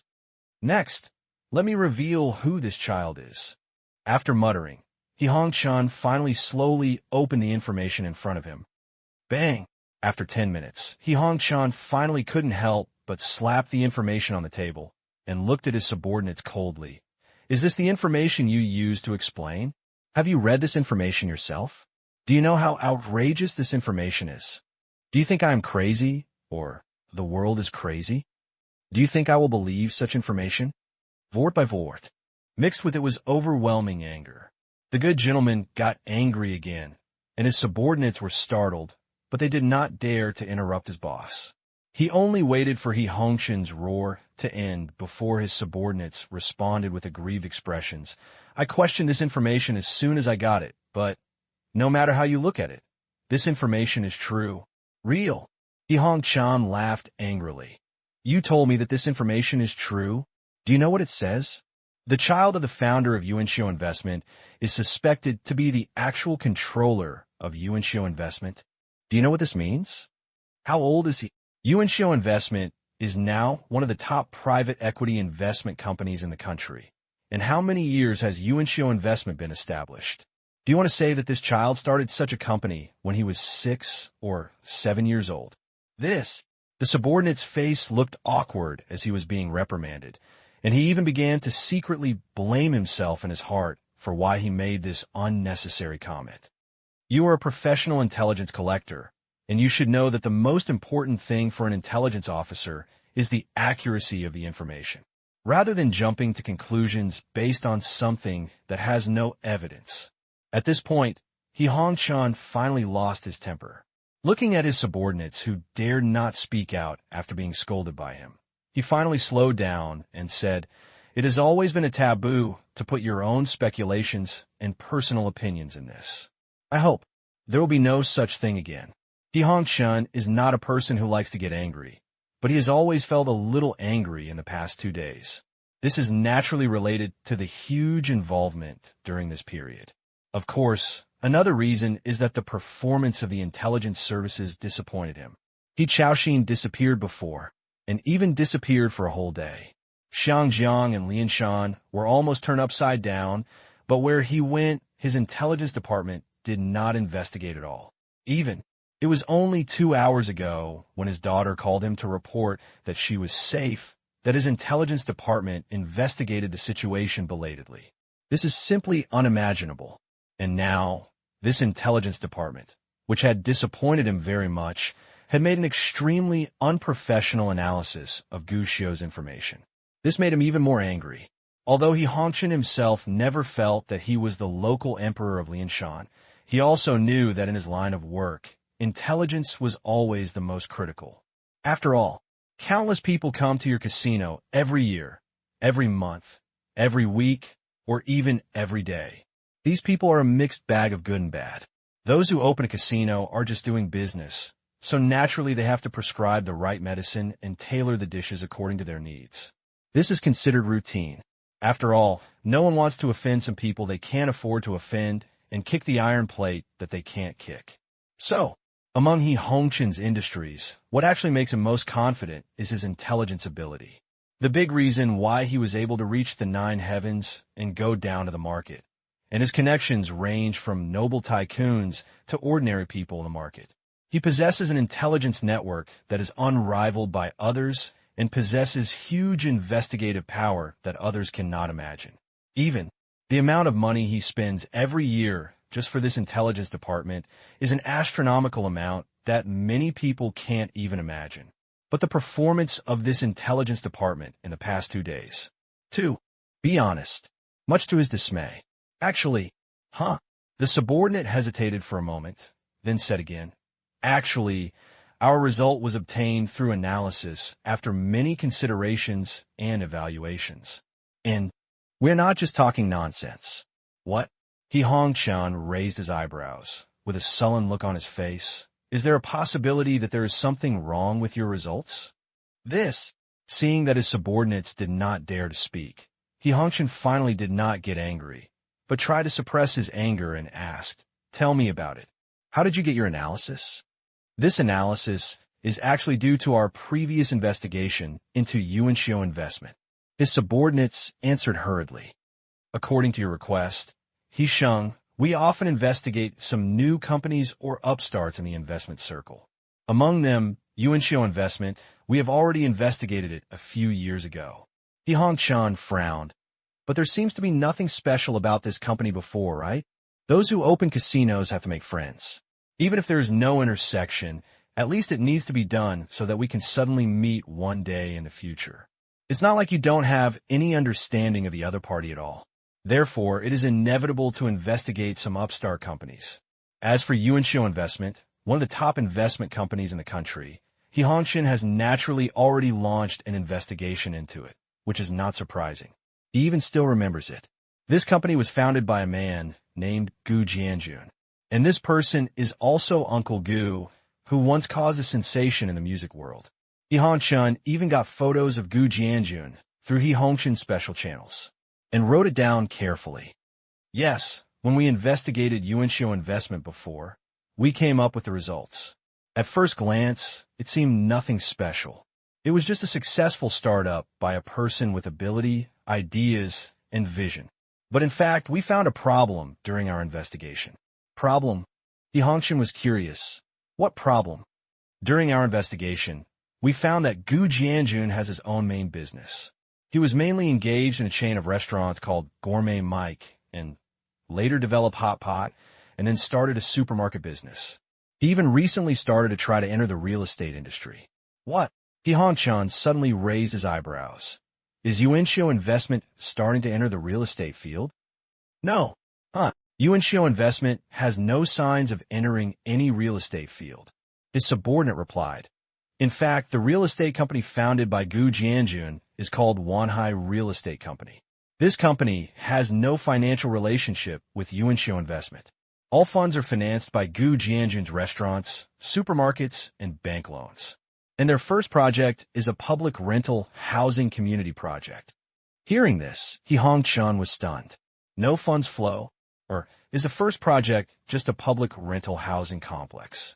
This is wrong. If the first plate is small enough, it's okay. It means that the other party is very cautious, but if even the funds are transferred to his main company, it would be wrong to hold it, right? How can anyone who has money leave it in a bank only to turn around and ask for a loan from the bank? The reason is very simple. You have 100 million in cash and want to buy a second-hand van worth 20,000 yuan. Do you still need a bank loan? Not to mention why you have such a high net worth and want to buy a second-hand van worth 20,000 yuan. You still need to find a bank loan for 20,000 yuan, which is wrong in itself. Is there something wrong with our investigation? This Gu Jianjun is not the boss of Yuanxiu Investment at all. He Hong-chan couldn't help but ask. At the beginning, we also had such doubts, but after repeated confirmations, the registered identities of the two Gu Jianjuns were the same, and there was no problem of the same name.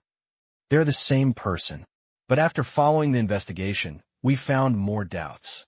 He Hong-chan was curious. What doubts?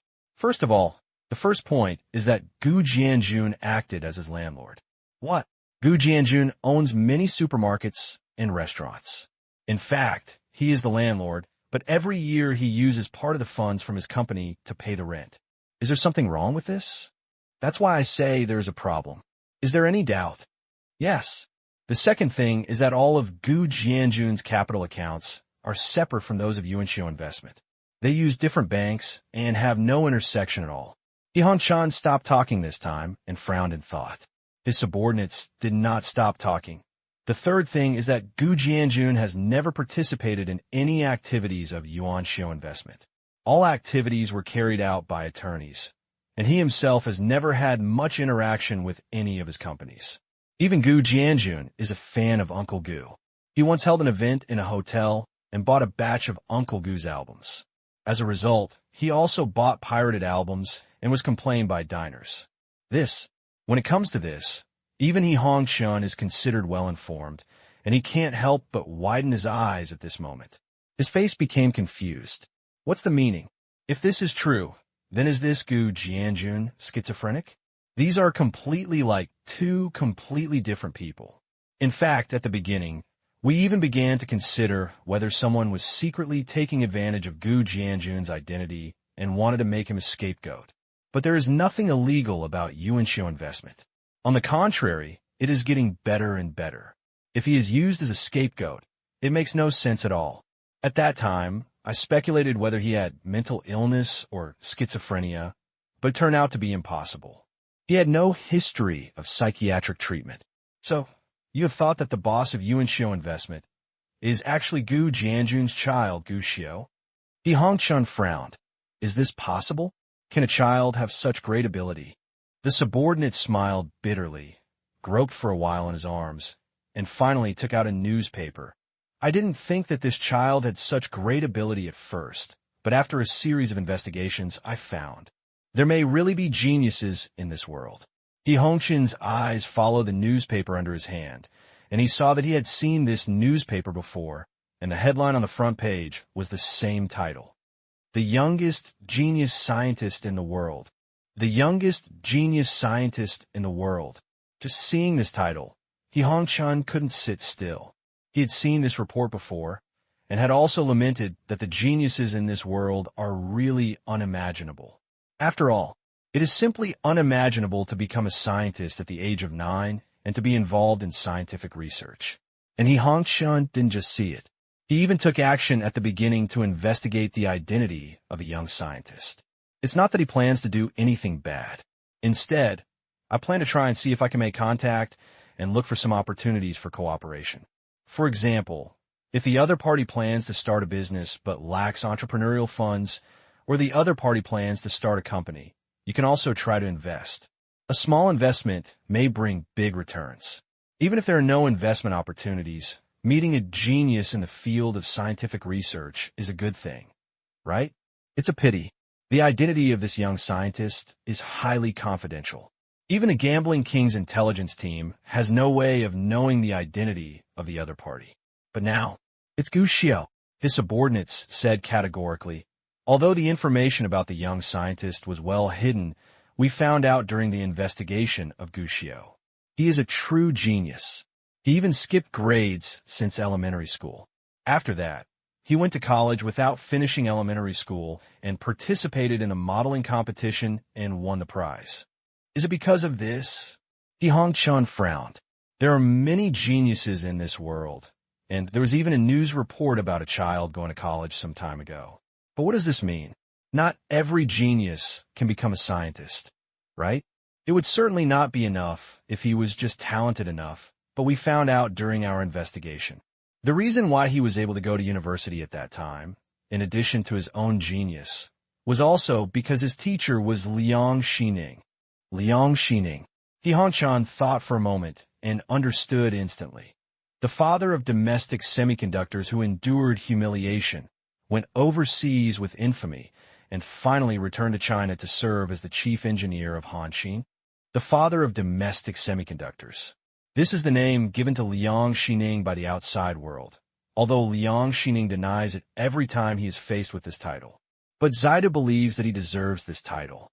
After all, today's Hanxin has become a world-class product, and after combining with ASML, it has become a super-class product.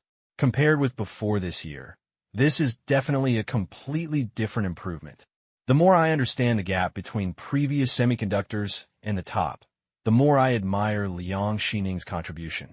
The name Father of Semiconductors may be a bit too big, but no one would object to calling him that. And He Hongchun naturally knew Liang Xining. Yes, it's Professor Liang Xining, who is currently the chief engineer of Hanxin. The subordinate nodded quickly. If Gu Xiu is just an ordinary genius, it really doesn't matter, but he is still Liang Xining's disciple, and the genius scientist is involved in chip research. Although there is currently no way to further confirm, we suspect that there is at least a 70% probability that Gu Xiu is the child who became a scientist at the age of 9. This time, He Hongchun did not refute again, nor did he blame his subordinates for their random analysis. After all, even if there is no information about the stone hammer, it can actually be guessed that the child may really be the youngest scientist in the world. But even if he is that little scientist, why do you think he will be the boss of Yuanxiu Investment? If you were a scientist, do you still have time to be a boss? He Hongchun was a little confused and couldn't help but ask. The subordinates shook their heads. We thought so too at first.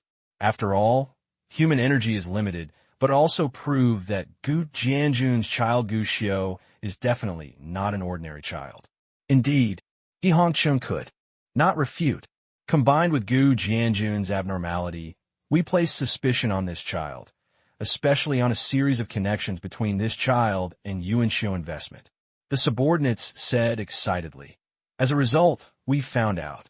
Luo Xiang, the key player in Yuanxiu Investment, has appeared in the same place as Gu Xiu more than once, and Gu Xiu himself has also visited multiple companies related to Yuanxiu Investment. And the most important thing is, during Yuanxiu Investment's previous investment in Fuyao Glass, Gu Xiu also attended events with King Chao and even met many people together. Even some time ago, when Yuanxiu Investment invested in Baiadi, Gu Xiu also appeared with Baiadi's boss. These seem to be unable to prove anything. But combined with the fact that Gu Jianjun, who is supposed to be the boss, knows nothing about it, it can explain the problem. So we made 2 guesses. First, Gu Xiu is a genius, a child prodigy. He is a child beyond imagination. Not only is he the youngest scientist, but he may also have founded Yuanxiu Investment without telling his father, and in one fell swoop, he has built this investment company that is now the leading investment company in the country. He Hongchun nodded. Then what? What's the second guess? The second guess is that Gu Jianjun himself is the most powerful, and the company does belong to him. He just doesn't seem to care about Yuanxiu's investment, and all this is for him to train his own children. This, He Hongchun frowned. Thinking about it this way, it was not impossible. And no matter what is possible, one thing is certain. This child is not simple. Thinking back to Gu Xiu's previous performance in the casino, He Hongchun immediately called his assistant. After the assistant came in, He Hongchun said directly, "Improve the specifications of tonight's dinner." The assistant was confused, but the specifications you requested before, He Sheng, were already high-end specifications. Then upgrade it to the top level. He Hongchun waved his hand. For tonight's dinner, I want to receive the governor according to the standard. That night, Gu Xiu and his party were invited into the banquet hall on the top floor of the Royal Hotel. When I just walked in, Gu Xiu was shocked by the scene in front of him. According to his estimate, the banquet hosted by the king of gamblers in person this time will definitely not be too small, and some powerful families should even be invited to join him. But even though he was mentally prepared when he arrived at the banquet hall, he still found that he had underestimated He Hongchun's methods. The banquet hall was filled with dignitaries and celebrities. And there's so many people, much more than Gu Xiu expected. Damn, the standard of tonight's banquet is too high. Do we have such a big reputation? Ushigu was the first to exclaim in a low voice. Seeing Gu Xiu looking over, he immediately asked, "Do you know who are the people here?" Gu Xiu shook his head honestly. "I don't recognize most of them, and some of them look familiar." "Then they must look familiar." Nyogu chuckled. "Because the people here tonight almost represent the top wealthy and powerful people in Xiangjiang and Lianshan. Have you seen that person? Guo Kongchen from the Guohonyan family.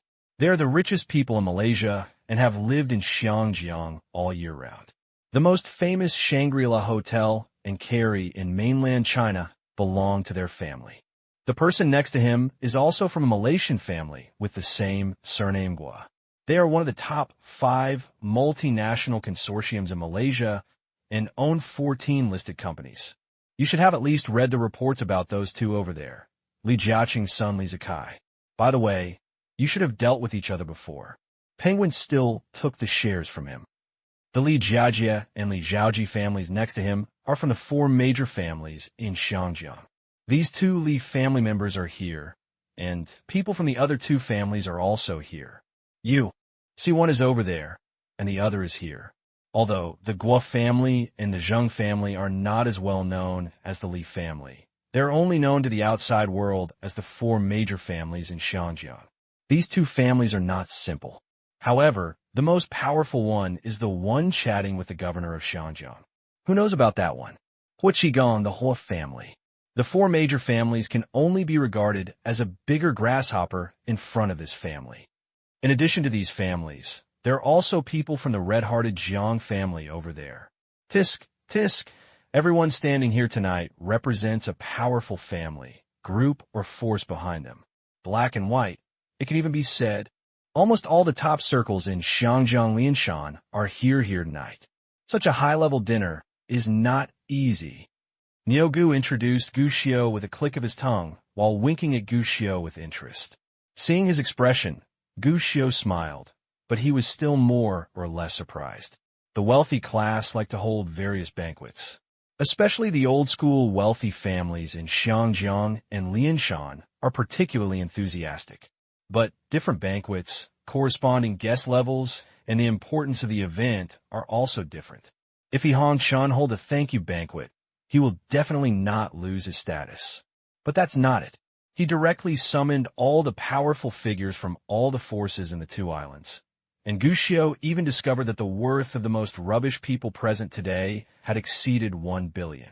This is truly a top-notch banquet. This level, use it on yourself? Just because he saved his daughter? Or, Gu Xiu turned his head and glanced at Niu Gu, thoughtfully, but still with some doubts. Young Master Gu, however, before Gu Xiu could think about it, the host of tonight's banquet, He Hongshan, appeared on the stage. Compared with the daytime, He Hongshan was dressed up tonight. He was wearing an off-white, high-quality custom-made handmade suit, and even the cufflinks were of great originality.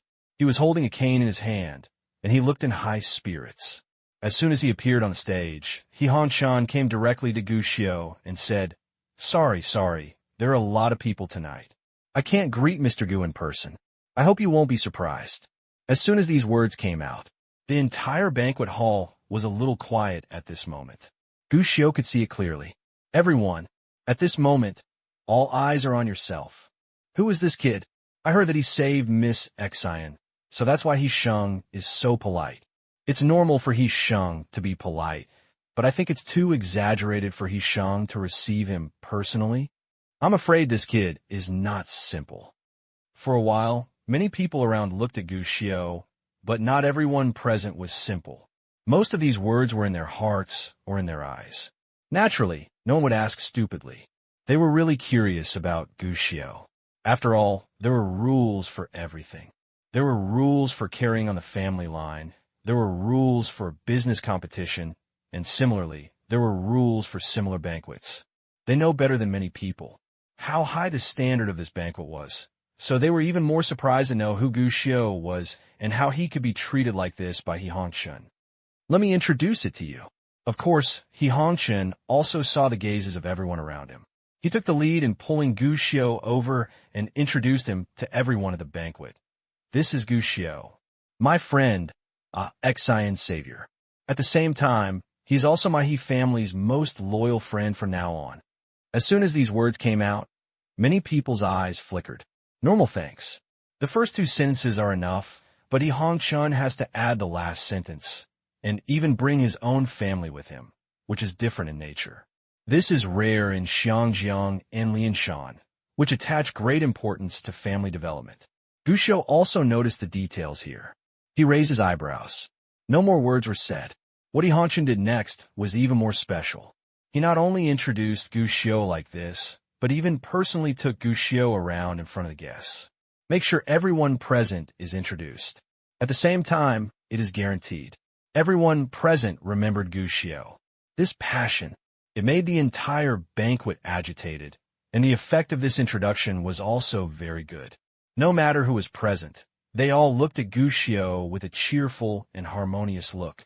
Originally, Gu Xiu thought it was almost over here, but what he never expected was, after He Hongshun took Gu Xiu to say hello to everyone present, he actually took him to an extremely private elevator and then went up to the rooftop of the top floor. It was only then that Gu Xiu discovered it. On the rooftop of the top floor, there is actually a cave. Here it is. There's a small golf course, a swimming pool, and a huge terrace with a variety of delicacies on long tables. In the middle, there is a large round table. There were already 5 middle-aged and elderly people sitting at the table, all holding cards in their hands and chips in front of them.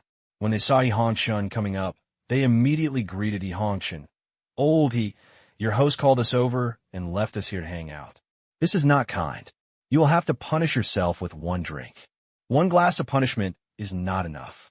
Last time, Laoi said that 3 bowls were not enough for the job. You must drink 3 glasses tonight.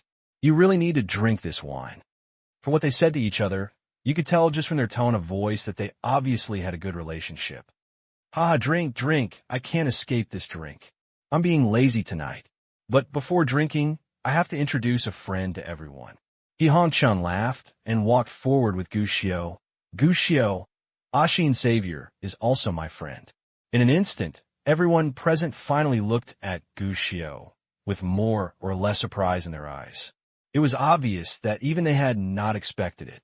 He Hongshun actually brought a child to meet them. He Hongshun didn't mean to answer their questions. Instead, he smiled at Gu Xiu and said, "Gu Xiu, do you know these people sitting here? Although I am still young and have little knowledge, these uncles are all powerful figures. Although it is the first time I meet them, they're all famous names that I have heard for a long time." Gu Xiu replied gently. There was also a flash of surprise in his eyes. When he was downstairs, before, he had been surprised that the standard of tonight's dinner was a bit higher than expected. But originally he thought that was about it. But who would have thought? There is even a terrace on the top floor. What's more, I didn't expect to see the heads of the 4 major families and the 2nd generation head of the Hua family here. That's right. Gu Xiu really didn't know much about the various wealthy families in Xinjiang. After all, he had never thought about developing in places like Xinjiang before, so naturally he would not go out of his way to understand them. But even if you don't want to know about the 4 major families today, as well as the Hua family where the dragon has never seen its beginning or end, he still understood something. And the 5 people sitting here now are these 5. This kid looks familiar. He should be the young owner of Yuanxiu Investment, right? Li Chaoran, with Mediterranean hair and black-rimmed glasses, spoke first, with a gentle smile on his face. Anything that looks familiar or not is bullshit. The people who can sit here are all people with great hands and eyes, and I am afraid that they have even investigated Gu Xiu long ago. But even if he knew that the other party was just talking politely, Gu Xiu certainly couldn't help but smile. I didn't expect Mr. Li to know the boy. Gu Xiu was flattered. "Ah, you are so polite." Li Chaoran laughed. "We just discussed Yuanxiu Investment, which is an incredible company. Indeed, all the investments were successful without exception. I remember that your Zakai, Lao Li, left out an investment to Yuanxiu Investment before, right? I've also heard of it. It seems to be the internet company that engages in instant messaging called Penguin." The parents of the Guo family and the Zheng family next to them also spoke at this time. Li Chaoran smiled helplessly. Yes, Zakai was too impatient at the beginning. He had clearly discovered the potential of Penguin Company a long time ago, but he was not patient enough and ultimately lost to Yuanxiu Investment. Although he said this, Li Chaoran obviously did not anger Gu Xiu. On the contrary, it was full of praise. The shopping mall is like this. It is not enough to have a vision. What's more, Penguin can develop to the present point because of a series of subsequent reforms and help from Yuanxiu Investment.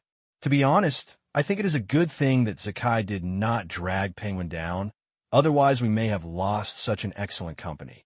Whether it is the truth or a lie, at least it allows people to see the extraordinary magnanimity of Asia's richest man. Sakai's telecommunications company is doing quite well, and in Penguin, Sakai's investment is successful. The Shally family on the side said at this time. If I remember correctly, the final return on investment of Sakai's investors in Penguin was nearly 10 times. In just 2 years, such high returns are rare. Several other people nodded in agreement, which was considered to be a good deal for Lee Chaoran, the head of the 4 major families. Sakai is indeed great. He Hongshan also smiled at this time, but speaking of it, Yuanxiu investment is also very strong. Their large investments have never failed. I heard that Yuanxiu investment has the final say on the internet in mainland China. Whether it is instant messaging, internet shopping, or even online games, they are blooming in many places. Moreover, they have also made achievements in the entertainment industry, technology field, and real industry, but they are a great underachiever. Everyone present was an old fox, so naturally they nodded. Praised the achievements of Yuanxiu investment. Moreover, when they looked at Gu Xiu again, they obviously began to re-examine this young man, and this was not just because of He Hongshan's words. What's more important is He Hongshan's attitude. As for Gu Xiu, although he was also surprised by He Hongshan's attitude, his performance was not bad at all. In the face of everyone's praise, he was neither humble nor arrogant. Although Yuanxiu investment seems to be developing well, it is only temporary. It has been difficult to change hands since ancient times. Yuanxiu investment still needs to learn more from several seniors. In fact, these few have always been the idols of the boys. I have such an opportunity to meet with them. I hope to be able to consult more with my seniors in the future. Yuanxiu investment is still far from good. Similar words were repeated over and over again, but it also won a good first impression among the big guys. That's what the social scene is like. It is true to make money in peace and harmony. Pretentious slaps in the face in novels rarely occur in reality. Not to mention that the people who can sit at this table are basically foxes who have become sperms. Everyone abides by the rules of the game. Even if he wanted to kill the other person and reduce him to ashes, he would definitely smile on his face on such an occasion, making it impossible for anyone to see any flaws. So, for the next hour or so, everyone spent time in this harmonious atmosphere, enjoying themselves as guests and hosts. Gu Xiu always regarded himself as a junior. It even made several elderly people nod their heads frequently. After all, everyone was older. After playing cards for a while, everyone left separately. Before leaving, they all patted Gu Xiu on the shoulder and told Gu Xiu to contact them in Xiangjiang. He yelled at Gu Xiu to sit down and drink tea. Gu Xiu naturally nodded and thanked these people. After bidding farewell to the 5 elderly people, He Hongshan took Gu Xiu back to the terrace on the top floor. When we were younger, we often held such parties. Now that we are older, both physical strength and energy can no longer keep up. Uncle, he is still strong, and he is still in high spirits after drinking so many glasses of wine.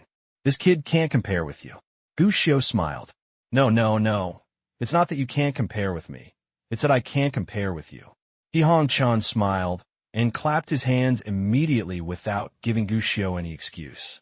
Soon, Gu Xiu saw He Hongshan's secretary walking over with a document and handed it to Gu Xiu respectfully. Is this? Gu Xiu was a little surprised. Young Master Gu has saved Xian's life. As a father, of course I can't just express it verbally. He Hongshan smiled and said, "This is a newly acquired property, a sea view villa by the sea. Although it is not too big, the scenery and location are absolutely excellent. I hope young Master Gu will not dislike it. This is too expensive." Gu Xiu quickly shook his head and refused. He Hongshan put simply. But in fact, on the way here, Gu Xiu had some understanding of the general situation of Lianshan. Although compared to Xiangjiang, Lianshan's real estate seemed not so well known. But in fact, the difference in housing prices is not that big. Especially in some top residential areas, there is no market price. Just this villa, according to the current value, is at least half a small target. But what surprised Gu Xiu even more?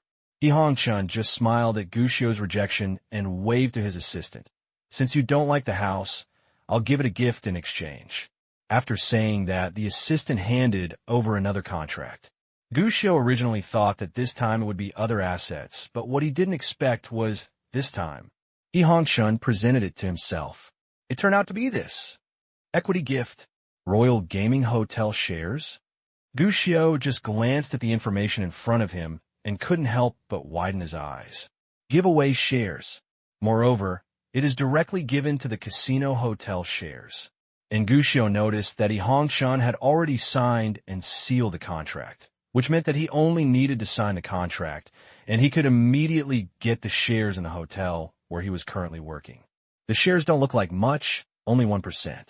But this 1% share is still an unimaginable astronomical figure. What is more important is not only the value of this share, but more importantly, the significance of this share. Lianshan is most famous for its gaming industry. It even has the title of Little Las Vegas. This is a real, huge profit, and it is also a huge profit that everyone wants to gather around and take a bite of, but it is impossible to have such an opportunity. You know, although Lianshan is known as a gambling city, until now, there are only 5 hotels in total that have the qualifications to open casinos. It can be regarded as a true wolf with more wolves and less meat. For most people, even if your assets are no worse than Gambling King, when you come to Lianshan, you can only become Gambling King's client, not the owner of the casino. But now, the Gambling King just gave away his shares without any warning. This gift, big and unexpected, because it represents a symbol of status and status. Even if you have some means, you can do great things just by using this 1% share. Even if you have no fighting spirit and are unwilling to seize opportunities for development, you just want to reap the dividends. In a place like this where the turnover can easily exceed 100 million every day, a 1% share can definitely allow many people to enjoy prosperity and wealth for a lifetime. And it's a gift to know, even if you're a gambling king, it is actually impossible to own all the shares of a casino. This involves a very responsible network of relationships, in most cases. The gambling king is more like a representative who is pushed to the front. He does have a lot of shares, but in fact it is considered good if he can get 20 or 30. In many cases, it is only about 15 or more and less than 20. 1% was given by him. From the gambling king's perspective, what he gave to Gushio was not just 1% of his personal assets. Are you satisfied with this gift, Mr. Gu? Hongshan kept observing Gushio's reaction. Seeing that Gushio had read the contract, he asked with a smile. Hearing this question, Gushio raised his eyebrows. This is no longer a gift.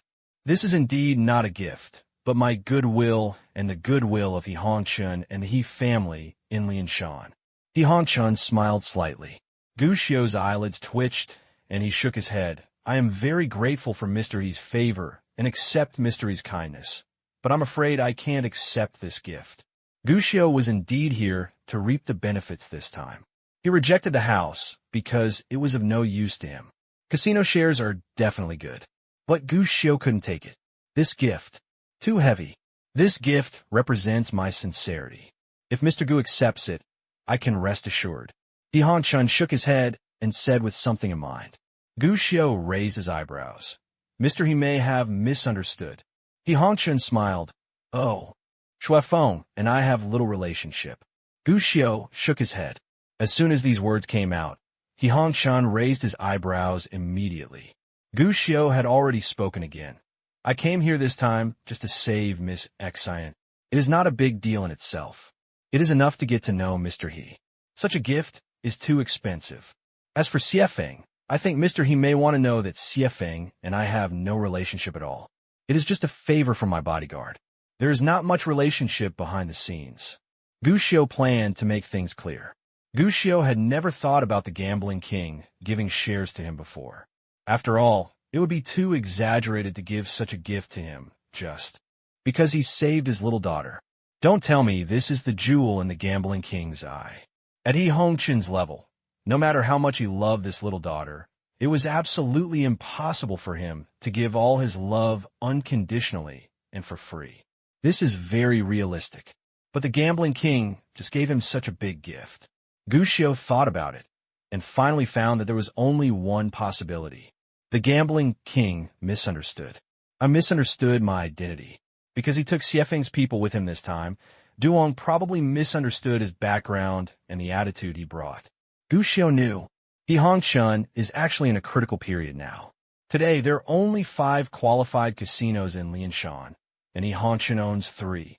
There is news that 3 qualified casinos will be open again this year. As soon as this news came out, it attracted a lot of attention and competition, including local chaebol families, as well as countless outsiders. To know, from the current 5 companies to 8, this has even been able to rewrite the existing structure of Lianshan. And these 3 positions, to whom will it be given in the end? To put it bluntly, the control lies in the hands of Yanjing. At this delicate moment, Xiefeng, a completely independent force in Lianshan and Xiangjiang, suddenly appeared. Although it was just casual clothes, there was a hidden meaning in it. But it is always hard to avoid making people think deeply.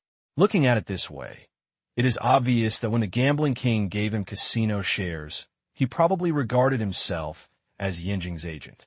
This misunderstanding is huge.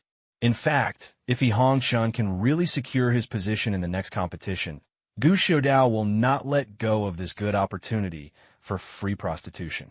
But the problem is, Gu Xiu, who was reborn, knew very well that in fact, He Hongshan failed in the next competition, and even the friendship store project originally intended to make friends with Yanjing was shelved. The meaning here is obvious. Yanjing was not willing to favor this remnant of the old era. At this time, if Gu Xiu really dared to take advantage, He Hongshan would find that he had been betrayed in the end. I'm afraid it's the first time. You'll want to tear yourself apart. Although Gu Xiu was not afraid of making enemies, he had some unnecessary grudges, and he definitely didn't want to make them if he could. It was enough to be a rich man with peace of mind. It was obviously unwise to make a grudge against an underground emperor of Lianshan Mountain for a mere 1% of his shares. Really, as soon as Gu Xiu said these words, He Hongshan's eyes suddenly became a little complicated. This time it's just a little effort from me, so I haven't really thought about the benefits. Gu Xiu said again at this time, of course, if Yisheng doesn't want to owe me this favor, then why not help me set up a security company? Security company? He Hongchun was stunned. Yes, a security company. Gu Xiu nodded and spoke of his true purpose. To be honest, I am somewhat interested in security and want to set up a security company. But Mr. He should also know that the mainland has many requirements and restrictions in this regard. It will be much simpler in Lianshan and Xiangjiang. So if Yisheng is willing to help, I will be grateful. On the plane to Xiangjiang before, Gu Xiu had already told Zhang Wu about this. It could be seen at that time that Zhang Wu was actually interested. Since he was interested, Gu Xiu naturally had to find a way to help him complete it. To put it bluntly, the most difficult thing in doing this was various qualification approvals and gun licenses. On the mainland, Gu Xiu couldn't guarantee that he would be able to do it. But it will be relatively simple in Lianshan. You should know that this is just a trivial matter to me. He Hongshan shook his head and asked, what I gave you are shares in the casino. With these shares, you can set up a security company by yourself without my help at all. I understand Mr. Yi's kindness. Gu Xiu smiled and shook his head, but Gu Xiu didn't say the rest. But He Hongshan obviously understood the meaning of Gu Xiu's words. He nodded immediately and agreed. This is a small matter. I will let my assistant handle it for you later. If you have any requirements, just ask someone to contact my secretary later. It is easy for a security company to have him greet you. Thank you. Thank you, Mr. He. Gu Xiu stood up first to thank him. The matter was finalized, and he was ready to leave. But He Hongshan suddenly asked, so, I have no chance this time? Huh? Gu Xiu was stunned. Then I felt helpless. Are you sure that you are here to represent Yanjing? Because he refused the shares, he felt that he would lose this competition? Mr. He, you. Just as Gu Xiu was about to explain again, he saw that He Hongshan had already shaken his head and said with a wry smile, actually, I knew from the beginning that I couldn't compete this time. I'm just a little unwilling. As he said that, He Hongshan lit a cigarette. Gu Xiu noticed. What he smoked this time was not the top-grade cigars on the table, but a box of cigarettes in his arms, and the cigarettes were not expensive high-end cigarettes. Quite the opposite. A pack of cigarettes has always been extremely cheap and has even become an ordinary cigarette smoked by the lower-class people in Hong Kong. Grapes. It started production in the 1950s. It is moderately powerful and low-priced. When it first started selling, it was sought after by many ordinary people. Noticing Gu Xiao's gaze, He Hongchan smiled and showed his cigarette openly. "This is my favorite cigarette and the one I smoke in private. Isn't it strange?" Gu Xiao nodded. It was indeed strange. This is just like a rich man worth hundreds of billions who smokes gold leaves for 2 yuan, which makes people feel a little unbelievable. I'm an ordinary person. Perhaps I was the envy of many people when I was born, but I have also lost some and been thrown into the mud. My relatives and friends who once had to curry favor with me also shunned me as a god of plague. Even those people who called me Xiao He when they met me spit on me. I knew it then. If a person wants to be respected, he can only climb up, keep climbing up, and constantly seize opportunities. So I have been struggling all my life. He Hongchan took a deep breath of smoke that passed through his lungs and exhaled slowly before continuing. I have done many things. I have been a loyal dog wagging its tail to beg for mercy for the Portuguese people, a puppet for the Hua family that is easy to manage, and a tortoise for the people of the Eagle Country. I have even apologized to many people, and I've been teased and laughed at time and time again. My family doesn't understand, outsiders laugh at me, and sometimes even I feel that my life is too useless and miserable. Cough, cough, cough. The strong cigarette strongly stimulated the old man's lungs, causing him to cough violently. It was not until tears began to flow out that he recovered. Raising his hand and waving to Gu Xiao, who was patting him on the back, He Hongshun smiled bitterly and said, "I'm old.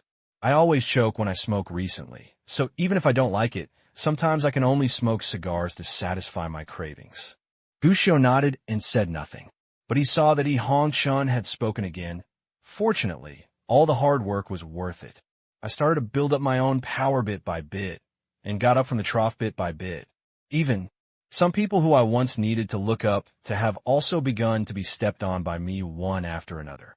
Me, I built this super empire. All of this is earned with my hard work, my efforts, and my dignity. The more he talked, the more excited he became.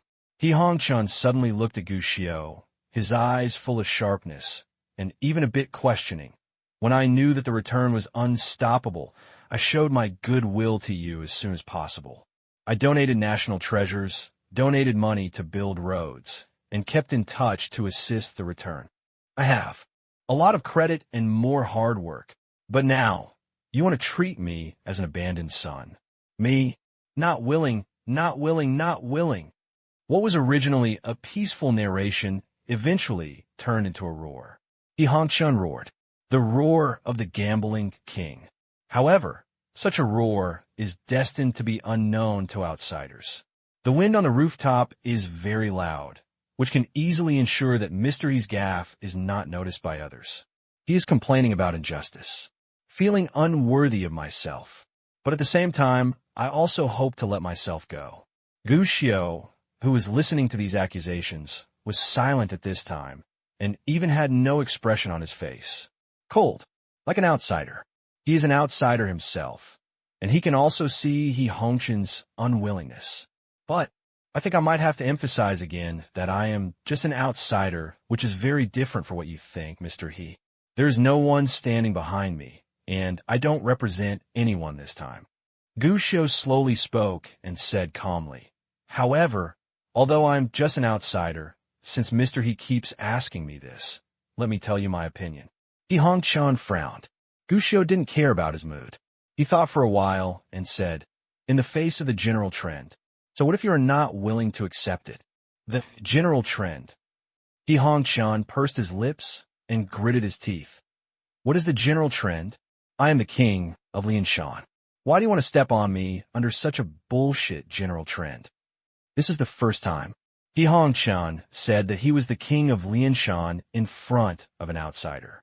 This shows that in this old man's heart, no matter how humble and low-key he is, he still has his own dignity and confidence in his heart. So what about King Lianshan? The Qing dynasty is dead. The great people and the Ingwa people have packed up and left. The owners of these two islands have changed. This is reality. Mr. He can't see it, right? Gu Xiu's words were cold and ruthless, and He Hongqian's newly calmed emotions became excited again, and even the eyes he looked at Gu Xiu were filled with murderous intent. As if, at this moment, this seemingly kind-hearted old gentleman has turned into a lion that chooses others to devour.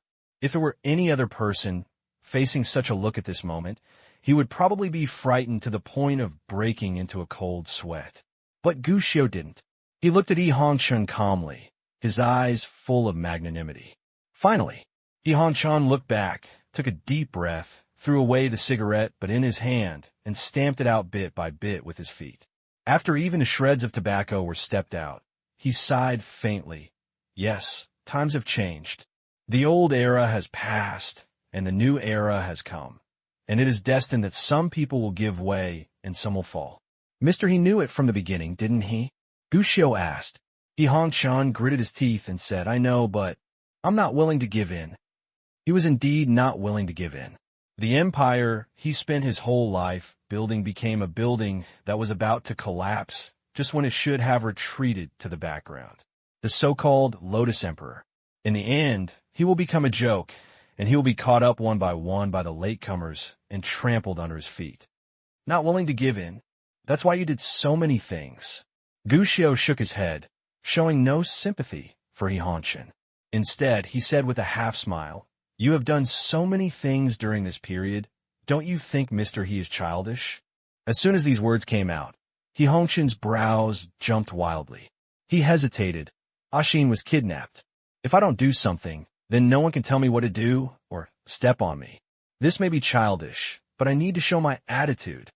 He felt that what Gu Xiu was talking about was the kidnapping of a series of second generations. In fact, many of the second generations of wealthy families seen in Gu Xiu's banquet hall tonight had just been released.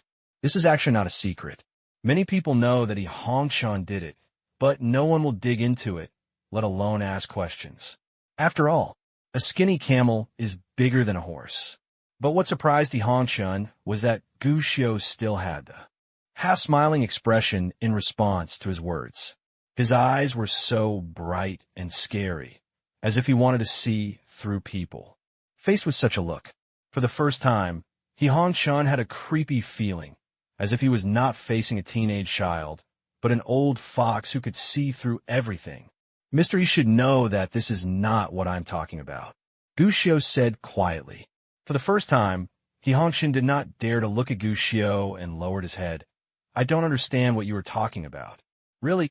Gu Xiu smiled, and then said something that almost made Yi Hongqian jump. Mr. He felt the crisis, so he wanted to find an excuse for himself to express his attitude and tell others that you are also a person with a temper. This is understandable. But for such a purpose, even his own children will not be spared. This point isn't a bit too much. What? Yi Hongqian was startled and even stood up, looking at Gu Xiu's eyes. The emotions in his eyes changed rapidly, ranging from vigilance to anger to panic to terror. In the same way, there was also endless killing intent, as if he was about to wave his hand to let the swordsman appear in the next second and make the child in front of him never speak again in this life. But Gu Xiu didn't seem to notice this series of glances. Instead, he softly gave a two-word evaluation.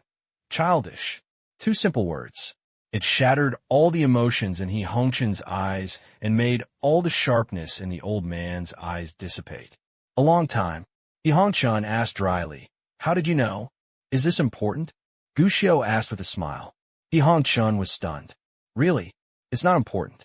But Gu Xiu still explained. It is really impossible to analyze how this group of mercenaries came from a normal perspective.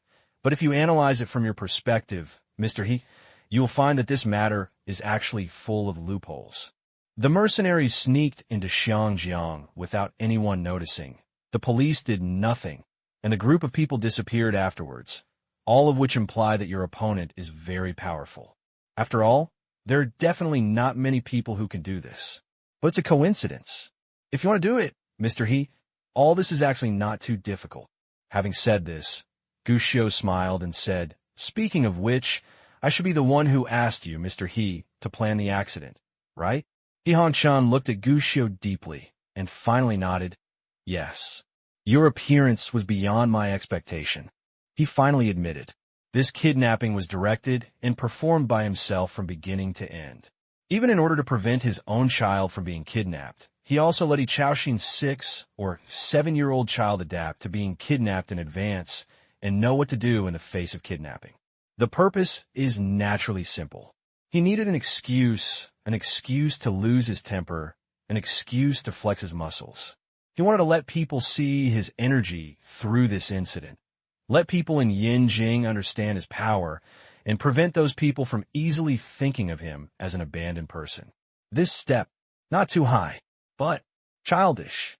Gushio still had the same evaluation, and now he shook his head. In the face of the general trend, any plan is actually a joke. No matter how big the fist is, as long as you can be ruthless, it is not that difficult to cut off a piece of rotten meat. Mr. He, what you do does not actually make people afraid of you, but makes people want to cut off this piece of already diseased meat more quickly. This move is very smelly. Bang! He Hong-chan slapped the table heavily, his face a little unconvinced, but he finally sat down again. His eyes were filled with despair. He understands. What Gushio said is right. Thinking about it now, this move of his is indeed a bad move. He is looking for excuses to attack. Who can be sure that others are just waiting for him to take the initiative to hand over the problem this time? Machiavellian tactics. The right comes first. Actually, Mr. He, you are very powerful, but you don't see the form clearly. In comparison, the other people sitting here tonight are very smart. Gushio commented, the whole family understands this truth, so they never go public and are willing to retreat behind scenes. They even appear to have cut off their wings, but in fact they always hold the highest authority and have a stable position. Li Chaoran also understands this truth, so he has frequent contacts with Yinjing. At the same time, he uses his own advantages to start large-scale transfers in private. He is ready to leave at any time and is very good at balancing. They have all made better choices than you, Mr. He. Choice. He Hong-chan was a little dissatisfied. Do I have a choice? This was a bit angry, but it was also a helpless accusation. Really, gambling itself has no choice. This is incorrect. It is futile and backward. There aren't many choices, but it's not impossible. Gushio shook his head. I have a choice. He Hong-chan was surprised and looked at Gushio in disbelief. What does this mean? Gushio spoke softly and gave 8 words.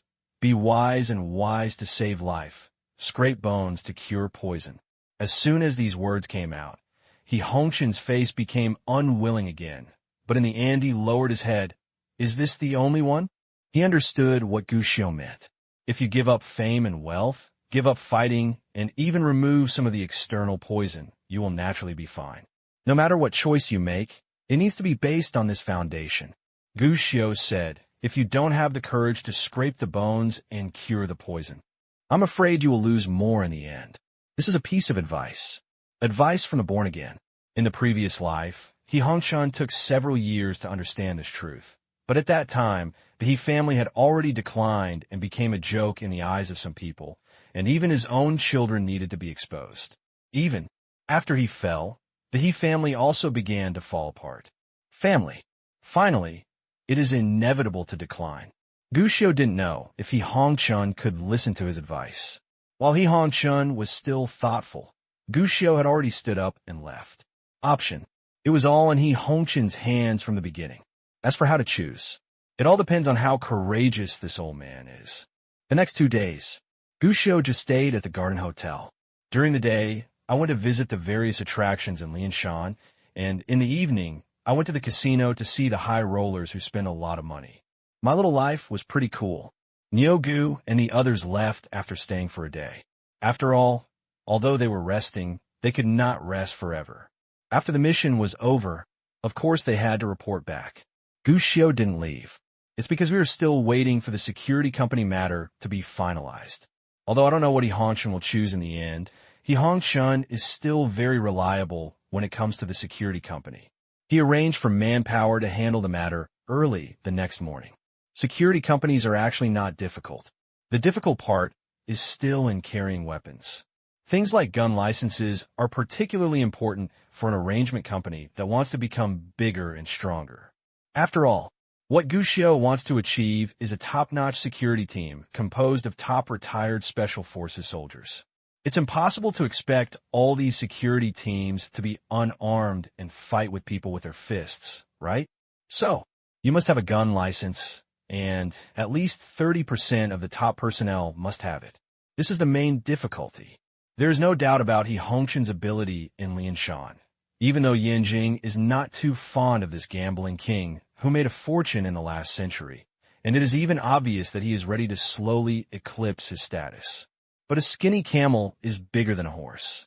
There is no problem in setting up a security company and getting a few gun licenses. Zhang Wu, who had not resisted much at first, when he heard that Gu Xiu had asked the gambling king to help find a security company, he did not hesitate anymore, but agreed generously. And he also immediately contacted some old comrades in arms. Captain Zhang Wu's reputation was indeed very great. After he made a few simple phone calls, people arrived in Lianshan one after another in the next few days. Although Gu Xiu had never seen those people, Gu Xiu had briefly seen their resumes. The worst ones were all at the level of soldier kings in a certain military region. And, in terms of staffing, everyone also performs his or her duties. There are those who are good at reconnaissance and counter-reconnaissance. There are those who are good at operating mechanical equipment, and there are also those who are good at sniper targeting and long-range support.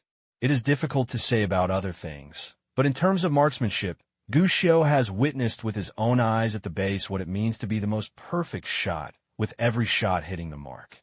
Even Gu Xiu sometimes doubts it.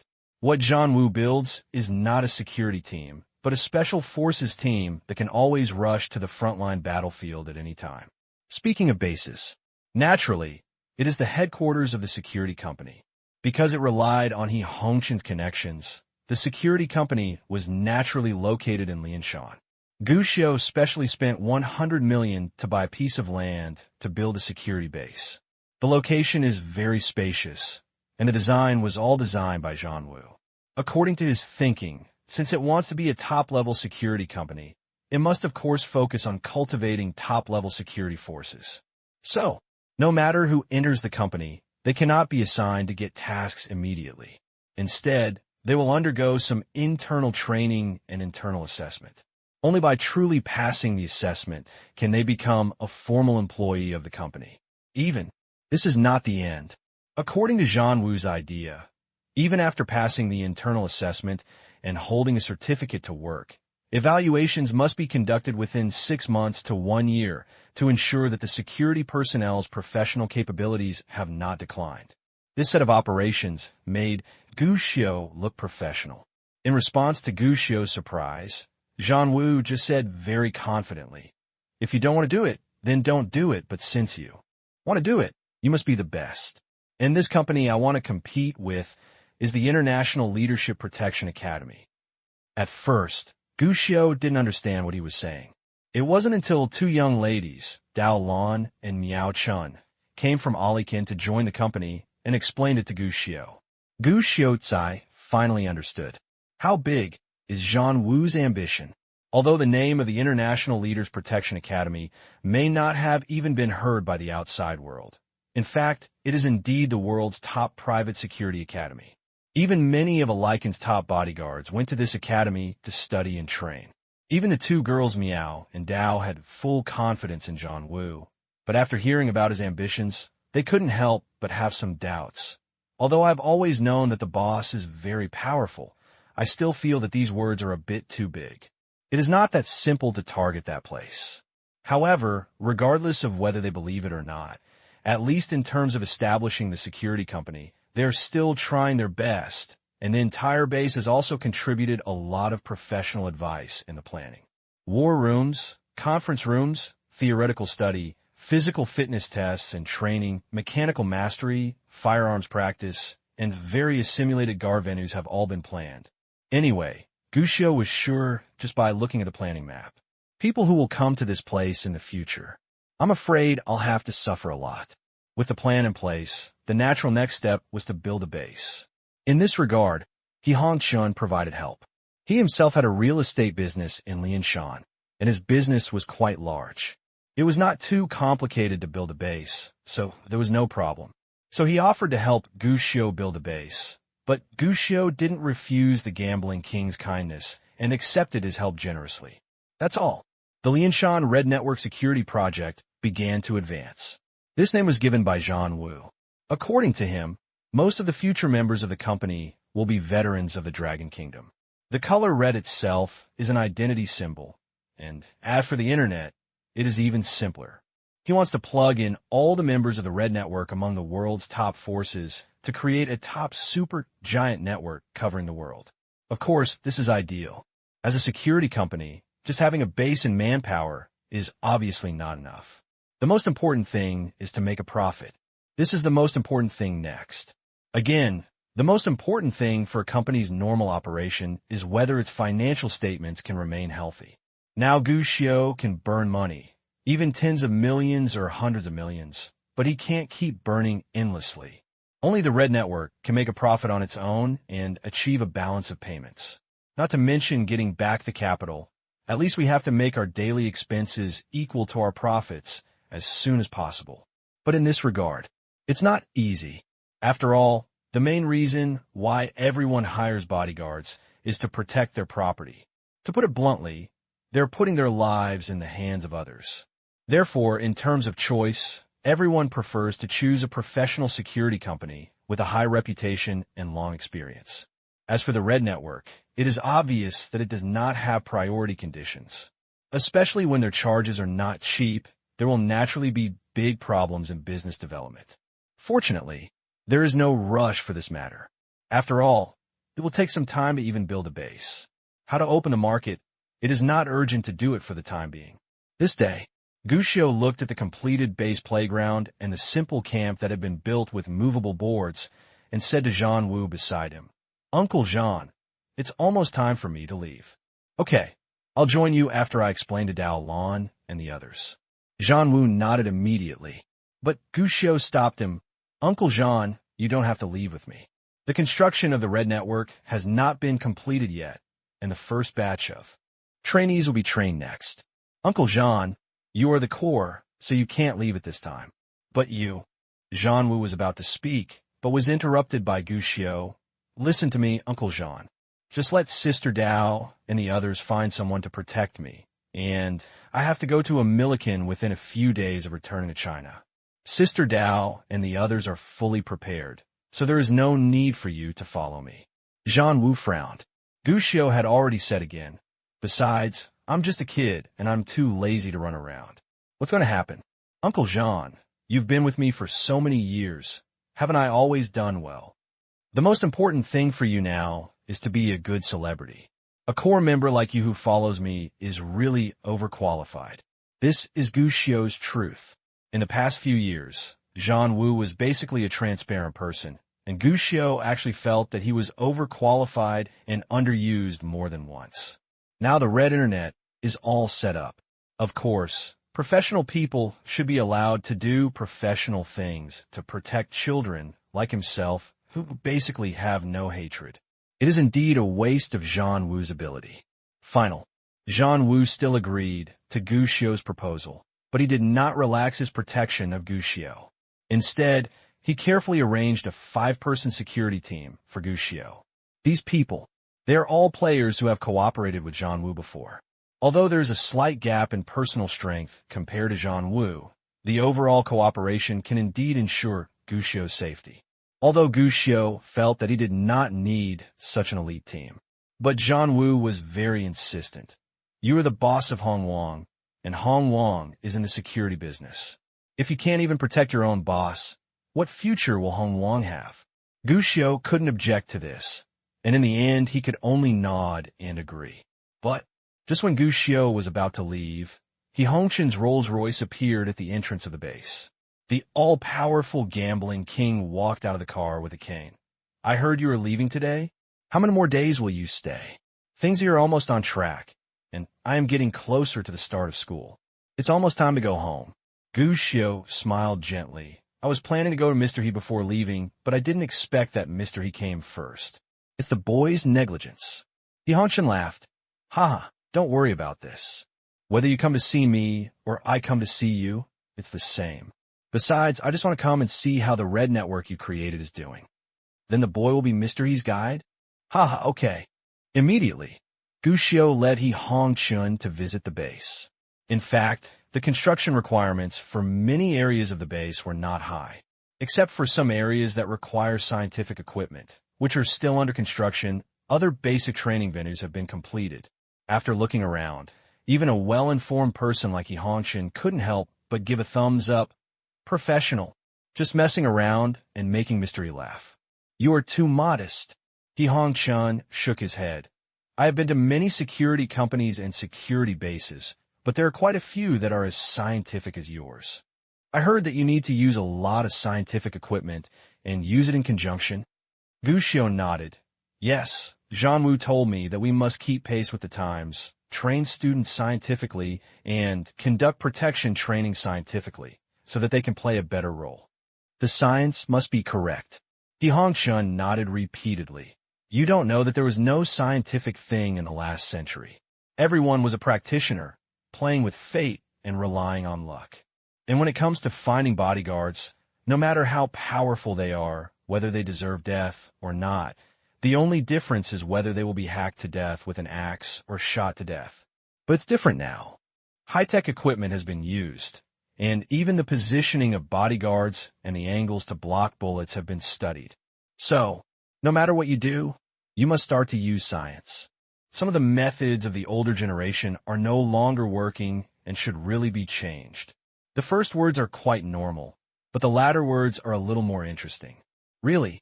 Then He Hongchun changed the topic. Just like the reminder you gave me before to let me choose by myself, I've already thought of the choice I should make. Oh, Gu Xiu was curious. But the next second, He Hongchun handed over a contract. So, I plan to give you this. This is... Gu Xiu subconsciously took it and looked down and was stunned. This thing looks so familiar, because this thing is the equity transfer contract that He Hongchun had come up with before. But what kind of method is this? Mr. He, I think what I said before has been very clear. Boy, I'm just an outsider. It is completely unnecessary for you to give me this thing. After just a glance, Gu Xiu couldn't help but smile bitterly. He Hongchun gave this thing to himself before, obviously because he misunderstood his identity and background. But who would have thought? He had already explained it so clearly, but He Hongchun still wanted to give him shares. What was going on? Do you still think you were teasing him? Isn't it necessary? He Hongchun shook his head and smiled. I think it is necessary, and it is very necessary. But Yin Jing and I know you have nothing to do with Yin Jing. He Hongchun nodded. This made Gu Xiu wonder. Then why did Mr. He give me this? But you are just not related for the time being. I believe that Mr. Gu, your future achievements will be limitless. He Hongchun smiled. After all, I run a casino, and I need to come into contact with all kinds of people every day. I have seen princes and nobles, traffickers and lackeys, high-spirited gamblers, and people who are on the cliff without realizing it. In this regard, I think I have a good eye for judging people. Also, I give some labels to every person I meet for the first time to judge whether this person is worth getting to know and whether he should express enough goodwill. These words surprised Gu Xiu. Although everyone knew that people like He Hongchun who ran casinos must have their own way of communicating with people, he really didn't expect that He Hongchun would express his thoughts so directly. But, at the same time he knew it, Gu Xiu couldn't help but become curious. Can I ask what the label Mr. He put on me is? 8 words. He Hongchun raised 2 fingers and made an 8 sign. Unfathomable and limitless. Gu Xiu raised his eyebrows. It is an honor for me to be evaluated like this by Mr. He. But just because of such an evaluation, Mr. He has to give me such a big gift. Isn't it a little too hasty? Is it hasty? He Hong-chan shook his head and smiled. I run a casino, but I never gamble, and I don't like gambling. So, the choice I made was definitely not a hasty gambler's approach, but I was really optimistic about young Master Gu's potential. These words made Gu Xiu couldn't help but narrow his eyes. But his eyes were still looking at He Hongchun, waiting for He Hongchun's explanation. When He Hongchun arrived, he didn't bother with it anymore. It was obvious that he had made a decision before he came, and he spoke directly without any hesitation. I have investigated Mr. Gu, and the more I investigate, the more surprised I am at your ability, Mr. Gu. To be honest, I am well informed and have read countless people, but I have never met anyone similar to Mr. Gu. At the age of 6, I started to rely on my own strength to build the leading venture capital company in the country in just a few years. And it has never failed. Young Master Gu, do you know what I saw in you? What? Gu Xiu was curious. The future. The future. It's the future. He Hongchun nodded affirmatively, and his face gradually became serious. I've thought carefully about what Mr. Gu talked to me last time, and I really understand that my ending is actually destined. The only thing I can do is to show my loyalty while I am still alive, try to reduce my threat, and try to slow down the decline of the He family. Because I don't even have a way out. These words made Gu Xiu silent. Really, He Hongchun is indeed a smart man, and what he said is indeed the truth. The Lianshan of the past has never returned, so no one will be held accountable for the things he did in the past. But not pursuing it doesn't mean he won't have a label on him. Lianshan Gambling King. Just these 4 words determined that he would not be the person Yanjing liked in the end, especially the dominant Lianshan Gambling King. He had no way out. No one will touch him directly, but will let the He family disappear little by little, especially when the Dragon Kingdom becomes more and more powerful and its international status becomes higher and higher. Many families will begin to face liquidation. This is an inevitable trend. This is also the general trend that Gu Xiu told him at the beginning. The trend is irreversible. I understand this, but Mr. He is still unwilling to give in and even bet on me. Gu Xiu blinked, a little curious. Once again, I don't like gambling, and I never do it. He Hongchan smiled slightly and said so. I am not betting, but investing. Investing. Gu Xiu couldn't help laughing when he heard this. But He Hongchan continued to say, I have no way out, and there is no way out, so after thinking about it, I just stopped and changed my path. The more I understand Mr. Gu's legendary experience, the more emotional it becomes. Mr. Gu will definitely achieve more than once in the future. It's just right. Although Mr. Gu has reached a very high level now, at least for the time being, he still needs some help. He needs some help, and I, although I'm a camel that is about to lose weight, can at least provide some help. So, I hope to invest in Mr. Gu. Whether intentionally or not, He Hongxin had always called Gu Xiu Young Master, but now he quietly started calling him Mr. Gu. This is a shift in identity. The Gu Xiu in front of him is no longer a junior, not a child, but a peer who is equal to him and sits at the same table with him. Gu Xiu naturally heard the meaning of He Hongxin's words and couldn't help but fall silent. The He family will give you all-round help, Mr. Gu. We don't ask for anything in return.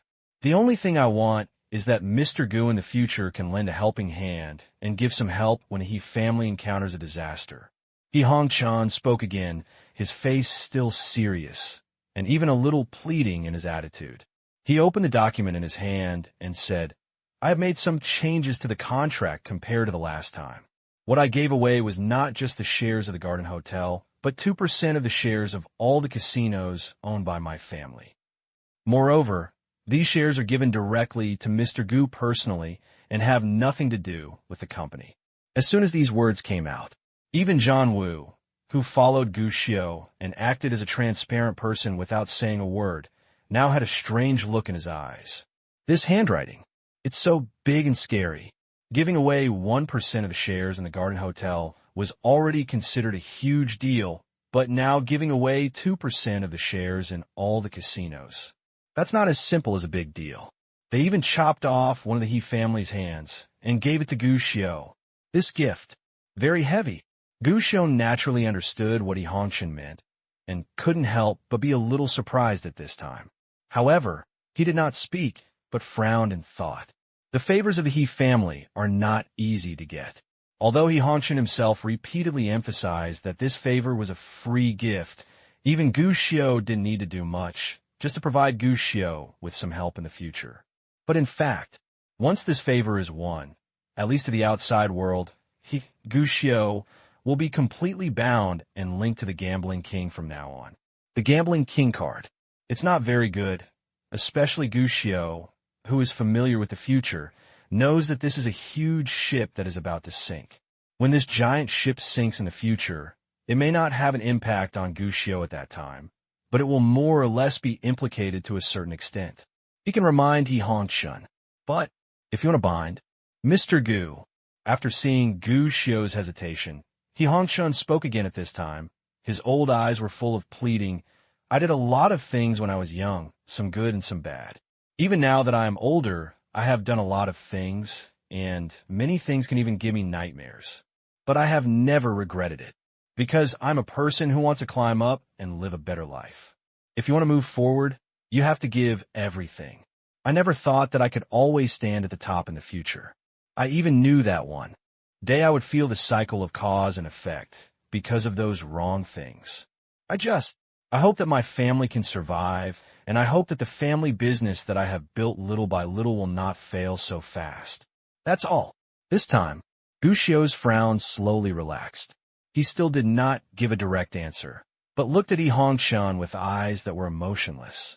Facing this gaze, He Hongshan did not avoid it, but looked at Gu Xiu. This is a confrontation. No temptation, no pretense. I don't know how long it took. Maybe it's a second, maybe it's longer. Finally, Gu Xiu withdrew his gaze, reached out, and took the contract handed over by He Hongshan and glanced at it seriously. Pick up the pen. Write your name.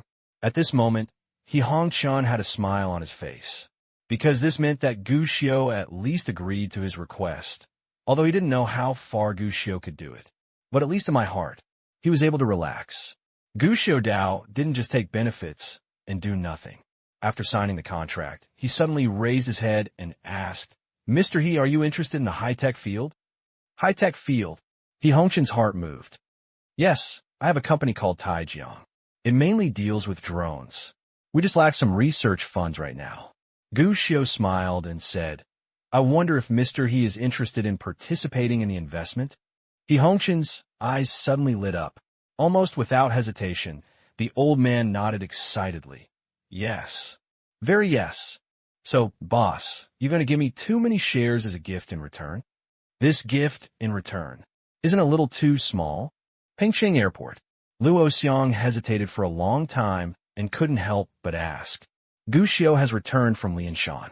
At the same time, he also told Luo Xiang what he had encountered in Lianshan during this period. After all, as a big housekeeper, whether it was the construction of the Red Network or the casino shares in hand, everyone needs to inform Luo Xiang. No surprises. When he heard that the Gambling King had given away casino shares to his boss, Luo Xiang was stunned, with disbelief written all over his face. But after hearing about it, when Gu Xiu planned to let He Hongshan invest in Taijiang as a return gift, Luo Xiang immediately looked strange again. It's not that this gift is too big, but that this gift is too small. After all, what does Taijiang look like now? To put it bluntly, it is just a small company that has not even found a way out. Although the research and development project has been ongoing, the company's current business has not stopped. Instead, it has engaged in some rotor production and assembly business, which can be regarded as providing some economic sources for Taijiang. But for He Hongshan, who is worth hundreds of billions and is known as the Emperor of Lianshan, this is not even a small toy. Gu Xiu took something like this as a return gift for someone else's gift of a core. To be honest, it's more or less stingy. It's even Gu Xiu's character to be stingy.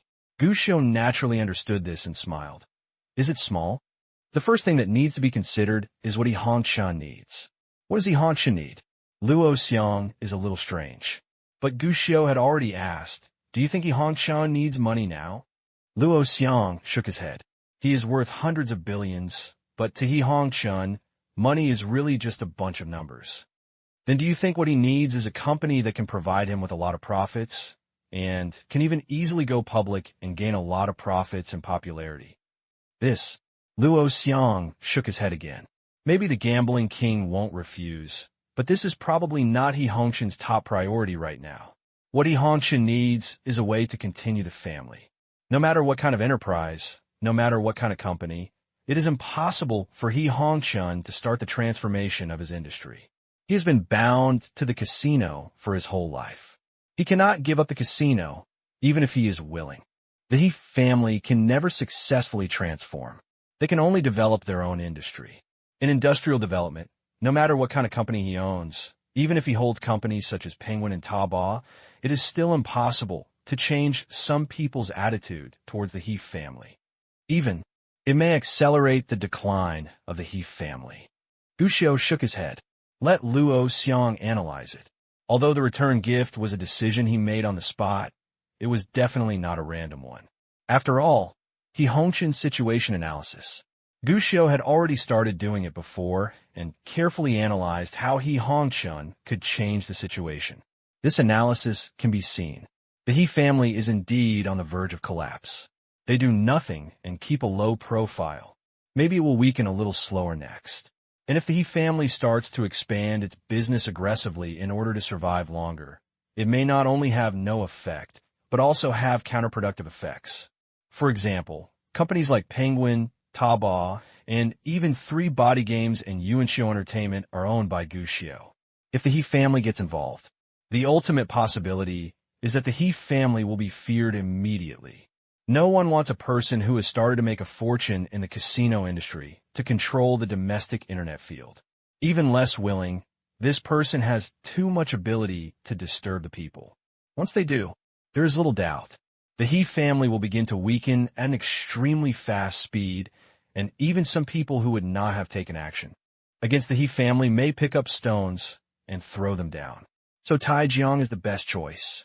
Luo Xiang became curious. But the current Tai Jiang can only be regarded as an infant? Is there a way to change the situation?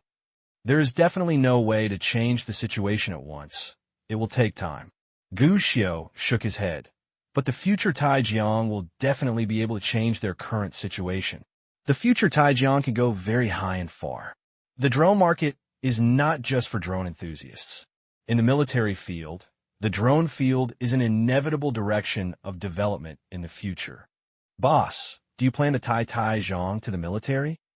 Luo Xiang reacted in an instant. Why not? Gu Xiao smiled. In fact, from the beginning, in my plan, when this stage of research and development is successful, I will contact the military as soon as possible. Believe me, in the future, Tai Jiang's technology will not only be used for civilian technology, military technology will also be a big part. This is an extremely important part of my plan. Luo Xiang has followed him for many years. There is basically no need to doubt whether it is ability or credibility, and Gu Xiao naturally has no need to hide his intentions in front of Luo Xiang. Too stiff. It has been a project that Gu Xiao attaches great importance to from the beginning. Perhaps in his strategic plan, he did not expect this company to be listed in the future and bring much commercial success. But it is certain, this company will become an important link between him and the military. The dream of a century-old family. Gu Xiao never gave up. He Hongxin's family further strengthened Gu Xiao's idea. Even He Hongxin, who is worth hundreds of billions and has made his fortune since the last century, and even became the emperor of Lianshan at his peak, cannot escape the situation where the hero is dying and the building is about to collapse, let alone a century-old family. Now, once He Hongxin dies, he can imagine that the He family will inevitably begin to be liquidated. It is really possible to die in the second generation. Therefore, commercial development alone is not enough. What Gu Xiao needs is a foothold in all aspects. What he needs is the roots of the aristocratic family in his plan. Will take root in all walks of life. Unshakable. When this sapling begins to grow into a towering giant tree. Even if some people want to dig it up, they dare not do it easily, and their whole body will be affected. And Tai Jiang is where Gu Xiao's plan will take root in the military. Likewise, the He family holds shares in Taijiang. Once Taijiang grows, the He family will also be connected with the military in disguise and may not be able to do anything major to change the situation. But at least, it can also make the military owe him a favor. Similarly, to a certain extent, when the family encounters liquidation, someone will help block those liquidations. So, Taijiang is the most suitable place for He Hongqian. Luo Xiang, who understood Gu Xiu's thoughts, couldn't help but gasp. Sometimes I wonder more than once, boss, whether you are really an old monster. It's too scary. If standing in front of him was an old man in his 70s who was good at strategizing, Luo Xiang would not be surprised at all and would even study respectfully and seriously. But standing in front of him was an 11-year-old child. Only 11 years old. You can have so many ideas. Is this really something a kid can do? Isn't this an old monster holding this doll's body? Maybe he really is an old monster? Gu Xiu blinked. Luo Xiang laughed and said, "If that's really the case, then I have to find lightning to strike me. Maybe I can travel to some other world and start cultivating immortality and becoming a god. Boss, I also read novels." At this, Gu Xiu bared his teeth and smiled. No one believes the truth.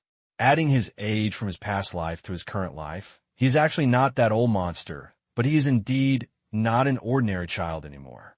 At least compared to this age, it is. Not surprising to call him an old monster. We understand this, and He Hongqian probably understands it, but I don't know if other people in the He family will understand it. Luo Xiang got down to business again. I heard that the competition among the houses in the He family is fierce, and there is even a bit of a palace fight. We have reached contact with the He family. I'm afraid there are many people within the He family who will object. It is easy to win the generous gift from He Hongqian, but winning the generous gift also means that Gu Xiu will be involved with the He family in the future and even have a high degree of cooperation. As an old fox, He Hongqian didn't have to worry. To put it bluntly, as long as he is still alive, the descendants of the He family will have to be honest. Luo Xiang is really worried. What would happen if He Hongqian had an accident or died suddenly? He wasn't sure. The descendants of the He family all have the outstanding vision of He Hongqian. Don't worry. Although Mr. He is old now and his physical condition is not very good, there will still be no problem if he lives for more than 10 years. Gu Xiu smiled. Thinking about future generations, He Hongqian lived to be 98 anyway. As long as he lives, it can suppress all major issues. It's too early to worry about that. And if they really have no brains and no eyes, then it's not a bad thing for me, right? After all, the shares have been delivered to me. As soon as these words came out, Luo Xiang instantly understood what Gu Xiu meant. Yes, now that the shares are in hand, if the descendants of the He family are unhappy, it will actually have little impact on Gu Xiu. They want to make a monster. In the end, it is themselves who suffer. As for Gu Xiu, come on, do you really think that just by taking a share, you will become a community with a shared future? This is simply impossible. Look at it this way. Boss, you're getting a big deal for nothing. It's pie in the sky, and it falls in front of you, boss. It's pie in the sky. Of course it's a joke. Luo Xiang had a lot of things to do. After meeting Gu Xiu briefly at the airport, he got on a plane heading straight to Yanjing. As for Gu Xiu, he was not busy returning to Suzhou. Instead, he went out and stopped a car. Master, go to Fuqiang Optics. Fuqiang Optics is Shi Chunlai's company. At Gu Xiu's reminder, Shi Chunlai came to Pingcheng resolutely and developed mobile phone lenses. Talk about it. It can be considered a legend. After all, not only in China, but also in the world, things like mobile phone lenses were definitely new. After all, at that time, many people had never even thought that mobile phones could still take pictures. And after that, with the introduction of camera phones by Nokia, they began to become popular all over the world. Countless mobile phone manufacturers have begun to vigorously develop mobile phone lenses. The mobile phone lens market has also begun to attract attention, and many people have entered the market one after another, hoping to seize the opportunity to get a piece of the pie.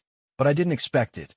Shi Chunlai's Fuqiang Optics has already captured most of the market share, and even acquired a lens company, becoming the top mobile phone lens company in the country.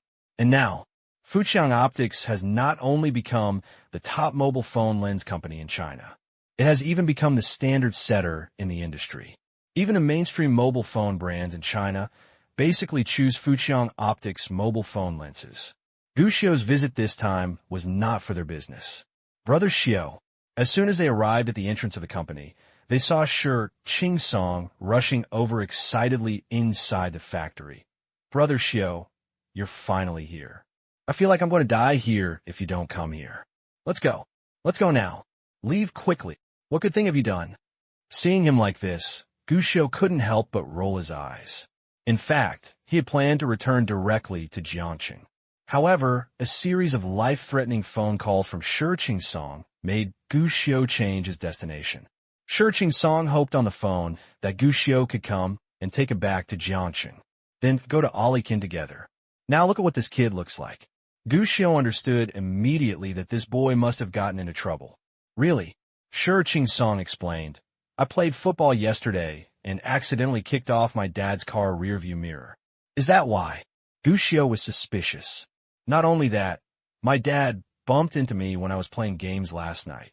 Didn't you say that your dad has changed a lot now, and he still won't scold you if you occasionally play games? He really didn't scold me for playing games, but he couldn't help it when he saw my game name. Game name? Gu Xiu was surprised, remembering Shi Qingsong's favorite game name. Little Egg? Yeah.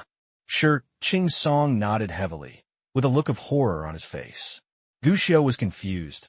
What's wrong with this name? This is my dad's nickname. Gu Xiu, in his mind, after combining the small egg with Shi Qingsong's tall and thick appearance, Gu Xiu felt that it was somewhat inconsistent. Brother Xiu, you have to save me. My dad was going to pack mine last night. Fortunately, there was an impromptu phone call last night, so my dad temporarily saved my life. I will definitely not be able to escape tonight. So let's go directly now. I have packed my luggage. Let's go back to Jiangxing today. Shi Qingsong begged with snot and tears. Gu Xiu bared his teeth. It's not that. You tell your mother will definitely protect you. I remember that Uncle Shi loves your aunt very much. As long as your mother protects you, you'll be fine. But when Shi Qingsong heard this, his expression became even worse. It was like this, but you didn't offend your mother too, right? Of course not. I just accidentally broke my mother's cosmetics when I was washing today. Just breaking a bottle of cosmetics shouldn't be a big deal, right? Gu Xiu doubted you. Learned Harry Potter's magic and poured out all your mother's cosmetics. And you didn't get beaten too much? Originally, it was nothing, but the problem is that I was afraid that my mother would find out. So I thought of cleaning up the traces quietly, but I ran out of toilet paper, and I saw a silk scarf, so I took it and wiped it. Hearing this, Gu Xiu knew that things were not simple. Really? Then Shi Qingsong said, it turns out that the silk scarf was given to my mother when my father took her to travel to the Maple Leaf Country. My mother liked the silk scarf very much. It was so damn good that my mother happened to see it. At this point, Shi Qingsong suddenly begged. My father said at that time that when he is free in the evening, he will definitely teach me a lesson. I have to leave today, otherwise I will die. This. Gu Xiu bared his teeth and hesitated for a long time. Don't worry. You are my biological child after all. I believe Uncle Shi will not want to kill you. But such comfort obviously had no effect. Seeing Shi Qingsong's face still full of fear, Gu Xiu thought for a while and said again, it's definitely not possible to leave now. After all, I just came here. It would be rude to leave without even meeting my uncle and aunt. Maybe they will think it was you who instigated it, and they won't fight even brighter next time when they come back. Shi Qingsong was stunned for a moment. What should I do? It's okay. I'll explain it to you later. It's all your fault anyway. Just explain it clearly. Gu Xiu comforted. Shi Qingsong was a little doubtful. Is it true? It must be true. Gu Xiu slapped his chest loudly. Just be confident, brother Xiu. You will have eternal life. Have you forgotten this? Sure enough. These words had a good effect. At least Shi Qingsong relaxed a lot at that time. But what Shi Qingsong probably didn't know was that Gu Xiu, who was standing next to him with a bright smile, was murmuring in his heart. It's been a long time since I saw a hanging scene, and I really miss it. Man, you better remember the good things. Shi Qing-song. No matter how Shi Qing-song lamented in his heart, as a polite person since he was a child, Gu Xiu certainly couldn't just come to his uncle's territory and leave without even saying hello. There's no such truth. So, while walking towards the office building, Gu Xiu couldn't wait to ask, "Where's Shijian? I haven't seen him for a long time." "It's a pity." Shi Qing-song curled his lips and said, "That damn girl is still in cram school. She only came back in the evening. She dragged her away for 200,000 to 80,000 yuan all day long. She calls me a fool every day. I get annoyed when I see her. What if what she said is true?" Gu Xiu squinted. Shi Qing-song. Playfulness is playfulness, and the pace of the two of them is not slow. But when they just walked downstairs, they saw a top-of-the-range BMW car driving up to the door and parked beautifully next to the two of them. Immediately afterwards, a young man in his 20s with hair wax on his head stepped out of the car. He was wearing sunglasses and Armani. The Rolex on his wrist showed his wealth. After the man got out of the car, he glanced sideways at the two people next to him. When he saw Shi Qing-song, he immediately smiled and said, "Xiao Shi is here. Where is your dad?" However, facing the other party's enthusiastic smile, Shi Qing-song just frowned. "You can find my dad yourself. It's none of my business." After that, he led Gu Xiu and walked inside. But the young man who had been dumped by Shi Qing-song kept his expression unchanged. Instead, he followed up and said, "Xiao Shi, don't be so hostile. My brother, and you don't have any grudges, right?" Shi Qing-song just snorted. No words were spoken. Instead, he led Gu Xiu away at a faster pace, as if saying another word would infect the virus. Gu Xiu was a little curious. Although Shi Qing-song used to be a fool, he has absolutely no problem getting along with others, and he can be made to not look good in front of others. That person must be very annoying. That man is the son of a comrade of my father's. He has never had any contact with him before. During this period, he heard that our family's business was getting bigger, and he came here every now and then. Shi Qing-song explained to Gu Xiu. Gu Xiu nodded, but was still a little curious, waiting for what Shi Qing-song would say next. Logically speaking, if it was just a normal dislike of poverty and love of wealth, Shi Qing-song should not show his dislike. Really? Then Shi Qing-song said, "This man comes from Xinjiang. I heard from my dad that this guy is a horse-folding boy. During this period, he arranged for my dad to go to Lianshan to gamble every day." Hearing this, Gu Xiu frowned instantly. The word Dai Ma Zai is unfamiliar to many people. Even if he hadn't gone to Lianshan before, Gu Xiu would probably have no idea about this word. But I didn't know until I visited Lianshan Gu Xiu. The casino business in Lianshan is the best, or even the only pillar industry, and Dai Ma Zai is the catalyst that promotes the casino business. They can be understood as casino salesmen. Those are responsible are mainly to develop their own connections and try every means to bring some wealthy people to Lianshan to gamble, and most of them are the target of Dai Ma Zai. They're all wealthy people from mainland China. Even in Lianshan, the most profitable thing is obviously the casino, but there's another group that is the most profitable, and that is the horse racing boys. Because they earn commission. A gambler was taken to the casino and spent 10 million, of which 4 million needed to be paid in taxes, and the other 2 million was the casino's income. As for the remaining 4 million, it was all Dai Ma Zai's own commission. Even many Dai Ma Zai have their own loan business. When gamblers win money, they get dividends and benefits. When gamblers lose money, they can also transfer a large amount through lending. As for whether the gamblers live or die, sorry, it's none of my business. Gu Xiu never expected that Dai Ma Zai would target Shi Chunlai. No wonder Shi Qing-song had such a bad attitude.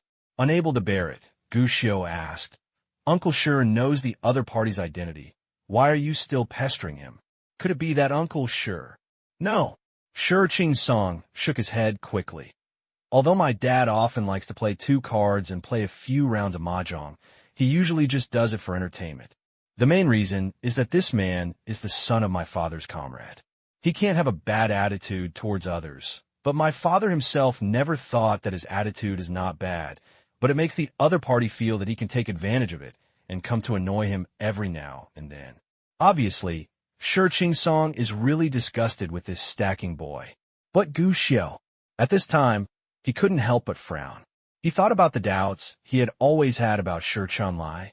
In fact, Gu Xiu had a lot of doubts about the people around him, especially Shi Chunlai, whom Gu Xiu had been curious about more than once.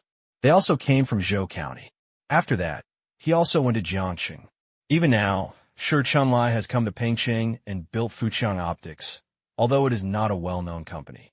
But within the circle, it can definitely be considered a boss level. Even in Pengcheng, where big bosses gather, today's Fuqiang Optics is definitely considered a figure. Although he doesn't have much brilliance, he is definitely not an unknown person. In fact, there are two big celebrities in Zhou County now. The first one is naturally Gu Jianjun, who has opened restaurants and supermarkets all over the province. The second one is Shi Chunlai, who started out as a rough hero and then went all the way out. There's no doubt about this. After all, both of them are considered successful, and both of them are nostalgic and return to their hometowns every year to pay homage to their ancestors. Such a person can naturally be regarded as a big star in a small county, can be biased. In his previous life, Gu Xiu had actually never heard of Shi Chunlai's name. This is of course related to the fact that in his previous life, Gu Xiu didn't pay much attention to the big people around him when he was a child, but until Gu Xiu grew up, he didn't seem to have heard of the name Shi Chunlai. This made Gu Xiu very curious. After all, seriously speaking, Shi Chunlai is actually a very capable person, whether he was driving a Land Rover in Zhou County or going to Jiangxing to run a surveillance company, not to mention that his business has grown bigger and bigger since then. Gu Xiu didn't even provide any help to the other party. He just pointed out a cell phone lens. Help is very limited. But under such circumstances, people can still build a large company like Fuqiang Optics, which in itself is a good indication that Shi Chunlai has a bright future. To put it bluntly, this kind of person is destined to become a well-known big boss in Zhou County, and should even become an entrepreneurial tycoon in the minds of many local young people. This kind of person, it should not be unknown, or even the name has not been heard. Then there is only one possibility. On his way to fame, something unexpected happened. At least, by the time Gu Xiuhui began to pay attention to this matter, Shi Chunlai had probably become a piece of history. And it is history that has disappeared without a trace. Because of this speculation, Gu Xiu was actually very concerned about Shi Chunlai and would ask Shi Qingsong about his family situation every now and then. Everything is normal. Even everything is moving in a good direction. Gu Xiu sometimes wonders whether Shi Chunlai changed his name in later generations, or maybe moved his whole family to Pengcheng and completely lost contact with Zhou County. Otherwise, it would be impossible for him to be so unfamiliar with this name. But now, when he saw a folding horse boy coming here, Gu Xiu suddenly had a premonition in his heart. That feeling as if the gears of fate were turning to a certain position. Mysterious and mysterious. Shaking his head, Gu Xiu shook off the idea. He didn't say anything to Shi Qingsong, but went straight up the stairs to the 5th floor and arrived in front of the boss's office. Because the two of them were delayed for a while, the greasy-headed and powder-faced guy from before had already entered the office first. Through the door, you can hear the conversation between the two people inside. Why are you here again? I've already told you that I'm not interested in Lianshan Casino, and I have no hobbies in playing cards or anything like that. Why can't you understand? Shi Chunlai's tone was filled with obvious impatience. Duoma Zai's temper was as good as ever, and he smiled and said, "Ha, Uncle Shi, you are kidding me. I didn't come here to ask you to gamble. How could I possibly persuade you to do such a thing when the sky is thundering when you persuade others to? Gamble? Do you believe what you say?" Shi Chunlai doubted. "Ha, Uncle Shi, you're looking at me with colored glasses. I really don't mean it.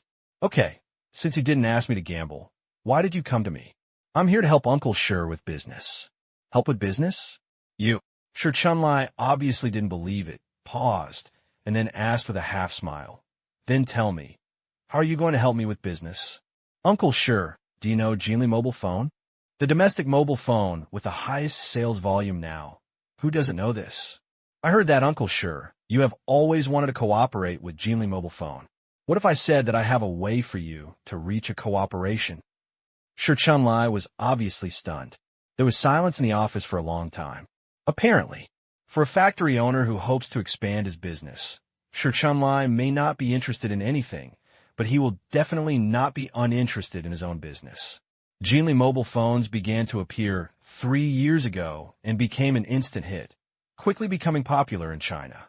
Especially with the slogan, "Golden Quality, Conquer the World," it became popular all over the country. Completely open up brand sales. Nowadays, the domestic mobile phone market has changed from being initially divided by Nokia, Motorola, and Samsung to a situation where domestic heroes are fighting. ZTE, Kanka, Amwa, Hisense, Haier, BBK, Qishi, Zhongtian, Duowei. You can name a lot just for mobile phone brands. A real chaotic battle among heroes. However, in this series of battles, Jinli definitely stands out.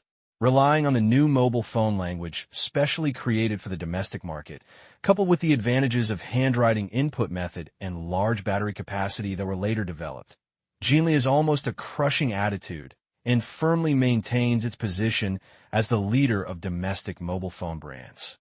The word boss is not just a simple word. It also means that they have the highest market share, the largest sales volume, and the widest ordering demand. It can be said that is truly Super Party A.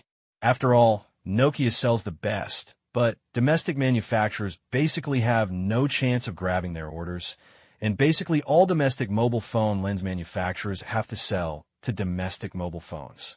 Jinli, that is the Super Party A that everyone is looking forward to, and everyone hopes to cooperate with them.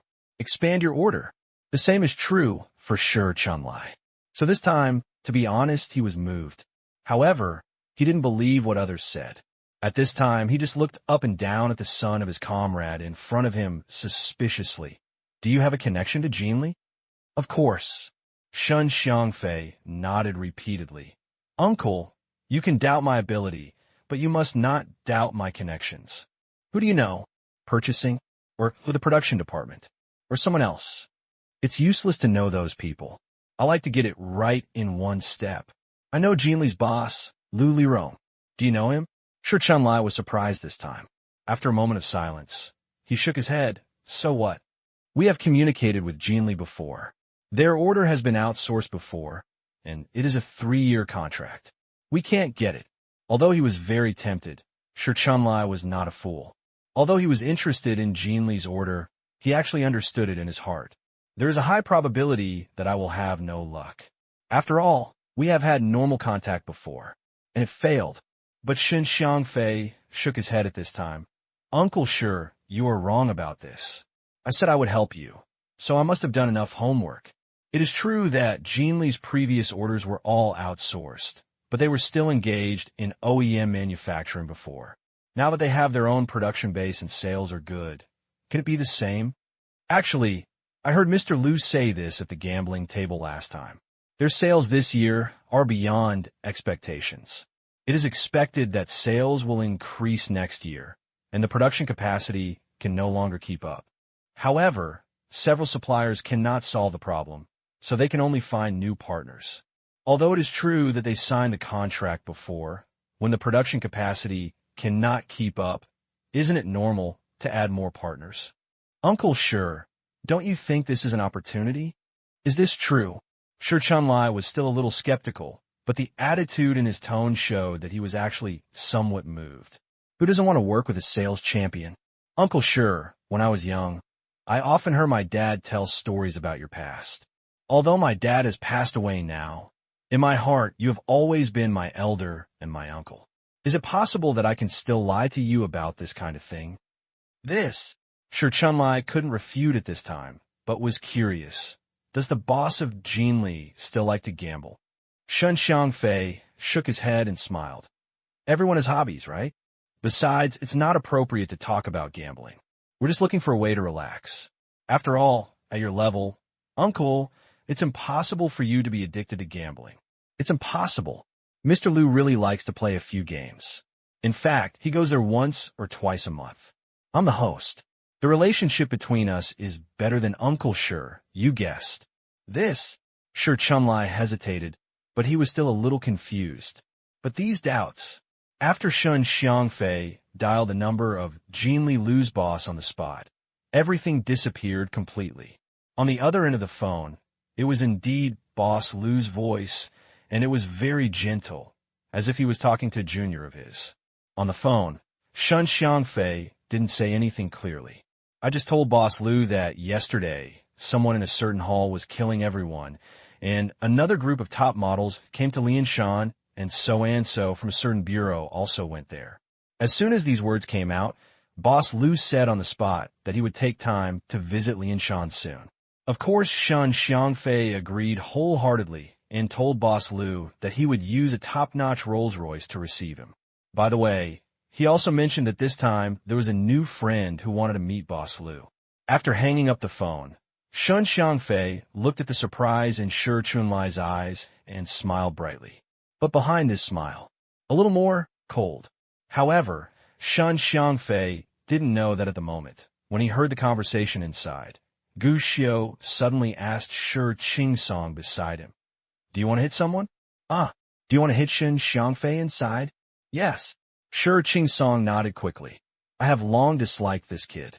If I can beat him, I have to beat the shit out of him." Upon hearing this, Gu Xiu suddenly smiled. "In that case, what are you waiting for?" Shi Qingsong's face was confused. Huh?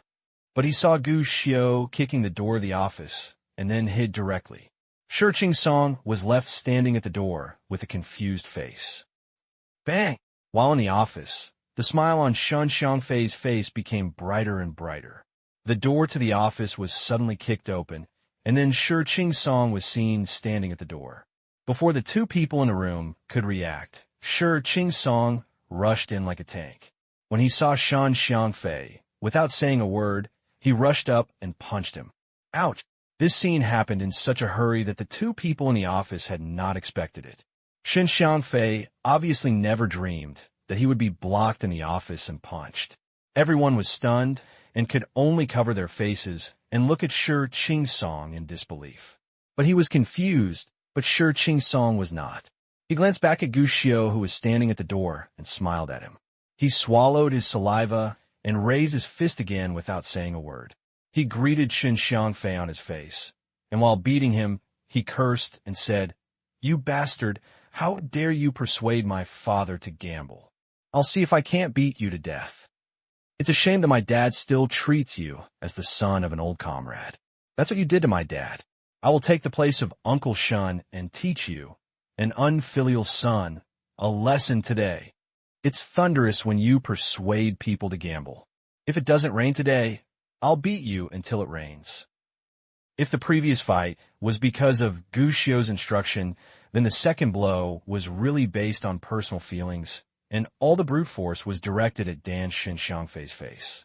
Moreover, this kid is a thief. He knows that he doesn't have much time, so he all calls to the vulnerable parts of Shun Xiangfei's face to ensure that he can increase his lethality. Therefore, when Shi Chunlai came to his senses and took the lead in drinking Shi Qingsong's drink, Shun Xiangfei was already miserable. "What are you doing, you brat? Why are you suddenly hitting someone? Have you lost your mind and gone crazy?" Shi Chunlai was very angry. He blamed his son and hurriedly helped Shun Xiangfei up. But take a closer look. Even the well-informed Shi Chunlai couldn't help but change his expression when looking at Shi Qingsong. "My son is getting older. This move is too cruel." Originally, Shun Xiangfei wore hair oil and wore Armani. Although he was not very handsome, he was definitely human-like, but his current appearance could simply be described as miserable. The nose is crooked, obviously because the bridge of the nose is broken and the position of the eyebrows is not right. I don't know if the eyebrow bones are affected, but the eye sockets are completely swollen. But the worst part is the mouth. The lip has been cracked. It was as swollen as a sausage, and when he stood up, saliva mixed with blood flowed down. I can't control it at all. What does this mean? This shows that Shi Qingsong had planned it from the beginning, and even the timing was just right. Otherwise, how could it be possible in such a short time? Dealing so much damage? After suffering such a brutal beating, Shun Xiangfei was finally restrained. Shun Xiangfei felt aggrieved and looked at Shi Chunlai as if he wanted to make the decision for me. You brat, what are you doing? Even if he doesn't like Shun Xiangfei, anyone would be furious if he was beaten by his own boy in his office. Shi Chunlai immediately exploded. While questioning, he stretched out his hand as if to grab Shi Qingsong and severely punish the boy. But I didn't expect it. This kid was well prepared and swayed out of the way. Then before Shi Chunlai could get angry again, he pointed at Shun Xiangfei loudly and said, I heard it just now.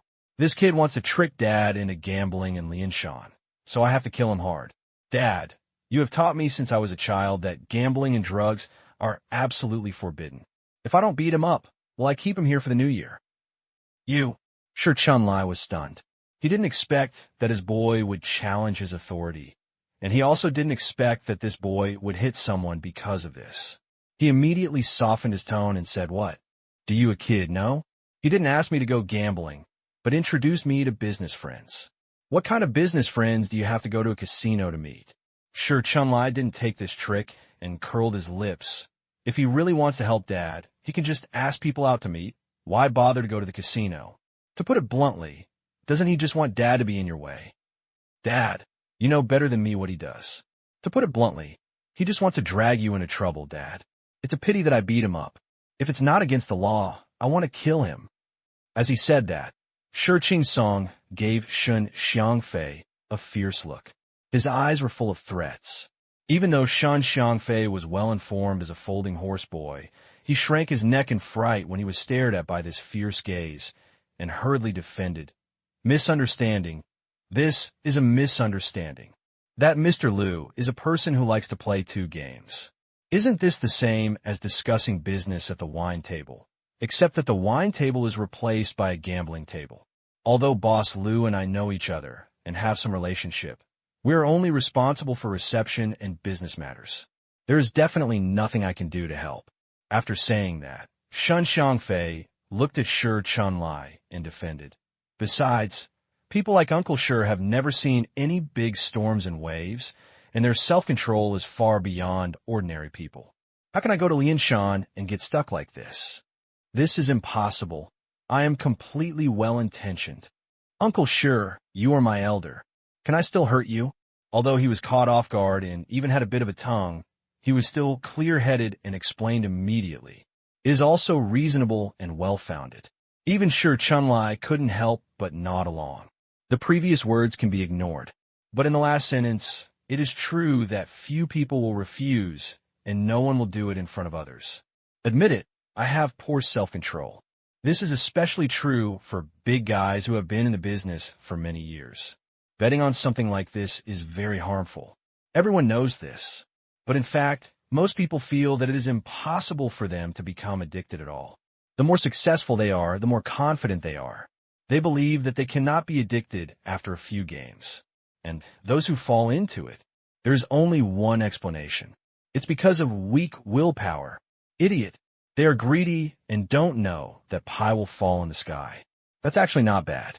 But in fact, those who drown are often those who know how to swim, and gamblers who get trapped once thought that they would not get trapped. As for the so-called successful people and business tycoons, there are quite a few who have been ruined by gambling. There are no perfect people in this world. As long as there are desires, there are always shortcomings. Of course, Uncle Shi won't get addicted after a trip to Lianshan. He has a purpose and wants to discuss business. At this moment, Gu Xiu walked out with a smile. Seeing Gu Xiu's sudden appearance, Shi Chunlai obviously didn't expect it and was instantly surprised. Xiao Xiu is here? When did you come? You didn't even say a word when you came. You could have asked me to pick you up at the airport. Seeing Gu Xiu, Shi Chunlai was really happy from the bottom of his heart. He opened his arms and gave Gu Xiu a bear hug, full of joy, not only because Gu Xiu was his favorite nephew, but also because Gu Xiu's words were so helpful to him that he couldn't help but even glare at his own boy. Shi Qingsong expressed that he was very hurt, but I can only endure it. Uncle Shi has a lot of things to do and is busy with business. I don't have anything to do. I could do it myself. There is no need to trouble Uncle Shi. Gu Xiu was very well behaved. He also took out a small wrapped gift from his arms and handed it over, This is a gift for you, Uncle Shi. A gift for me? Shi Chunlai was surprised. Gu Xiu nodded and smiled. I just came back from Lianshan some time ago, and I brought some souvenirs from Lianshan with me. I hope you won't dislike it, Uncle Shi. This is not surprising. Gu Xiu has always been a polite and good boy. He also likes to bring small gifts to others wherever he travels. Most of them are not expensive items, but it's all from the heart. Shi Chunlai was a little surprised. You went to Lianshan? You went alone? Yes. Gu Xiu nodded. I have a friend who runs a casino in Lianshan, and he invited me to play this time. Friend? Lianshan? Open a casino? When these words came out, not to mention Shi Chun's arrival, even Shi Qingsong couldn't help but look shocked. Brother Xiu, are you bragging, or are you telling the truth? Kid, do you know the guy who runs the casino in Lianshan? Who is he? Do you know him? Shen Xiangfei on the side couldn't help but asked with a smile. Gu Xiu nodded. I think he knows you, but I'm not sure if he knows you. Oh, Shen Xiangfei said happily. Tell me, who is it? Gu Xiu blinked and said, He Hongchun. As soon as these words came out, the whole place fell silent. Everyone immediately opened their eyes wide, looking at Gu Xiu in disbelief. The next second, Shen Xiangfei was the first to laugh, but the smile stretched his wounds and made him grin. He instantly put on a mask of pain, but he couldn't help but endure the discomfort and said, Kid, you can really joke. Do you know who He Hongchun is? He is the underground emperor of Lianshan, the gambling king of Lianshan. You won't tell me that you are a friend of the gambling king. And he even invited you to play in Lianshan, right? Why not? Gu Xiu tilted his head and looked at the horse-folding boy in front of him with a half-smile. There was a bit of ridicule in his eyes. Such a look made Shen Xiangfei feel unhappy on the spot. He always felt that this boy looked at him a little too unscrupulously, and Shi Qingsong just hit him without saying a word. Even Shen Xiangfei was suspicious. Was Shi Qingsong's behavior instigated by this kid? Almost subconsciously, Shen Xiangfei said directly, What you are about to say is true. I will kowtow to you and call you daddy when we meet in the future. He really felt uncomfortable with Gu Xiu's gaze. In particular, this kid actually knew the king of gamblers without hesitation. Can anyone recognize this? If he can be fooled by this kid, can his next plan be successful? So, we have to break this guy's pretense. But what Shen Xiangfei didn't expect was that the person who heard this was full of disgust. What are you thinking? Do you really think anyone can call me dad? You? Shen Xiangfei was about to get angry, but saw that Gu Xiu had already picked up the phone first, opened the address book, and found a number in it. And remarks, It's He Hongchun. Xiao Xiu, do you really know the gambling king?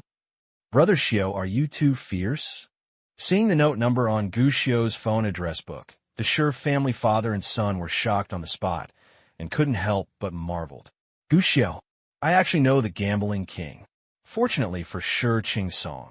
After all, he was already accustomed to Brother Xiu's various magical powers, let alone the gambling king.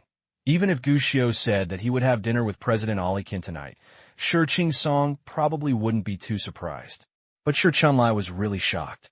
He knew that Gu Xiu, a child, had been very powerful since he was a child, and he could also see that when this child grew up, his future achievements would be limitless. But say it, he even knew the gambling king now. But Shi Chunlai still felt incredible. This is no ordinary connection. Xiao Xiu, how did you meet the gambling king? You. It's fate. I met the gambling king's daughter before, and I met the gambling king by the way. Gu Xiu explained casually, and then said again, So, if Uncle Shi wants to go to Lianshan, I can just ask someone to arrange it. There is no need to find anyone else. He glanced emphatically at Shen Xiangfei. Going to Lianshan is not scary, nor is entering a casino. In fact, normally, it is impossible for people like Shi Chunlai to get addicted to it after a normal visit. But is there anyone taking action? Then the situation is different. The purpose of a horse-playing boy is to make money, and it also depends on what people do.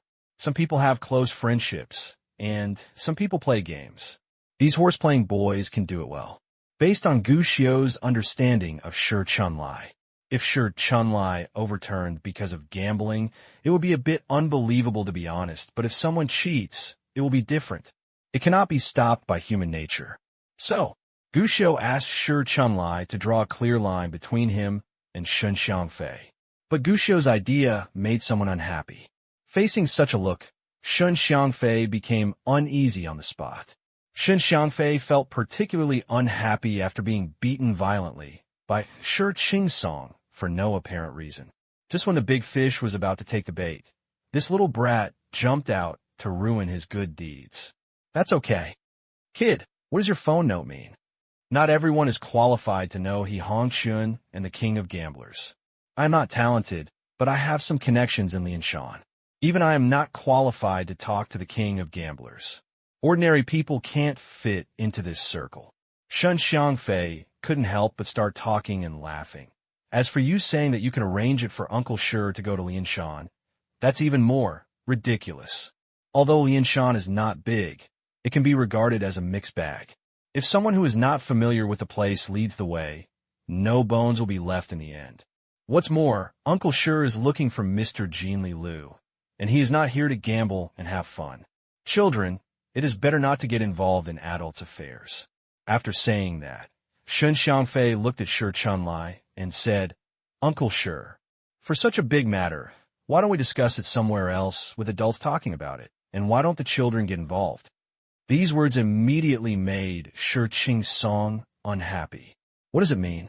Do you think you and Brother Xiu are in the way and want to separate the two of you? Don't look at Shi Qingsong angrily. Shin Xiang was not afraid at all when he flew away, and even secretly thought in his heart that if Shi Chun came and collapsed, he would give Shi Qingsong a hard time if he didn't take care of him. Let this kid understand that the world is dangerous. He really wasn't afraid. In fact, it has been more than a day or two that he has been eyeing Shi Chunlai. No one who works as a folding horse is an idiot, and they will never act randomly. In fact, he has investigated Shi Chunlai clearly.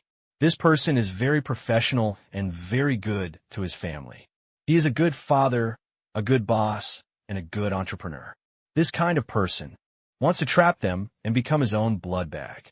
Normal methods are simply impossible, so use some means. The best way is to start from what they are interested in. Since Shi Chunlai is interested in taking his career to the next level, he can use this as a bargaining chip.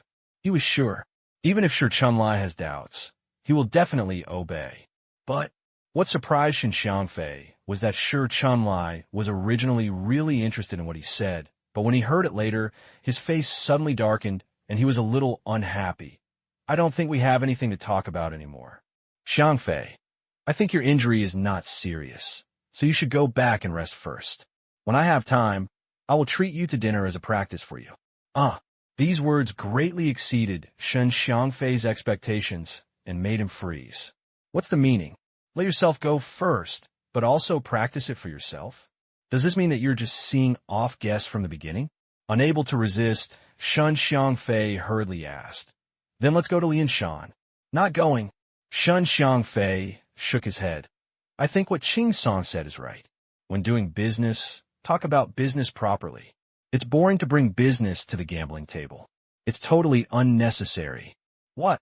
No, Uncle Shi, just talk about business. Shun Xiangfei was confused. All this was different for what he expected. Shi Chunlai had obviously been moved before, but now he didn't even have a chance to speak and was directly interrupted by Shi Chunlai. By the way, you may not know that Qingsong is getting older now. I plan to let him start to contact some of my business matters, so there is no need to avoid him in business matters. As for Gu Xiu, in my eyes, he is not just an ordinary kid. He is my nephew, and you may not know that he is also a major contributor to my current company. This was almost told directly to Shun Xiangfei. I am indeed a little interested in what you said before, but I am very unhappy with your attitude towards my children, especially if you want to avoid these two children. What the hell is this? In an instant, Shun Xiangfei became uncertain. All this was indeed beyond his expectation, but after all, people who can be a folding horse can think quickly. Seeing that we were only close to the final goal, of course it was impossible to give up. At this moment, he smiled and said, So that's it. It's my fault. It's my fault. Ha ha. I didn't notice this. I'm here to apologize to my two little brothers. It's my brother's fault. Sure enough, the effect of this apology was immediate. Although Shi Qing still looked disdainful, Shi Chunlai's expression softened a lot. Seeing this, Shun Xiangfei said hurriedly, "But I just did it for your own good, Uncle Shi. I believe that you don't want to give up on such a big business, Mr. Jinli Lu, right? I am also considered your nephew, Uncle Shi. I really want to help Uncle Shi take your business to the next level. It is not impossible to discuss business at the gambling table. In fact, many people like to discuss business at the gambling table. Taking a step back, I know a lot of people in Lianshan. Some of the people who like to go to Lianshan are not just businessmen, but also some local department personnel and people for banks. Uncle Shi is a businessman, and he shouldn't refuse such connections, right?" As soon as these words came out, Shi Chunlai immediately raised his eyebrows. Really, he was moved. Doing business these days, especially the business of the older generation, is particularly enveloping favors and friendships, which can broaden your network of contacts. No one can refuse, otherwise not so many people would flock to those wealthy banquets. Is it because everyone likes to be a foil? Of course not. It's because banquets like that are a good opportunity to broaden your network. You may not always gain something, but you never know when you will be able to broaden your network. Seeing Shi Chunlai's excited look, Shun Xiangfei struck while the iron was hot. "We actually have a game scheduled for this weekend, and Mr. Lu from Jinli is also going, as well as many businessmen from the mainland and some important officials. Normally speaking, Uncle Shi, you can't go to such a game. After all, you're not part of the circle. But you are my uncle, and I have always regarded you as an elder in my heart. So of course I will not fail to attract you, Uncle Shi, for such a good opportunity. Okay, I will arrange a place for you, Uncle Shi. What do you think of this?" This time, Shi Chunlai couldn't refuse. He could give up the opportunity to contact Boss Jinli, but he couldn't give up such an excellent opportunity to broaden his network, even if he had doubts about Shun Xiangfei's purpose. But, I have to admit it, he was moved. "No," Shi Qing interrupted unceremoniously at this time. "There are many ways to expand your network. There is no need to go to a game like this. Besides, my brother Xiao even knows the king of gambling. What's the problem in wanting to join a game like this?" "Huh." In response, Shun Xiangfei just laughed. "If the road for children is really so wide, then there is no need for a game like mine," but the rest of the words were not said. But the meaning is very obvious. He didn't believe it. Not only did he not believe it, Shi Chunlai was also a little confused. After all, the phone note itself could not mean anything. Who knew whether it was true or false? Brother Xiao. Shi Qing on the side looked anxiously at Gu Xiao. He hopes Brother Xiao can prove himself. But what surprised him was, Gu Xiao thought of something at this time, frowned, and said nothing, as if he had no intention of explaining, let alone proving that he really knew the gambling king. Idea. Instead, Gu Xiao said, "Actually, if Uncle Shi is interested, it would be a good idea to go there." Huh? Shi Qing's eyes widened in disbelief. He never expected that Gu Xiao would say such a thing. This doesn't make sense. Wasn't Brother Xiao very resistant to the fact that his father went to Lianshan Casino before? Why did he turn around and suddenly support him? But in fact, only Gu Xiao knew it in his heart. It is better to block than to open up. He was not sure whether Shi Chunlai really fell into gambling in his previous life, but he was certain that if he really fell into gambling, he would just block it. In fact, it is better to change the method. What's the best way to help someone quit gambling? Are you keeping him at home and not letting him go out, or not giving him gambling capital? This method is simple and crude, but the effect may not be really good. If you're not given access, gamblers will find ways to get over the wall. If you're not given gambling capital, gamblers will steal, rob, or do anything they can to make money. So, the best way is to let him truly understand the dangers of gambling. Shi Chunlai is definitely not a gambler now, but he was able to lose everything because of this loss in his previous life, which proves that there is a loophole. This time he was stopped by himself, but who knows whether it will be like this next time. Even if I don't let him go to Lianshan, who knows if he will go to places like Southeast Asia, the Golden Triangle, and Las Vegas? So, since blocking it for a long time is not an option, why not take a generous trip to Lianshan? And Gu Xiu was actually still curious as to whether his guess about Shi Chunlai was true. I think that boy has made it clear that he has no good intentions. Brother Xiu, how come you not only don't object, but also agree to it? What if that boy sets up a trap to trick my dad? Okay, now, let's go to Lianshan. This time, we hid it from my mother. They have made rules before. My dad must not gamble. If my mom finds out, there'll be a big quarrel. On the plane, to Lianshan, Shi Qingsong said blatantly. With Gu Xiu's support, Shi Chunlai finally refused Shen Xiangfei's invitation and interrupted his trip to Lianshan, but at Gu Xiu's insistence. This time Shi Chunlai also brought Gu Xiu and Shi Qingsong with him. You brat, do you have to think that you and I will become a bad gambler? Shi Chunlai, who was sitting in the front seat, couldn't help it. No father is looked down upon by his son. Not to mention a big man like Shi Chunlai, who always speaks his mind at home. Shi Chunlai had seen a lot of gamblers and gamblers, but he had never looked down on them. Naturally, he didn't think he would become such a person, even if he came to Lianshan this time. But it happened in the eyes of my own boy. It's as if I will become a rotten gambler stuck in the mud in the next second, and anyone else would be unhappy. Being scolded by his father, Shi Qingsong immediately shrank his neck. But then he replied, Dad, you told me before that you should never gamble. When I was a child, I played cards with my classmates. You hung me up and said you wouldn't let me touch these things. Hey, you kid. Shi Chunlai was angry, but it was impossible to really deal with Shi Qingsong when he arrived. He could only shake his head. The matter is urgent. Besides, I am here to discuss business, not gambling. Is it possible that something unexpected can happen when discussing business? Speaking of this, Shi Qingsong was a little helpless and finally said nothing more. He could only look at Gu Xiu for help. Gu Xiu smiled and said, You're already here, let's go and take a look. Huh? Shi Qingsong was a little anxious. In fact, before this trip, Shi Qingsong had talked with Gu Xiu. Even in the past few days, he had been talking to his father about various dangers of gambling, saying that so-and-so gambled and ruined the whole family. These were all things Brother Xiu asked him to say. But now it seems, the more I say these things, the less effective they are. But until now, Brother Xiu has never expressed any opinion on this matter, which makes him a little anxious. But there's no point in being anxious. In desperation, Shi Qingsong could only close his mouth and say nothing more. That's all. The plane arrived at Lianshan Airport smoothly and all the way to the exit. From a distance, Shen Xiangfei was already waiting. At this time, he came up immediately and said, Uncle Shi, has the journey been smooth? Let's go. I will definitely receive you well when you come to my territory today. After being polite, Shen Xiangfei immediately led the three of them out of the airport and came to the parking lot. They saw a Bentley parked beside them.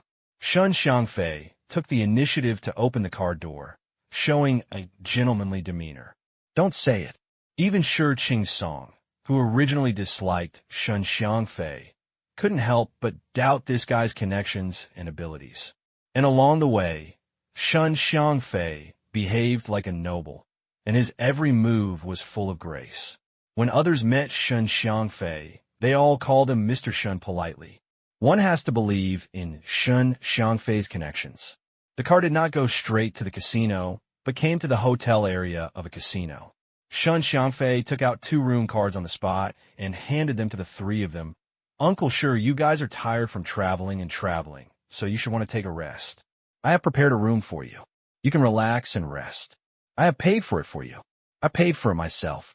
Shi Chunlai didn't want to take advantage of this. But the words are not yet finished. Shen Xiangfei had already interrupted Shi Chunlai's words. Uncle Shi, don't be polite to me.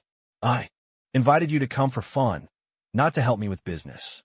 I definitely won't let you spend money. You are in Lianshan these 2 days, and I will cover all your accommodation, food and drinks. As soon as these words came out, even Shi Qingsong, who was a little dissatisfied with Shun Xiangfei's intentions, couldn't help but be a little surprised at this moment. Obviously, he didn't expect that the other party would have such a big deal. What was even more surprising was that Shun Xiangfei seemed to have thought of something and immediately clapped his hands. The driver came over with several gift boxes. Shun Xiangfei took them and said with a smile, "I almost forgot. Uncle Shi, you have just arrived. According to the rules, I should give you some greeting gifts. The gifts are not expensive, but I hope you don't dislike it. I have seen Uncle Shi's belt for many years. This is the Hermes belt I just asked someone to get. By the way, there's also this LV bag for my aunt. I was in a hurry last time, and I didn't prepare it. I hope Uncle Shi doesn't mind. This is for you, Ching Song. I see that your hands are empty, so I have prepared a watch for you. Plum Blossom is not a big brand, but the quality is not bad. It is good to wear as a toy. By the way, I haven't forgotten this kid. When my brother was your age, his favorite thing was to play game consoles, so I didn't know what to give you. So I just bought you a game console. You can't buy it in mainland China, but you have to study hard, you know? Even the most wary of people. Nowadays, eating people has a short mouth, and taking people has a short hand, so of course you have to let go of your prejudices." And gave gifts. Shun Xiangfei did not stay long, but excused himself and left on the pretext that he had something to do. He just said that the gambling game would be in the evening, and he would call them then and let them wander around as they pleased. After saying that, Shun Xiangfei turned around and left. Why? A watch can stop you from talking about people. When they returned to the hotel after dinner, Shi Chunlai looked at Shi Ching Song with a smile and asked. Shi Ching Song blushed a little. Really, the other party's arrogance was beyond his expectation, and he didn't even forget the choreography he was most passionate about. But before Shi Ching Song could refute anything, Shi Chunlai suddenly frowned. Originally, I also thought that Xiangfei was not bad, the child of an old comrade, and he was caring about old friendships, but this time I felt that this time it was probably someone with bad intentions. Huh? Shi Ching Song was stunned. He didn't expect his father to suddenly say such words. Gu Xiao, on the other hand, narrowed his eyes. In this world, there is no love for no reason, no hate for no reason. The most important thing when getting along with others is to be comfortable. Making others comfortable also makes yourself comfortable. So, in business, we always pay attention to harmony and wealth. Many times, in fact, unless there is an interest dispute, no one will harm you for no reason. Most businessmen still pay attention to making money together. Listening to this, Shi Ching Song seemed to understand. But at this moment, Shi Chunlai suddenly changed the topic. But they say that shopping malls are like battlefields. It is impossible to be always harmonious. Intrigue and intrigue are always inevitable. Although we cannot always look at people with sinister intentions, sometimes we have to be extremely vigilant to avoid falling into pits. But this thing is actually not that easy to distinguish. After all, people are separated from each other, and they know each other's faces but not their hearts. There are so many skilled people in this world, and it is difficult to tell with the naked eye whether this person has bad intentions or good intentions. But I have a best way. What way? Shi Ching Song asked hurriedly. He knew that this was his old man teaching him, but this time he did not resist, but was very interested. To be courteous for nothing is. To be a traitor or a thief. Shi Chun said as he threw the gift from Shun Xiangfei on the table. Someone is nice to you, and too nice. So you have to be careful at this time. If Xiangfei is just saving the game this time, then there is no problem, but this is free food and accommodation, and it is a gift, so it is different. This shows that there is something wrong here. As soon as these words came out, Shi Ching Song's eyes widened. Dad, were you careful from the beginning? In his opinion, in the past few days, my father had been extremely stupid. He even had a low IQ. He was fooled into coming to Lianshan Casino by others with just a few words. He even seemed to have great trust in Shun Xiangfei. He even suspected that his father had been drugged with ecstasy. But now it seems his father had no clue at all, and even the man who dominated the shopping mall had been very sober from the beginning. Otherwise, it would have been impossible to say this. Then, Dad, you knew there was a problem here from the beginning. Why did you come here again? Shi Song was a little unbelievable. Nothing in this world comes without a price. Shi Chunlai shook his head and said, "You have to pay for what you want. I know what Xin Xiangfei is going to do, but I really need the opportunity," he said. "Instead of killing him with one shot, it's better to come and see for yourself. If the profits can meet expectations, what does it matter if you pay all the costs?" As he said, Shi Chunlai took out a bank card. "There are 3 million in this car, which is my spending budget this time. This is what I can afford. I am willing to use these 3 million for an opportunity, because if this order is successfully negotiated, it will bring us 10 times or even 20 times the profit. So I am willing to try. Do you understand?" Shi Song couldn't help but click his tongue at these words. Ginger is still spicy.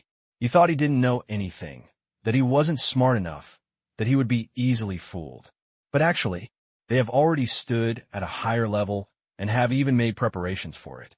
Shi Chunlai knew this was a game from the beginning, but the profits were so huge that he was willing to get involved, take risks, and give it a try this time. Shi Chunlai had been prepared for the gains and losses involved from the beginning. Shi Song hesitated for a long time, finally looked at Shi Chunlai, then turned to look at Gu Xiao, and then said with emotion, "I thought I was quite smart, but I found out later. The stupidest one is me." Shi Song felt that he had been hit hard, around and around. In the end, the clown turned out to be myself. I was so worried about this trip to Lianshan, but I didn't understand the situation on the field from the beginning. Originally, it was agreed that this was a situation where everyone was drunk and I was alone. As a result, everyone at the table collapsed. Finally, you told me that in fact, everyone in this group was pretending to be drunk. What they did was all water, and only you drank real wine? That's why I said that your boy is still far behind Gu Xiao. You should learn more from Gu Xiao in the future. Shi Chunlai laughed and did not hit his son, but you, boy, can at least see the first level. That's not bad. Don't be discouraged. When I was your age, I only knew how to carry a knife around, fight with people every day, and didn't know anything about using my brain. In comparison, you are still better than me, but you are still far behind Gu Xiao. Shi Song. So, I can take it as you complimenting me, right? Gu Xiao was accustomed to the daily education between father and son, but he was still a little surprised. Shi Chunlai knew from the beginning that this was a game. Although it was reasonable, it was definitely unexpected, especially since Gu Xiao had always felt that Shi Chunlai had lost his fortune because of gambling. The result? With such an idea and knowledge, how could he still lose everything and lose everything? Did you guess wrong? Gu Xiao was a little strange. Since he had come to Lianshan Mountain and was still visiting Lianshan Mountain with 2 children, it was certainly impossible for Shi Chunlai to sleep in a hotel with others for a day. So after a short rest, he planned to take the 2 children on a one-day trip to Lianshan Mountain. However, Gu Xiao refused. After all, he had just been to this place a few days ago, and he had basically visited all the places that should be visited and those that should not be. And to be honest, Lianshan itself is small, and compared to Xiangjiang, it can only be regarded as a bigger place. There are really not many places to play. So Gu Xiao simply rejected the father and son's proposal, and instead went to He's house after the father and son left. Although Shi Chunlai's performance is indeed reassuring, but it was naturally impossible for Gu Xiao not to make preparations. Especially regarding Shan Xiangfei, the horse-folding boy, Gu Xiao paid special attention to it. There is nothing wrong with Dai Ma, as I working hard to make money and bring profits to the casino.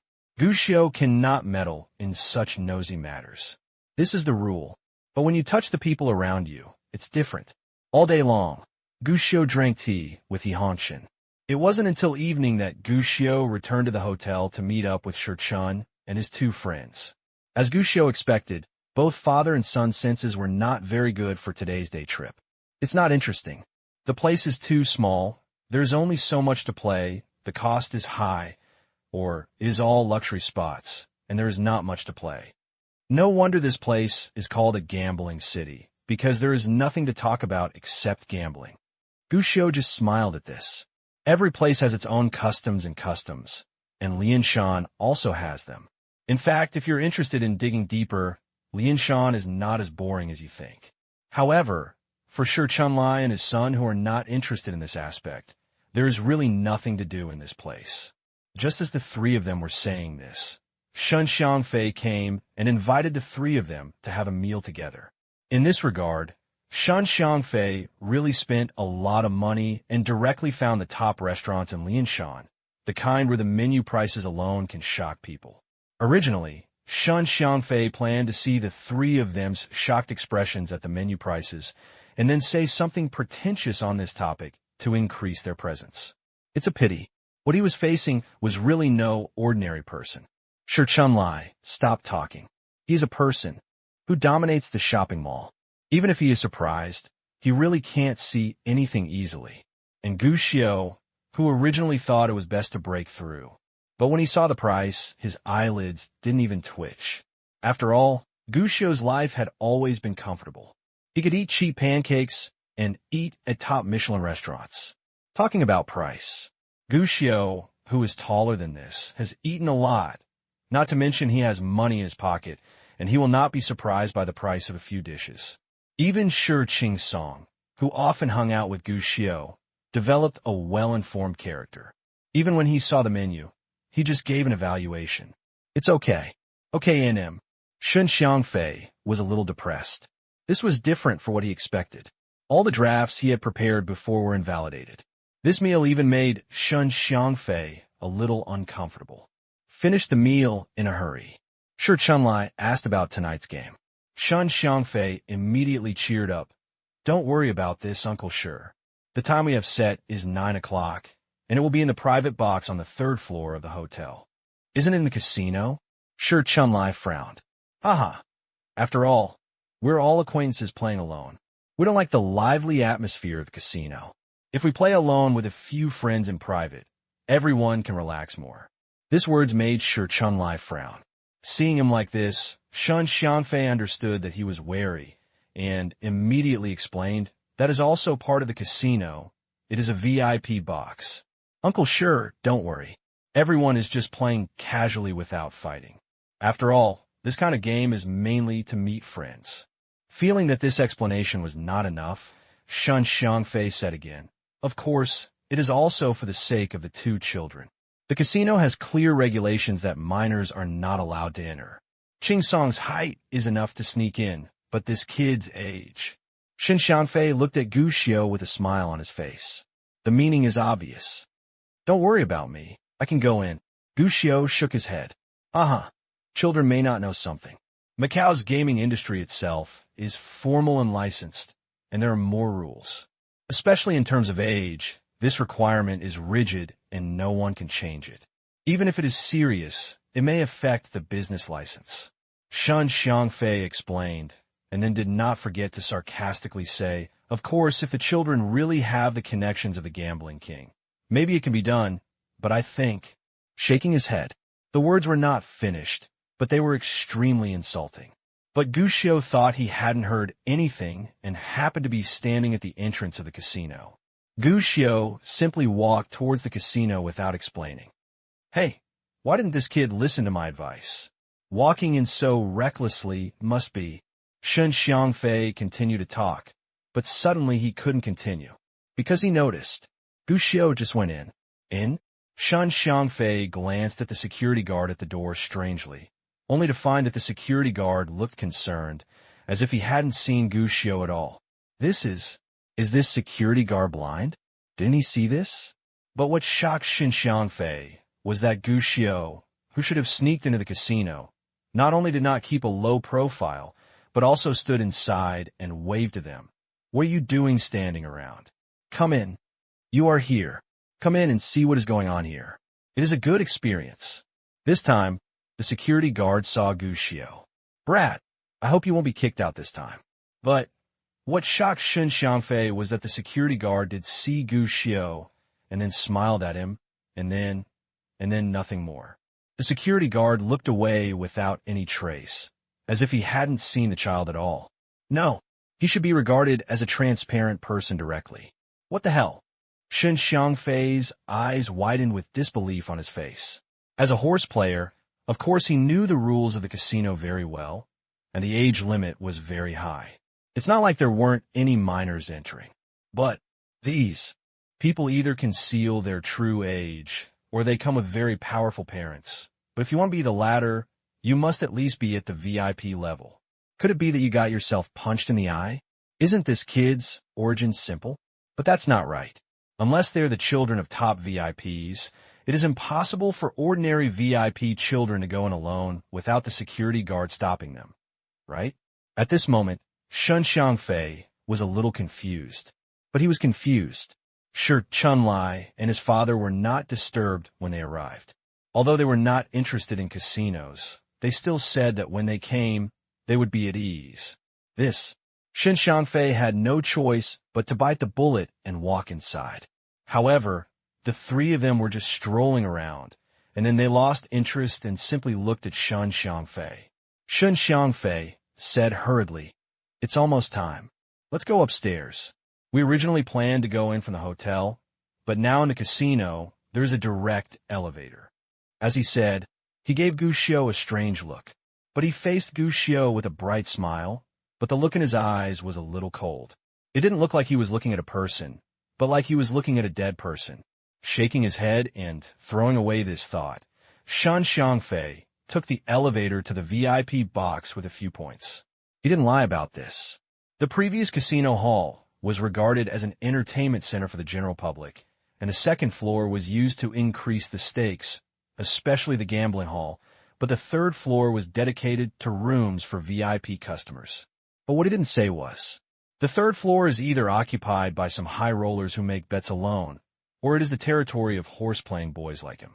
After all, whether it is the first or second floor, the gambler's opponent is the casino itself, but it is different on the third floor. The opponent here has changed. The casino can only be regarded as a fair or providing services, and the real opponent is the gambler himself.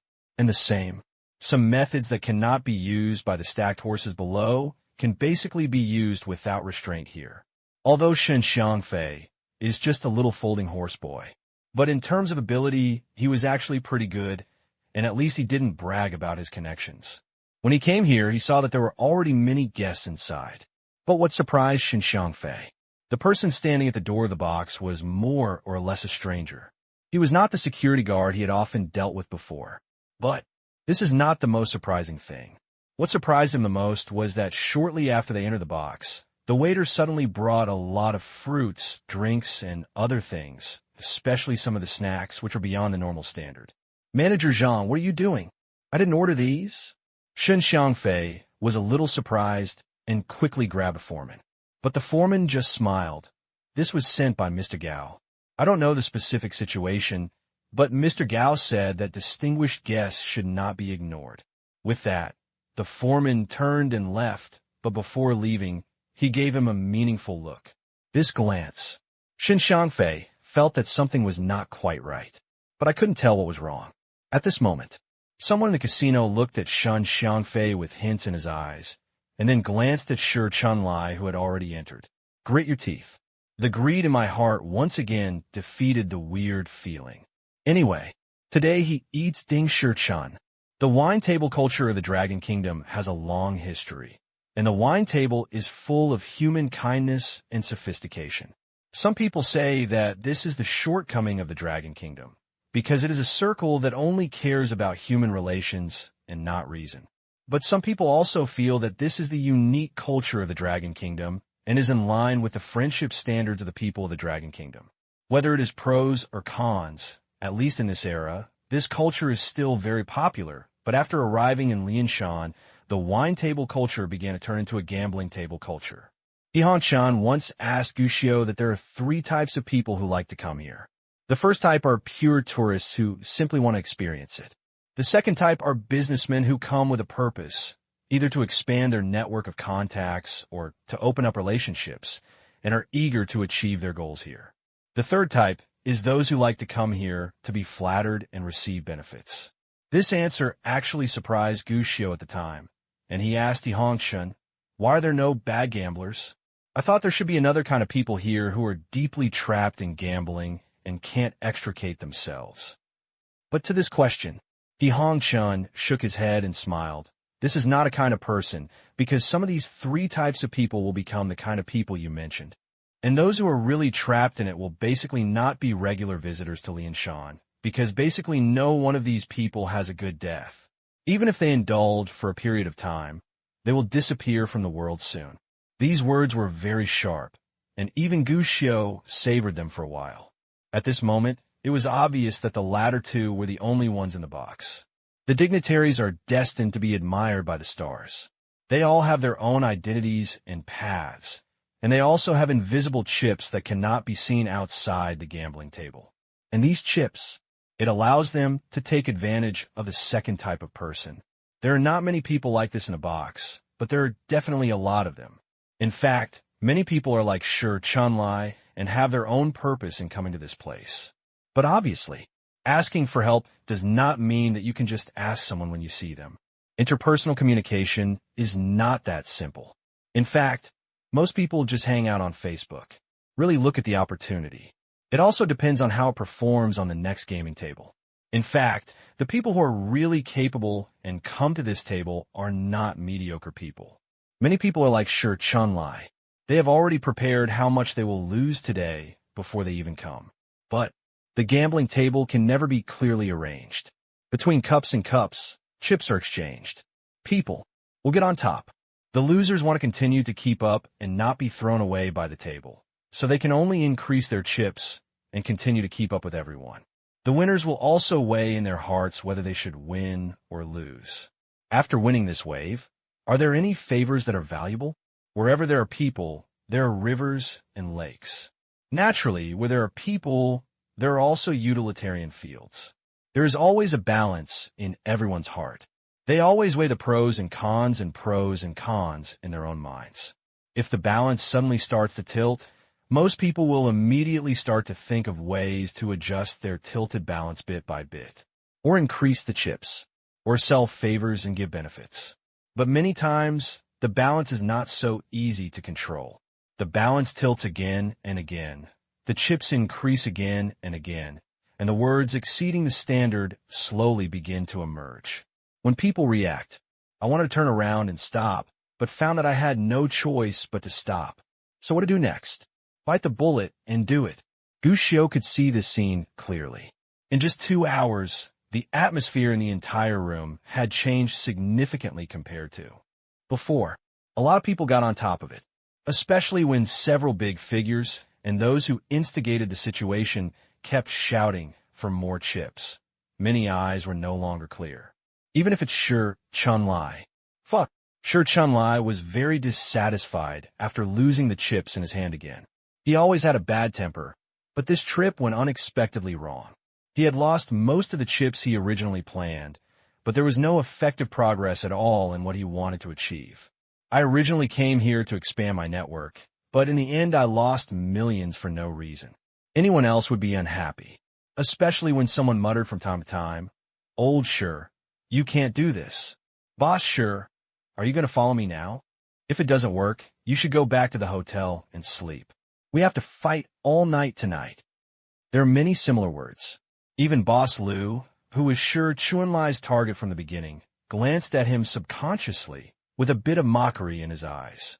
Such a look, many times, it can always affect people's minds in the first place, and it can also peel away people's rationality bit by bit.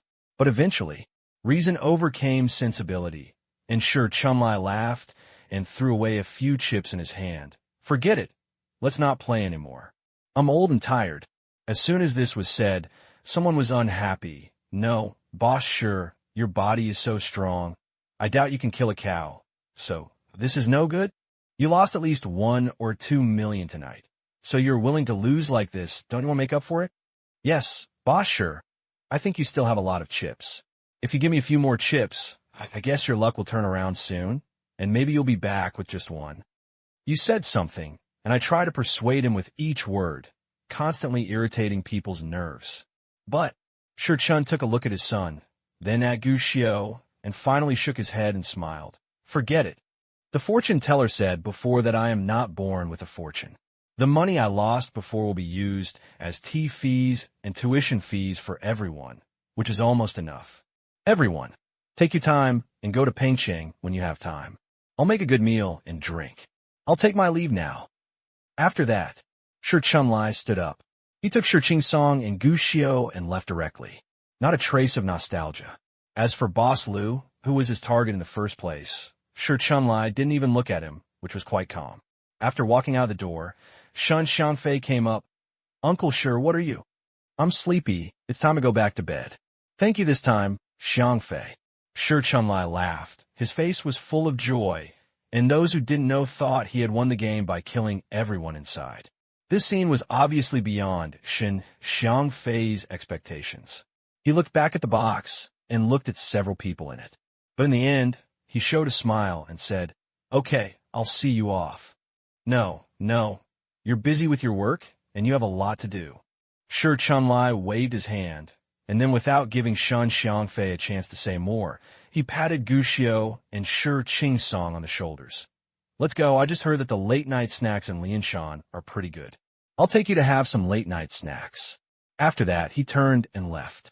This scene made Shun Xiangfei's face suddenly look ugly, and his eyes looking at Shi Chunlai became extremely gloomy.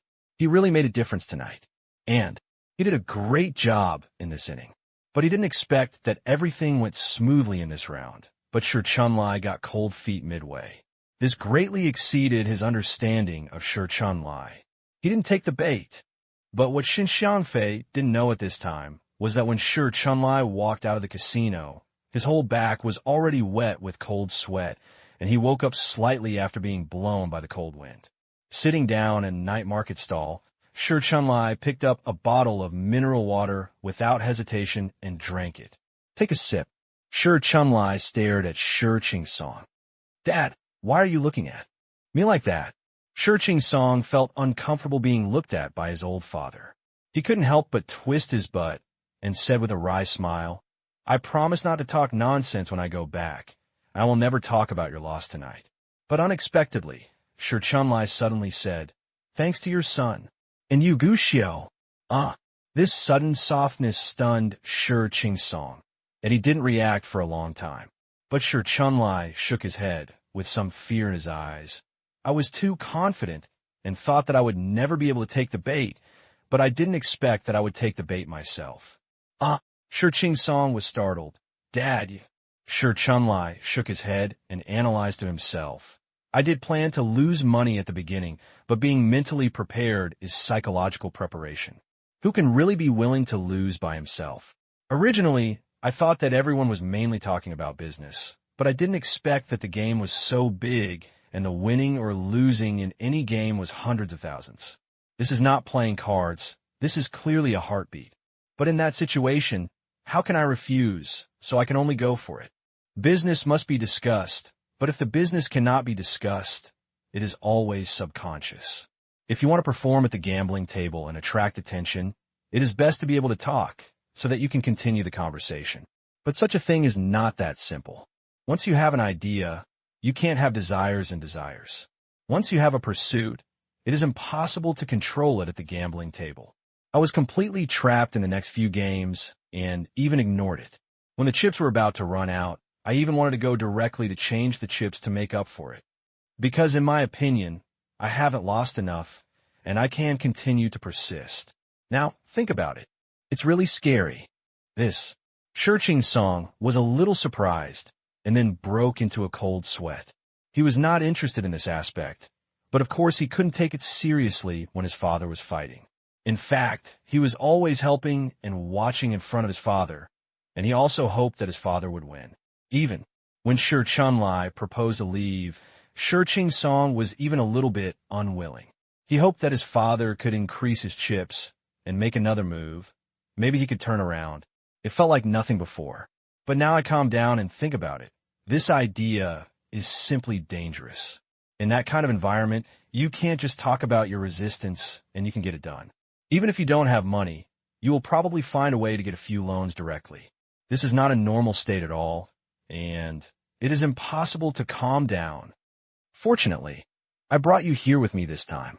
I really planned to continue adding more chips, but when I saw you and Gu Xiu, I suddenly remembered what I was here to do. To be honest, Shi Chunlai said with some difficulty, If it weren't for you two, I can't even imagine what I would do next. Bet. From now on, I will never touch you again. Damn it, damn it, damn it. You're already in the game. Why did you give up suddenly? How could this happen? How could this happen? Do you know how much preparation I put in for this game? Damn it. In a private box with excellent soundproofing in the casino, Shun Xiangfei smashed the cup at his hand with a ferocious face, and his eyes were filled with resentment and resentment. Shi Chunlai suddenly came to his senses and gave everyone a slap in the face. He even beat him and lost every game. As a jackpot player, Shun Xiangfei has 10,000 ways to make people fall into gambling and be unable to extricate themselves. This is no joke. The addiction to gambling may seem easy to guard against, but in front of someone who is really serious about it, you can't even guard against it. Things like willpower are even more nonsense. The person you want to enter the casino has a purpose, so he has countless ways to make people completely addicted and even how to make people addicted. It is something that countless stackers are studying every day. Shin Xiangfei is naturally no exception. Just like Gu Jianjun's target this time, Jinli's boss Liu is actually Shun Xiangfei's big fish. The big fish has been hooked. Apart from anything else, Boss Liu has basically become a frequent visitor to Lianshan, and he comes here at least twice every month. This is completely addictive. The reason why we didn't lose is, of course, because the other party's business is good now, the momentum is very good, and it can make more money. Naturally, it should be a long-term strategy to catch big fish. Therefore, it is impossible to let the opponent just keep losing. But overall, as for Boss Liu, even though he often loses and loses, he has lost at least 30 to 50 million in the past 2 years. This was all lost quietly. As for Shi Chunlai, Shun Xiangfei also had the same idea, but it was different from Boss Liu. According to Shun Xiangfei's plan, Shi Chunlai is not the big fish he wants. He wants this person to be bankrupt and in debt. He had been preparing for this for a long time. Numerous preparations were made. Even more than 2/3 of the people in the box today were people he had arranged in advance. Some were experts with vague identities, and some were people whose identities were fine, but who owed him money and could only listen to his arrangements. Do you really think that everyone sitting at the same table as you is the same as you? Here, at least most of them are trustworthy. There are even cases where 9 out of 10 people are trustees. In addition to this arrangement, Shun Xiangfei has made a thorough analysis of Shi Chunlai's character. He has even made multiple filings on how to win or lose, and how to induce people to take the bait. He can guarantee that as long as the plan goes smoothly tonight and Shi Chunlai is stimulated, it will not be a problem for Shi Chunlai to lose tens of millions in one night. That's when, after losing so much, Shi Chunlai's business will inevitably be affected, and there will even be no chance of coming back to life. The only thing he can do to make money is to continue investing and continue to come to the gambling table. This way, Shun Xiangfei was confident that within half a year at most, Shi Chunlai would be left with nothing, and even let him sign his huge debt. This is called killing pigs. But what he didn't expect was that everything was ready and even the east wind had come. But while it was blowing, people suddenly ran away. Is this a fool's errand? Is the agency all in vain? Who would have thought that this old boy is so inexperienced in losing that he couldn't stand losing even this much and wanted to leave? Yes, and he doesn't plan to contact Boss Liu. Boss Liu hasn't even contacted Boss Liu yet, and he is leaving. Is he willing to leave? If I had known, I should have let him win a little bit more tonight, giving him the illusion that he has a chance to regain his capital.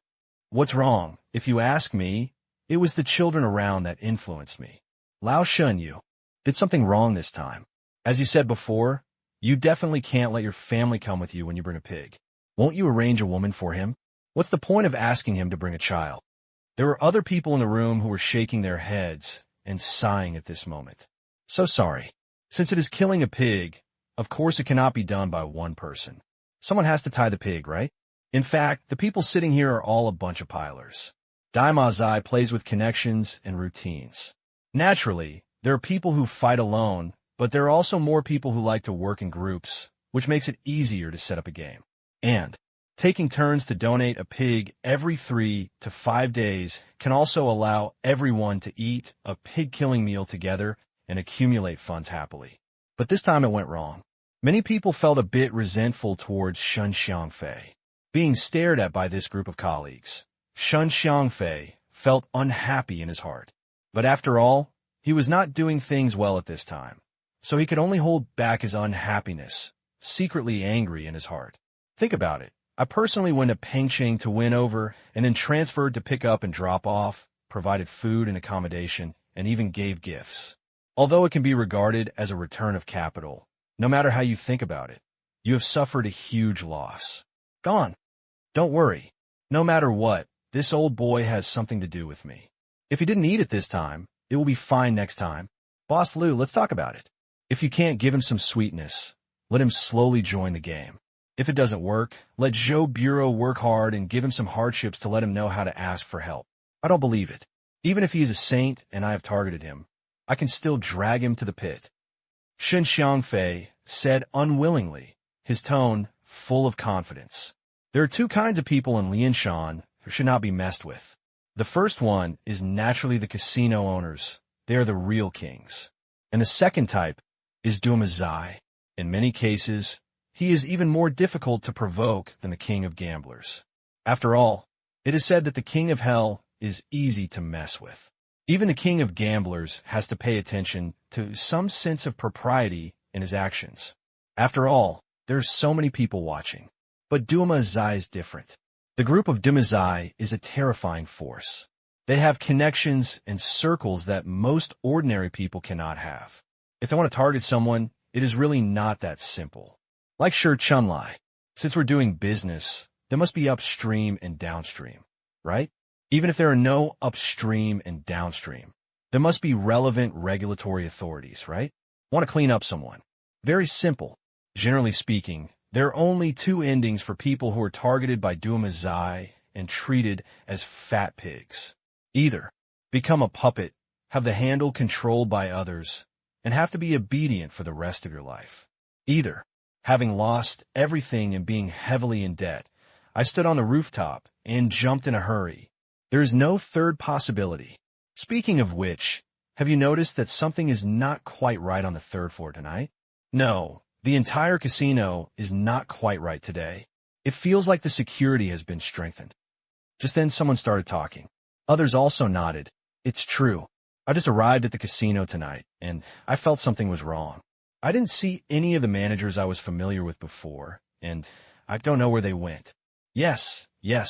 Even manager Kai Hong Kong and Kai are here. This man is always in front of Yisheng now. Why did he suddenly come today? Who knows? Maybe there is news about the recent license. Who do you think can get the license this time? It goes without saying that the name Gambling King is a joke. It must be him.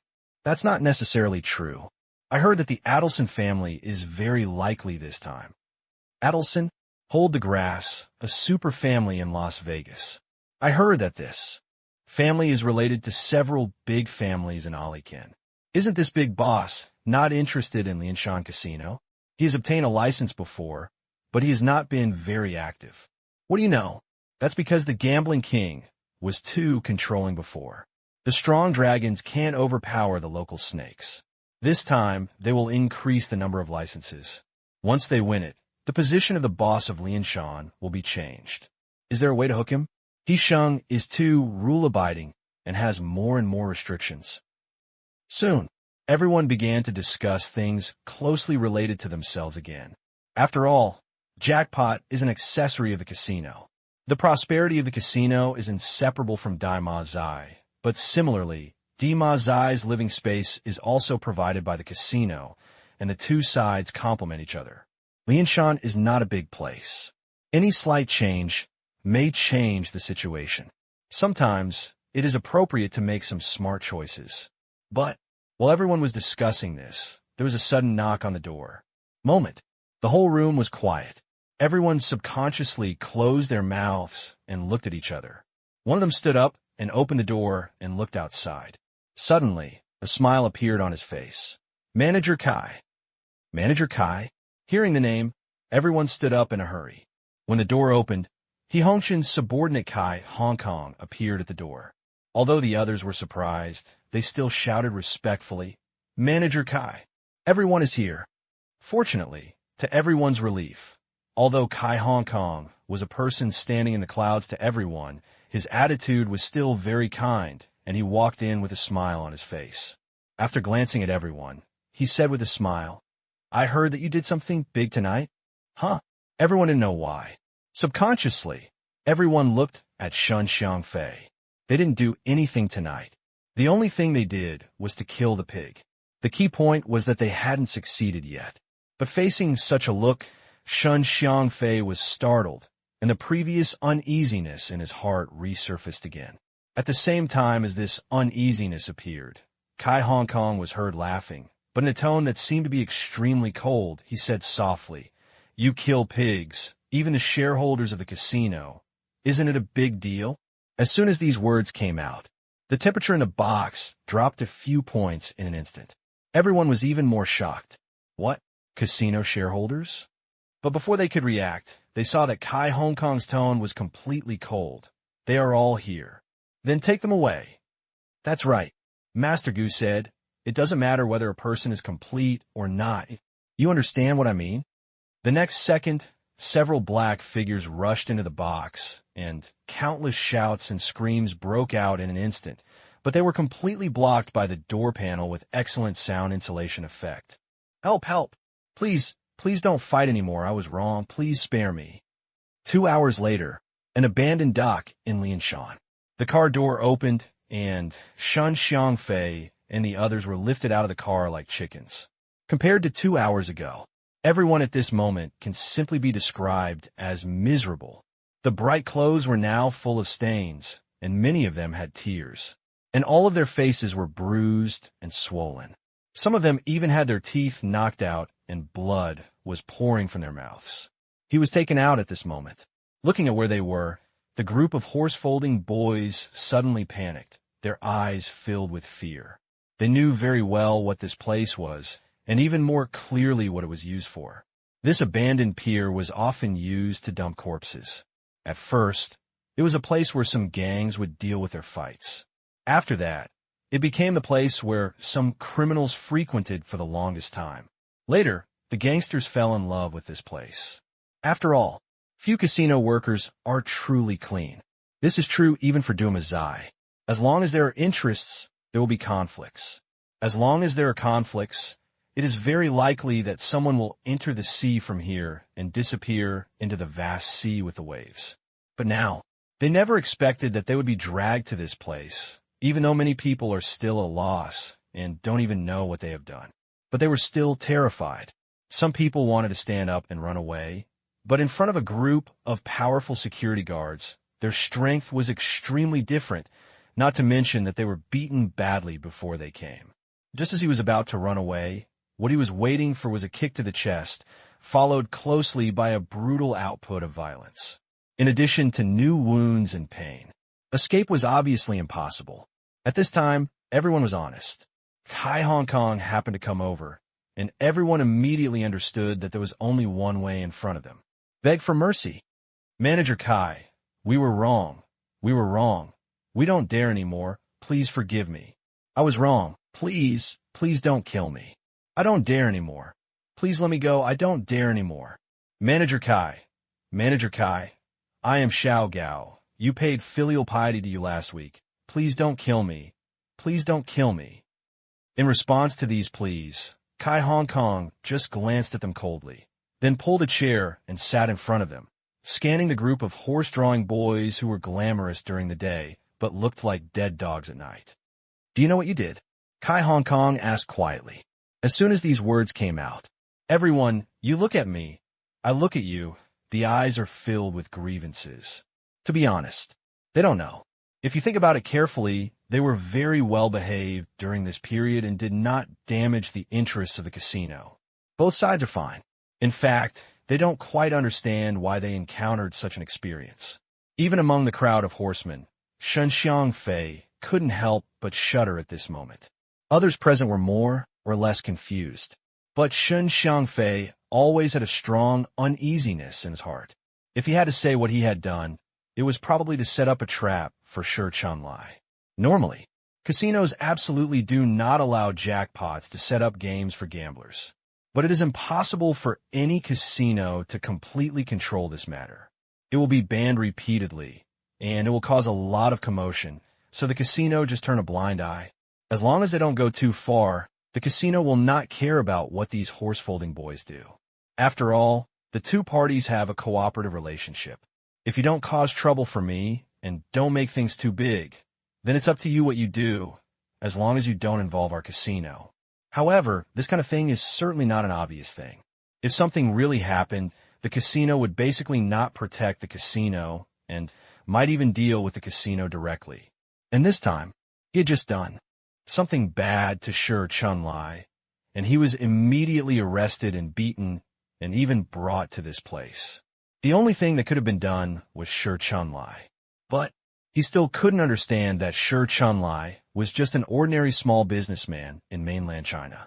Even if he had some achievements, he was just a businessman. Even Lianshan was his first time here.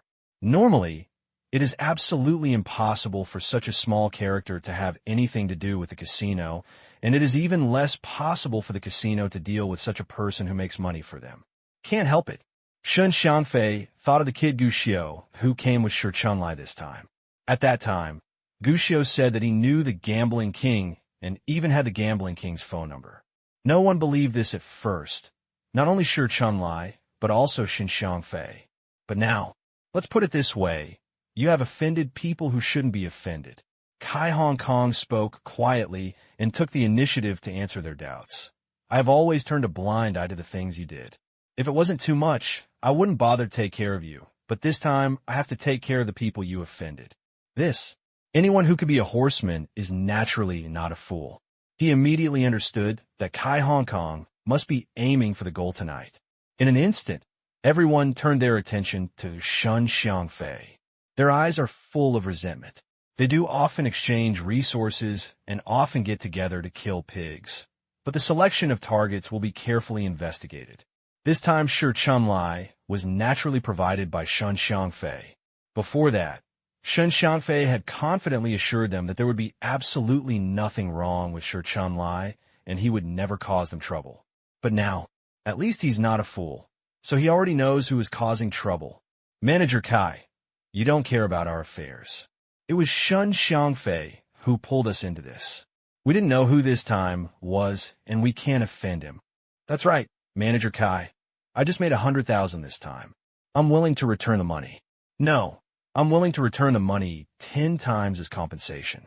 Please let me go, Manager Kai. What happened this time has nothing to do with me. It's all Shun Xiangfei. It's all Shun Xiangfei. I didn't do anything. I just brought my clients over to make up the number of people.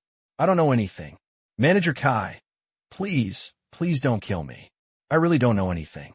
This is a misunderstanding, a complete misunderstanding. Everyone, please say something to me. But when they found that their pleas received no response, Kai Hong Kong didn't even show interest in them. Everyone turned their attention to Shun Xiangfei. Facing these looks, Shun Xiangfei was startled. He couldn't help but swallowed his saliva and hurriedly wanted to explain. You listen to me. But as soon as he said this, he was hit with a punch. Listen, you are paralyzed. It's your fault. This punch. The force was so strong that Shun Xiang's eyes were filled with stars. But the only thing he could do at this time was to protect his vitals with all his strength, because everyone else had already gathered around him. I'm going to kill you. You've killed me, you bastard. Is this what you mean by having no background? Is this what you mean by rubbing at will? Kill him. Even if I'm going to die today, I will definitely take you as my backer. It was another brutal, inhumane, and terrible beating, and this time it was even more terrifying than before. I was beaten by the security guards before, but it was only to hurt them, not to the vital point. But this time, the group of people really tried to kill him. Shun Xiangfei could barely protect his vitals at first, and then cried out in pain crazily.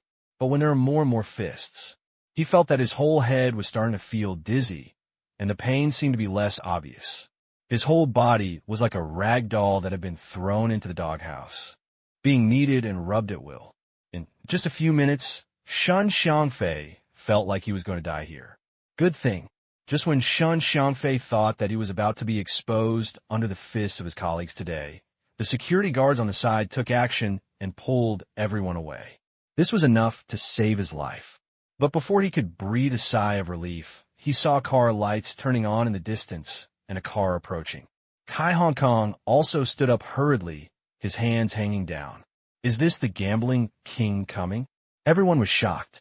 After all, Kai Hong Kong is the old man next to the gambling king, and he is definitely the gambling king's big housekeeper in the casino. Only the owner of the casino has this qualification to allow him to do this.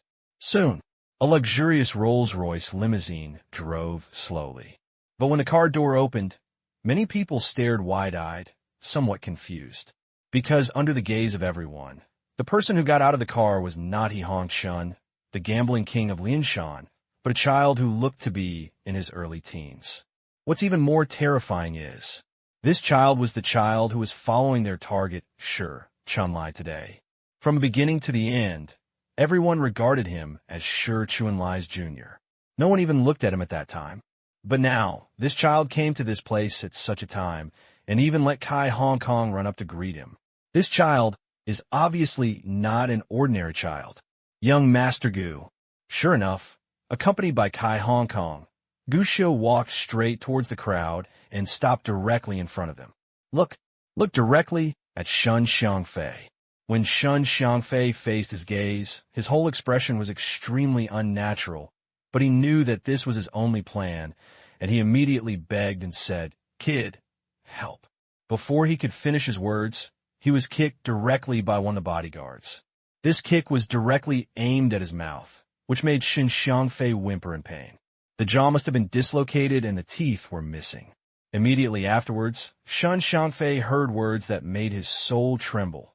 "Keep your mouth clean. Mr. Gu is not something you can shout casually." This is Mr. Gu, a friend of He Sheng, and, at the same time, he is also a shareholder of the casino. P.S. The book is almost finished, and the progress will be accelerated next. Thank you to the book friends who have been following the update.